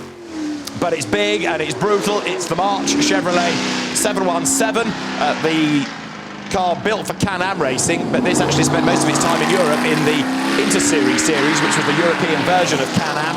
A year earlier, in the forerunner to this car, Helmut Kellener's won at Croft. Richard Dodkins has this omnipotent Chevrolet-powered March. It's an absolute beast. He's raced it for many, many years. It fills the road, but Richard has mastered this with a lot of experience under his right foot. 9.2 litre V8, and you can see it right behind him. It's unbelievable. Just look, just behind the driver's head. Stunning piece of kit. So he's down in the sectors, but it's still great to see Richard, perhaps with the road being a bit damp in places, still being careful, understandably. It's a pretty valuable car. And Richard, who's been racing in historics for 3 decades, if not more now, loves this type of car. And he's not afraid to let people race it either. If anybody ever shows an interest, they're always offered a seat.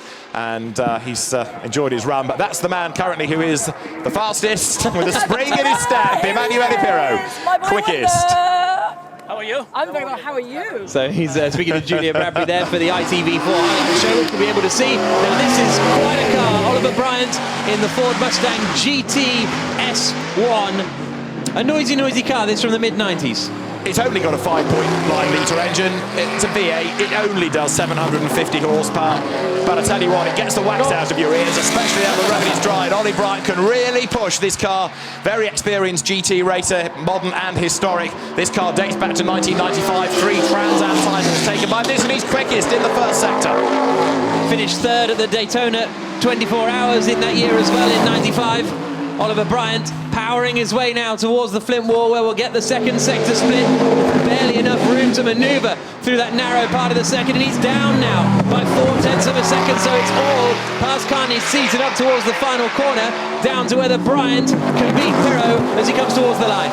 So 55 to beat, he's not going to do it. The time has ebbed away a little in sectors 2 and 3, and where does he drop in? Third. Ollie Bryant goes third fastest, 56.55 in the Trans Am Mustang. It was a good effort.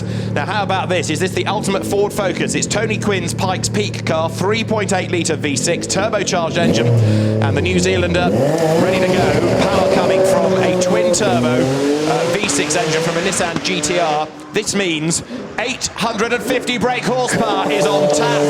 Good luck, Tony Quinn, as he now takes on the challenge of the Goodwood Hill. Thanks to that four-wheel drive and all of that power, he's got 1.3 seconds faster in the first 100 metres of the course. So launching off the line, not a problem for Quinn, but and now he's 2.2 seconds up. So this is a really good lap from Tony Quinn. Great run, isn't it? It's going to put him top, surely, unless he drops the plot now. He's a little cautious, maybe, going to the Flint wall, understandably, but he threads his way between the bales and the Flint, and now towards Carney's seat. 2.8 seconds up at the second split point.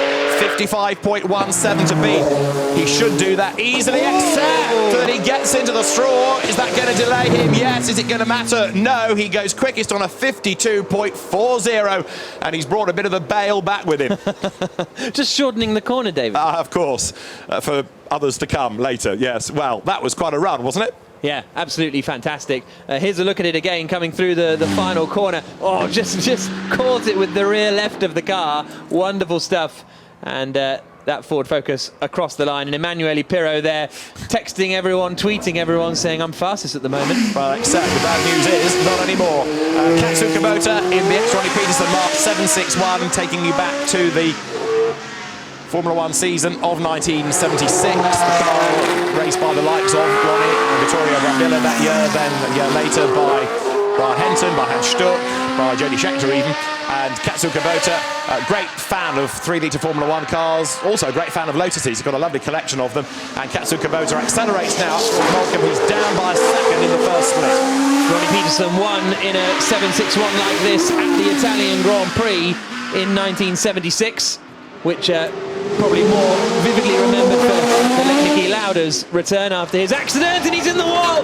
Katsu Kubota into the bales, and that is not going to be a quick lap time. He's not going to come to the end of the session, and that is frustrating. He's climbing out of the car, which is good to see, but a dramatic end to the run for him. And a lot of damage, I'm afraid, because that's taken a wheel off. As Tony Quinn is all smiles because he's the fastest. He's smiling about the time, not the demise of poor Katsu Kubota, but I'm afraid, yeah, that's done a lot of damage, hasn't it? Wing off, bale damage, and Katsu goes to survey the damage. There's the wheel, look, at the very back of the shot. That was quite a moment, wasn't it? Well, it seems as though he maybe just, where we've seen people brush the bales before, he's taken it a bit too tight and sort of ripped the rear left off the car, basically, as he makes his way up the hill. With barely a second glance, has a look at the damage and then thinks, right, time to walk away. Don't think of the cost. But great shame, because the drivers bring these cars, many of them, of course, with huge value to entertain us. That's the last thing we want to see. Yes, we like some drama, but not like that. Talk us through this, Jack. Well, here's a look at the replay, and he's just going to pop in to... So I think just as he's coming through that left-hander on the way to Carne's seat, he's hit the bale on the inside. It's in that blind spot between that part of the course and the flint wall beforehand. So it sort of happened a little bit out of sight, but Katsu's okay. 911 on the side of the car, and he is still in his late teens, Dan Harper. He's a very, very impressive young British talent. Northern Irish driver, came from Ginetta Juniors into Carrera Cup GP, leads the championship, and away he blasts then in the Carrera Cup. This car heads up the hill. It is a 4-litre flat 6 engine, and with the road getting drier all the time, can Dan Harper go quickest? So he's in the GT3 Cup car as we get the Hillclimb action back underway here at Goodwood after that little red flag, and he's using as much of the road as he possibly can. Through the first split he comes now, and how's he doing compared? He's up by 0.2 of a second, so good run up to Morecambe Corner. Looking good, isn't it then, for Dan Harper? Is Dan the man? Let's see, the time he's got to beat is a 52.40 as he comes past the flint wall. He's been up and down the hill in all sorts of cars over the weekend. He's gone even quicker still through the second intermediate, so this should put Dan Harper quickest of all then as he comes up towards the timing line. 52.4 to beat.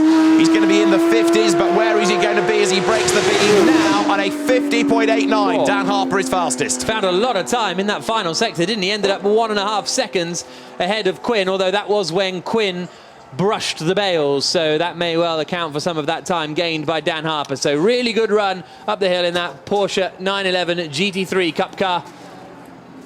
And next we're going to see, I really enjoy watching this next car, James Cottingham at the wheel of the Dallara SP1, and he gives it some. Absolutely right. The ex-Pedro Lamy, Eric Comas, Olivier Beretta Orica, back in its original PlayStation colours. It's got the Judd 4-litre V10 engine in it. James reckons it's the best sounding car here. Who are we to argue? He's a very experienced historic racer. He's a very brave racer, and he is on it. Fantastic stuff as he comes up now towards Morecambe Corner. How's he going to fare in the first split? Gets onto the brakes now, and he's got half a second's advantage. So it's looking good. James Cottingham in this Dallara that then passed into Roll Centre colours and was run by Martin Short's team. Max Girardot, the new owner, drove it yesterday, but James Cottingham has certainly taken his brave pills this morning. The road is getting drier. The road is getting quicker. He's nearly a second to the good at the second intermediate. The time he's got to beat is a 50.89. That's against the GT3 Porsche of Dan Harper. He breaks the beam at a 49.55. James Cottingham goes quickest. So that's the first driver into the sub 50 seconds, and that was about a second slower than he managed earlier today still. So we're still a little bit adrift of the ultimate lap time. Now this is going to be fun. This is going to be sideways. This is going to be spectacular. This is going to be worth watching. Oliver Solberg, then, son of the great Petter Solberg. He's been a real hit this weekend. He's been on the rally stage. He's been in the drift arena. He's been on the hill. He's been in a variety of cars. Oliver Solberg has been great value all weekend. The Citroën DS3 WRX World Rallycross car launches itself off the line. Brilliant acceleration with four-wheel drive from these cars. First sector, he's a second up, he's got bags of understeer, and he's got to sort that out on the run. Now, up Park Straight, look at this! That's unbelievable from Oliver Solberg in the Citroën. Fantastic stuff now as he comes up the hill. Is he going to get on with the same shenanigans here up at Moulcombe? Onto the brakes, flicks it in, back on the power, hooks it up, powers up the straight. He's quick from the second point, it's all sideways, but he's managed to save it. Through past Flint Wall he goes, the tail wags. So he's got to try to beat a 49.5, yet he's still quicker. Going through the second intermediate, again he's sideways, but he's millimetres away from the bales. Oliver Solberg up towards the timing line, he's sideways again, there's the flag. Can he go quicker than a 49? Yes he can, a 49.39. Puts Oliver Solberg fastest. Fantastic stuff, great reception for Oliver Solberg. Brilliant effort. I don't think it's going to stay as the top time, and it could have been quicker, maybe, had he not had his major moment here. But wasn't it good to watch? I love this man. I love this man. Here he is at Moulcombe. Petter, this is what you've got to live up to. If Dad's watching, he'll know what he's got to beat, and he'll know how to drive. So there is James Cottingham, who watches Oliver Solberg arrive completely sideways. There he is. In the top of the hill at the assembly area, chucking it round and round in some donuts. He has got some style. He has got all of the drivers up there applauding Oliver as well.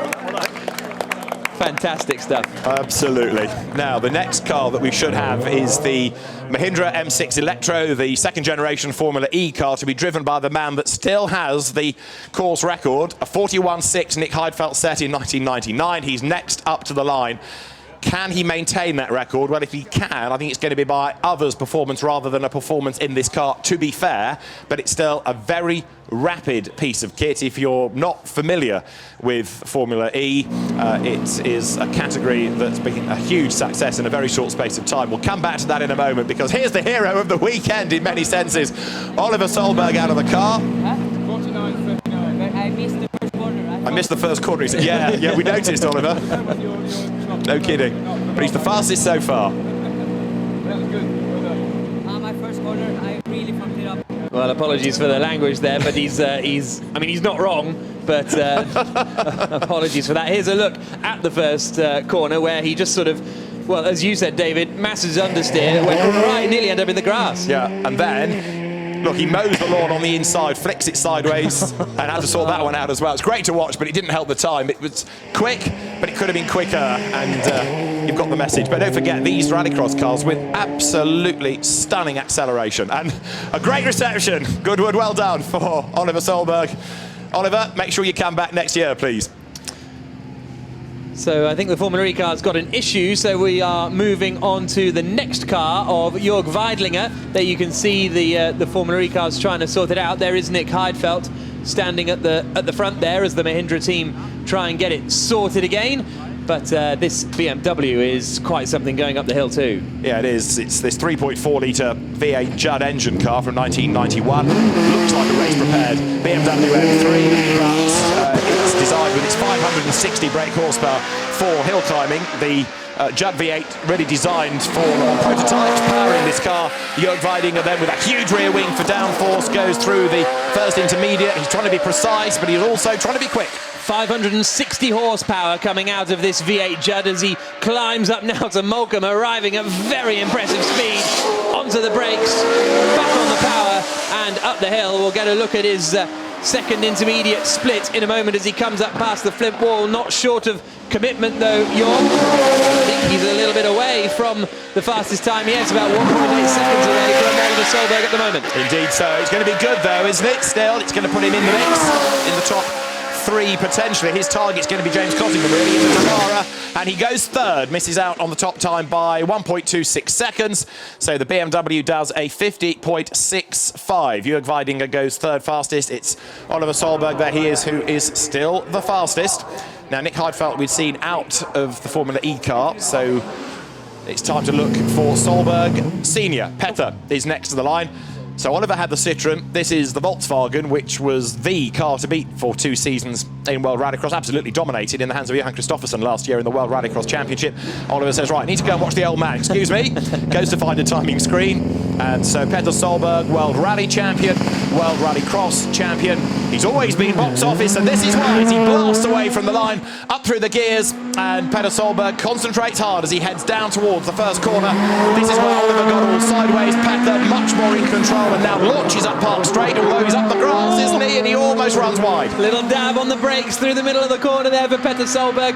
Hooked up the start, 6,000ths quicker than his son. Now he's onto the brakes coming into Moulcombe, and he's 7/10 of a second up, predominantly through that first corner. Petter maybe a little less spectacular, but driving it the fastest way. And he's taking it seriously. He got a new set of tyres flown in on Thursday night after he'd had a first run up the hill. He's a second to the good at the second intermediate, so this should put Petter Solberg fastest. The time he's got to beat is a 49.39, but where's it going to be? Is it in the 48s? He breaks the beam. It's a 47.83. 47.83 for Petter Solberg. He goes fastest. And Oliver has a look. Sorry, he's second now, Oliver, but that was a great effort by Petter Solberg. Look at him, straight to look at the timing screens to see the various sector splits. Petter was so close to the bales coming through the final left and right. Absolutely superb stuff. And here he is now, arriving at the assembly area for the tour, lighting it up, spinning it around. Goodness me, mind the beast of Turin there. Oh, you know the Solbergs are in town, don't you? How about that for an arrival? Everybody responding well to that. I want to be a Solberg. Well, you could be Jeremy Smith if you were brave enough, because this guy hustles this car amazingly. This ex-Emerson Fittipaldi Penske PC22 launches off the line. Jeremy Smith has been really brave through Flint Wall on his previous runs up the hill. He's down a little bit going down to the first corner, but he doesn't have the acceleration off the line that the rallycross cars do. This is where he can make up the time up the hill. So here he comes then, along Park Straight towards Moulcombe Corner, up through the gears. And he gets onto the brakes in this car that won the 1993 Indianapolis 500. And that is neat and tidy. We go on board. This is going to be scary up through the flint wall. Listen to this.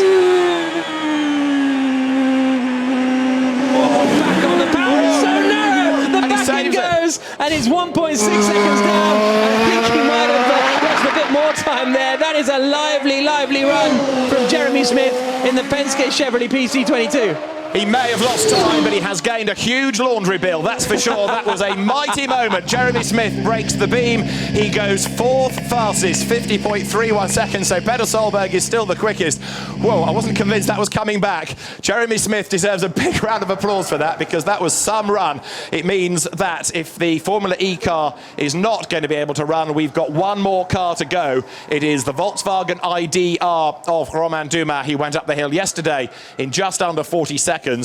Whether he can do that is a moot point, but really the target is to go quicker than 41.6 to beat Nick Heidfeldt's record, and that's now really what the attention is going to be around. However, Nick Heidfeldt is going to have a go. The Formula E Gen 2 car has been Control-Alt-deleted in a sense and given a reset, and it's there ready to run. It's called a power cycle. That's what I meant. I was just speaking old person's speak. Nick Heidfeldt then is the man behind the wheel, and it's a completely different type of run, this, because it's going to be quieter, it is going to have a different sensation, but one thing's for sure, it'll be quick. Away goes Heidfeld then, getting a little bit of wheel spin off the line as he comes towards the first corner, running at 250 kilowatts of electrical power, which is about 335 horsepower, as he comes towards the first sector now, comes through the right-hand corner that leads him out onto Park Straight. All you can hear is the wind noise on the onboard from this car as it comes up to Moulcombe Corner now, and he's 2 seconds down at the moment as he comes through Moulcombe and then climbs up the hill. This is the second generation Formula E car, and they have their season finale this weekend, next weekend I should say, in New York City on the streets of Brooklyn, and he's about 3 seconds away here, Nick Heidfeld, in the Mahindra from Petter Solberg's time. So the time to beat is a 47. He's not going to get near that as the car whistles its way up towards the line. There's the flag. Where's he going to be? 51.99, only 7th for Nick Heidfeld, but now he will head to a timing screen and watch and wait and have a look at the big screens too to see what Romain Dumas can do. Le Mans winner, Pikes Peak record holder. He is the man with the fastest lap round the Nordschleife for an electric car. There he is. He comes up towards the line.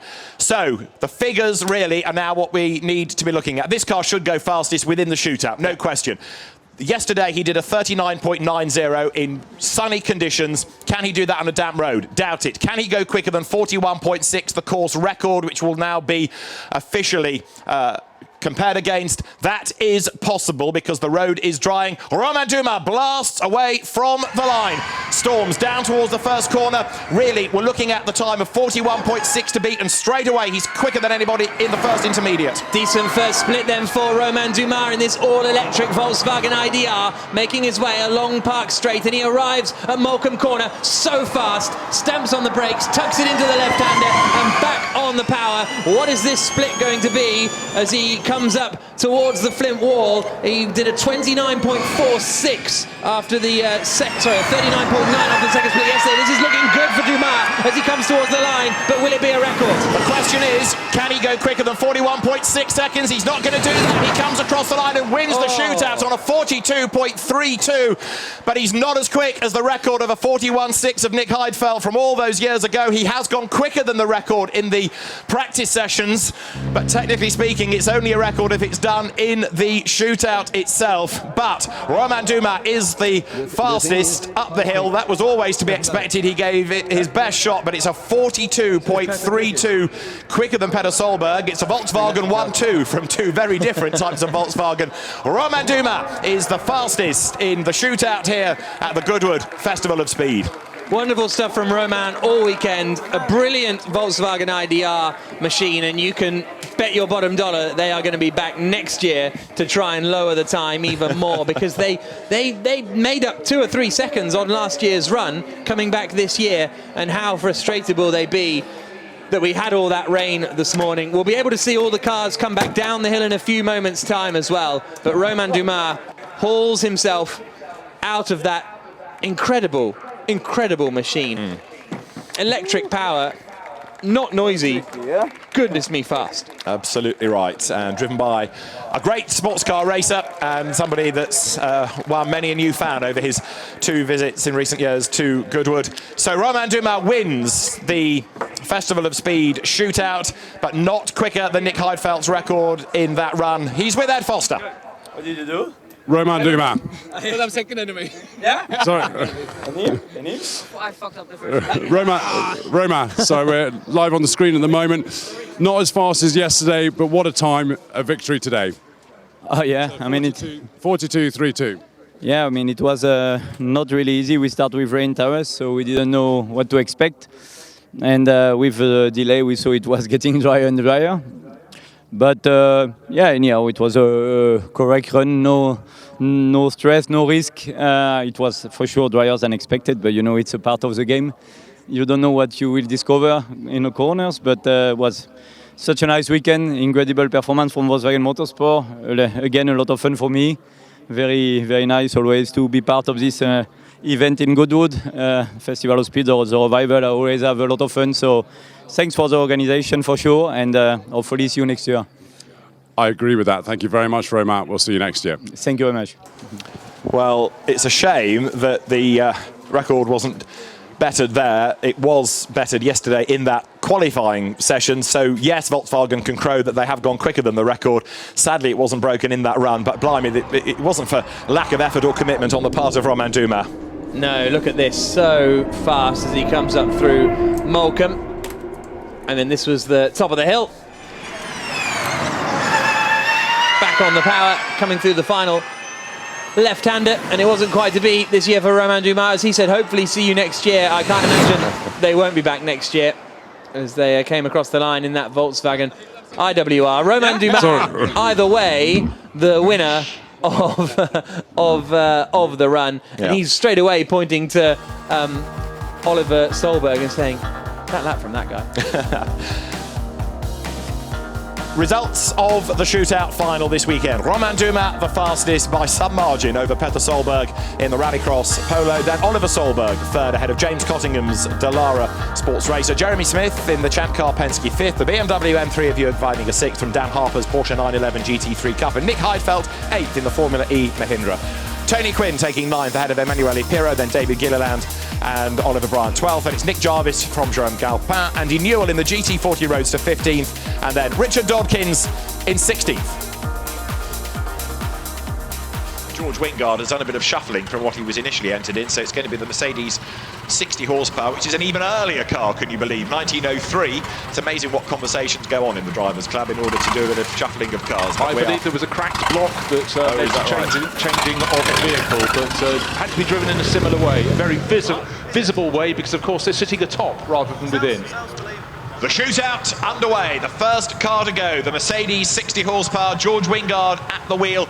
Now don't expect this to be the fastest time of the day, far from it, but do not expect it to be slow. Remember, this car dates back to 1903, 60 horsepower, but it was still able to do impressive top speeds and average speeds, and this is how it would have been, apart from the full face helmets. In other words, a riding mechanic, the driver working hard behind the wheel. Forget seat belts, forget roll cages, forget safety in a sense in that period, forget even a sealed surface, because they were bumpy roads with stones to cause hazards as well. And George Wingard, a master of this type of car. Absolutely so, and riding passenger, having to be a bit like on a motorcycle sidecar outfit, you have to lean with the car, but actually their principal role is to keep it four square on the track and to hang on. Quite simply, you can see the passenger hanging on behind George, the driver, and to with their left hand down to the side of their seat, and of course parts this track are straight, but not really for very long. Suddenly you get to corners like the Flint Wall, hanging on, just diving through the shade, through the darkness, then as they approach Carney's seat, back out into the light. The run is nearly over, but at this point they're really thinking every last tenth of a second has to be gained. Indeed, well, this will be the target time. It's a target that's going to be smacked, obviously, given the vintage of the car, but that's been a really committed effort as it comes up towards the timing line. So where are we at? About a minute and a half heading towards the line. Bear in mind that fastest times have been in some cases around just under 40 seconds. So a 1 minute 36.65, 60 miles an hour going over the timing line. And if you think, 60 miles an hour, that's not very fast. The car's from 1903, give it a chance. Yeah, sitting on top, hanging on, pressing on. Robert Blakemore, we saw his Aston Martin Ulster glorious in that the Aston Martin tribute moment just a short while ago, but now he's driving it on his own. This is no parade, this is driving as hard as he can.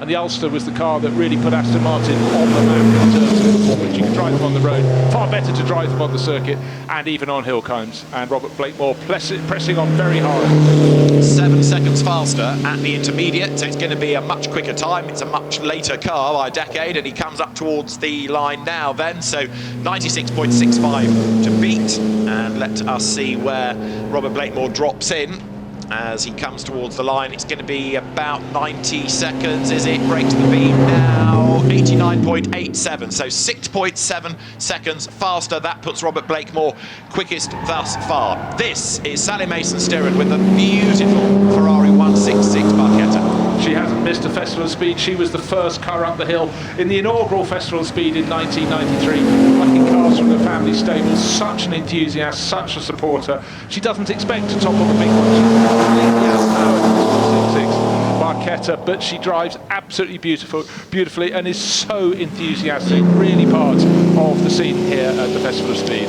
And faster than the previous two. It's a much later car, so you can anticipate the times to drop. Sally Mason-Steeren heading up towards the timing line. This should put her fastest, 89.87 to beat. The Ferrari breaks the beam now. There's the checkered flag, and that is 80.95. Sally Mason-Steeren goes fastest. Alexander Boswell really puffing away, has been all weekend in the Delage. It's been a delight to watch. He really pushes that Delage Fekete very well. Of course, Alexander also out in that 1952 Ascari Ferrari, so he mix and matches, but this is such a dynamic car, the Delage. He's definitely going to take, I would reckon, at least another 6 or 7 seconds out of Sally's time, and more. If not, yeah, 9 seconds quicker at the intermediate. So the time to beat, 80.95. Lots of smoke belching out of the side of it, but Alexander Boswell is nearly at the end, so he sticks his foot to the floor. It's going to be under 70 seconds as he breaks the beam, 67.91, 13 seconds faster than the Ferrari. That was so impressive, and you could really see how Alexander was working the car, hanging out of the side. Now, older in terms of age, but Ben Collins is really going to push on in the blitz and bends. This is a mighty car. It's sort of like looking back and like sort of almost doing chitty bang bang in a way. We're back at 1909 for this car, and Ben Collins with the 200 horsepower Benz is a real master of this. There's a lot of effort going on, that enormous steering wheel. He accelerates up the hill. Look at the skinny tyres, trying to find some adhesion against the road. Up towards Molecombe Corner now, looking down from the high shot. Drops it down a gear, turns in, on with the power, slides it, leans into the corner, back onto the power, and now heads up towards the line. The time to beat, 67.91. I just look at, you can see every gear change. Of course, Ben has to lean out of the cockpit, he downs the lever forward. It's a very physical car to drive, but what he's got, which is hard when you go uphill, is momentum. He's carrying it, he's keeping the racing line every time. A little bit of a slide, he corrects it as soon as he can, and then he's going to be hurling it left for the final time, and then we will know what sort of time he's going to set. And 67.9 to beat, gets ever so close to the bails, breaks the beam to go second. 69.02 in a car from 1909, the 21.5 litre Blitz and Benz. That is fantastic. As you see now, James Wood on the start line in the Alfa Romeo P3. He is about to go. James Wood in the Alfa blasts away. Let's quickly join Tom Clarkson.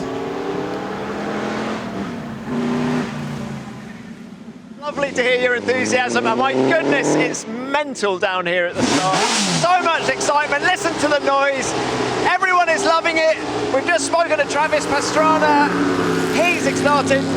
Go for it. Over to you, Adders. Enjoy. James Wood at the wheel of the Alfa Romeo P3 heading up the hill. Another fantastic 1930s Grand Prix car, and James knows how to drive this. James has driven this an awful lot, and he has the precision as well as the press on to really deliver a time for this glorious Grand Prix racer from the 1930s. Thus far, the best sounding car to pass that competition box. He gets past the flint wall without a flinch. And I tell you what we saw from Ben Collins was a little twitch through the final corner. He had to come off the power a bit, and that is why he's not top of the charts. But these times, I think, are going to be blown out of the water by James Wood. Yeah, he's 2 seconds up on the Delage of Alexander Boswell. A little bit of a twitch from the back of the car. He wags the tail, heading to the line to go fastest. 65.27. James Wood goes quickest then, 89 miles an hour through the speed trap. This is Pat Blakeney-Edwards in the Fraser-Nash Shelsley single-seater. Pat Blakeney-Edwards is, as you can see, a very spectacular driver, and there's going to be nothing left on the table here. I was going to say Captain Unsensible rather than Captain Sensible, but he has car control coming out of every pore in his body. Such an enthusiast, and I don't care what speed the car's going, it is such a spectacle. Drives every sort of Fraser-Nash you can imagine, and anything else. Sometimes he drives a Rover touring car, he doesn't care, but he's absolutely exquisite on hill climbs. What's he up to now when we get to the split, waiting to see where he is? He's down by half a second. Can he claw it back through the twisters at the top? Well, he's going to try, that's for sure. Look at all the effort being put in. That steering wheel is never idle. It's going left, it's going right. He's working the car is working him. He has got to try to beat a 65.27. It's going to be close, but it's not quite going to happen. It's a 66.55 to go second in the Fraser-Nash single-seater. What he didn't lack was application. What he did lack was ultimate horsepower at the top of the hill. He really started to run out of steam there, but now a lot more horsepower on display because the Tyrrell, the DFV in the back. From 1984's Formula One season, the Tyrrell 012 of Ian Simmons, and he accelerates with the Cosworth D and V engine in the back of it through that fast right-hander onto Park straight now. It's a very successful race car in Ian's hands, and it takes you back, as I say, to 1984 and the Formula One season. Looking to be neat and tidy, not to overdo it through Moulcom. Certainly I spoke to Ian at the top of the hill and he was trying to be contained and not to step out beyond. And as drivers say, you're trying to get the extra tenth of a second shaved off.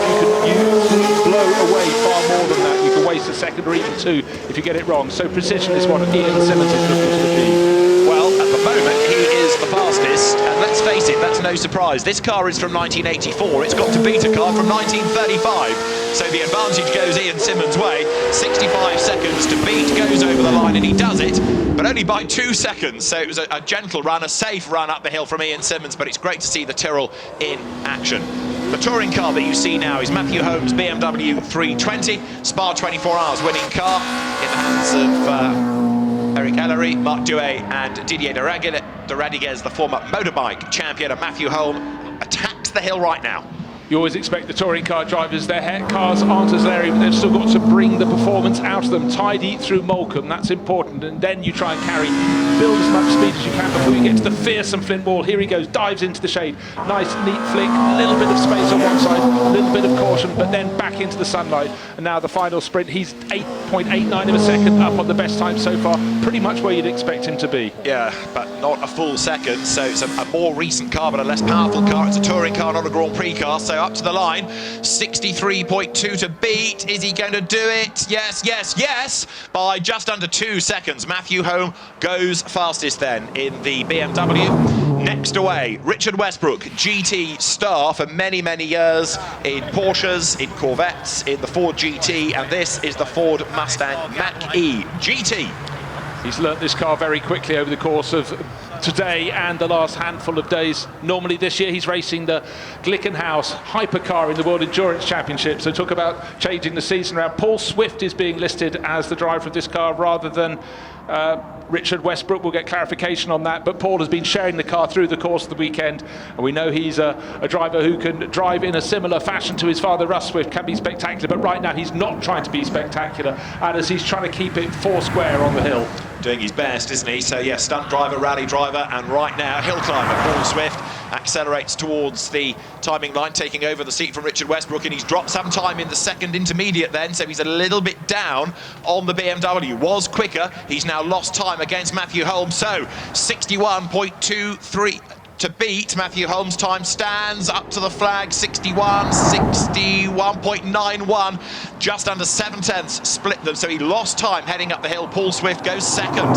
So isn't this the glory of the competition? We've had a fantastic sign set by a car from the first decade of the 20th century. That was by Ben Collins, but then we've had the latest machinery with an electric engine guiding up the hill, but now somewhere in the middle, the Curtis Craft IndyCar racer with Geraint Iron at the wheel. We are in 1954. It's a two-speed gearbox, fast and faster effectively, and this designed to go round and round Indianapolis, not up and up the Goodwood Hill, but right now it's looking good in the sectors. 61.23 to beat the Curtis Craft Offenhauser, twitching up towards the flag.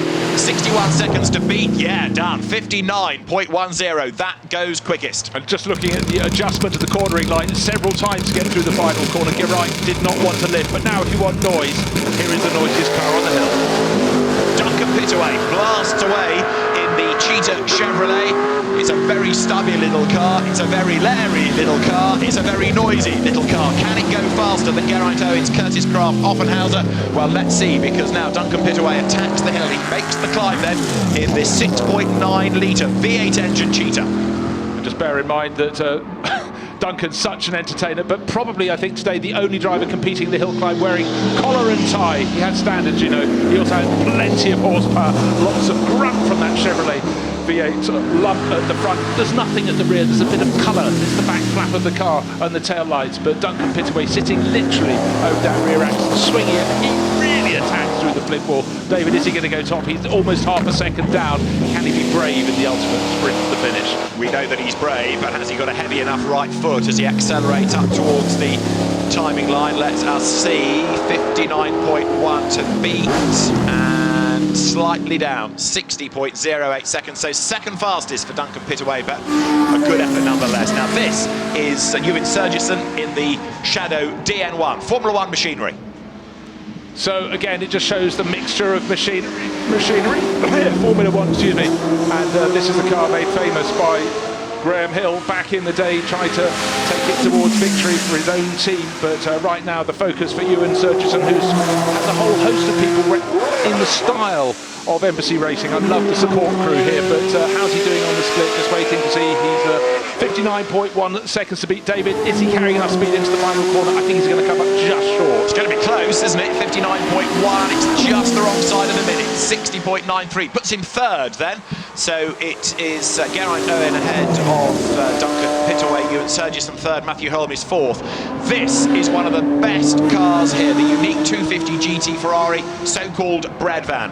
We're in 1962, it's 3-litre V12, and it's Emanuele Pirro at the wheel. And from the engine note as it came past us, there wasn't a great distance between the floor and the throttle pedal because it was planted as it went through. The left-hander to lead up the hill, and he's keeping it neat, keeping it tidy, but keeping that throttle pressed. 59.1 seconds, he's going to be right in the mix. I think he's just going to steal it. Goes fastest of all by just under half a second, 58.63 seconds. The next car to boom up the hill is Kenny Etchison with the Sauber Mercedes C9, a 1989 sports car from the Group C era, and this should go top. It's got the grunts, and Kenny's got the desire. 25 years out of a competition car, but it's one he knows so well. He was a winner in the World Endurance Championship, several rounds in that, and he kept the foot planted through the final corner. He's going to be close to 52.2 seconds. That's a 6.3 second advantage. Good to have you back, Kenny. Drivers there, look, including Paul Swift getting ready.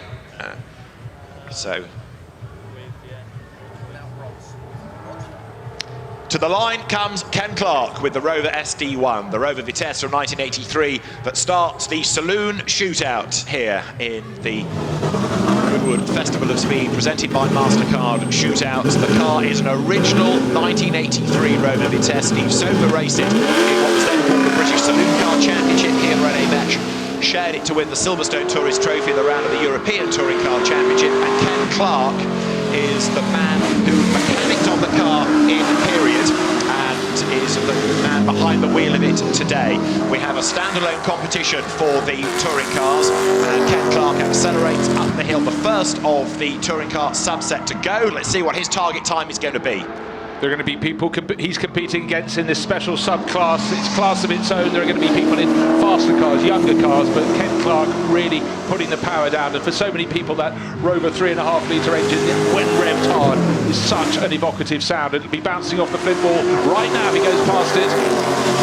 Let's see what the split is, but we can almost wipe the slate on the split because this is its own class. 6.4 seconds down on the ultimate pace set by Kenny Atchison and the Sauber. That's about 4 square, I would say. So Ken Clark, he'll set the first touring car time. He will indeed. He's up towards the line, that V8 grunty engine powering him over the line. The time that Ken Clark sets is a 61.80. So remember, that is a 1983 touring car. By the 1990s, we were into 2-litre engines as the upper limit, but much more advanced technically. And this Alfa Romeo 155 from the Italian Championship, the ex-Antonio Tamburini car, driven by Tom Andrew. It's in the livery that Gabriele Tarquini carried to win the British Touring Car Championship in 1994. And it's Forza Alfa Romeo as the 155 climbs the hill. Surprised it hasn't got the Italian tricolore out of the window for tonight's football match, but right now Tom Andrew hasn't time for such niceties because he's trying to shave chunks of time off. So far, 1 time set by Ken Clark in the touring car class, fast enough to be 7th overall, but already we're seeing greater pace from Tom Andrew, so there should be. He's in a much newer car. Absolutely, much more technology in this, and by the end of the Super Touring era, even more technology, but he's a little bit down there as well against some of the overall times. Kenny Atchison Sauber is the fastest outright, but he's got to beat 61.8 seconds. He's not going to do it, I don't think. The Rover looks like it's going to carry through the time. Yes, 62.94. Tom Andrew goes second in the touring car shootout in the Alfa Romeo. Ken Clark remains the fastest, and the Alfa Romeo goes to the holding paddock. Grant Williams in the Mark II Jaguar, blast away from the line. Now, don't expect this to be the fastest touring car, but you can expect it to be the most spectacular. sideways driving style, puff of tyre smoke, doesn't matter if it's on the Goodwood circuit or on the Hillclimb. The tail wagging the dog there, but Grant Williams keeps it as straight as he can. Second right-hander to go onto the straight to come. There's no straight when it's Grant Williams to come past the house. There's a little right flick under the left flick under the bridge, and then what you can't always see from outside, there's a little crest here, and then they get to the tightest corner on the circuit. Look at that, loads of commitment, flicks the car into Volker. Correction needed, a bit of opposite lock coming out of the corner. He's on the loud pedal now, so Grant Williams with Jag 400 makes the run towards the timing line. The best touring car time he's aiming for is from the Road de Vitesse of Ken Clark, 61.8 seconds. He's not going to do that, I don't think, but bear in mind, this is a car from 2 decades earlier. The tail wags, almost kisses the bails then as Grant Williams accelerates from Carnet's seat up towards the timing line. It is going to be the slowest of the 3 touring car times thus far, but it's the oldest of the touring cars that we've seen. It is a 68.43. That puts him 3rd within the touring car shootout, as we now see the 1988 Ford Sierra RS 500 blast away from the line. This, the ex-Andy Rouse car that took many a race win in the British Touring Car Championship in 1988. Julian Thomas at the wheel. Well, Julian watched this car as a young lad and decided it was his favourite in the days of the RS 500s when they were so spectacular in the championship. He then saved up his money, he bought one. This is his first visit to the Goodwood Hillclimb. He's been loving it. Didn't love it quite so much, David, with the RS 500 when it was wet yesterday. Kept it on the straight and narrow though, because he's been building up. He said, I just want to get faster on each run, learn a little bit more. Let's see if he's managing to put all those little sectors together to create a good time. We'll get that first relevant split anytime soon. Oh yes, he's very much on the pace in the Sierra, and so he should be. Absolutely right. So Julian Thomas then with the Sierra RS 500 whistles towards the line. All of that power hurtling him up towards the checkered flag to break the beam, and he does a 54.08 second overall, fastest in the saloon shootout. This class within a class, but go forward a decade. The Renault Laguna blasts away from the line. This is Mark Jones at the wheel of the Laguna, a car from 1999, the Alain Menu Jason Plato chassis, and Mark Jones blasts through the cars by the end of the Super Touring era. So technically advanced. The Williams Formula 1 team had a major input in this. Costs were spiralling. This was the peak, really, of the Super Touring era. It absolutely was. The competition was red hot, and it's red hot here today. Okay, we've got cars of different ages, but Mark Jones doesn't care about that.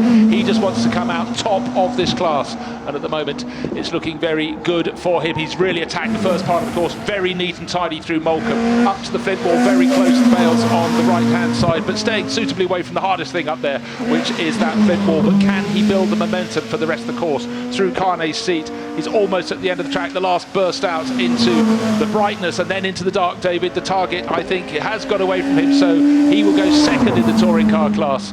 56.51, but still really respectable times. The next car to go is Rick Wood in the ex-Rick Kelly Holden Commodore. He blasts away from the line. This 2008 chassis in the Holden Racing Team colours, but it was a Holden Special Vehicle. This entry from Rick Kelly, run by the Walkinshaw team in a big accident at Bathurst in 2008 with Paul Radicic behind the wheel. But Rick Wood has rebuilt it, and he has put the HRT colour scheme on top of it. He's raced Holdens before. He's very, very quick and very successful in them. And this car that makes a great noise is also a great sight, and crucially, it is well driven. Very well driven, and Rick Wood likes cars with a lot of horsepower, and certainly in comparison to the cars in the British Touring Car Championship, this has loads of grunt, oodles of grunt. That big V8 up at the front. The time very, very good indeed. So Rick Wood ought to, if he can complete the course without making a slip up. So many times we see drivers blowing in this final sweep to the finish line, but he's looking good on. Oh, is he on the clock? No. A little bit down, goes through on a 53.13, so he's quicker than Julian Thomas. He's fastest of the touring cars, and that is going to put him second overall behind Kenny Etchison's 53.13. Nick Swift in the Mini 1275 GT, the recreation of the Richard Longman British Saloon Car Championship winning Mini from 1978 to 1979. This, if it's ever on 4 wheels again, I'll be surprised, because Nick Swift is one of the fastest fastest Mini drivers. The car hopping and skipping its way out of turn 1 up the hill. Nick has the heaviest of right feet. This is going to be a joy to watch. It was a bunny hop as the tail of the car hit the grass bank on the outside, not the grass bank, the grass verge. He'd already lost a second to the Sauber, the fastest car off the start, finished straight, but he never ever lifts. This is the Italian job. It's red, it's white, it's blue, it's all rolled into one, and up the hill he goes. He is loving this hill climb. He's never done the Festival of Speed before, and Nick Swift is absolutely flying. This Mini is being given a real workover. He heads up towards the line. The best touring car time is a 53.1. He's not going to be that far away from it either as he comes across the line. The little Mini does a 56.62. Fantastic from Nick Swift. Does not deserve to be there. There is no horsepower in that car. It's just willpower, and it very nearly carried the day. But certainly in terms of entertainment, that was the car that was driven harder than any other thus far. Fantastic. Let's go NASCAR. Jack Tetley blasts away from the line. This is the 2012 Chevrolet Camaro. It's 5.9 litres. It's V8. It is noisy, and it's a very spectacularly driven car as well. Jack Tetley had a bit of a moment in the damp this morning, but let's see what this run turns out to be. Jack has got the ability to go fastest here. He knows his hill where, but when you've got this much power, it's about caution as much as anything, because it's far easy to put too much of the too much down onto the circuit and not get it down straight. Oh, very tight to the straw bale, so he enters the flip wall section of corner. He's 7/10 of a second down on the fastest time at that split, and that of course was Kenny Atchison, still fastest in the Sauber C9, hitting the edge of the circuit, and then sadly just a little bit more. The final corner, he's hit the straw bales on both sides. It was the smallest of kisses, but round went the tail, David.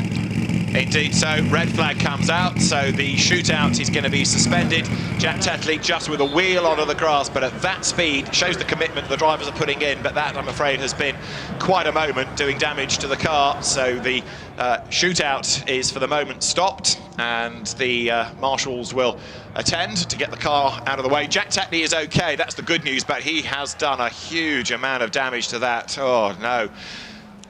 Jack a little bit winded, understandably, because you're going at a very, very high speed, but just one wheel, inches offline, centimetres offline, really, can do that to you. So, following team principal Amy Dick off the course, and Rory Butcher drives the Toyota Corolla to the line. He's into position.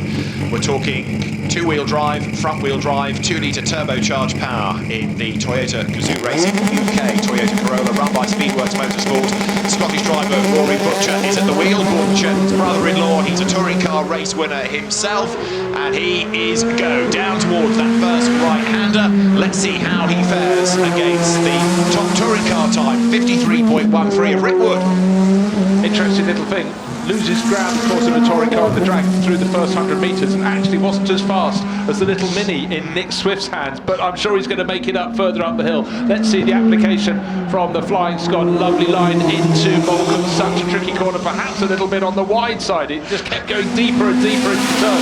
He's got to keep his composure. He's only just got it back up to the flip wall. David, you can breathe again. Yeah, we're going to discuss lovely line later, Bruce, because that I thought was a little bit close to the edge, but he's having a red hot go, isn't he? Rory Butcher then heads up towards the timing line. The best touring car time to beat is a 53.1 from Rick Wood in the Holden, which has got bags more power, but the little Toyota is going to come across the line and just misses out, 53.89. So very, very good effort indeed by the Toyota Corolla. Now this is Jake Hill, who is another British Touring Car Championship star. He was 6th overall in the shootout qualifying session yesterday. It's a 1992 Nissan Skyline. It's got 4-wheel drive, it's got bags of grunt, it's got a really fast driver behind the wheel. This promises to be quite a ride. Well, it wasn't short of grunt, and only 0.08 of a second down on the fastest of the 100 metres charges off the line, so plenty of power. Jake Hill, such a fantastic young racer, using that very well for the drag to the first corner. Neat and tidy through the two first right-handers, up parked straight, absolutely fine. Malcolm, let's have a look at his line. All very tight to the left, being very, very sensible indeed. Can he carry this momentum, David, up to the flint wall? Then I'll hand over to you. Let's see where he is on the split, coming up shortly. All looks perilously close, doesn't it? But Jake has it all under control. He's very, very fast, very, very committed. The best touring car time to beat is a 53.13 through Carnet's seat, heading up towards the flying finish, close to the bales. Here comes the line, here comes the timing beam, and he goes fastest. 48.96 for Jake Hill. Fantastic effort. Fastest outright in the Nissan. Brilliant effort. He was sixth overall yesterday, but that's not only one in the touring car class of the shootout. What a run.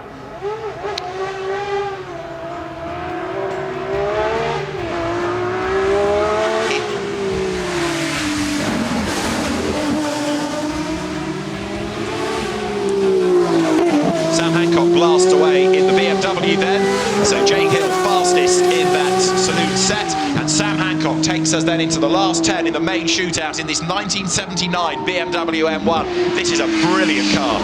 It really is. Sounds fantastic. And we heard from Sam earlier talking about the ability with a little bit more height to ride the camber in the hill, and the certain is that umbrellas starting to go up. Or was that an old bit of footage? You don't want rain on the hill at this stage. We want constant weather conditions, and he's lost a bit of ground on that amazing run from Jake Hill in the Godzilla Nissan. But right now he's probably good for second overall. Just looking to see if any windscreen wipers are coming on.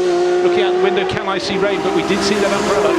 Well, sixth goes Sam Hancock, 54.34 then in the BMW M1 Pro car.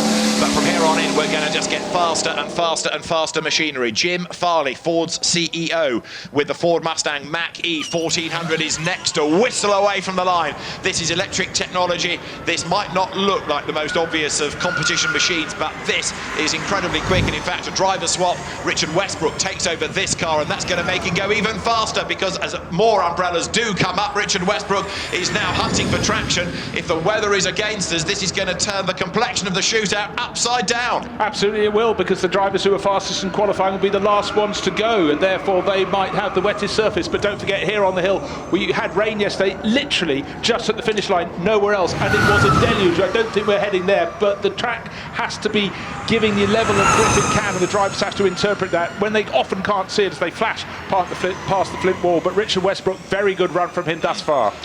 Yeah, Richard, a very accomplished GT racer for Porsche, for Corvette, for Ford, and he heads towards the finish. It's not going to be the fastest, is it? It's going to be a 54.85 for the Mach-E. Richard Westbrook then being given driving duties to go 7th. So now we look to the Ford Puma Hybrid Rally 1. This is next year's World Rally Car. Rally 1 regulations, and away blasts the Ford Puma. It is Adrian Formo at the wheel. The time to beat Jake Hill's 48.96. Let's see what he can do. Well, at the moment, Jake Hill sitting on that advantage of 3.3 seconds, but this is a car that should be fantastic on the hill. Matthew Wilson at the wheel. He's taking it over from French racer Adrian Formo. Maybe he's pulled rank because, of course, M Sport, the family company, helping to develop this car, the hybrid power.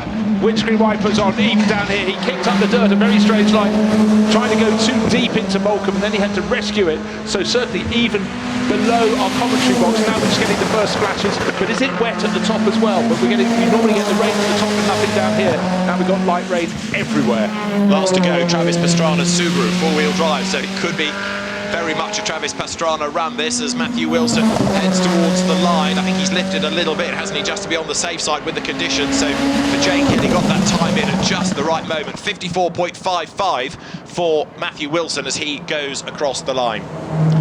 Next to go is this fantastic Ford Fiesta Pikes Peak. It's four-wheel drive, it's 800 brake horsepower. It's Ian Gwynn behind the wheel. Now this could be a dark horse for the top three. Blasts away, a little bit hesitant off the line, but he gets up to speed now. Up through the gears, speed building, power kicks in. Ian Gwynn hits turn 1.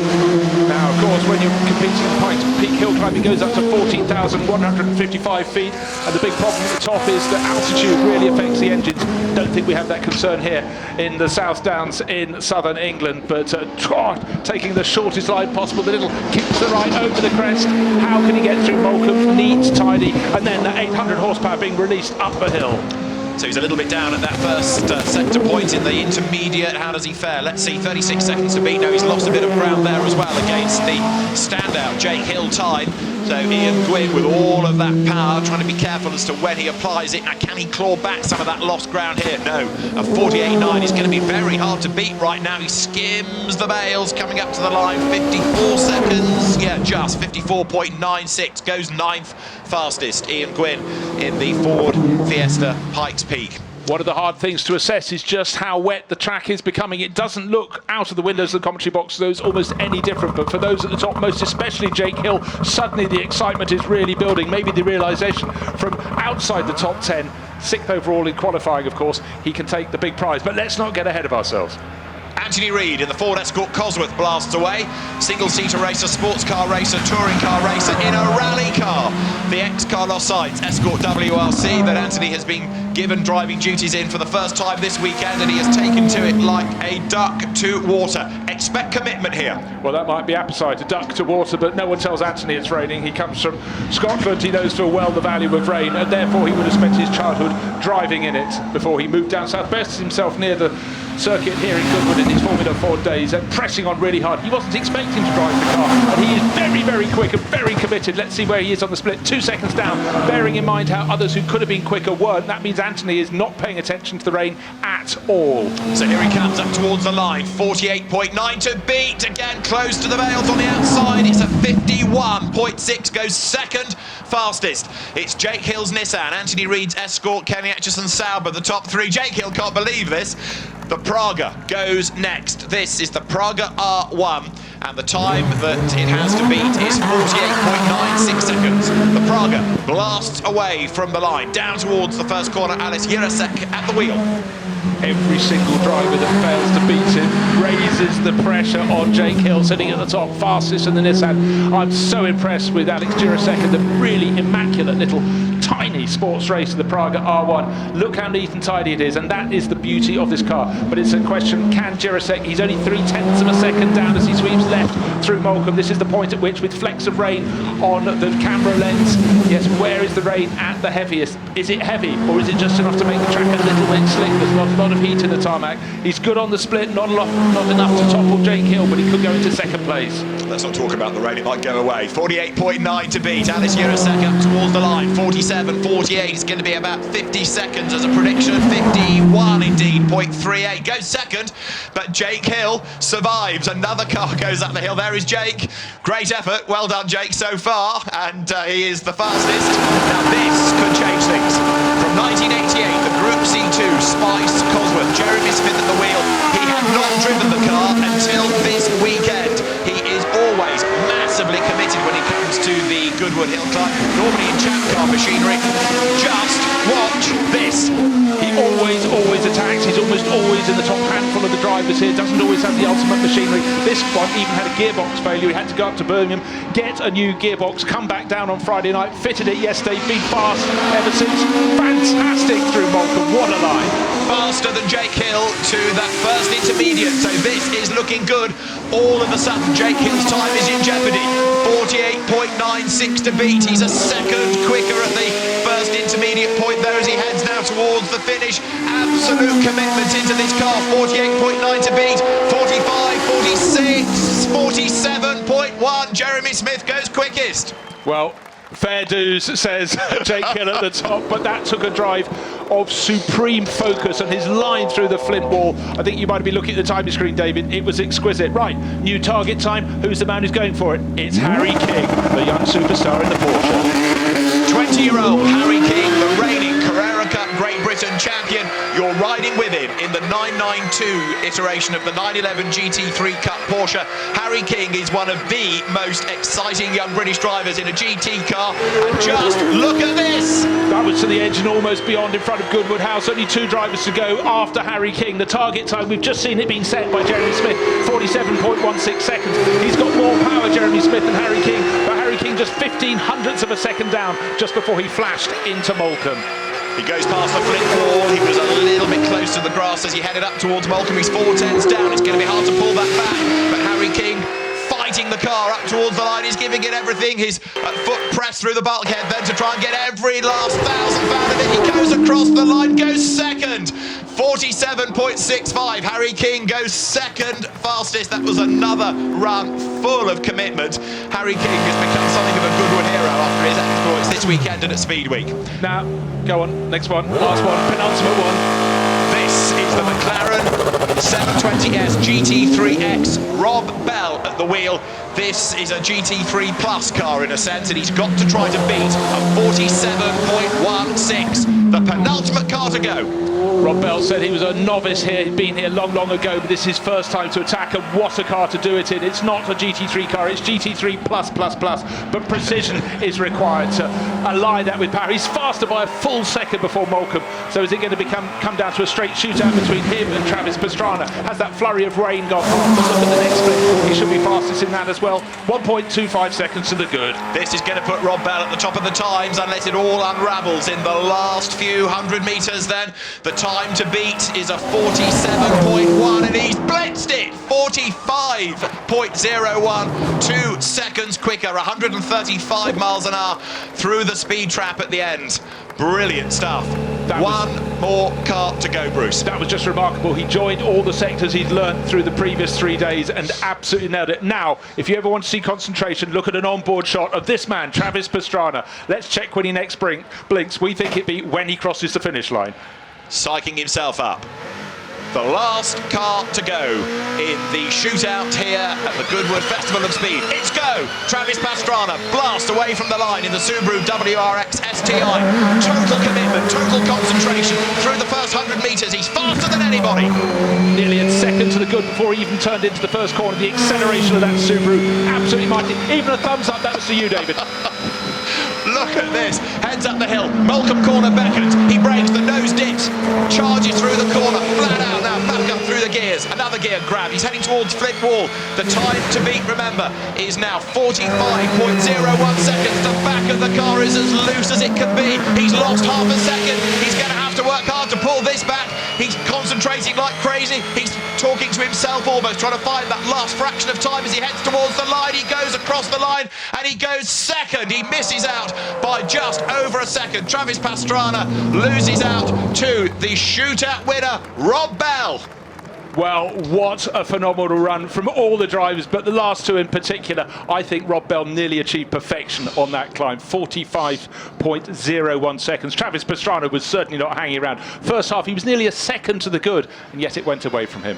That was a very committed drive by Travis Pastrana. It was a very committed drive by Rob Bell. Actually, it was very committed by everybody. That was a brilliant shootout, and it was one of the most competitive that we've had in a long time. Travis Pastrana, take a bow, because that was a brilliant effort, but Rob Bell wins the shootout. Second, Travis Pastrana, and third, Jeremy Smith. Absolutely outstanding action. It's Rob Bell that wins the shootout for McLaren, and he is going to be delighted with that, no doubt. So, as Travis Pastrana parks, let's hear from the shootout winner. It's Rob Bell. Rob Bell, a massive congratulations. You are the winner with a time of 45.01. Oh, thank you very much. Absolutely delighted with that. We came here, so it was the first time I've been here doing time runs up the hill, and we didn't know what to expect. You know, we just didn't know how the track changed, and at the end there was a waiting game. We knew that if the rain kept coming, then it hands the advantage over to Travis, but it just held off enough, and the McLaren was so nice to drive up the hill. An absolute pleasure. What a car, what a car. And over 3 seconds faster than your qualifying time. Was it? Right, okay. Must have pulled my finger out then.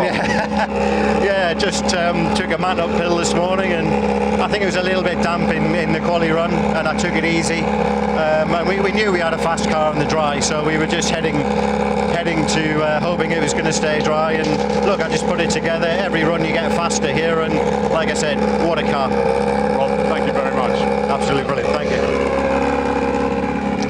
Wow, what a shootout. Let's look at how the order was at the end of all of that, with it chopping and changing. Rob Bell wins the shootout, Travis Pastrana second, and Jeremy Smith third. Harry King fourth, Jake Hill fifth in the end, ahead of Alice Yerosek, and then Anthony Reid, with Kenny Atchison-Sauber eighth fastest. Ninth went to Rick Wood in the Holden Commodore, ahead of Rory Butcher and then Julian Thomas. Sam Hancock 12th, ahead of Matt Wilson taking over the Ford Puma. Richard Westbrook 14th from Ian Gwynn, and Mark Jones Renault in 16th. Nick Swift's Mini, an amazing 17th ahead of Emanuele Pirro's Ferrari. Geraint Owen 19th from Duncan Pittaway and Ewan Surgison. Matthew Holm 22nd from Ken Clark, and then Paul Swift. Tom Andrew next from Ian Simmons in the F1. Tyrrell, James Wood next from Pat Blakeney Edwards. Alexander Boswell 29th, Grant Williams Jag 30th.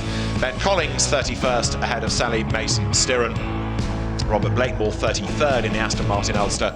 George Wingard bringing up the order, and of course spare a thought for Jack Tetley, who tried everything but ended up with a very damaged car. A very interesting vehicle ready to set off here. It's going to be the Dakar winning Toyota GR, the Dakar Hilux, and this is going to be very interesting. He's going to go first because he's also going to go around the other sections that take place here at the Festival of Speed, up on the rally stage and the off-road area as well. So we're going to see how Nasser Al-Attiyah gets on. It should be a bit better than yesterday. They didn't quite get it all to work, but the four-time winner of Dakar and the current champion of Dakar, he won it earlier this year, is now going to blast off in just a moment and take this huge machine up the hill. You can be fairly sure that there won't be the blockage that we had at the top end of the track yesterday, which really thwarted all the plans that were going on. Look at the thing lift when he gets away.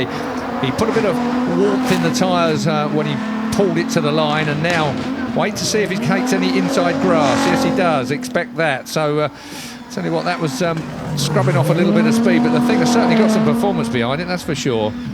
Yeah, well, remember this. He's going to do the donut. Yeah, he is going to do a little rotation right in front of the house. Oh, and on the grass again. This is a demo more than anything, of course. So under the pedestrian bridge. Yeah, the clock is ticking away, but as you say, he's not going for the outright pace. This is all about fun and games.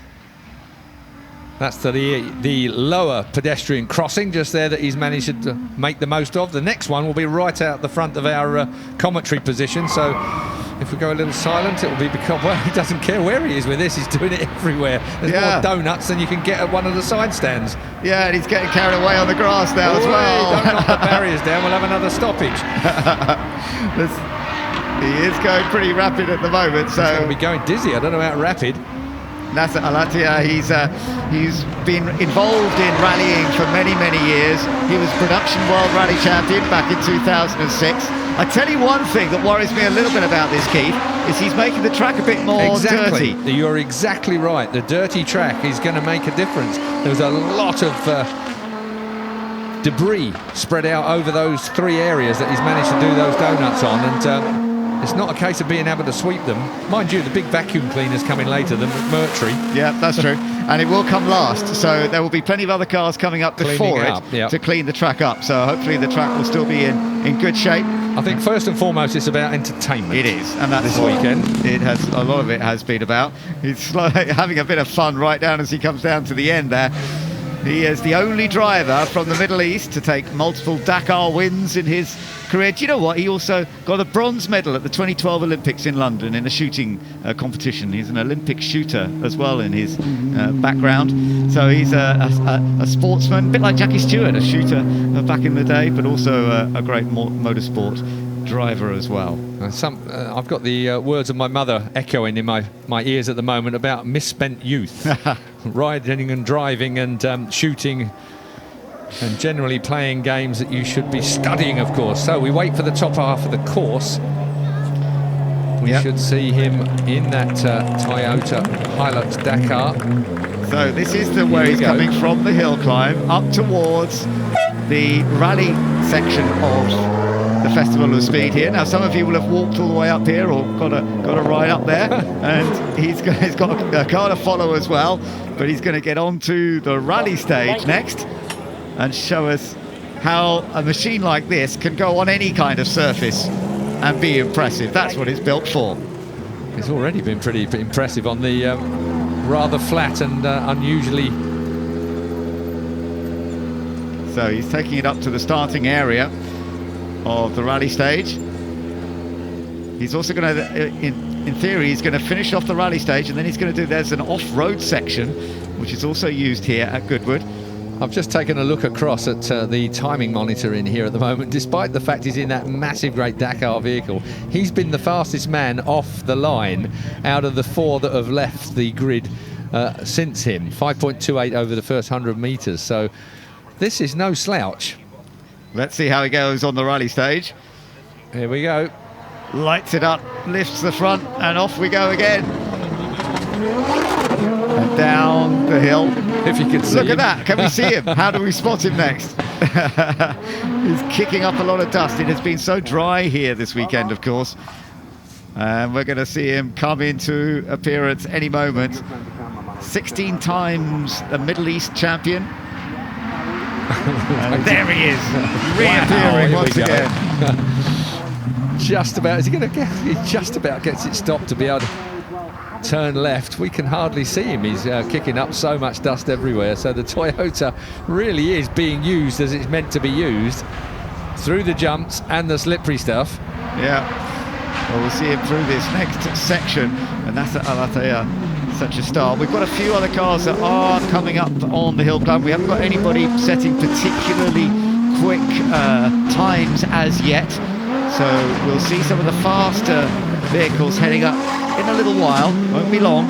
But we're just watching this Dakar machine go through all the different sections here at Goodwood. And that's Alatea putting it together beautifully. It's a big vehicle to manage to do a 360 around that drum in the middle. He's got it perfect now. He wound it in quite neatly. Here we go then. Now then, this is the interesting bit. It's going to get rougher now. Yeah, down to the off-road section. Yeah, this is where he's going to have some real fun. This is where the Dakar Toyota can really look at that. Get really on it. Bouncing around, but dealing with it perfectly. As you say, the way that suspension just soaks up. Oh, that's accuracy. Those That bumps. was sliding into between those two bales. They're big. You wouldn't want to hit them. Perfect. And what a machine that can deal with all these different aspects, these different surfaces. Lovely jump as well.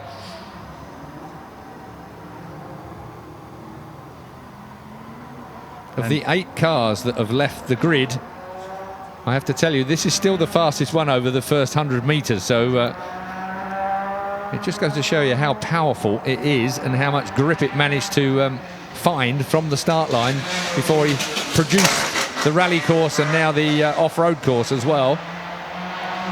He's having a lovely time.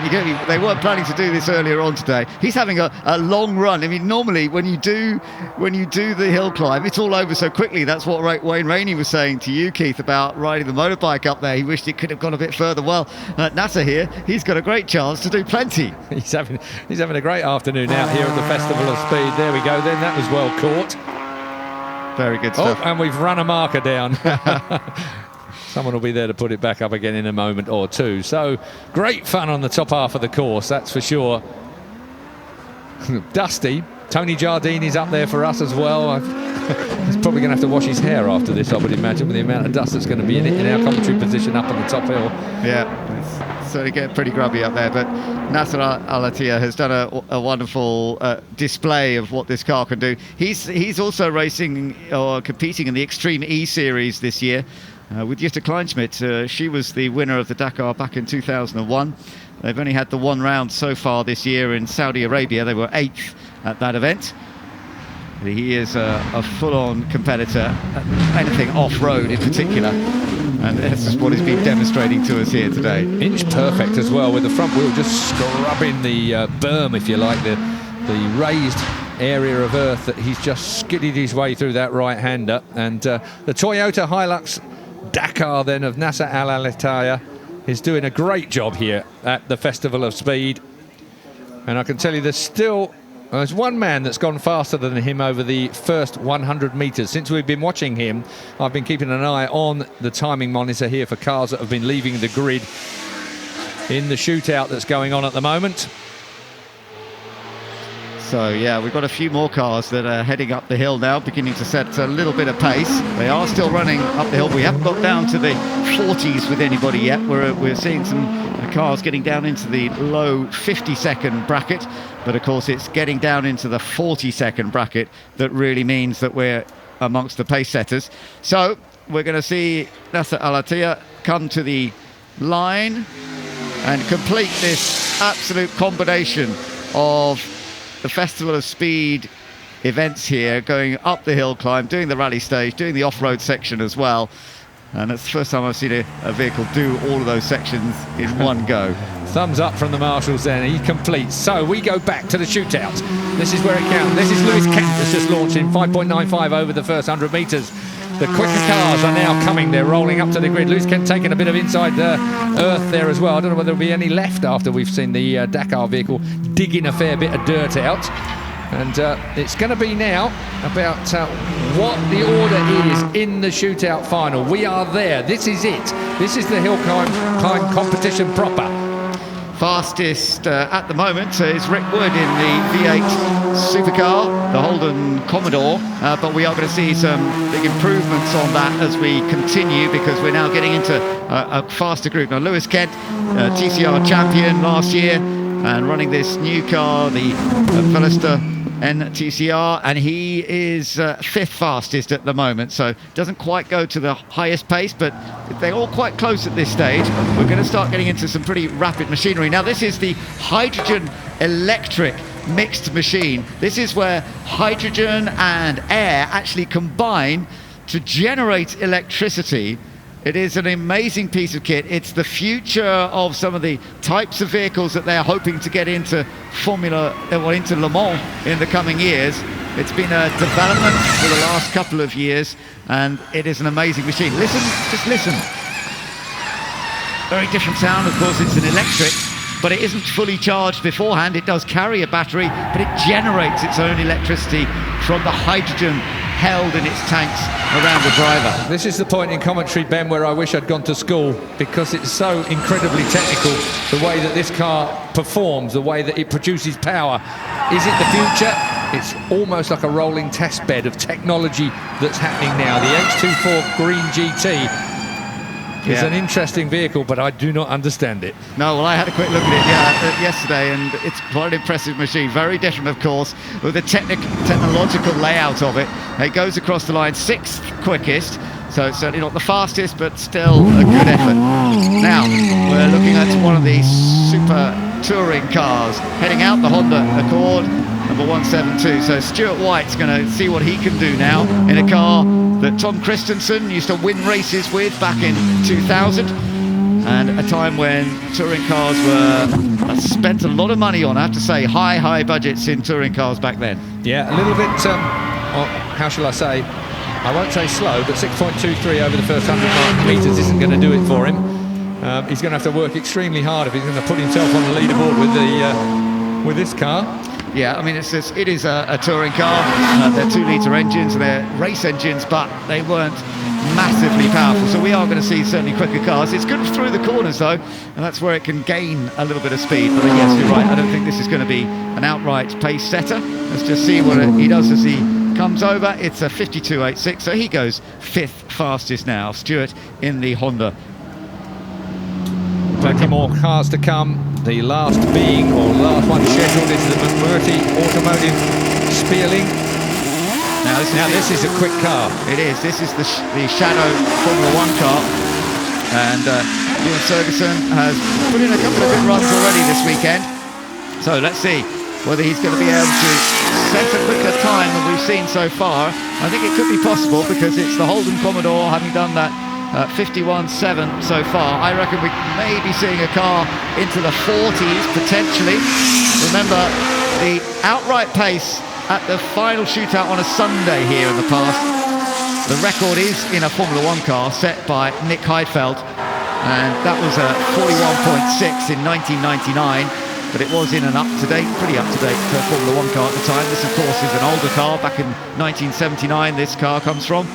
Let's see, is it? No, I don't think he's quite going to make it to the 40s. Definitely not going to make it to the 40s. Comes to the line, stop the clock. Second position at the moment, but that's going to be usurped by quite a few cars as we roll on now. This is a big beast. It is indeed. This is a NASCAR. This is Ed Berrier who's driving this car, and this has actually been modified to run up the hill here. I was talking to the guys earlier. It's not in its original NASCAR trim. It's actually been modified quite extensively to make it much more drivable. And Ed himself is a very experienced NASCAR racer, not at the highest level, sort of next level down. He raced for some 17 years in NASCAR in the States. He's 60 years old now, but the American knows what it takes to drive one of these big cars.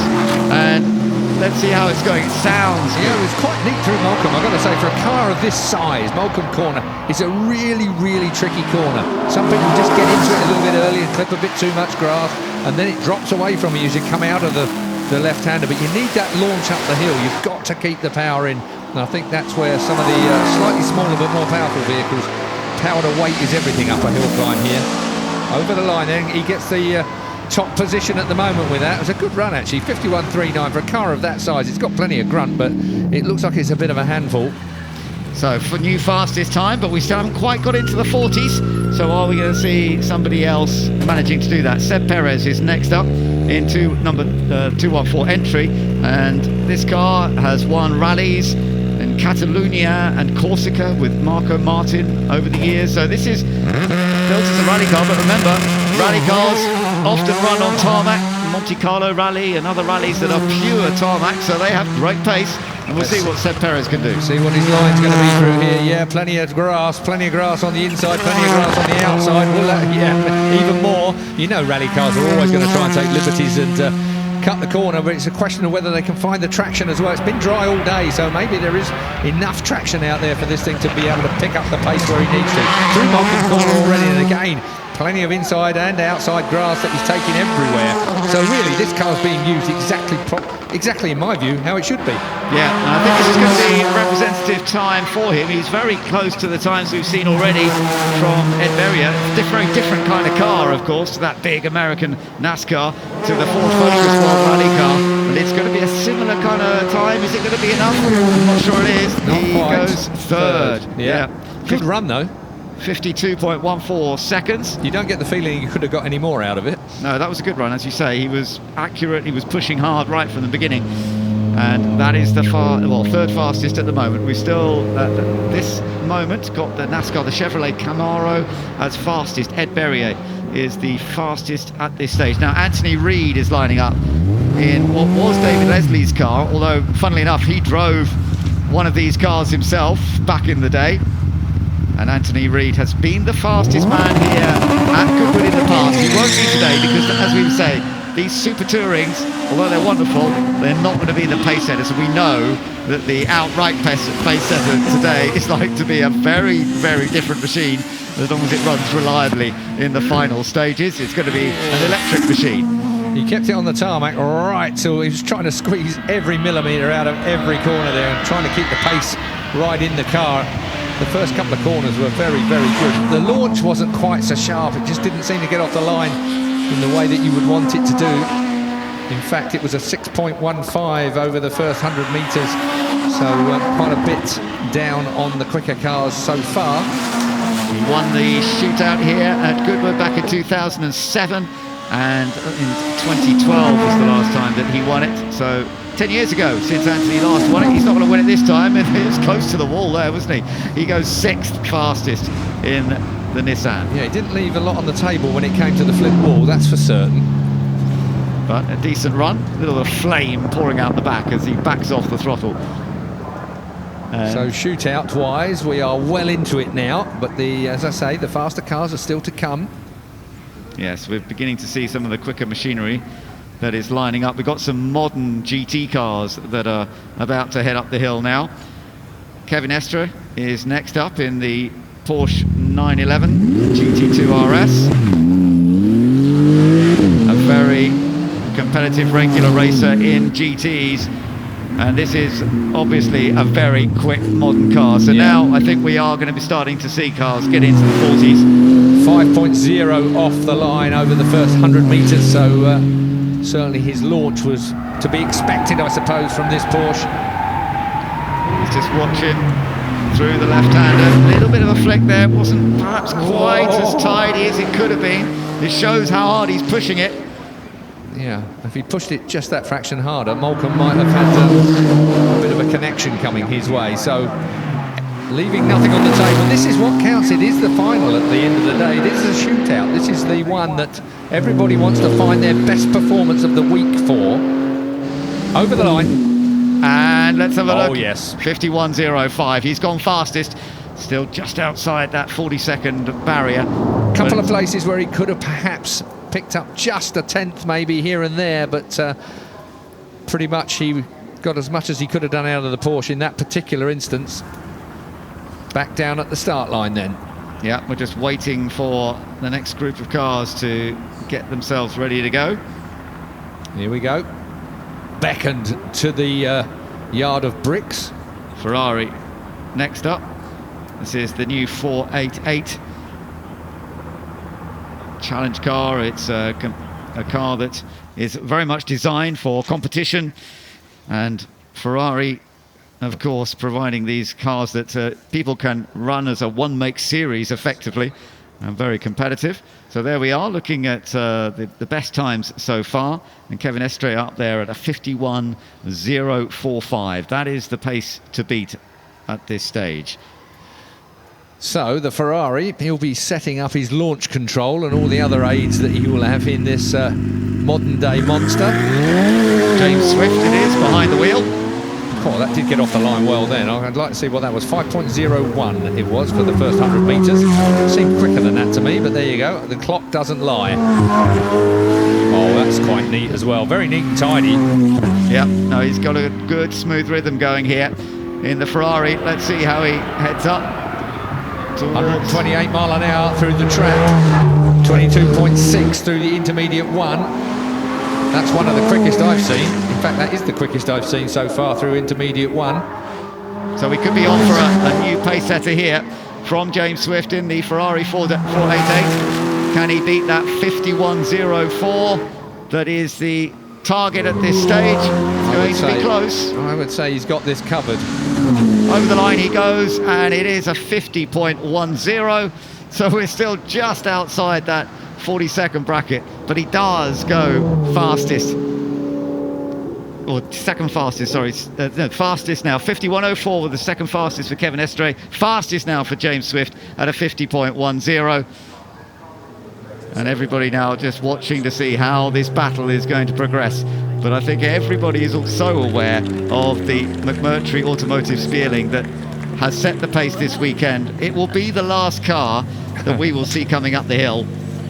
This is the collecting area at the top of the hill where all the stars and cars will be parked up, ready to go. Ah, here we go. This is the 4 Series competition coupe, and it's good. I kind of like the understated grey, I've got to say, and this will be a fast car. Now we'll see. It's a big car though. It's a heavy car. It's going to be 2 tons, I'll bet, even though it's an M. So Jörg Weidlinger is the driver of this one, and it's suitable that we've got one of the M4s doing the battle, because we're celebrating the M's cars this weekend. And he's just waiting for the signal from the marshals that it is time to set off. Very dramatic looking modern BMW, isn't it? I've got to say, the front end of the BMWs is something that inspires thought and talk, but that seems to suit the front end of this M4. Yeah, so there's just a little moment as we wait for them to get him under set orders on his way. Yeah. So looking to race control before they give the order.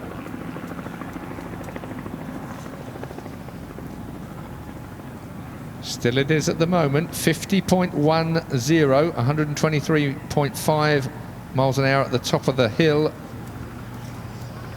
for James Swift. As again, we wait for race control to give us the all clear on the hill. There will be a reason for that. We don't know what it will be, but it is the M4 CSL that's next to go up the hill.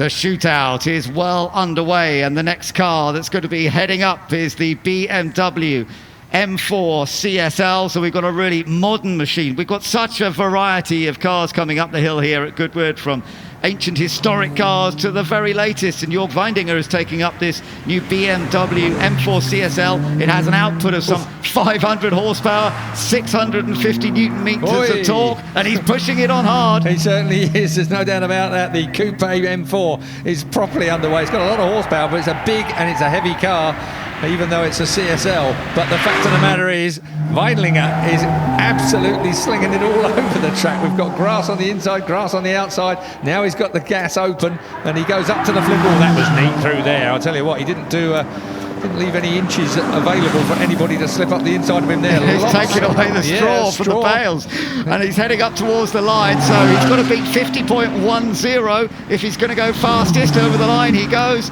and it's not quite enough. It's a 51.12. Close, not close enough. So for the moment, James Swift remains the fastest in the Ferrari 488 Challenge, another modern sports racing car. It was a good effort, though, that one. Well, I think the M4 is a fast car, but it's a big car, and it looked just a little bit too much like a road car in that situation, which, of course, it is. 6 seconds to cover the first 100 metres, so he lost a second and a half, really, at the launch, if you like, as well. So, despite the fact it's a pretty-looking car, it wasn't quick enough off the mark, and then he took on a bit of grass here and there as well, which will have just thwarted the forward momentum. Andy Middlehurst in the Nissan Skyline. So now we're back to the kind of car that was a great winner back in the late 80s and early 90s, but still watch it. This is an iconic racing machine, the Nissan Skyline. Andy Middlehurst, a very rapid driver, so let's keep an eye. You can see he's pushing on hard. Yeah, the drifters love these cars, and I think it was them that really have taken them out of the marketplace. There's hardly any of them around now, Skylines. They're a difficult car to find if you should want one, but they're very popular in drifting and still very, very quick. In its day, this was the car to have. First sector was pretty strong, the second sector likewise, but I'm not sure he's going to have quite enough pace to become fastest of all. Good launch though, 5 seconds over the first 100 metres. That's true, it's going to be pretty close, but as he comes over the line, no, it's not enough. 51.32. Fourth place for Andy for this stage, but a good effort. We've still got plenty more quick cars to come, but everything is building up to the electric hypercar, the McMurtry Automotive. That's certainly something we'll be watching. But now we've got Florent Muller, and I tell you what, Florent is very quick in this machine. This is the Dodge Viper GTS R of 2001 with a V10 engine out of the front, 8 litres, and it really does shift very quickly indeed. Got to get it stuck to the tarmac though. That's the bit that counts. Forward momentum rather than wheel spin, and this thing really does create some wheel spin when he asks for full throttle. That first sector was okay. Second sector, yeah, strong. Oh, he was neat through Malcolm, you know. Really, really very neat through there. Didn't waste any time, didn't waste any space. So that was a beautiful left-hander at Malcolm. Let's have a look and see what he's got. 36.3 at the intermediate 2 split. Not a bad time, I've got to say, but will it be quick enough? I think this is quick enough to take the top spot, you know. He's going to use all that momentum. He's going to use all that 700 horsepower that this car develops, and he's over the line. He goes fastest. We've got the first car 48.97 in the 40s, 48.97, and he has taken the top spot for now. But we are expecting to go below that figure. Now we've got another modern Porsche with Timo Bernhard driving it, and Timo Bernhard, another superstar driver over the years. This is the RSR 18. It's got the 4-litre flat six. Listen, what a great start off the line. Well, I think it might have been a lot of noise, but let's take a look. 5.37, so it wasn't as great a start as it sounded or looked. He raced this car at Le Mans, Timo Bernhard, with Romain Dumas and Sven Muller in 2018, but it's a very different story from doing a 24-hour race to doing a rapid sprint up the hill. 1.1 miles he's got to cover. Again, looking pretty neat round at Malcolm. Let's have a look at the second split as we wait for him to pass the lights and break the beam. It's clean, it's tidy, but I'm not sure it's going to be that much quicker. 36.6, it's okay, 36.6, that's not a bad time, but I don't know whether it's going to be top spot. For the moment. Still to the line, here he comes. Second place perhaps as a prediction from me. Third, as it turns out, 50.35. So for now, there's still a bit of performance to be found. That 48.96. Here we go. Now, this is going to be quick. Nick Heidfeld, who is driving this, who has had the record here, and in some ways still has the official Sunday record here at Goodwood. Tell you what, that was a lot. If it hooks up, this thing is going to be quick. It looks like a stealth fighter, doesn't it? Really does. This is the next generation of Formula E car, but we know the Formula E cars are very rapid electric single-seaters. Look at the way it twitches. Indeed, well, that's because he's got so much power down on it. He's absolutely throwing out horsepower, or the equivalent of at the moment. Mahindra, of course, were Moto3 winners back in motorbike GPs. Oh, that was close. Moto3, and they dropped out of Moto3 to spend all their money on EV vehicles. Yeah, he's backed off, and it's happened again because nearly every run he's done with this car that has gone wrong at some stage, and what a shame for Nick Heidfeld because that was going very rapidly. Well, he got a 5.1 launch in the first 100 yards, a 22.7 intermediate split, and that's in amongst the best that we've seen so far. So here we go then, everybody's getting very excited about the final runs, and Jenson Button is the next man that we're going to be watching, Keith, in this very quick electric rallycross machine. Look at it go. Yeah, that really picks up now. It is going to be interesting over the first 100 metres. Wait for it to click the 4.21. That is by far and away the fastest off the line over the first 100 metres. Through turn one, this guy knows how to drive a car, no doubt about that, and he's using all of the track and the grass. He looks so smooth, so under control. This thing is fast for a bigger vehicle. Yeah, it's electric, but it's 1,000 horsepower, so it's got amazing drive, and he's been really showing us he's got great pace with it. He's quickest at the first split, 21.53, so he's quickest at the first split. Let's wait and see what he can do. Malcolm was a bit hectic, but he got through it quick. Another Formula One champion here this weekend, of course, joining a whole group of them, but this is not a Formula One car, but he seems to be getting his head around it completely. It's an area that he's getting involved in more and more. He's going to win this by, well, he's going to be the fastest up to date, I should say, at this point. There's no doubt in my mind. 47.94. Yeah, incredible. So fastest car on the hill so far. That is the fastest pace up to date, and Jenson Button sets the target now for the remaining machines that we've got. We've got some very interesting cars, most notably the McMurtry Automotive Spearling coming up last with Max Chilton to drive it. He's still got a few cars up ahead of him, and he's got to get that brain set absolutely right. And oh, well, they managed to get out of the way. Only just. We've seen that before, but that was a brilliant drive. You know, it really, he got the best out of the car on the difficult parts of the track. He's certainly the turn in and the exit on all of the corners that we were watching him on here from our commentary position looked very, very good indeed. So Jenson Button showing a bit of class, I feel, there. Now, Adam Smalley is the driver of this. He's a youngster, 21 years old, but I tell you what, he's got great potential for the future. He's already a champion from the Ginetta GT4 and a Ginetta Junior champion, so he's a driver who's building his professional career right now. This will mean a huge amount to him to be taking this Porsche up the hill, and he's really going for it. Wheelie? Do you see wheelies often from Porsche? Hang on a second. I thought that was a motorcycle domain. Oh, brilliant. Trust a youngster to be treating a Porsche with such disdain. Incredible, he's on the grass again. This is not going to be fast. He would have lost traction surely on that. But brilliant, he's a real crowd pleaser. 21.8 at the first split, that's fantastic. 35.4 at the second split. I tell you, this is not bad. If he makes it up the hill, he's going to be second. Surely he cannot pick that pace back up. He's lost a little bit of time here and there.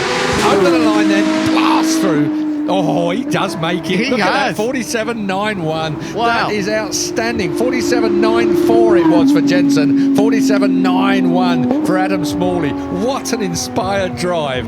He deserves all the accolades you can find for him. I can't believe the wheelie off this Porsche when it jumps out of the ditch, the side of the track. Wait for it. There we go.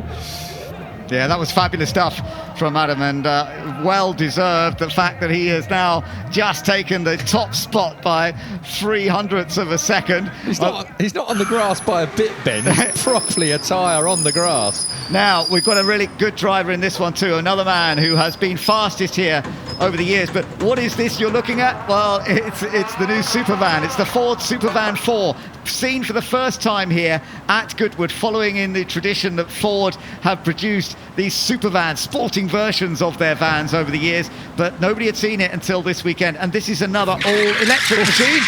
as you can hear, because you can't hear an engine, you just hear a screech as the tyres set it off en route. The equivalent of 2,000 horsepower from the 4 electric motors that are driving this forward. Dumas, of course, is the quickest man on a Saturday, 39.9 before, but Romain Dumas this time around, I wonder what it's, that's a 4.2 launch. That is as fast as Jenson Button. These EVs really get up and go from the start, don't they? Yeah, and his first interval is actually quicker, so I think he's got the good potential here to actually take that top spot for now. I'm not sure it's going to be quite enough in the end when we've got the fastest vehicles out there, but nonetheless, Romain Dumas knows this place better than almost anybody, having delivered so many great results here. Such a top competitor in all forms of motorsport. 46.58, 46.58. That just built and built through the 1.1 hill climb. Oh, of course, absolutely. What did Sabine Schmidt say? I could do that faster in a van. Well, it has been done. He's gone fastest for the moment, 46.58 in the super van. But next up, we've got some very different vehicles. We've got another Porsche coming up next. So let's see how this goes. 46.5. That is an impressive time. So closer we get to the time. Remember, the time set by Max Chilton in the McMurtry Automotive Spearling was 39.1 earlier on today. And that we've just seen is a 46.5 from the super van. So this is going to be another big challenge. We'll see how it goes. Richard Leitz. Quick, off the line. Hooked up. What's it done over the first 100 metres? 4.37. So it's in the ballpark. This has electrical power as well. And you can see and hear that it's got great performance as it climbs up the hill. It's amazing how many of these vehicles are electric and delivering these high speeds. Richard is keeping it smooth. It's not running too much on the grass. Intermediate one, he's underneath Romain Dumas by some considerable margin. So if he carries on with this kind of performance past the flip wall, this could be your new number one. It's looking very good indeed. 33.36 it was at intermediate 2.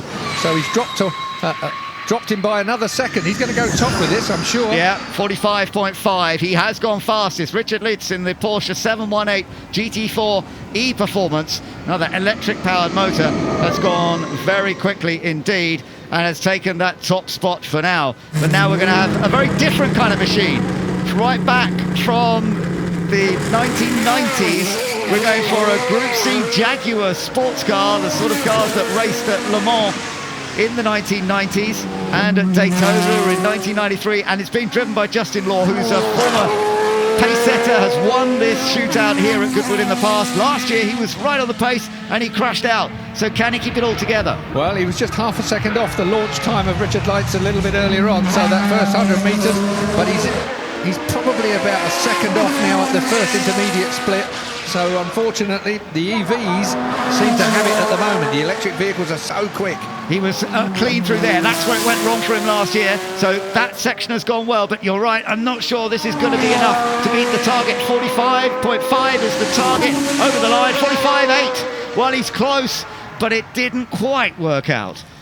I think this is the struggle we're going to see over the years, isn't it? EV versus slightly traditional motors and traditional power units. It's a real struggle for supremacy here on the hill. 1.1 miles then, covered in 45.81 seconds by Justin Law. But isn't it exciting to see a Group C Jaguar from that era, from the 1990s, able to set that kind of pace? Able to, exactly right. Just goes to show you how good it was in its day, in its era. Yeah, classic machine indeed. We've seen plenty of classic cars here at Goodwood all weekend, and it's lovely to see one of those classics actually right at the top of this battle that is going on right now. Now here's a really strange machine, and you'll be wondering what on earth this is. Well, this is the Gymkhana GL wagon. Travis Pastrana, who's a very experienced off-roader in particular, very talented. This has got a 2.3 flat 4-cylinder turbo engine, some 860 horsepower. Let's listen up as he gets ready to go. Oh, that's a launch and a half. 100 metres in, watching over the 100 metres, 4.32. That's not quite the fastest Romain Dumas with the quickest over that period, but look at the way he works his car. I can't believe how soft the suspension is everywhere. And you can see those aero devices that spring up when he's on the brakes, just to kind of slow the car down, push the car into the ground, get the air as an assister through Moulcombe we go. Oh, that was sideways there. Yeah, we could see the correction. You were looking out the window. You should have seen it from the window. No wonder they're clapping. Oh, nearly clipped the mail. No, right next to the flip wall. This is a great drive. Whether the car is capable of beating everyone else, we'll see. 34.0. He's right on it. He's the fastest in the second sector. Does he go for it? 45.5 is the one to beat. 46.2. He just loses the time, drops into third place. But that was one of those drives where you think if it was just down to style and skill, you should win. You can see those flaps, they fly up on the brakes, so when he goes onto the brakes they automatically switch in. It's an electronic system, and look how out of shape he was, but he kept the foot in. That was the bit that you saw from the outside and we were watching from inside. We could see the opposite lock, and it's a wonderful machine. He was runner-up here last year, but I think he was pretty happy with the way that went. Look at him. Yeah, it was sideways, Travis. Now this is Ben Mitchell in an older Formula 2 car, BMW powered, and I tell you what, he's been putting in some great runs up the hill. The start wasn't perfect. Of course, he's trying to get the best out of those two rear wheels. And this 1982 Formula 2 car, he is going to nail it up through this next section, I can tell you. Well, I think you've just said it really. When you're trying to put it through two rear wheels, doesn't matter how big the slick is, when you're up against an EV that's got that linear power, putting it through four wheels, it's a real struggle to try and beat them off the line. It was a 5-second first 100 metres, that's for certain, and he's leaving nothing on the table when it comes to performance through Moulcombe. Up then to the flint wall, he's already there. Yeah, he's driving hard. You saw 33.8 through that. So he's actually quicker than Travis Pastrana up on the top half of the course on this car. I don't think it's going to be quite enough, but let's have a look. Ben has put in a great effort here. 45. Not bad at all. That's a great second position. 45.64. So second place for now. Good effort. But we've only got one more to go. One more car to go, and it is the car that we are expecting to set the pace. But let's see if it works. This was a good drive, I've got to say. Ben Mitchell he got the most out of that car he could have got out of it. On the limit. It's where you need to be when you're in the shootout, the finale, the final.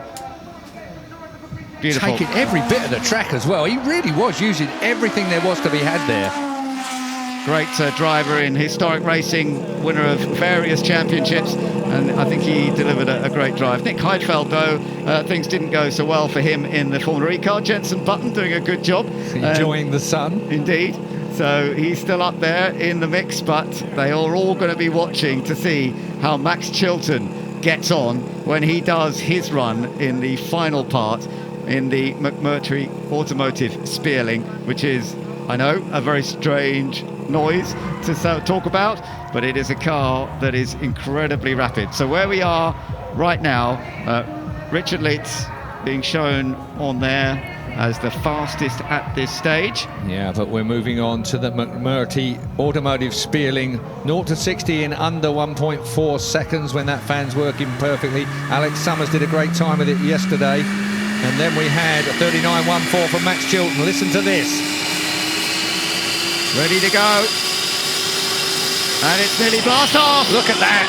So the suction down to the track. Max Chilton, then he looks pretty calm in there at the moment, but he won't be in the minute once this thing builds up.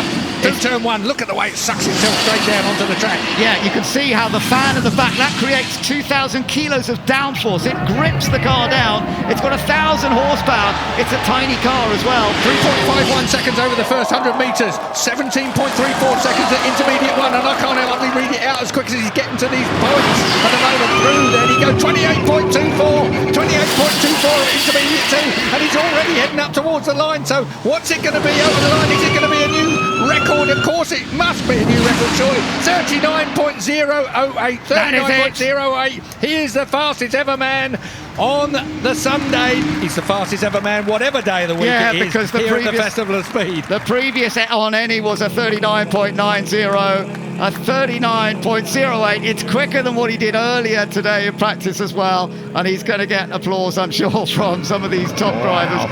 But Max himself knows these guys. Ex-Formula 1 driver himself, an IndyCar driver. What a brilliant performance by him. Goes to show you the consistency of a top racing driver, though. 39.14 in his first run today, and then 39.08 in the last session in this final shootout. So close his times. So he was pretty much on the limit earlier on today.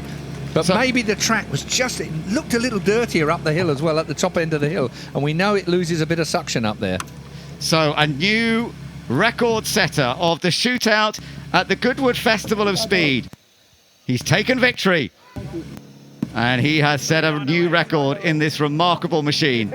Max Chilton celebrates then as he extricates himself from this, what is for me a tiny vehicle. This is the fastest tiny vehicle I've ever come across. Quick bow to everybody as well. The Duke of Richmond will be very happy about that, because not only did he just do the fastest time, he's also cleaned the track with that big vacuum cleaner underneath it. Yeah, it really does have a vacuum cleaner. It's a fan car. It develops its own downforce. First time that a car has competed like that since the late 1970s, when the Brabham BT 46B was a Grand Prix winner using that kind of system. But it's also got electric power as well, so that is part and parcel. The Duke of Richmond making his way up to the top of the hill in one of the great classic cars, the Mercedes 300 SL. To congratulate the drivers at the top of the hill, the main event, the Hillclimb final has been done and dusted, and as we may have expected, the McMurtry automotive spieling, nothing to be taken away from it. It was our expectations. The car has had to perform throughout all of the week, and it has performed mightily on the day when it mattered. Max Chilton, steely-eyed, it's kind of, he put himself in the zone and he made it work with that fantastic 39.08, 149 mile an hour at the top of the hill. Yeah, incredible. I've never seen anything like that, I must say. Yeah, well, it was certainly a little bit of amazing. It's a silver car that we've got of different eras now, and this little car created by a team over about the last 4 years that they've put this together. So David McMurtry, who put together a team of former F1 engineers to create a high-performance car. And that's what they have done with this machine. It creates 2,000 kilograms of downforce before it moves. That fan creating 2 tons of downforce in kilos before it even gets away off the line, and it grips it to the road so effectively then that with the horsepower it has from that electric power as well, it is massively rapid. And they were inspired to build a car, the footprint, the size of an F1 car from the 1960s. So it is a single-seater, as you were saying, but it's built to that same sort of dimensions as the Formula One cars of the 1960s. It is capable of massive high G cornering due to that downforce that it creates as well. And Max Chilton, what a day it is for Max, who has taken the top spot and the record. And he will be congratulated by the Duke of Richmond here, who has put this event on one more time. Oh, isn't that lovely to see? Thank you so much. The best garden party in the world. Best garden party. Max, I'm going to have to jump in. You are officially the fastest man ever up that hill. Yeah, I mean, I never thought that was going to happen. I've had a pleasure of coming to this amazing festival since I was 4 years of age.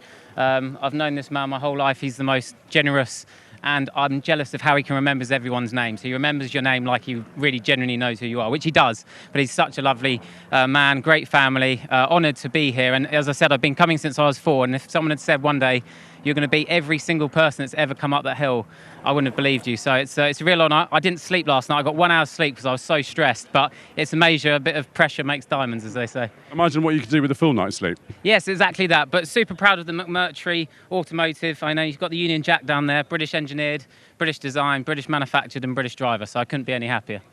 Your Grace, you must remember Nick Heidfeld's run in 1999. I mean, this was something else, wasn't it? I know, you just look at the way the technology's come along. I mean, that run of Nick's was amazing, 160 to the top corner, everyone was going, oh my God, this is so fast. It was epic, but to see the way this wonderful car's gone up and the way the whole McMurtry team have put this together over the last couple of years, it's been 2 year. Amazing they've done it in 2 years. I think they weren't even expecting it. Max's drive, absolutely epic. So we're just thrilled to have such a great British technology, British driver winning this great event. Well, do present Max with the champagne, and we're going to get Romain Dumas, Nick Heidfeld to come on in. Thank you. Sorry again, Boo. Amazing record. Nick Heidfeld, it's been 23 years of holding that record, but I suppose it had to come to an end at some point. Yeah, of course, it was never expected for it to last that long. Even the Volkswagen, who beat it, like, I think 2 years ago, took them a lot of time, and I think all of the 3 ones were pretty exceptional. Like today, I think everybody was staring at that screen because this little machine looks so impressive. Romain, you know what it takes to do a 39-second run up here. It was a little bit quicker, but some effort. Well, amazing. I mean, you know, great respect to the team, all the young guy, young engineer, you know, small car, made for that for sure, but with a lot of talent. So, you know, that's good in Goodwood. You can see different things with different ID, very performant, perfect, you know, nice day. Romain, Nick, thank you very much. Well, what a very special time up there at the top of the hill now, especially for Max Chilton. And when we saw his nervousness this morning, Keith, when we met up with him. He and his wife were explaining that he'd not slept last night, and he confirmed that obviously to everybody just now. And you can imagine the pressure. If he's been here since he was 4 years old and he's seen winners and what it takes to do this, I mean, it's a big deal. Yeah, he felt the pressure. He did feel the pressure, but he was straight off to the canteen to get some food, so I don't think he felt that much pressure. But Max Chilton is the fastest man on the hill climb here at the Goodwood Festival of Speed, and I think that was worth waiting for. I have to say that when you see something as special as that McMurtry, I'm going to go and it's quite often covered up when I went round to it earlier on. They probably, now that they've got the job done, perhaps we'll be able to get a slightly better view, and I'm going to be staying for another couple of hours to enjoy the last bits at the Festival of Speed, and I suggest everyone else here as well does the same. While the sun's out, you might want to try and find that one area that you've not yet been to, now that you've watched the shootout finale up the hill here. Try and find that last thing that you really wanted to see but haven't yet managed to get to. Such a big place, such a lot to see, such a lot to do. And now we have just seen the fastest ever car up the hill. Celebration time for the engineers who put so much work into getting this car to work. It's so sticky and sweet and stinks. But so worth it for Max. So worth it. You summed it up perfectly. A really big event for them. Well done to the team. Based in Gloucestershire, this team, and they have created something very, very special. So let's take another look at how Max took it on, and let's look at the start and just go quiet and listen.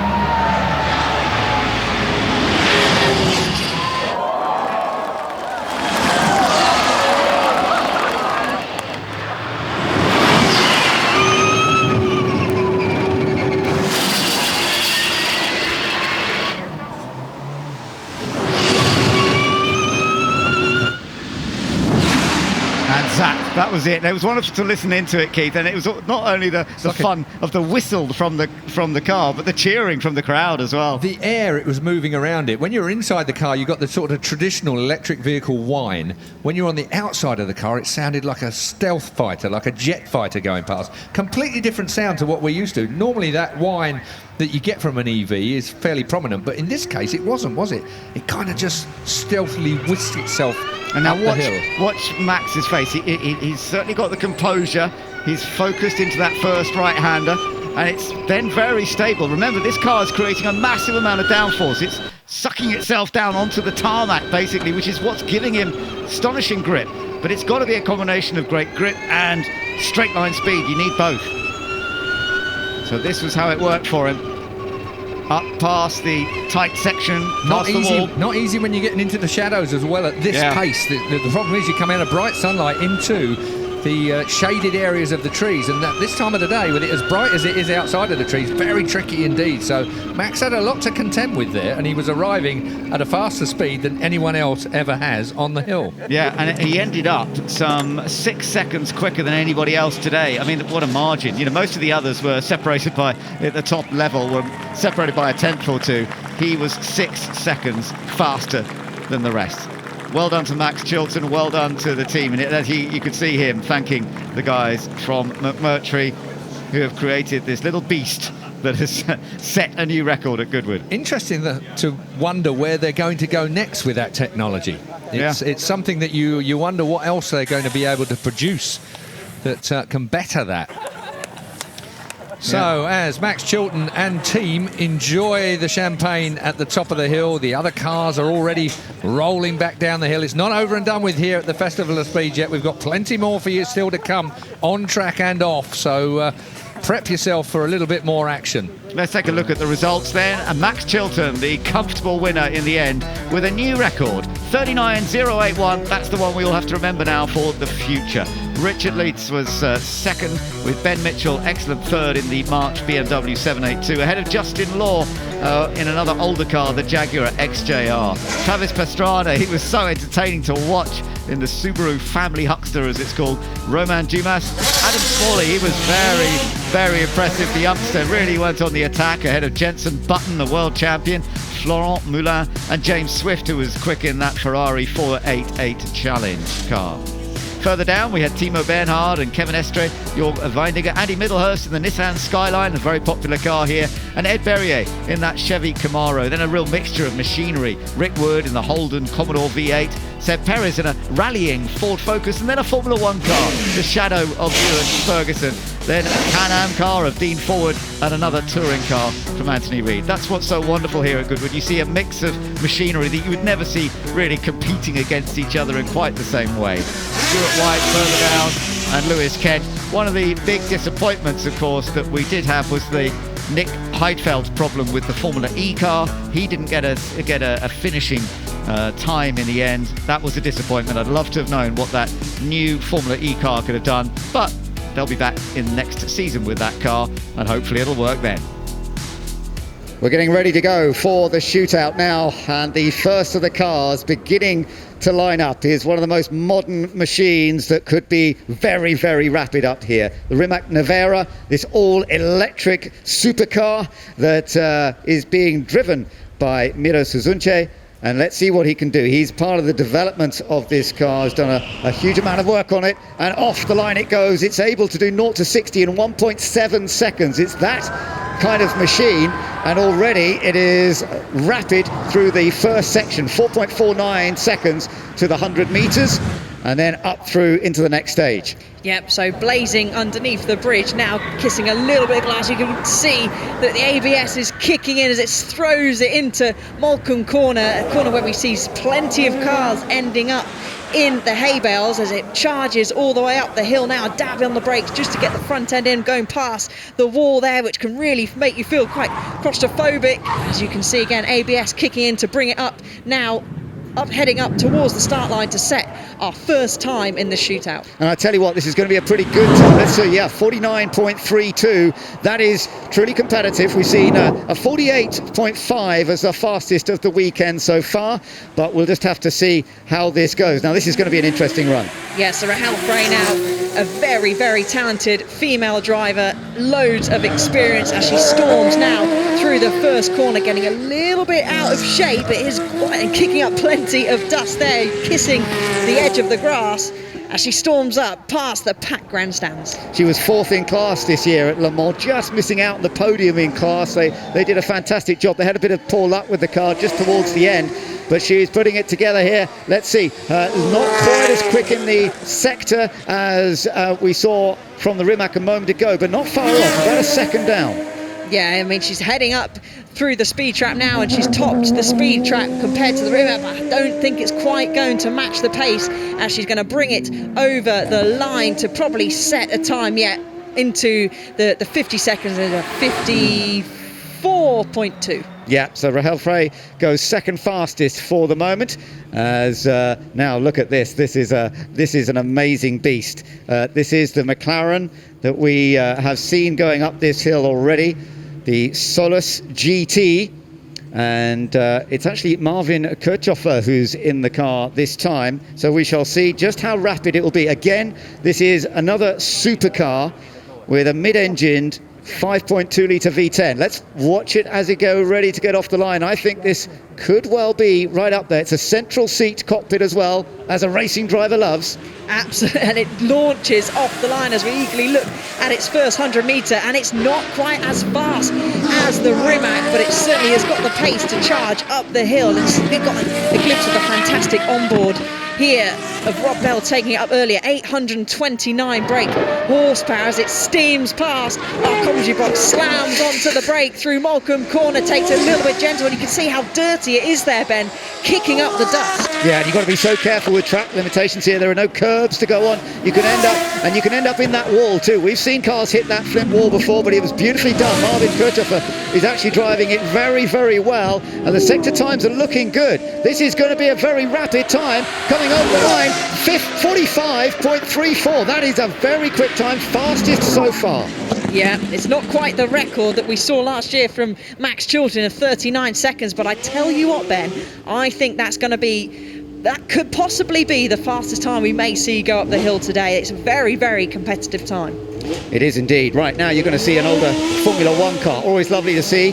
This is the 1976 McLaren Cosworth, and many of you will have heard these Cosworth engines over the years in Formula One. They have a very characteristic sound to them, and Michael Lyons, who's a very successful historic racer, raced Formula Ford and Formula Renault in his times in British GT, so he's done a lot. Let's see what he can do in the McLaren. Yeah, beautiful sound as he takes it through Molecombe Bend. A very experienced racer in this type of machinery, had many wins in historic racing, so knows exactly how to drive these vehicles and has experience of racing them up the hill as well. He sends it through very, very close to the hay bales on the right-hand side there, and he storms coming up to the line now. It won't be fastest, but it's not a bad time. It's a very good time, and he's only just missed out. 46.89 is the time that he's done it in, so that's just over a second off what we've seen so far from Marvin Kirchhofer. So very, very impressive. Now, Olaf Monte, who is the man behind the organisation that create this car, very experienced, but not perhaps the sort of top young drivers. He's somebody who has been responsible for building these cars, making them work, and this is a special Porsche 911 GT2 RS Club Sport 25. They're only building a few of them, and a good initial run. Let's see whether it's going to be fully on the pace. Yeah, just a little lock up there. We had a quick look out of our commentary box window heading into Molecombe Bend, and actually a Porsche was second fastest going up the hill last year with a 45.5, and it's not a bad intermediate one, maybe not quite as fast as the fastest time, a couple of seconds off as he heads up the hill now. We're kind of have a little look as he goes across the line, and it is a 51.4. Yep, so that's not quite the pace that they've been looking for, but I tell you what we've got to watch now is Adam Smalley, because Adam has been a pace setter all weekend. This is the Porsche 911 GT3 Cup. Away goes Adam, the 22-year-old from Lancashire, a karting champion in Ginettas. You know him well, he's a great driver. Yeah, I've had many times where I've sat next to him in a Ginetta Junior back in the day, and I was always holding on, gripping to my seat. Last year he set a 47.9, and we saw that onboard for him last year, storming up the hill as he takes it just a little bit of inside grass there and kisses the outside grass, and this is fantastic onboard then. The sector time is good. It's right in the mix. 21.6 is not the fastest we've seen, but he's definitely on the game here, isn't he? Yeah, you can see making plenty of corrections, going up the hill, getting ever so close to those hay bales on either side, and he's going to storm across the line at 47.4. 47.4 for Adam Smalley, so it's not quite the fastest as yet. It's still Marvin Kirchhofer who has got that pace currently, having set it just a few times ago. They are all pushing on, trying to get the best that they can possibly get, but it is the McLaren Solus GT which is currently the fastest. Right, now then, Adrian Formeau heading up the hill. We're riding on board, and once again getting a really interesting view on a rally car this time. It's not raining today, and Ford Puma World Rally Car. Oh, you see how a rally car is always happy going off the track. Now, it was Ott Tanak, of course, who set such a rapid pace in the Ford, but let's see what Adrian Formeau can do. Yeah, as he screams through, and this was a great lap that this car performed in really, really tricky conditions on the Friday, and you can see the absolute concentration on Adrian's face as he's steaming up the hill. Yeah, into the last section now. He's done 36.3 into the sector, so he's up there, but I'm not sure it's going to be quite enough because it won't have quite the sheer horsepower. 49.47 seconds. So yeah, it's good, but not quite enough. No, I think the rally car needed a little bit of rain, as we're going to see yet another rally car take up the hill. They were very competitive, obviously, in the tricky conditions that we saw on Friday. So it's the Hyundai i20N Rally 1 hybrid that is going to be heading up the hill now. Yeah, and it's the great driver, Thierry Neuville, who is driving it and sliding it with great style. Let's see how this goes. 500 horsepower in one of these Rally 1 hybrid machines. The World Rally Championship now uses hybrid machines, and Hyundai have had 8 podiums in the World Rally Championship so far this year. Looking good so far too. Oh, beautifully done as he kicks up a load of dust which streams into the grandstand. I don't want to be the car that's going out next. Behind him, we can see dab on the brakes and gets ever so close to the wall as he's heading up to the finish line now, Ben. So he's right up against the bales too, isn't he? Just rubbing the car alongside them. Let's see what the time as he comes over the line. Is it? It's not going to be enough. Let's see. Across the line he goes. It's 52.7, so he has missed out a little bit. And I have to say, Adrian Formeau, the other rally driver, definitely a bit quicker on that run. Now, this could be one. Jake Hill is in this wonderful Nissan Skyline, and I can tell you there is a huge amount of power. It is four-wheel drive. The Nissan Skyline GTR, it's a classic racer that had huge success in its early years, and it's being driven by Jake Hill, front runner in the British touring cars. Puts a wheel on the grass, but he's kept his foot on the throttle. He has kept his foot on the throttle, currently sitting P3 in the British Touring Car Championship. He's had great success in this car, winning the Spa Classic in 2021 and also winning the 2021 Touring Car class in the shootout with this liveried car. It's a beautiful car, and I wouldn't want to be a passenger next to Jay driving it so effortlessly up the hill. He's very much in the mix, but I'm not sure it's going to be quite enough. The second intermediate has come through at 35.7. He's still trying to get a little more pace. 48.818 as he goes over the line. It's not quite enough, and we've still got that pace that was set by Marvin Kirchhoffer. 45.34. That is still the target. But I think that's a fantastic effort from Jake Hill, really ragging the competitor, and he really, really does enjoy driving the car. And this is back to now looking at machinery that Jake is usually used to driving, a British touring car, as we're going to have Rory Butcher now heading up the hill. Yeah, so Rory Butcher is, as you say, one of Jake's rivals from British touring cars. He's in the Toyota Corolla.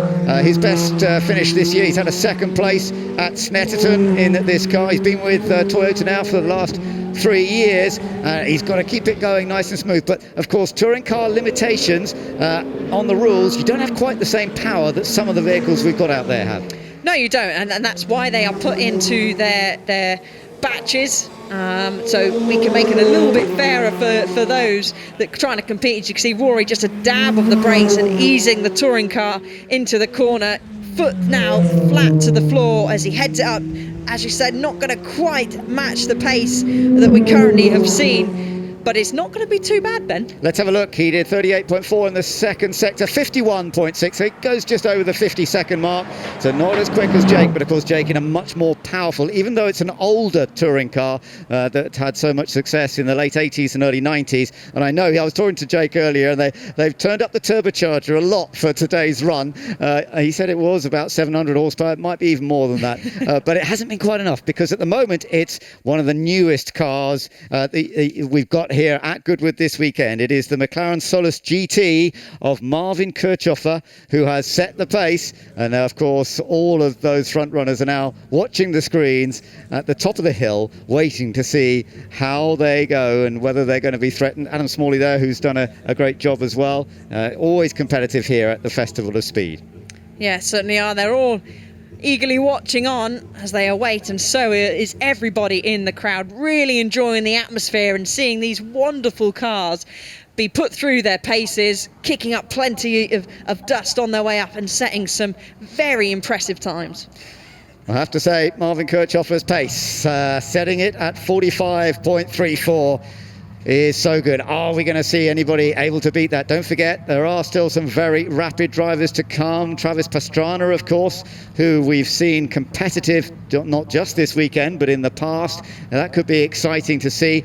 And Justin Law, who's been successful here several times. In fact, it looks like it is Travis Pastrana who's coming up to the line now, Alice. So this is always one to watch. One of my favourite cars, the 1983 Subaru GL Family Huckster. As you'll see, when he stamps on the brakes, almost everything sort of flips up and gives us a wave. And this is going to be an incredible lap. And if we've had the chance to watch any of the stream over the weekend, you will see that he gives it absolutely everything heading up the hill. Here we go. Pastrana's away. The runner-up here in 2021. He was 5th here last year. Let's see what he can do with this fantastic machine. I don't think he'll be doing 360s this time, as he did in a little display early on today. He's going for the sheer pace. Yeah, chucking up more than just grass there, load of dirt. Now you watch this as he stamps on the brake and sends it in to Malcolm Corner, kicking up plenty of dust and nearly losing the rear on the exit. Did you hear the cheer from the crowd? They were loving it. I tell you what, his sector times are looking good. He was one of the fastest in that first sector. The acceleration off the line was truly remarkable. This is a great run from Travis Pastrana. Can he beat that 45.3 second? No, he's not going to quite do it. The clock is ticking away. Over the line he goes, 46.3. Wow, and it's got a round of applause from the crowds around here, and so he should. What an incredible time from Travis Pastrana. He's going to be right up there again. He hasn't still quite managed to beat Marvin Kirchhoffer, though. That was so close. And as you say, the style with which he went for it, that was impressive. Like the fans, I know you all loved it, as you could see just how much he was sliding to the very edge, but still keeping it going in the correct direction. An absolute pleasure to watch. That really, really was. And actually, it didn't look like it was going to be a good lap time with the amount of sideways he was getting, the dust and dirt that he was kicking up. But then we were glued to the timing screens, and then we saw these sectors pop up, and we thought, hang on a minute, but just lost out in the end there. Well, let's see if anything is going to change. The McLaren Solus GT is the fastest here, and I think that could be very difficult to beat indeed. Even though it wasn't the fastest into the first little 100 metres, it then picked up so much pace in terms of, we have a speed trap, and it was very impressive there as well. One of the fastest through the speed traps. Let's go to Ed Foster at the top of the hill. Well, what a fantastic shootout that was. I'm joined by the Duke of Richmond, and Michael, you came in third there. It doesn't look like you left much out there. Oh yeah, we were trying. I mean, Travis's lap looked pretty impressive at the end there, but yeah, that's the first time I've had it hop just before the flint wall, so I knew I was trying there. There's a couple of little bits as always, but yeah, really enjoying hammering that thing up here. It's a fantastic day, isn't it? It was a cracking effort, right? If you follow me, James, we're going to go down here. We're going to have to quick walk. We'll find Travis. I've never seen such commitment on the hill. You look a bit weak at the knees, Travis. The last turn, I was like, I can do it flat, And it started going sideways. I'm like, this is going to be the biggest off ever on Goodwood Hill. No, I tell you what, I just want to thank all the guys at Vermont Sports Car and Subaru. This is so much fun to be here. So many legends. I know that McLaren Space Shuttle definitely has it. The McMurtry is phenomenal. But to be up here in an 83 wagon playing Danger Zone when the 8-track, man, this is just an amazing time. So thank you everyone for the opportunity, and we gave it all we had. That's, I think, the fastest I've gone up the hill, but there's not much left. It was an amazing time. Well done. Thank you. Right, James, we'll go back up here. And Marvin, congratulations. That was an absolutely fantastic climb. 45.34. You must be delighted. I'm super delighted. I'm actually quite speechless because I did not expect that. As I said, it's my first time here in Goodwood. I have to say, first of all, amazing run from Travis Pastrana. It was just lovely to watch. Like the car control he has, it's absolutely stunning. Congratulations! Thank you what so a great much. Result. Thank you so much. I'm speechless. Wonderful drive. Thank you so much. Fabulous car. Well done. Thank you. Well done. Back to the guys in the factory. They've built that car. I had the honor to drive it, and thank you so much. Thank you so much. It was a fantastic effort. Congratulations. Thank you so much. Thank you so much.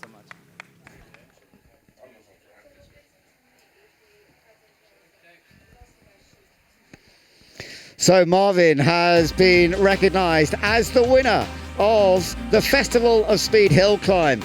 And the young German racer who's had success in German Formula 3 and Formula Masters in the past now drives for McLaren, and he's won ahead of Travis Pastrana, who probably put on the most dramatic display of all. Michael Lyons was third, Adam Smalley fourth, ahead of Jake Hill.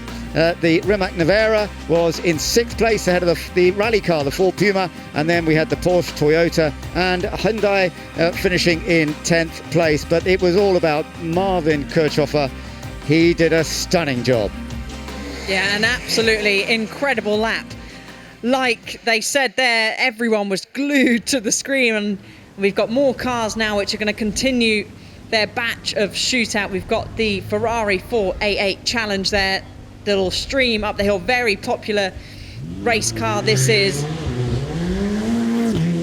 Yeah, let's see how this goes. It's going to be pretty rapid, but I think we're just going to calm down a little bit and see how quickly these cars are going to be going right now. Andrew Morrow, this is, in the Ferrari 488, and the 488 in various versions has had a lot of success. It won the Spa 24 Hours a couple of years ago, and they have this challenge trophy now where you get Ferrari drivers all competing against each other in similar cars, one make series.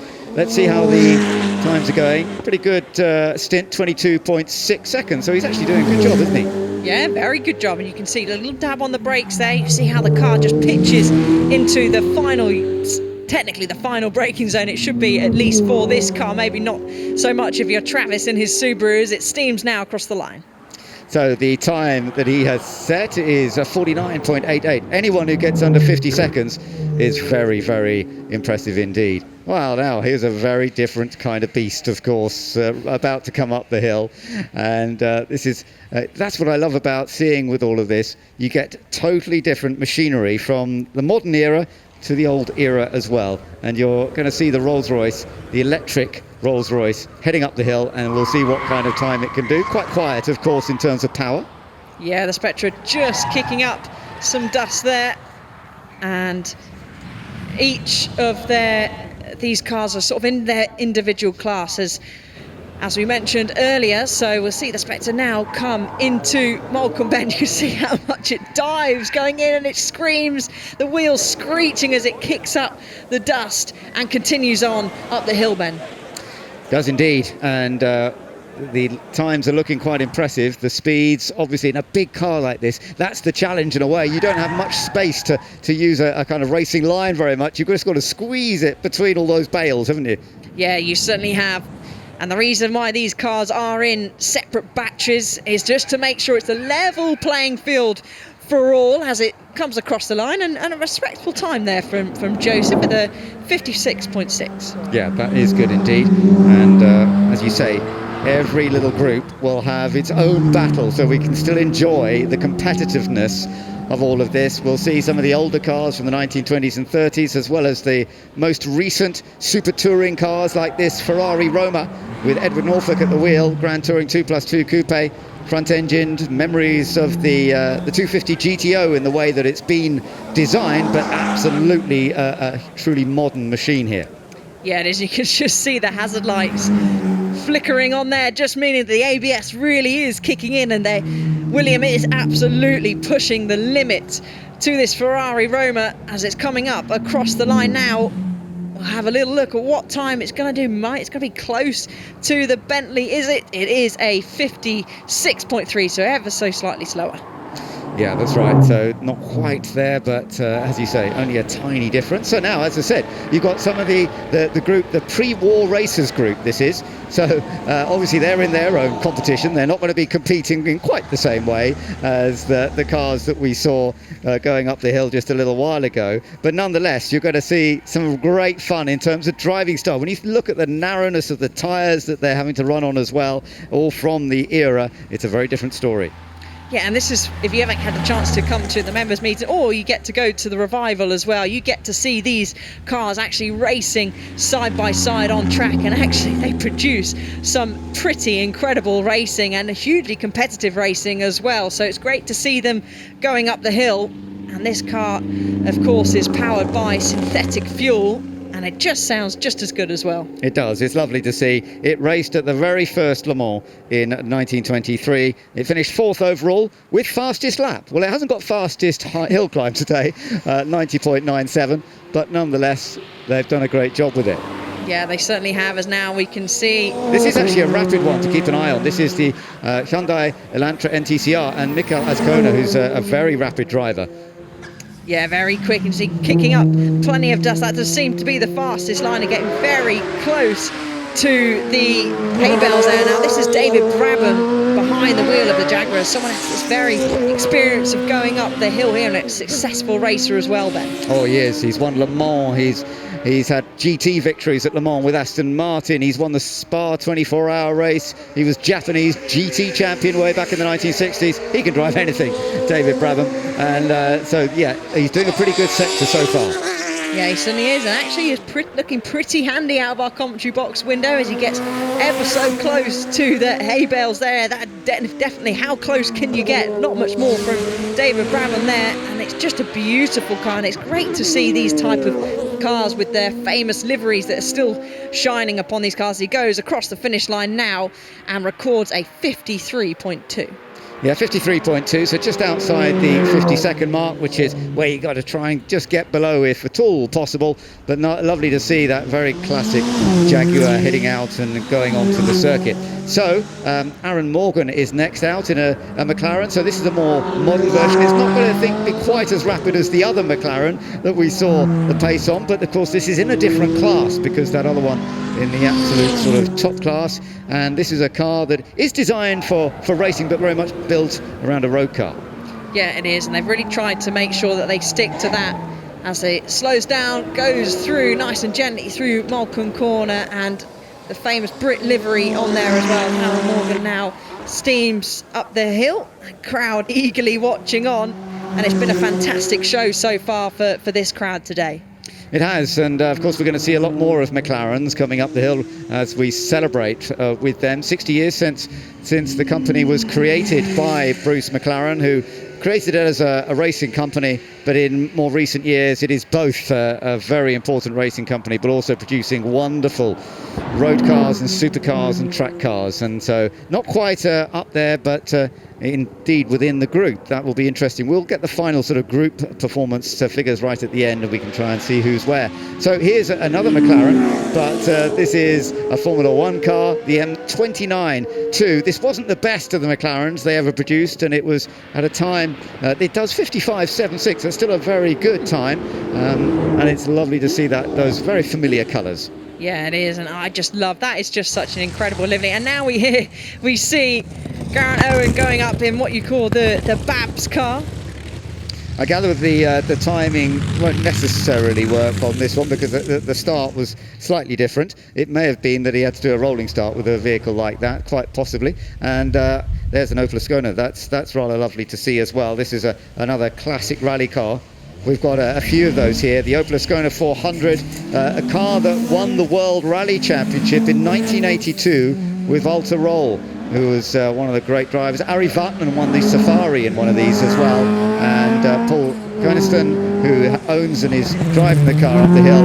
I think for us, and you see a car like this, it's not so much about the sheer pace, but how lovely it is to see one of these rear-wheel drive cars that sort of followed in the footsteps of the Ford Escorts. No, it's beautiful, and a lot of these cars have such an incredible history behind them, and as you can see, the lean going through Malcolm Corner there as it comes up the hill, a beautiful Opel, and again, there's so much history, and that's what I like about Goodwood, is you can really get up close and personal to these cars and speak to the team and the drivers that even have had the chance to drive the cars and really dive into the history. Yes, they have, and I think this is a lovely opportunity for Paul to take it over the line once again. In just a moment we shall see him. Let's see what he's done across. It's not going to be quite as competitive as some of the fastest cars, but it's still a good effort. 62.86, and the Mark 1 Jaguar is out there at the moment of Grant Williams. Ooh. He's sliding past our commentary position, so we've just had a bit of a screech in our ears, but there it is, all going well. Sadly a wheel came off it the other day. Thankfully nobody got hurt, and he's now having another run up the hill climb. Yeah, sorry about the all there, Ben, because he was fully sideways going through Malcolm's corner, and I thought, no, keep it out of the hay bales, and great car control there. Now we see something totally different. We see one of the NASCAR Chevrolet Camaro going out, and the roar as it comes blasting under the bridge and heading up towards our commentary box. Yeah, the very experienced Ed Berrier, who's 60 in his early 60s now. And he's come here to Goodwood on a number of occasions. This time he's using the Chevy Camaro, not a car that he has competed in, but a car that was on to the NASCAR scene in 2022, the Gen 7 Cup. So that was sort of a new time where they've brought in some changes to NASCAR. Instead of having 4 or 5 wheel nuts, they've gone to 1 wheel nut now on NASCAR, a bit like Formula 1. That was a bit of a change. They have rear cameras as well. Joey Logano won the first race, and there was a bit of a pre-season clash to all of that. But that was a nice run by Ed Berrier. Lovely to see one of the many NASCARs that we've got coming up the hill. Yeah, we've got the lovely McLaren Cosworth M23 now, the 3-litre V8. Screaming up the hill, and such a beautiful sight. And again, as I mentioned earlier, such great livery as it sets the time of 54.63. That's impressive, isn't it? That is a good time, 54.6. Just having a little look back to some of those other times, but yeah, that is certainly a fast one. And we've got some more Formula 1 cars. We've got a couple of Benettons that are doing this run as well, and we're looking at Lorena McLaughlin in the Benetton B192. That was an interesting year, of course, for Michael Schumacher when he was driving for Benetton and getting his first opportunity to take a victory on his way, of course, to becoming such a superstar of Formula 1. Lorena's a very regular competitor here at the Festival of Speed. Yeah, she is, and she does great jobs with keeping this car under control. You can see the sparks flashing up as she's full chat now across the finish line, stamping on the brakes. And I know that she really, really enjoys driving this car. It's her pride and joy. It's a wonderful opportunity, isn't it? And it must be something that you kind of aim for all year, to make sure the car's in good shape for an event like this, which is so good to see. Now the Porsche just coming over the line. So Max Moritz, who has just set a time of 55.59 in one of our historic Porsches, and we've got several of those coming around now. Alex Ames is now heading up the hill with one of the later cars that we've seen so much success over the years with their Le Mans history, and these are always very popular. Yeah, they are, and lovely. Another famous livery. It's nice to see that many of these cars really try and keep their original livery. As we see now, Harvey Stanley behind the wheel of the Jaguar there, goes through Malcolm Bend. Yeah, this is the Tejero Jaguar, a sort of modified version of what was a D-Type. In fact, at Goodwood, this had some interesting history. Many, many years ago, in 1959, at the TT race, Marston Gregory felt something go wrong with the car and leapt out before it actually hit something. It was rebuilt. That was good. That was good timing, wasn't it? It was. In those days, drivers used to be able to do that, didn't they? Used to be able to leap out of cars. There were no seatbelts, of course, and sometimes it was the safer thing to do. 59.65, very, very good run up there in the Tejero Jaguar from 1959. Yeah, and steaming up not far behind soon will shortly be the Lola. There it is on your screen, the Lola T160, the 1968 8.4 litre V8 Ben. Yeah, and Marcus Black, and listen to that sound. This is a Can-Am car, which means American engines, and it has that characteristic sound. Yeah, it certainly does, with another famous livery on board, and it was fourth in Mid-Ohio back in the 1970 as it steams past our commentary box, and the crowd get some of them covering their ears. I can see out of our commentary box window just from the sheer sound of this Lola.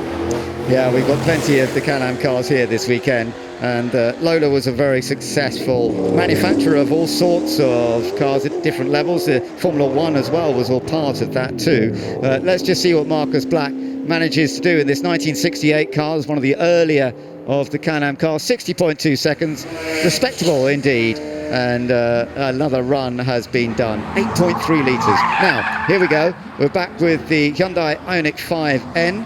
And this is quite a very modern machine. So you're going to the very latest type of machine where it's all electric, but they've built it to give the driver a real feel for what it's like going at speed.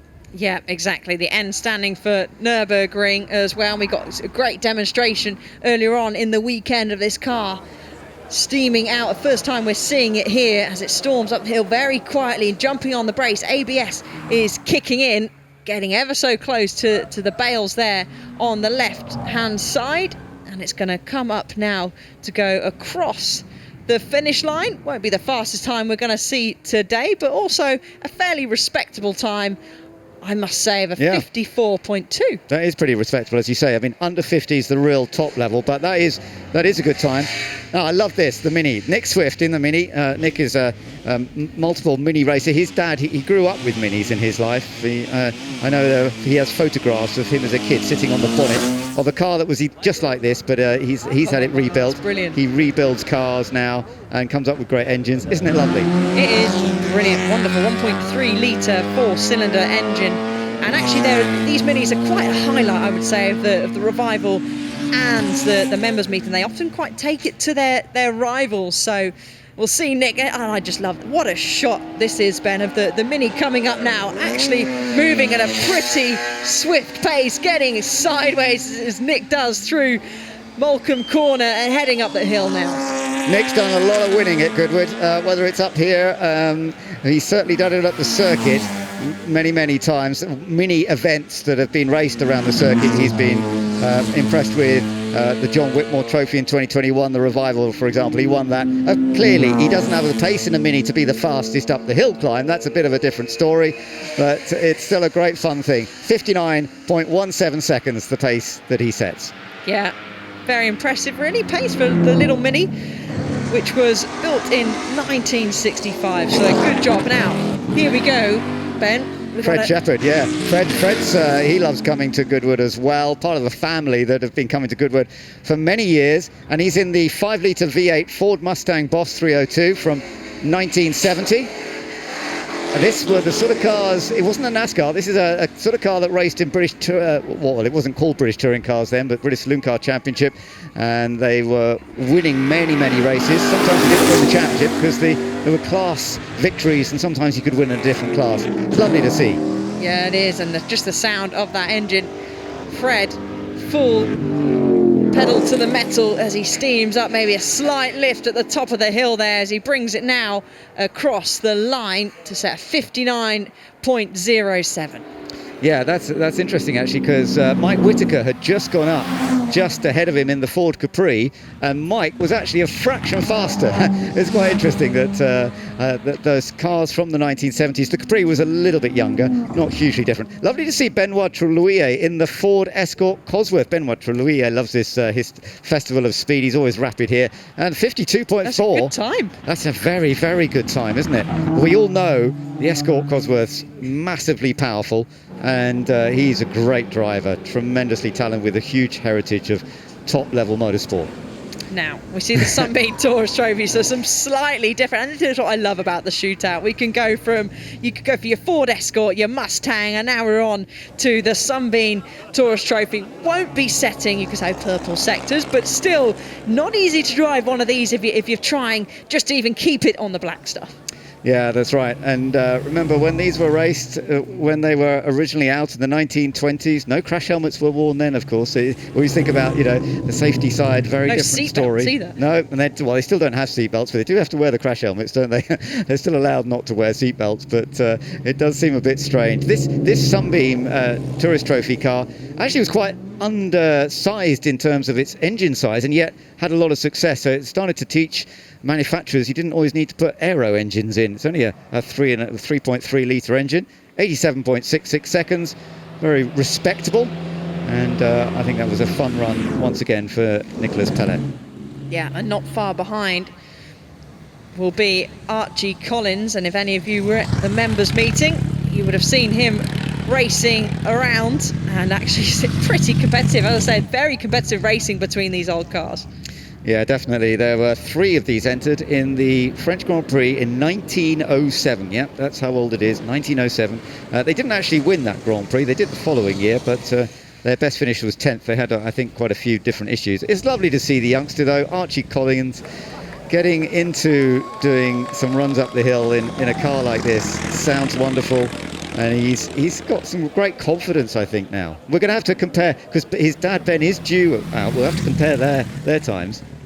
Yeah, no, and it's lovely to see him going up. He's almost got someone like, almost the passenger is acting a bit like a sidecar driver or rider as such, really leaning to try and help Archie manoeuvre this Mercedes up the hill. Only 17 years old, and here he is about to cross the line to put in another wonderful display, and that was great stuff from Archie. 79.9 seconds. Of course, I think that's actually a good effort, where some of the other pre-war cars that we've seen, not quite as rapid as that.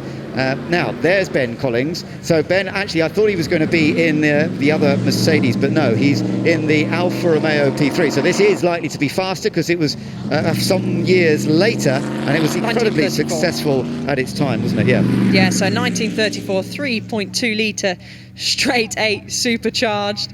And it was great to see these two racing each other back at the members' meeting. So yeah, I'm sure they won't be bothered about times, but deep down maybe they will say, well, hang on, Dad, I went slightly faster than you up the hill, but we shall see. Well, let's see. Your dad's got the faster car, I would have to say. Well, there we go. That's Archie's excuse straight away.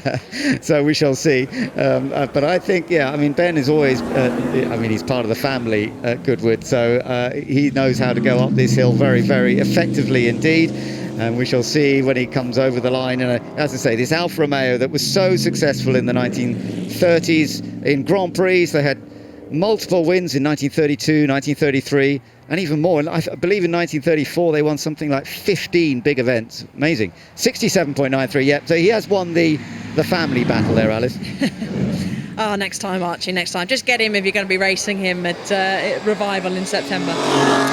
Quite right, yeah. So next up, Pat Blakeney-Edwards going up the hill, and some of the other older cars. This is the Sunbeam V12 Tiger. So this was a car that was kind of created for land speed records, but then also for racing. That was a time when you might do both, a bit of racing and records in a straight line. And Henry Seagrave, who was a famous land speed record driver, he drove this. That's a good time. Pat Blakeney-Edwards is always rapid here.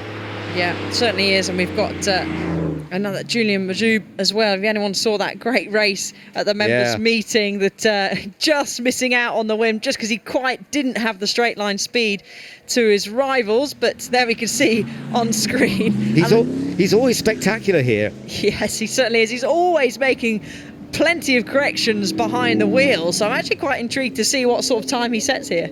Yeah, I think, one of the older cars, this could be one of the faster times. Let's just see. 65.4, that's quicker than Pat Blakeney-Edwards just did. I think, Ben Collins did 67. So of those 1930s cars there, I think, as you say, that he may well win that class. Yeah, and now we're having a little look at the record holder, and it was done by this man, Max Chilton, and look at the speed as it launches off the line. Yeah, it is astonishing seeing that pace that it has off the line, and that smoke that you're getting out the back, don't worry, that's not exhaust smoke, that is air that is being sucked up from underneath and thrown out of the fan at the back, isn't it? Yeah, and you know that Max Chilton said that he was going to be taking it slowly up the hill.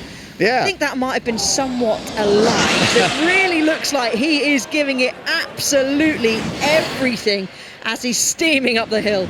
So, yeah, that's really interesting that he's going at a good pace up the hill here. Max Chilton, who took a new record, and he is about to come over the line. And you notice the clock has just come off our screens, and as I'm looking at our timing screen, it's saying demo. It's not to be timed. Oh. So it was a demo.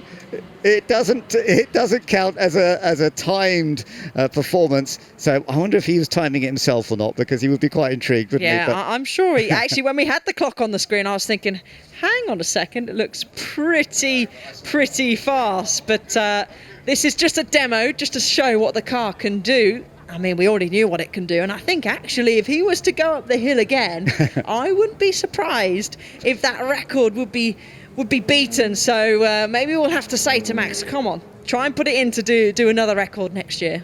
It's lovely to see it again, though, because they're stunning what he did last year. And this car itself, and they're building, for customers, some of these special McMurtrys. There's an electric car that really does excite you, and we've seen what it's done in the past, and he's just put on a little demonstration for us once again. Well, I do hope you've been enjoying the shootout. We can take a little look back at some of the highlights of some of those brilliant performances in such a variety of cars. Some great drivers at all different levels, whether it's rallying or racing, and cars that have four-wheel drive, two-wheel drive, electric motors, high power, low power, some Formula One cars from the past, and there, a glimpse of the car that actually set the outright pace. Yeah, and we said, didn't we, at the start that we thought that that was going to be one of the cars setting the pace, and we got that correct. As we see, Michael Lyers actually setting a very, very impressive lap time for, personally, I think, in that old, beautiful McLaren. Yeah, Adam Smalley was very quick as ever, and right up there in the battle for the top in the order. I'd love to see him one day in another car here. I mean, he's a Porsche driver very much, but put him in a supercar here, and I think he could be a major contender for the fastest. We saw the rally cars. They were exciting to watch. They didn't have quite the advantage they had in the wet, though, the other day. No, they didn't, and it'd be interesting if it was wet, but we see Jake Hill as well going up the hill, and again, a very impressive time from him. Yes, it was. No doubt about it. Jake Hill, one day I think he could well end up winning this. We shall see. But Rory Butcher, his rival in touring cars, he was having fun too. And some big smiles once Hill. And I loved this run from Travis Pastrana. I have to say, that was one of my favourites. Do you know what? Maybe if he wasn't so sideways, he might have actually set the fastest outright time. He just seemed to be always sideways going up the hill. It was great to watch Travis there, but it was also fun to see Max Chilton do that final demo, and he's up at the top talking to Ed Foster. Max, after setting that record time last year, it's fantastic to see you both back here this year doing a demonstration, but your eyes must have flashed, your life must have flashed before your eyes as you went into Morecambe there. Yeah, that was obviously the first dry run of the weekend. We're not here for the time trial, but as we're now turning this into an actual production car and a track car that people can buy, we wanted to show what it can do. And the new car that we're actually saying is quicker than that, and that was blisteringly fast. I have a feeling that was probably faster than last year, but it was a joy. I love putting on the show for the crowd. You can see the crowd sort of gasping, and then you get the round of applause at the end. So it's an honour to be back here. I did have a bit of a lock-up, so I was definitely sort of on the limit of the thing. But hopefully everyone can see what this new technology can do, and it's great to be a part of a British brand, McMurtry. We chatted last year, and you said that you've led the Indy 500, and this was more nerve-wracking. Honestly, my heart rate right now is probably come down to about 160, but when I was coming up that hill, it was buzzing. It's just an amazing place. I love it. I'm passionate about it. Last year was very nerve-wracking. That run was probably more nerve-wracking because we had no practice. So when you just get sent out there, you'd have no idea if there's mud or oil across the track. But it was great, and loved every minute of it. And so this afternoon, I think we've got one more run. I'll probably turn the traction control off this time and see how much smoke this thing can create, because it's got a lot of power. 1,000 horsepower, straight to the rear wheels, creates a lot of smoke. Well, we can't wait. Cheers, Max. Thank you so much. Here we are at the Goodwood Festival of Speed on Sunday's shootout, and my word, David, what a shootout it was. I think I heard you say you were watching through your fingers, so was I. That McLaren Solus with Marvin Kirchhofer at the wheel, just sublime, wasn't it? Unbelievable. I mean, an unbelievable car, brand new, fresh out of the box, but also he's never been here before. And, I just think that's a real testament to how good his drive was and the car. It's not only, take the brave pills for this track, but you have to be, it's a very technical track. So, it's an incredible result there. But, that plus Travis, I mean, if you got extra points for pleasing the crowd, then, he's up there as well. And it's amazing the difference, certainly aesthetically, between those two cars as well. You had the sort of F1 almost road car in the McLaren Solus, and then the sort of 1983 Subaru. It was just so different, and that's kind of the magic of Goodwood, of the Festival of Speed, and indeed of Travis Pastrana, of the way that he could just send it up that hill, and he knows how to please a crowd, doesn't he? Unbelievable. And also the other cars, we had old F1 cars there, we had Jake Hill in a very old Nissan Skyline, just absolutely nothing, never going to leave anything left. And then Adam Smalley, he was one of my tips. Got very close in the Porsche as well. So just an amazing array of cars, and they all go so close at the end. But full credit to Marvin in the McLaren. Yeah, Marvin definitely read the script, didn't he? 60 years of McLaren. I'll tell you what, I'll take the brand new McLaren Solus straight out the box, straight up the hill, and win it. Why not?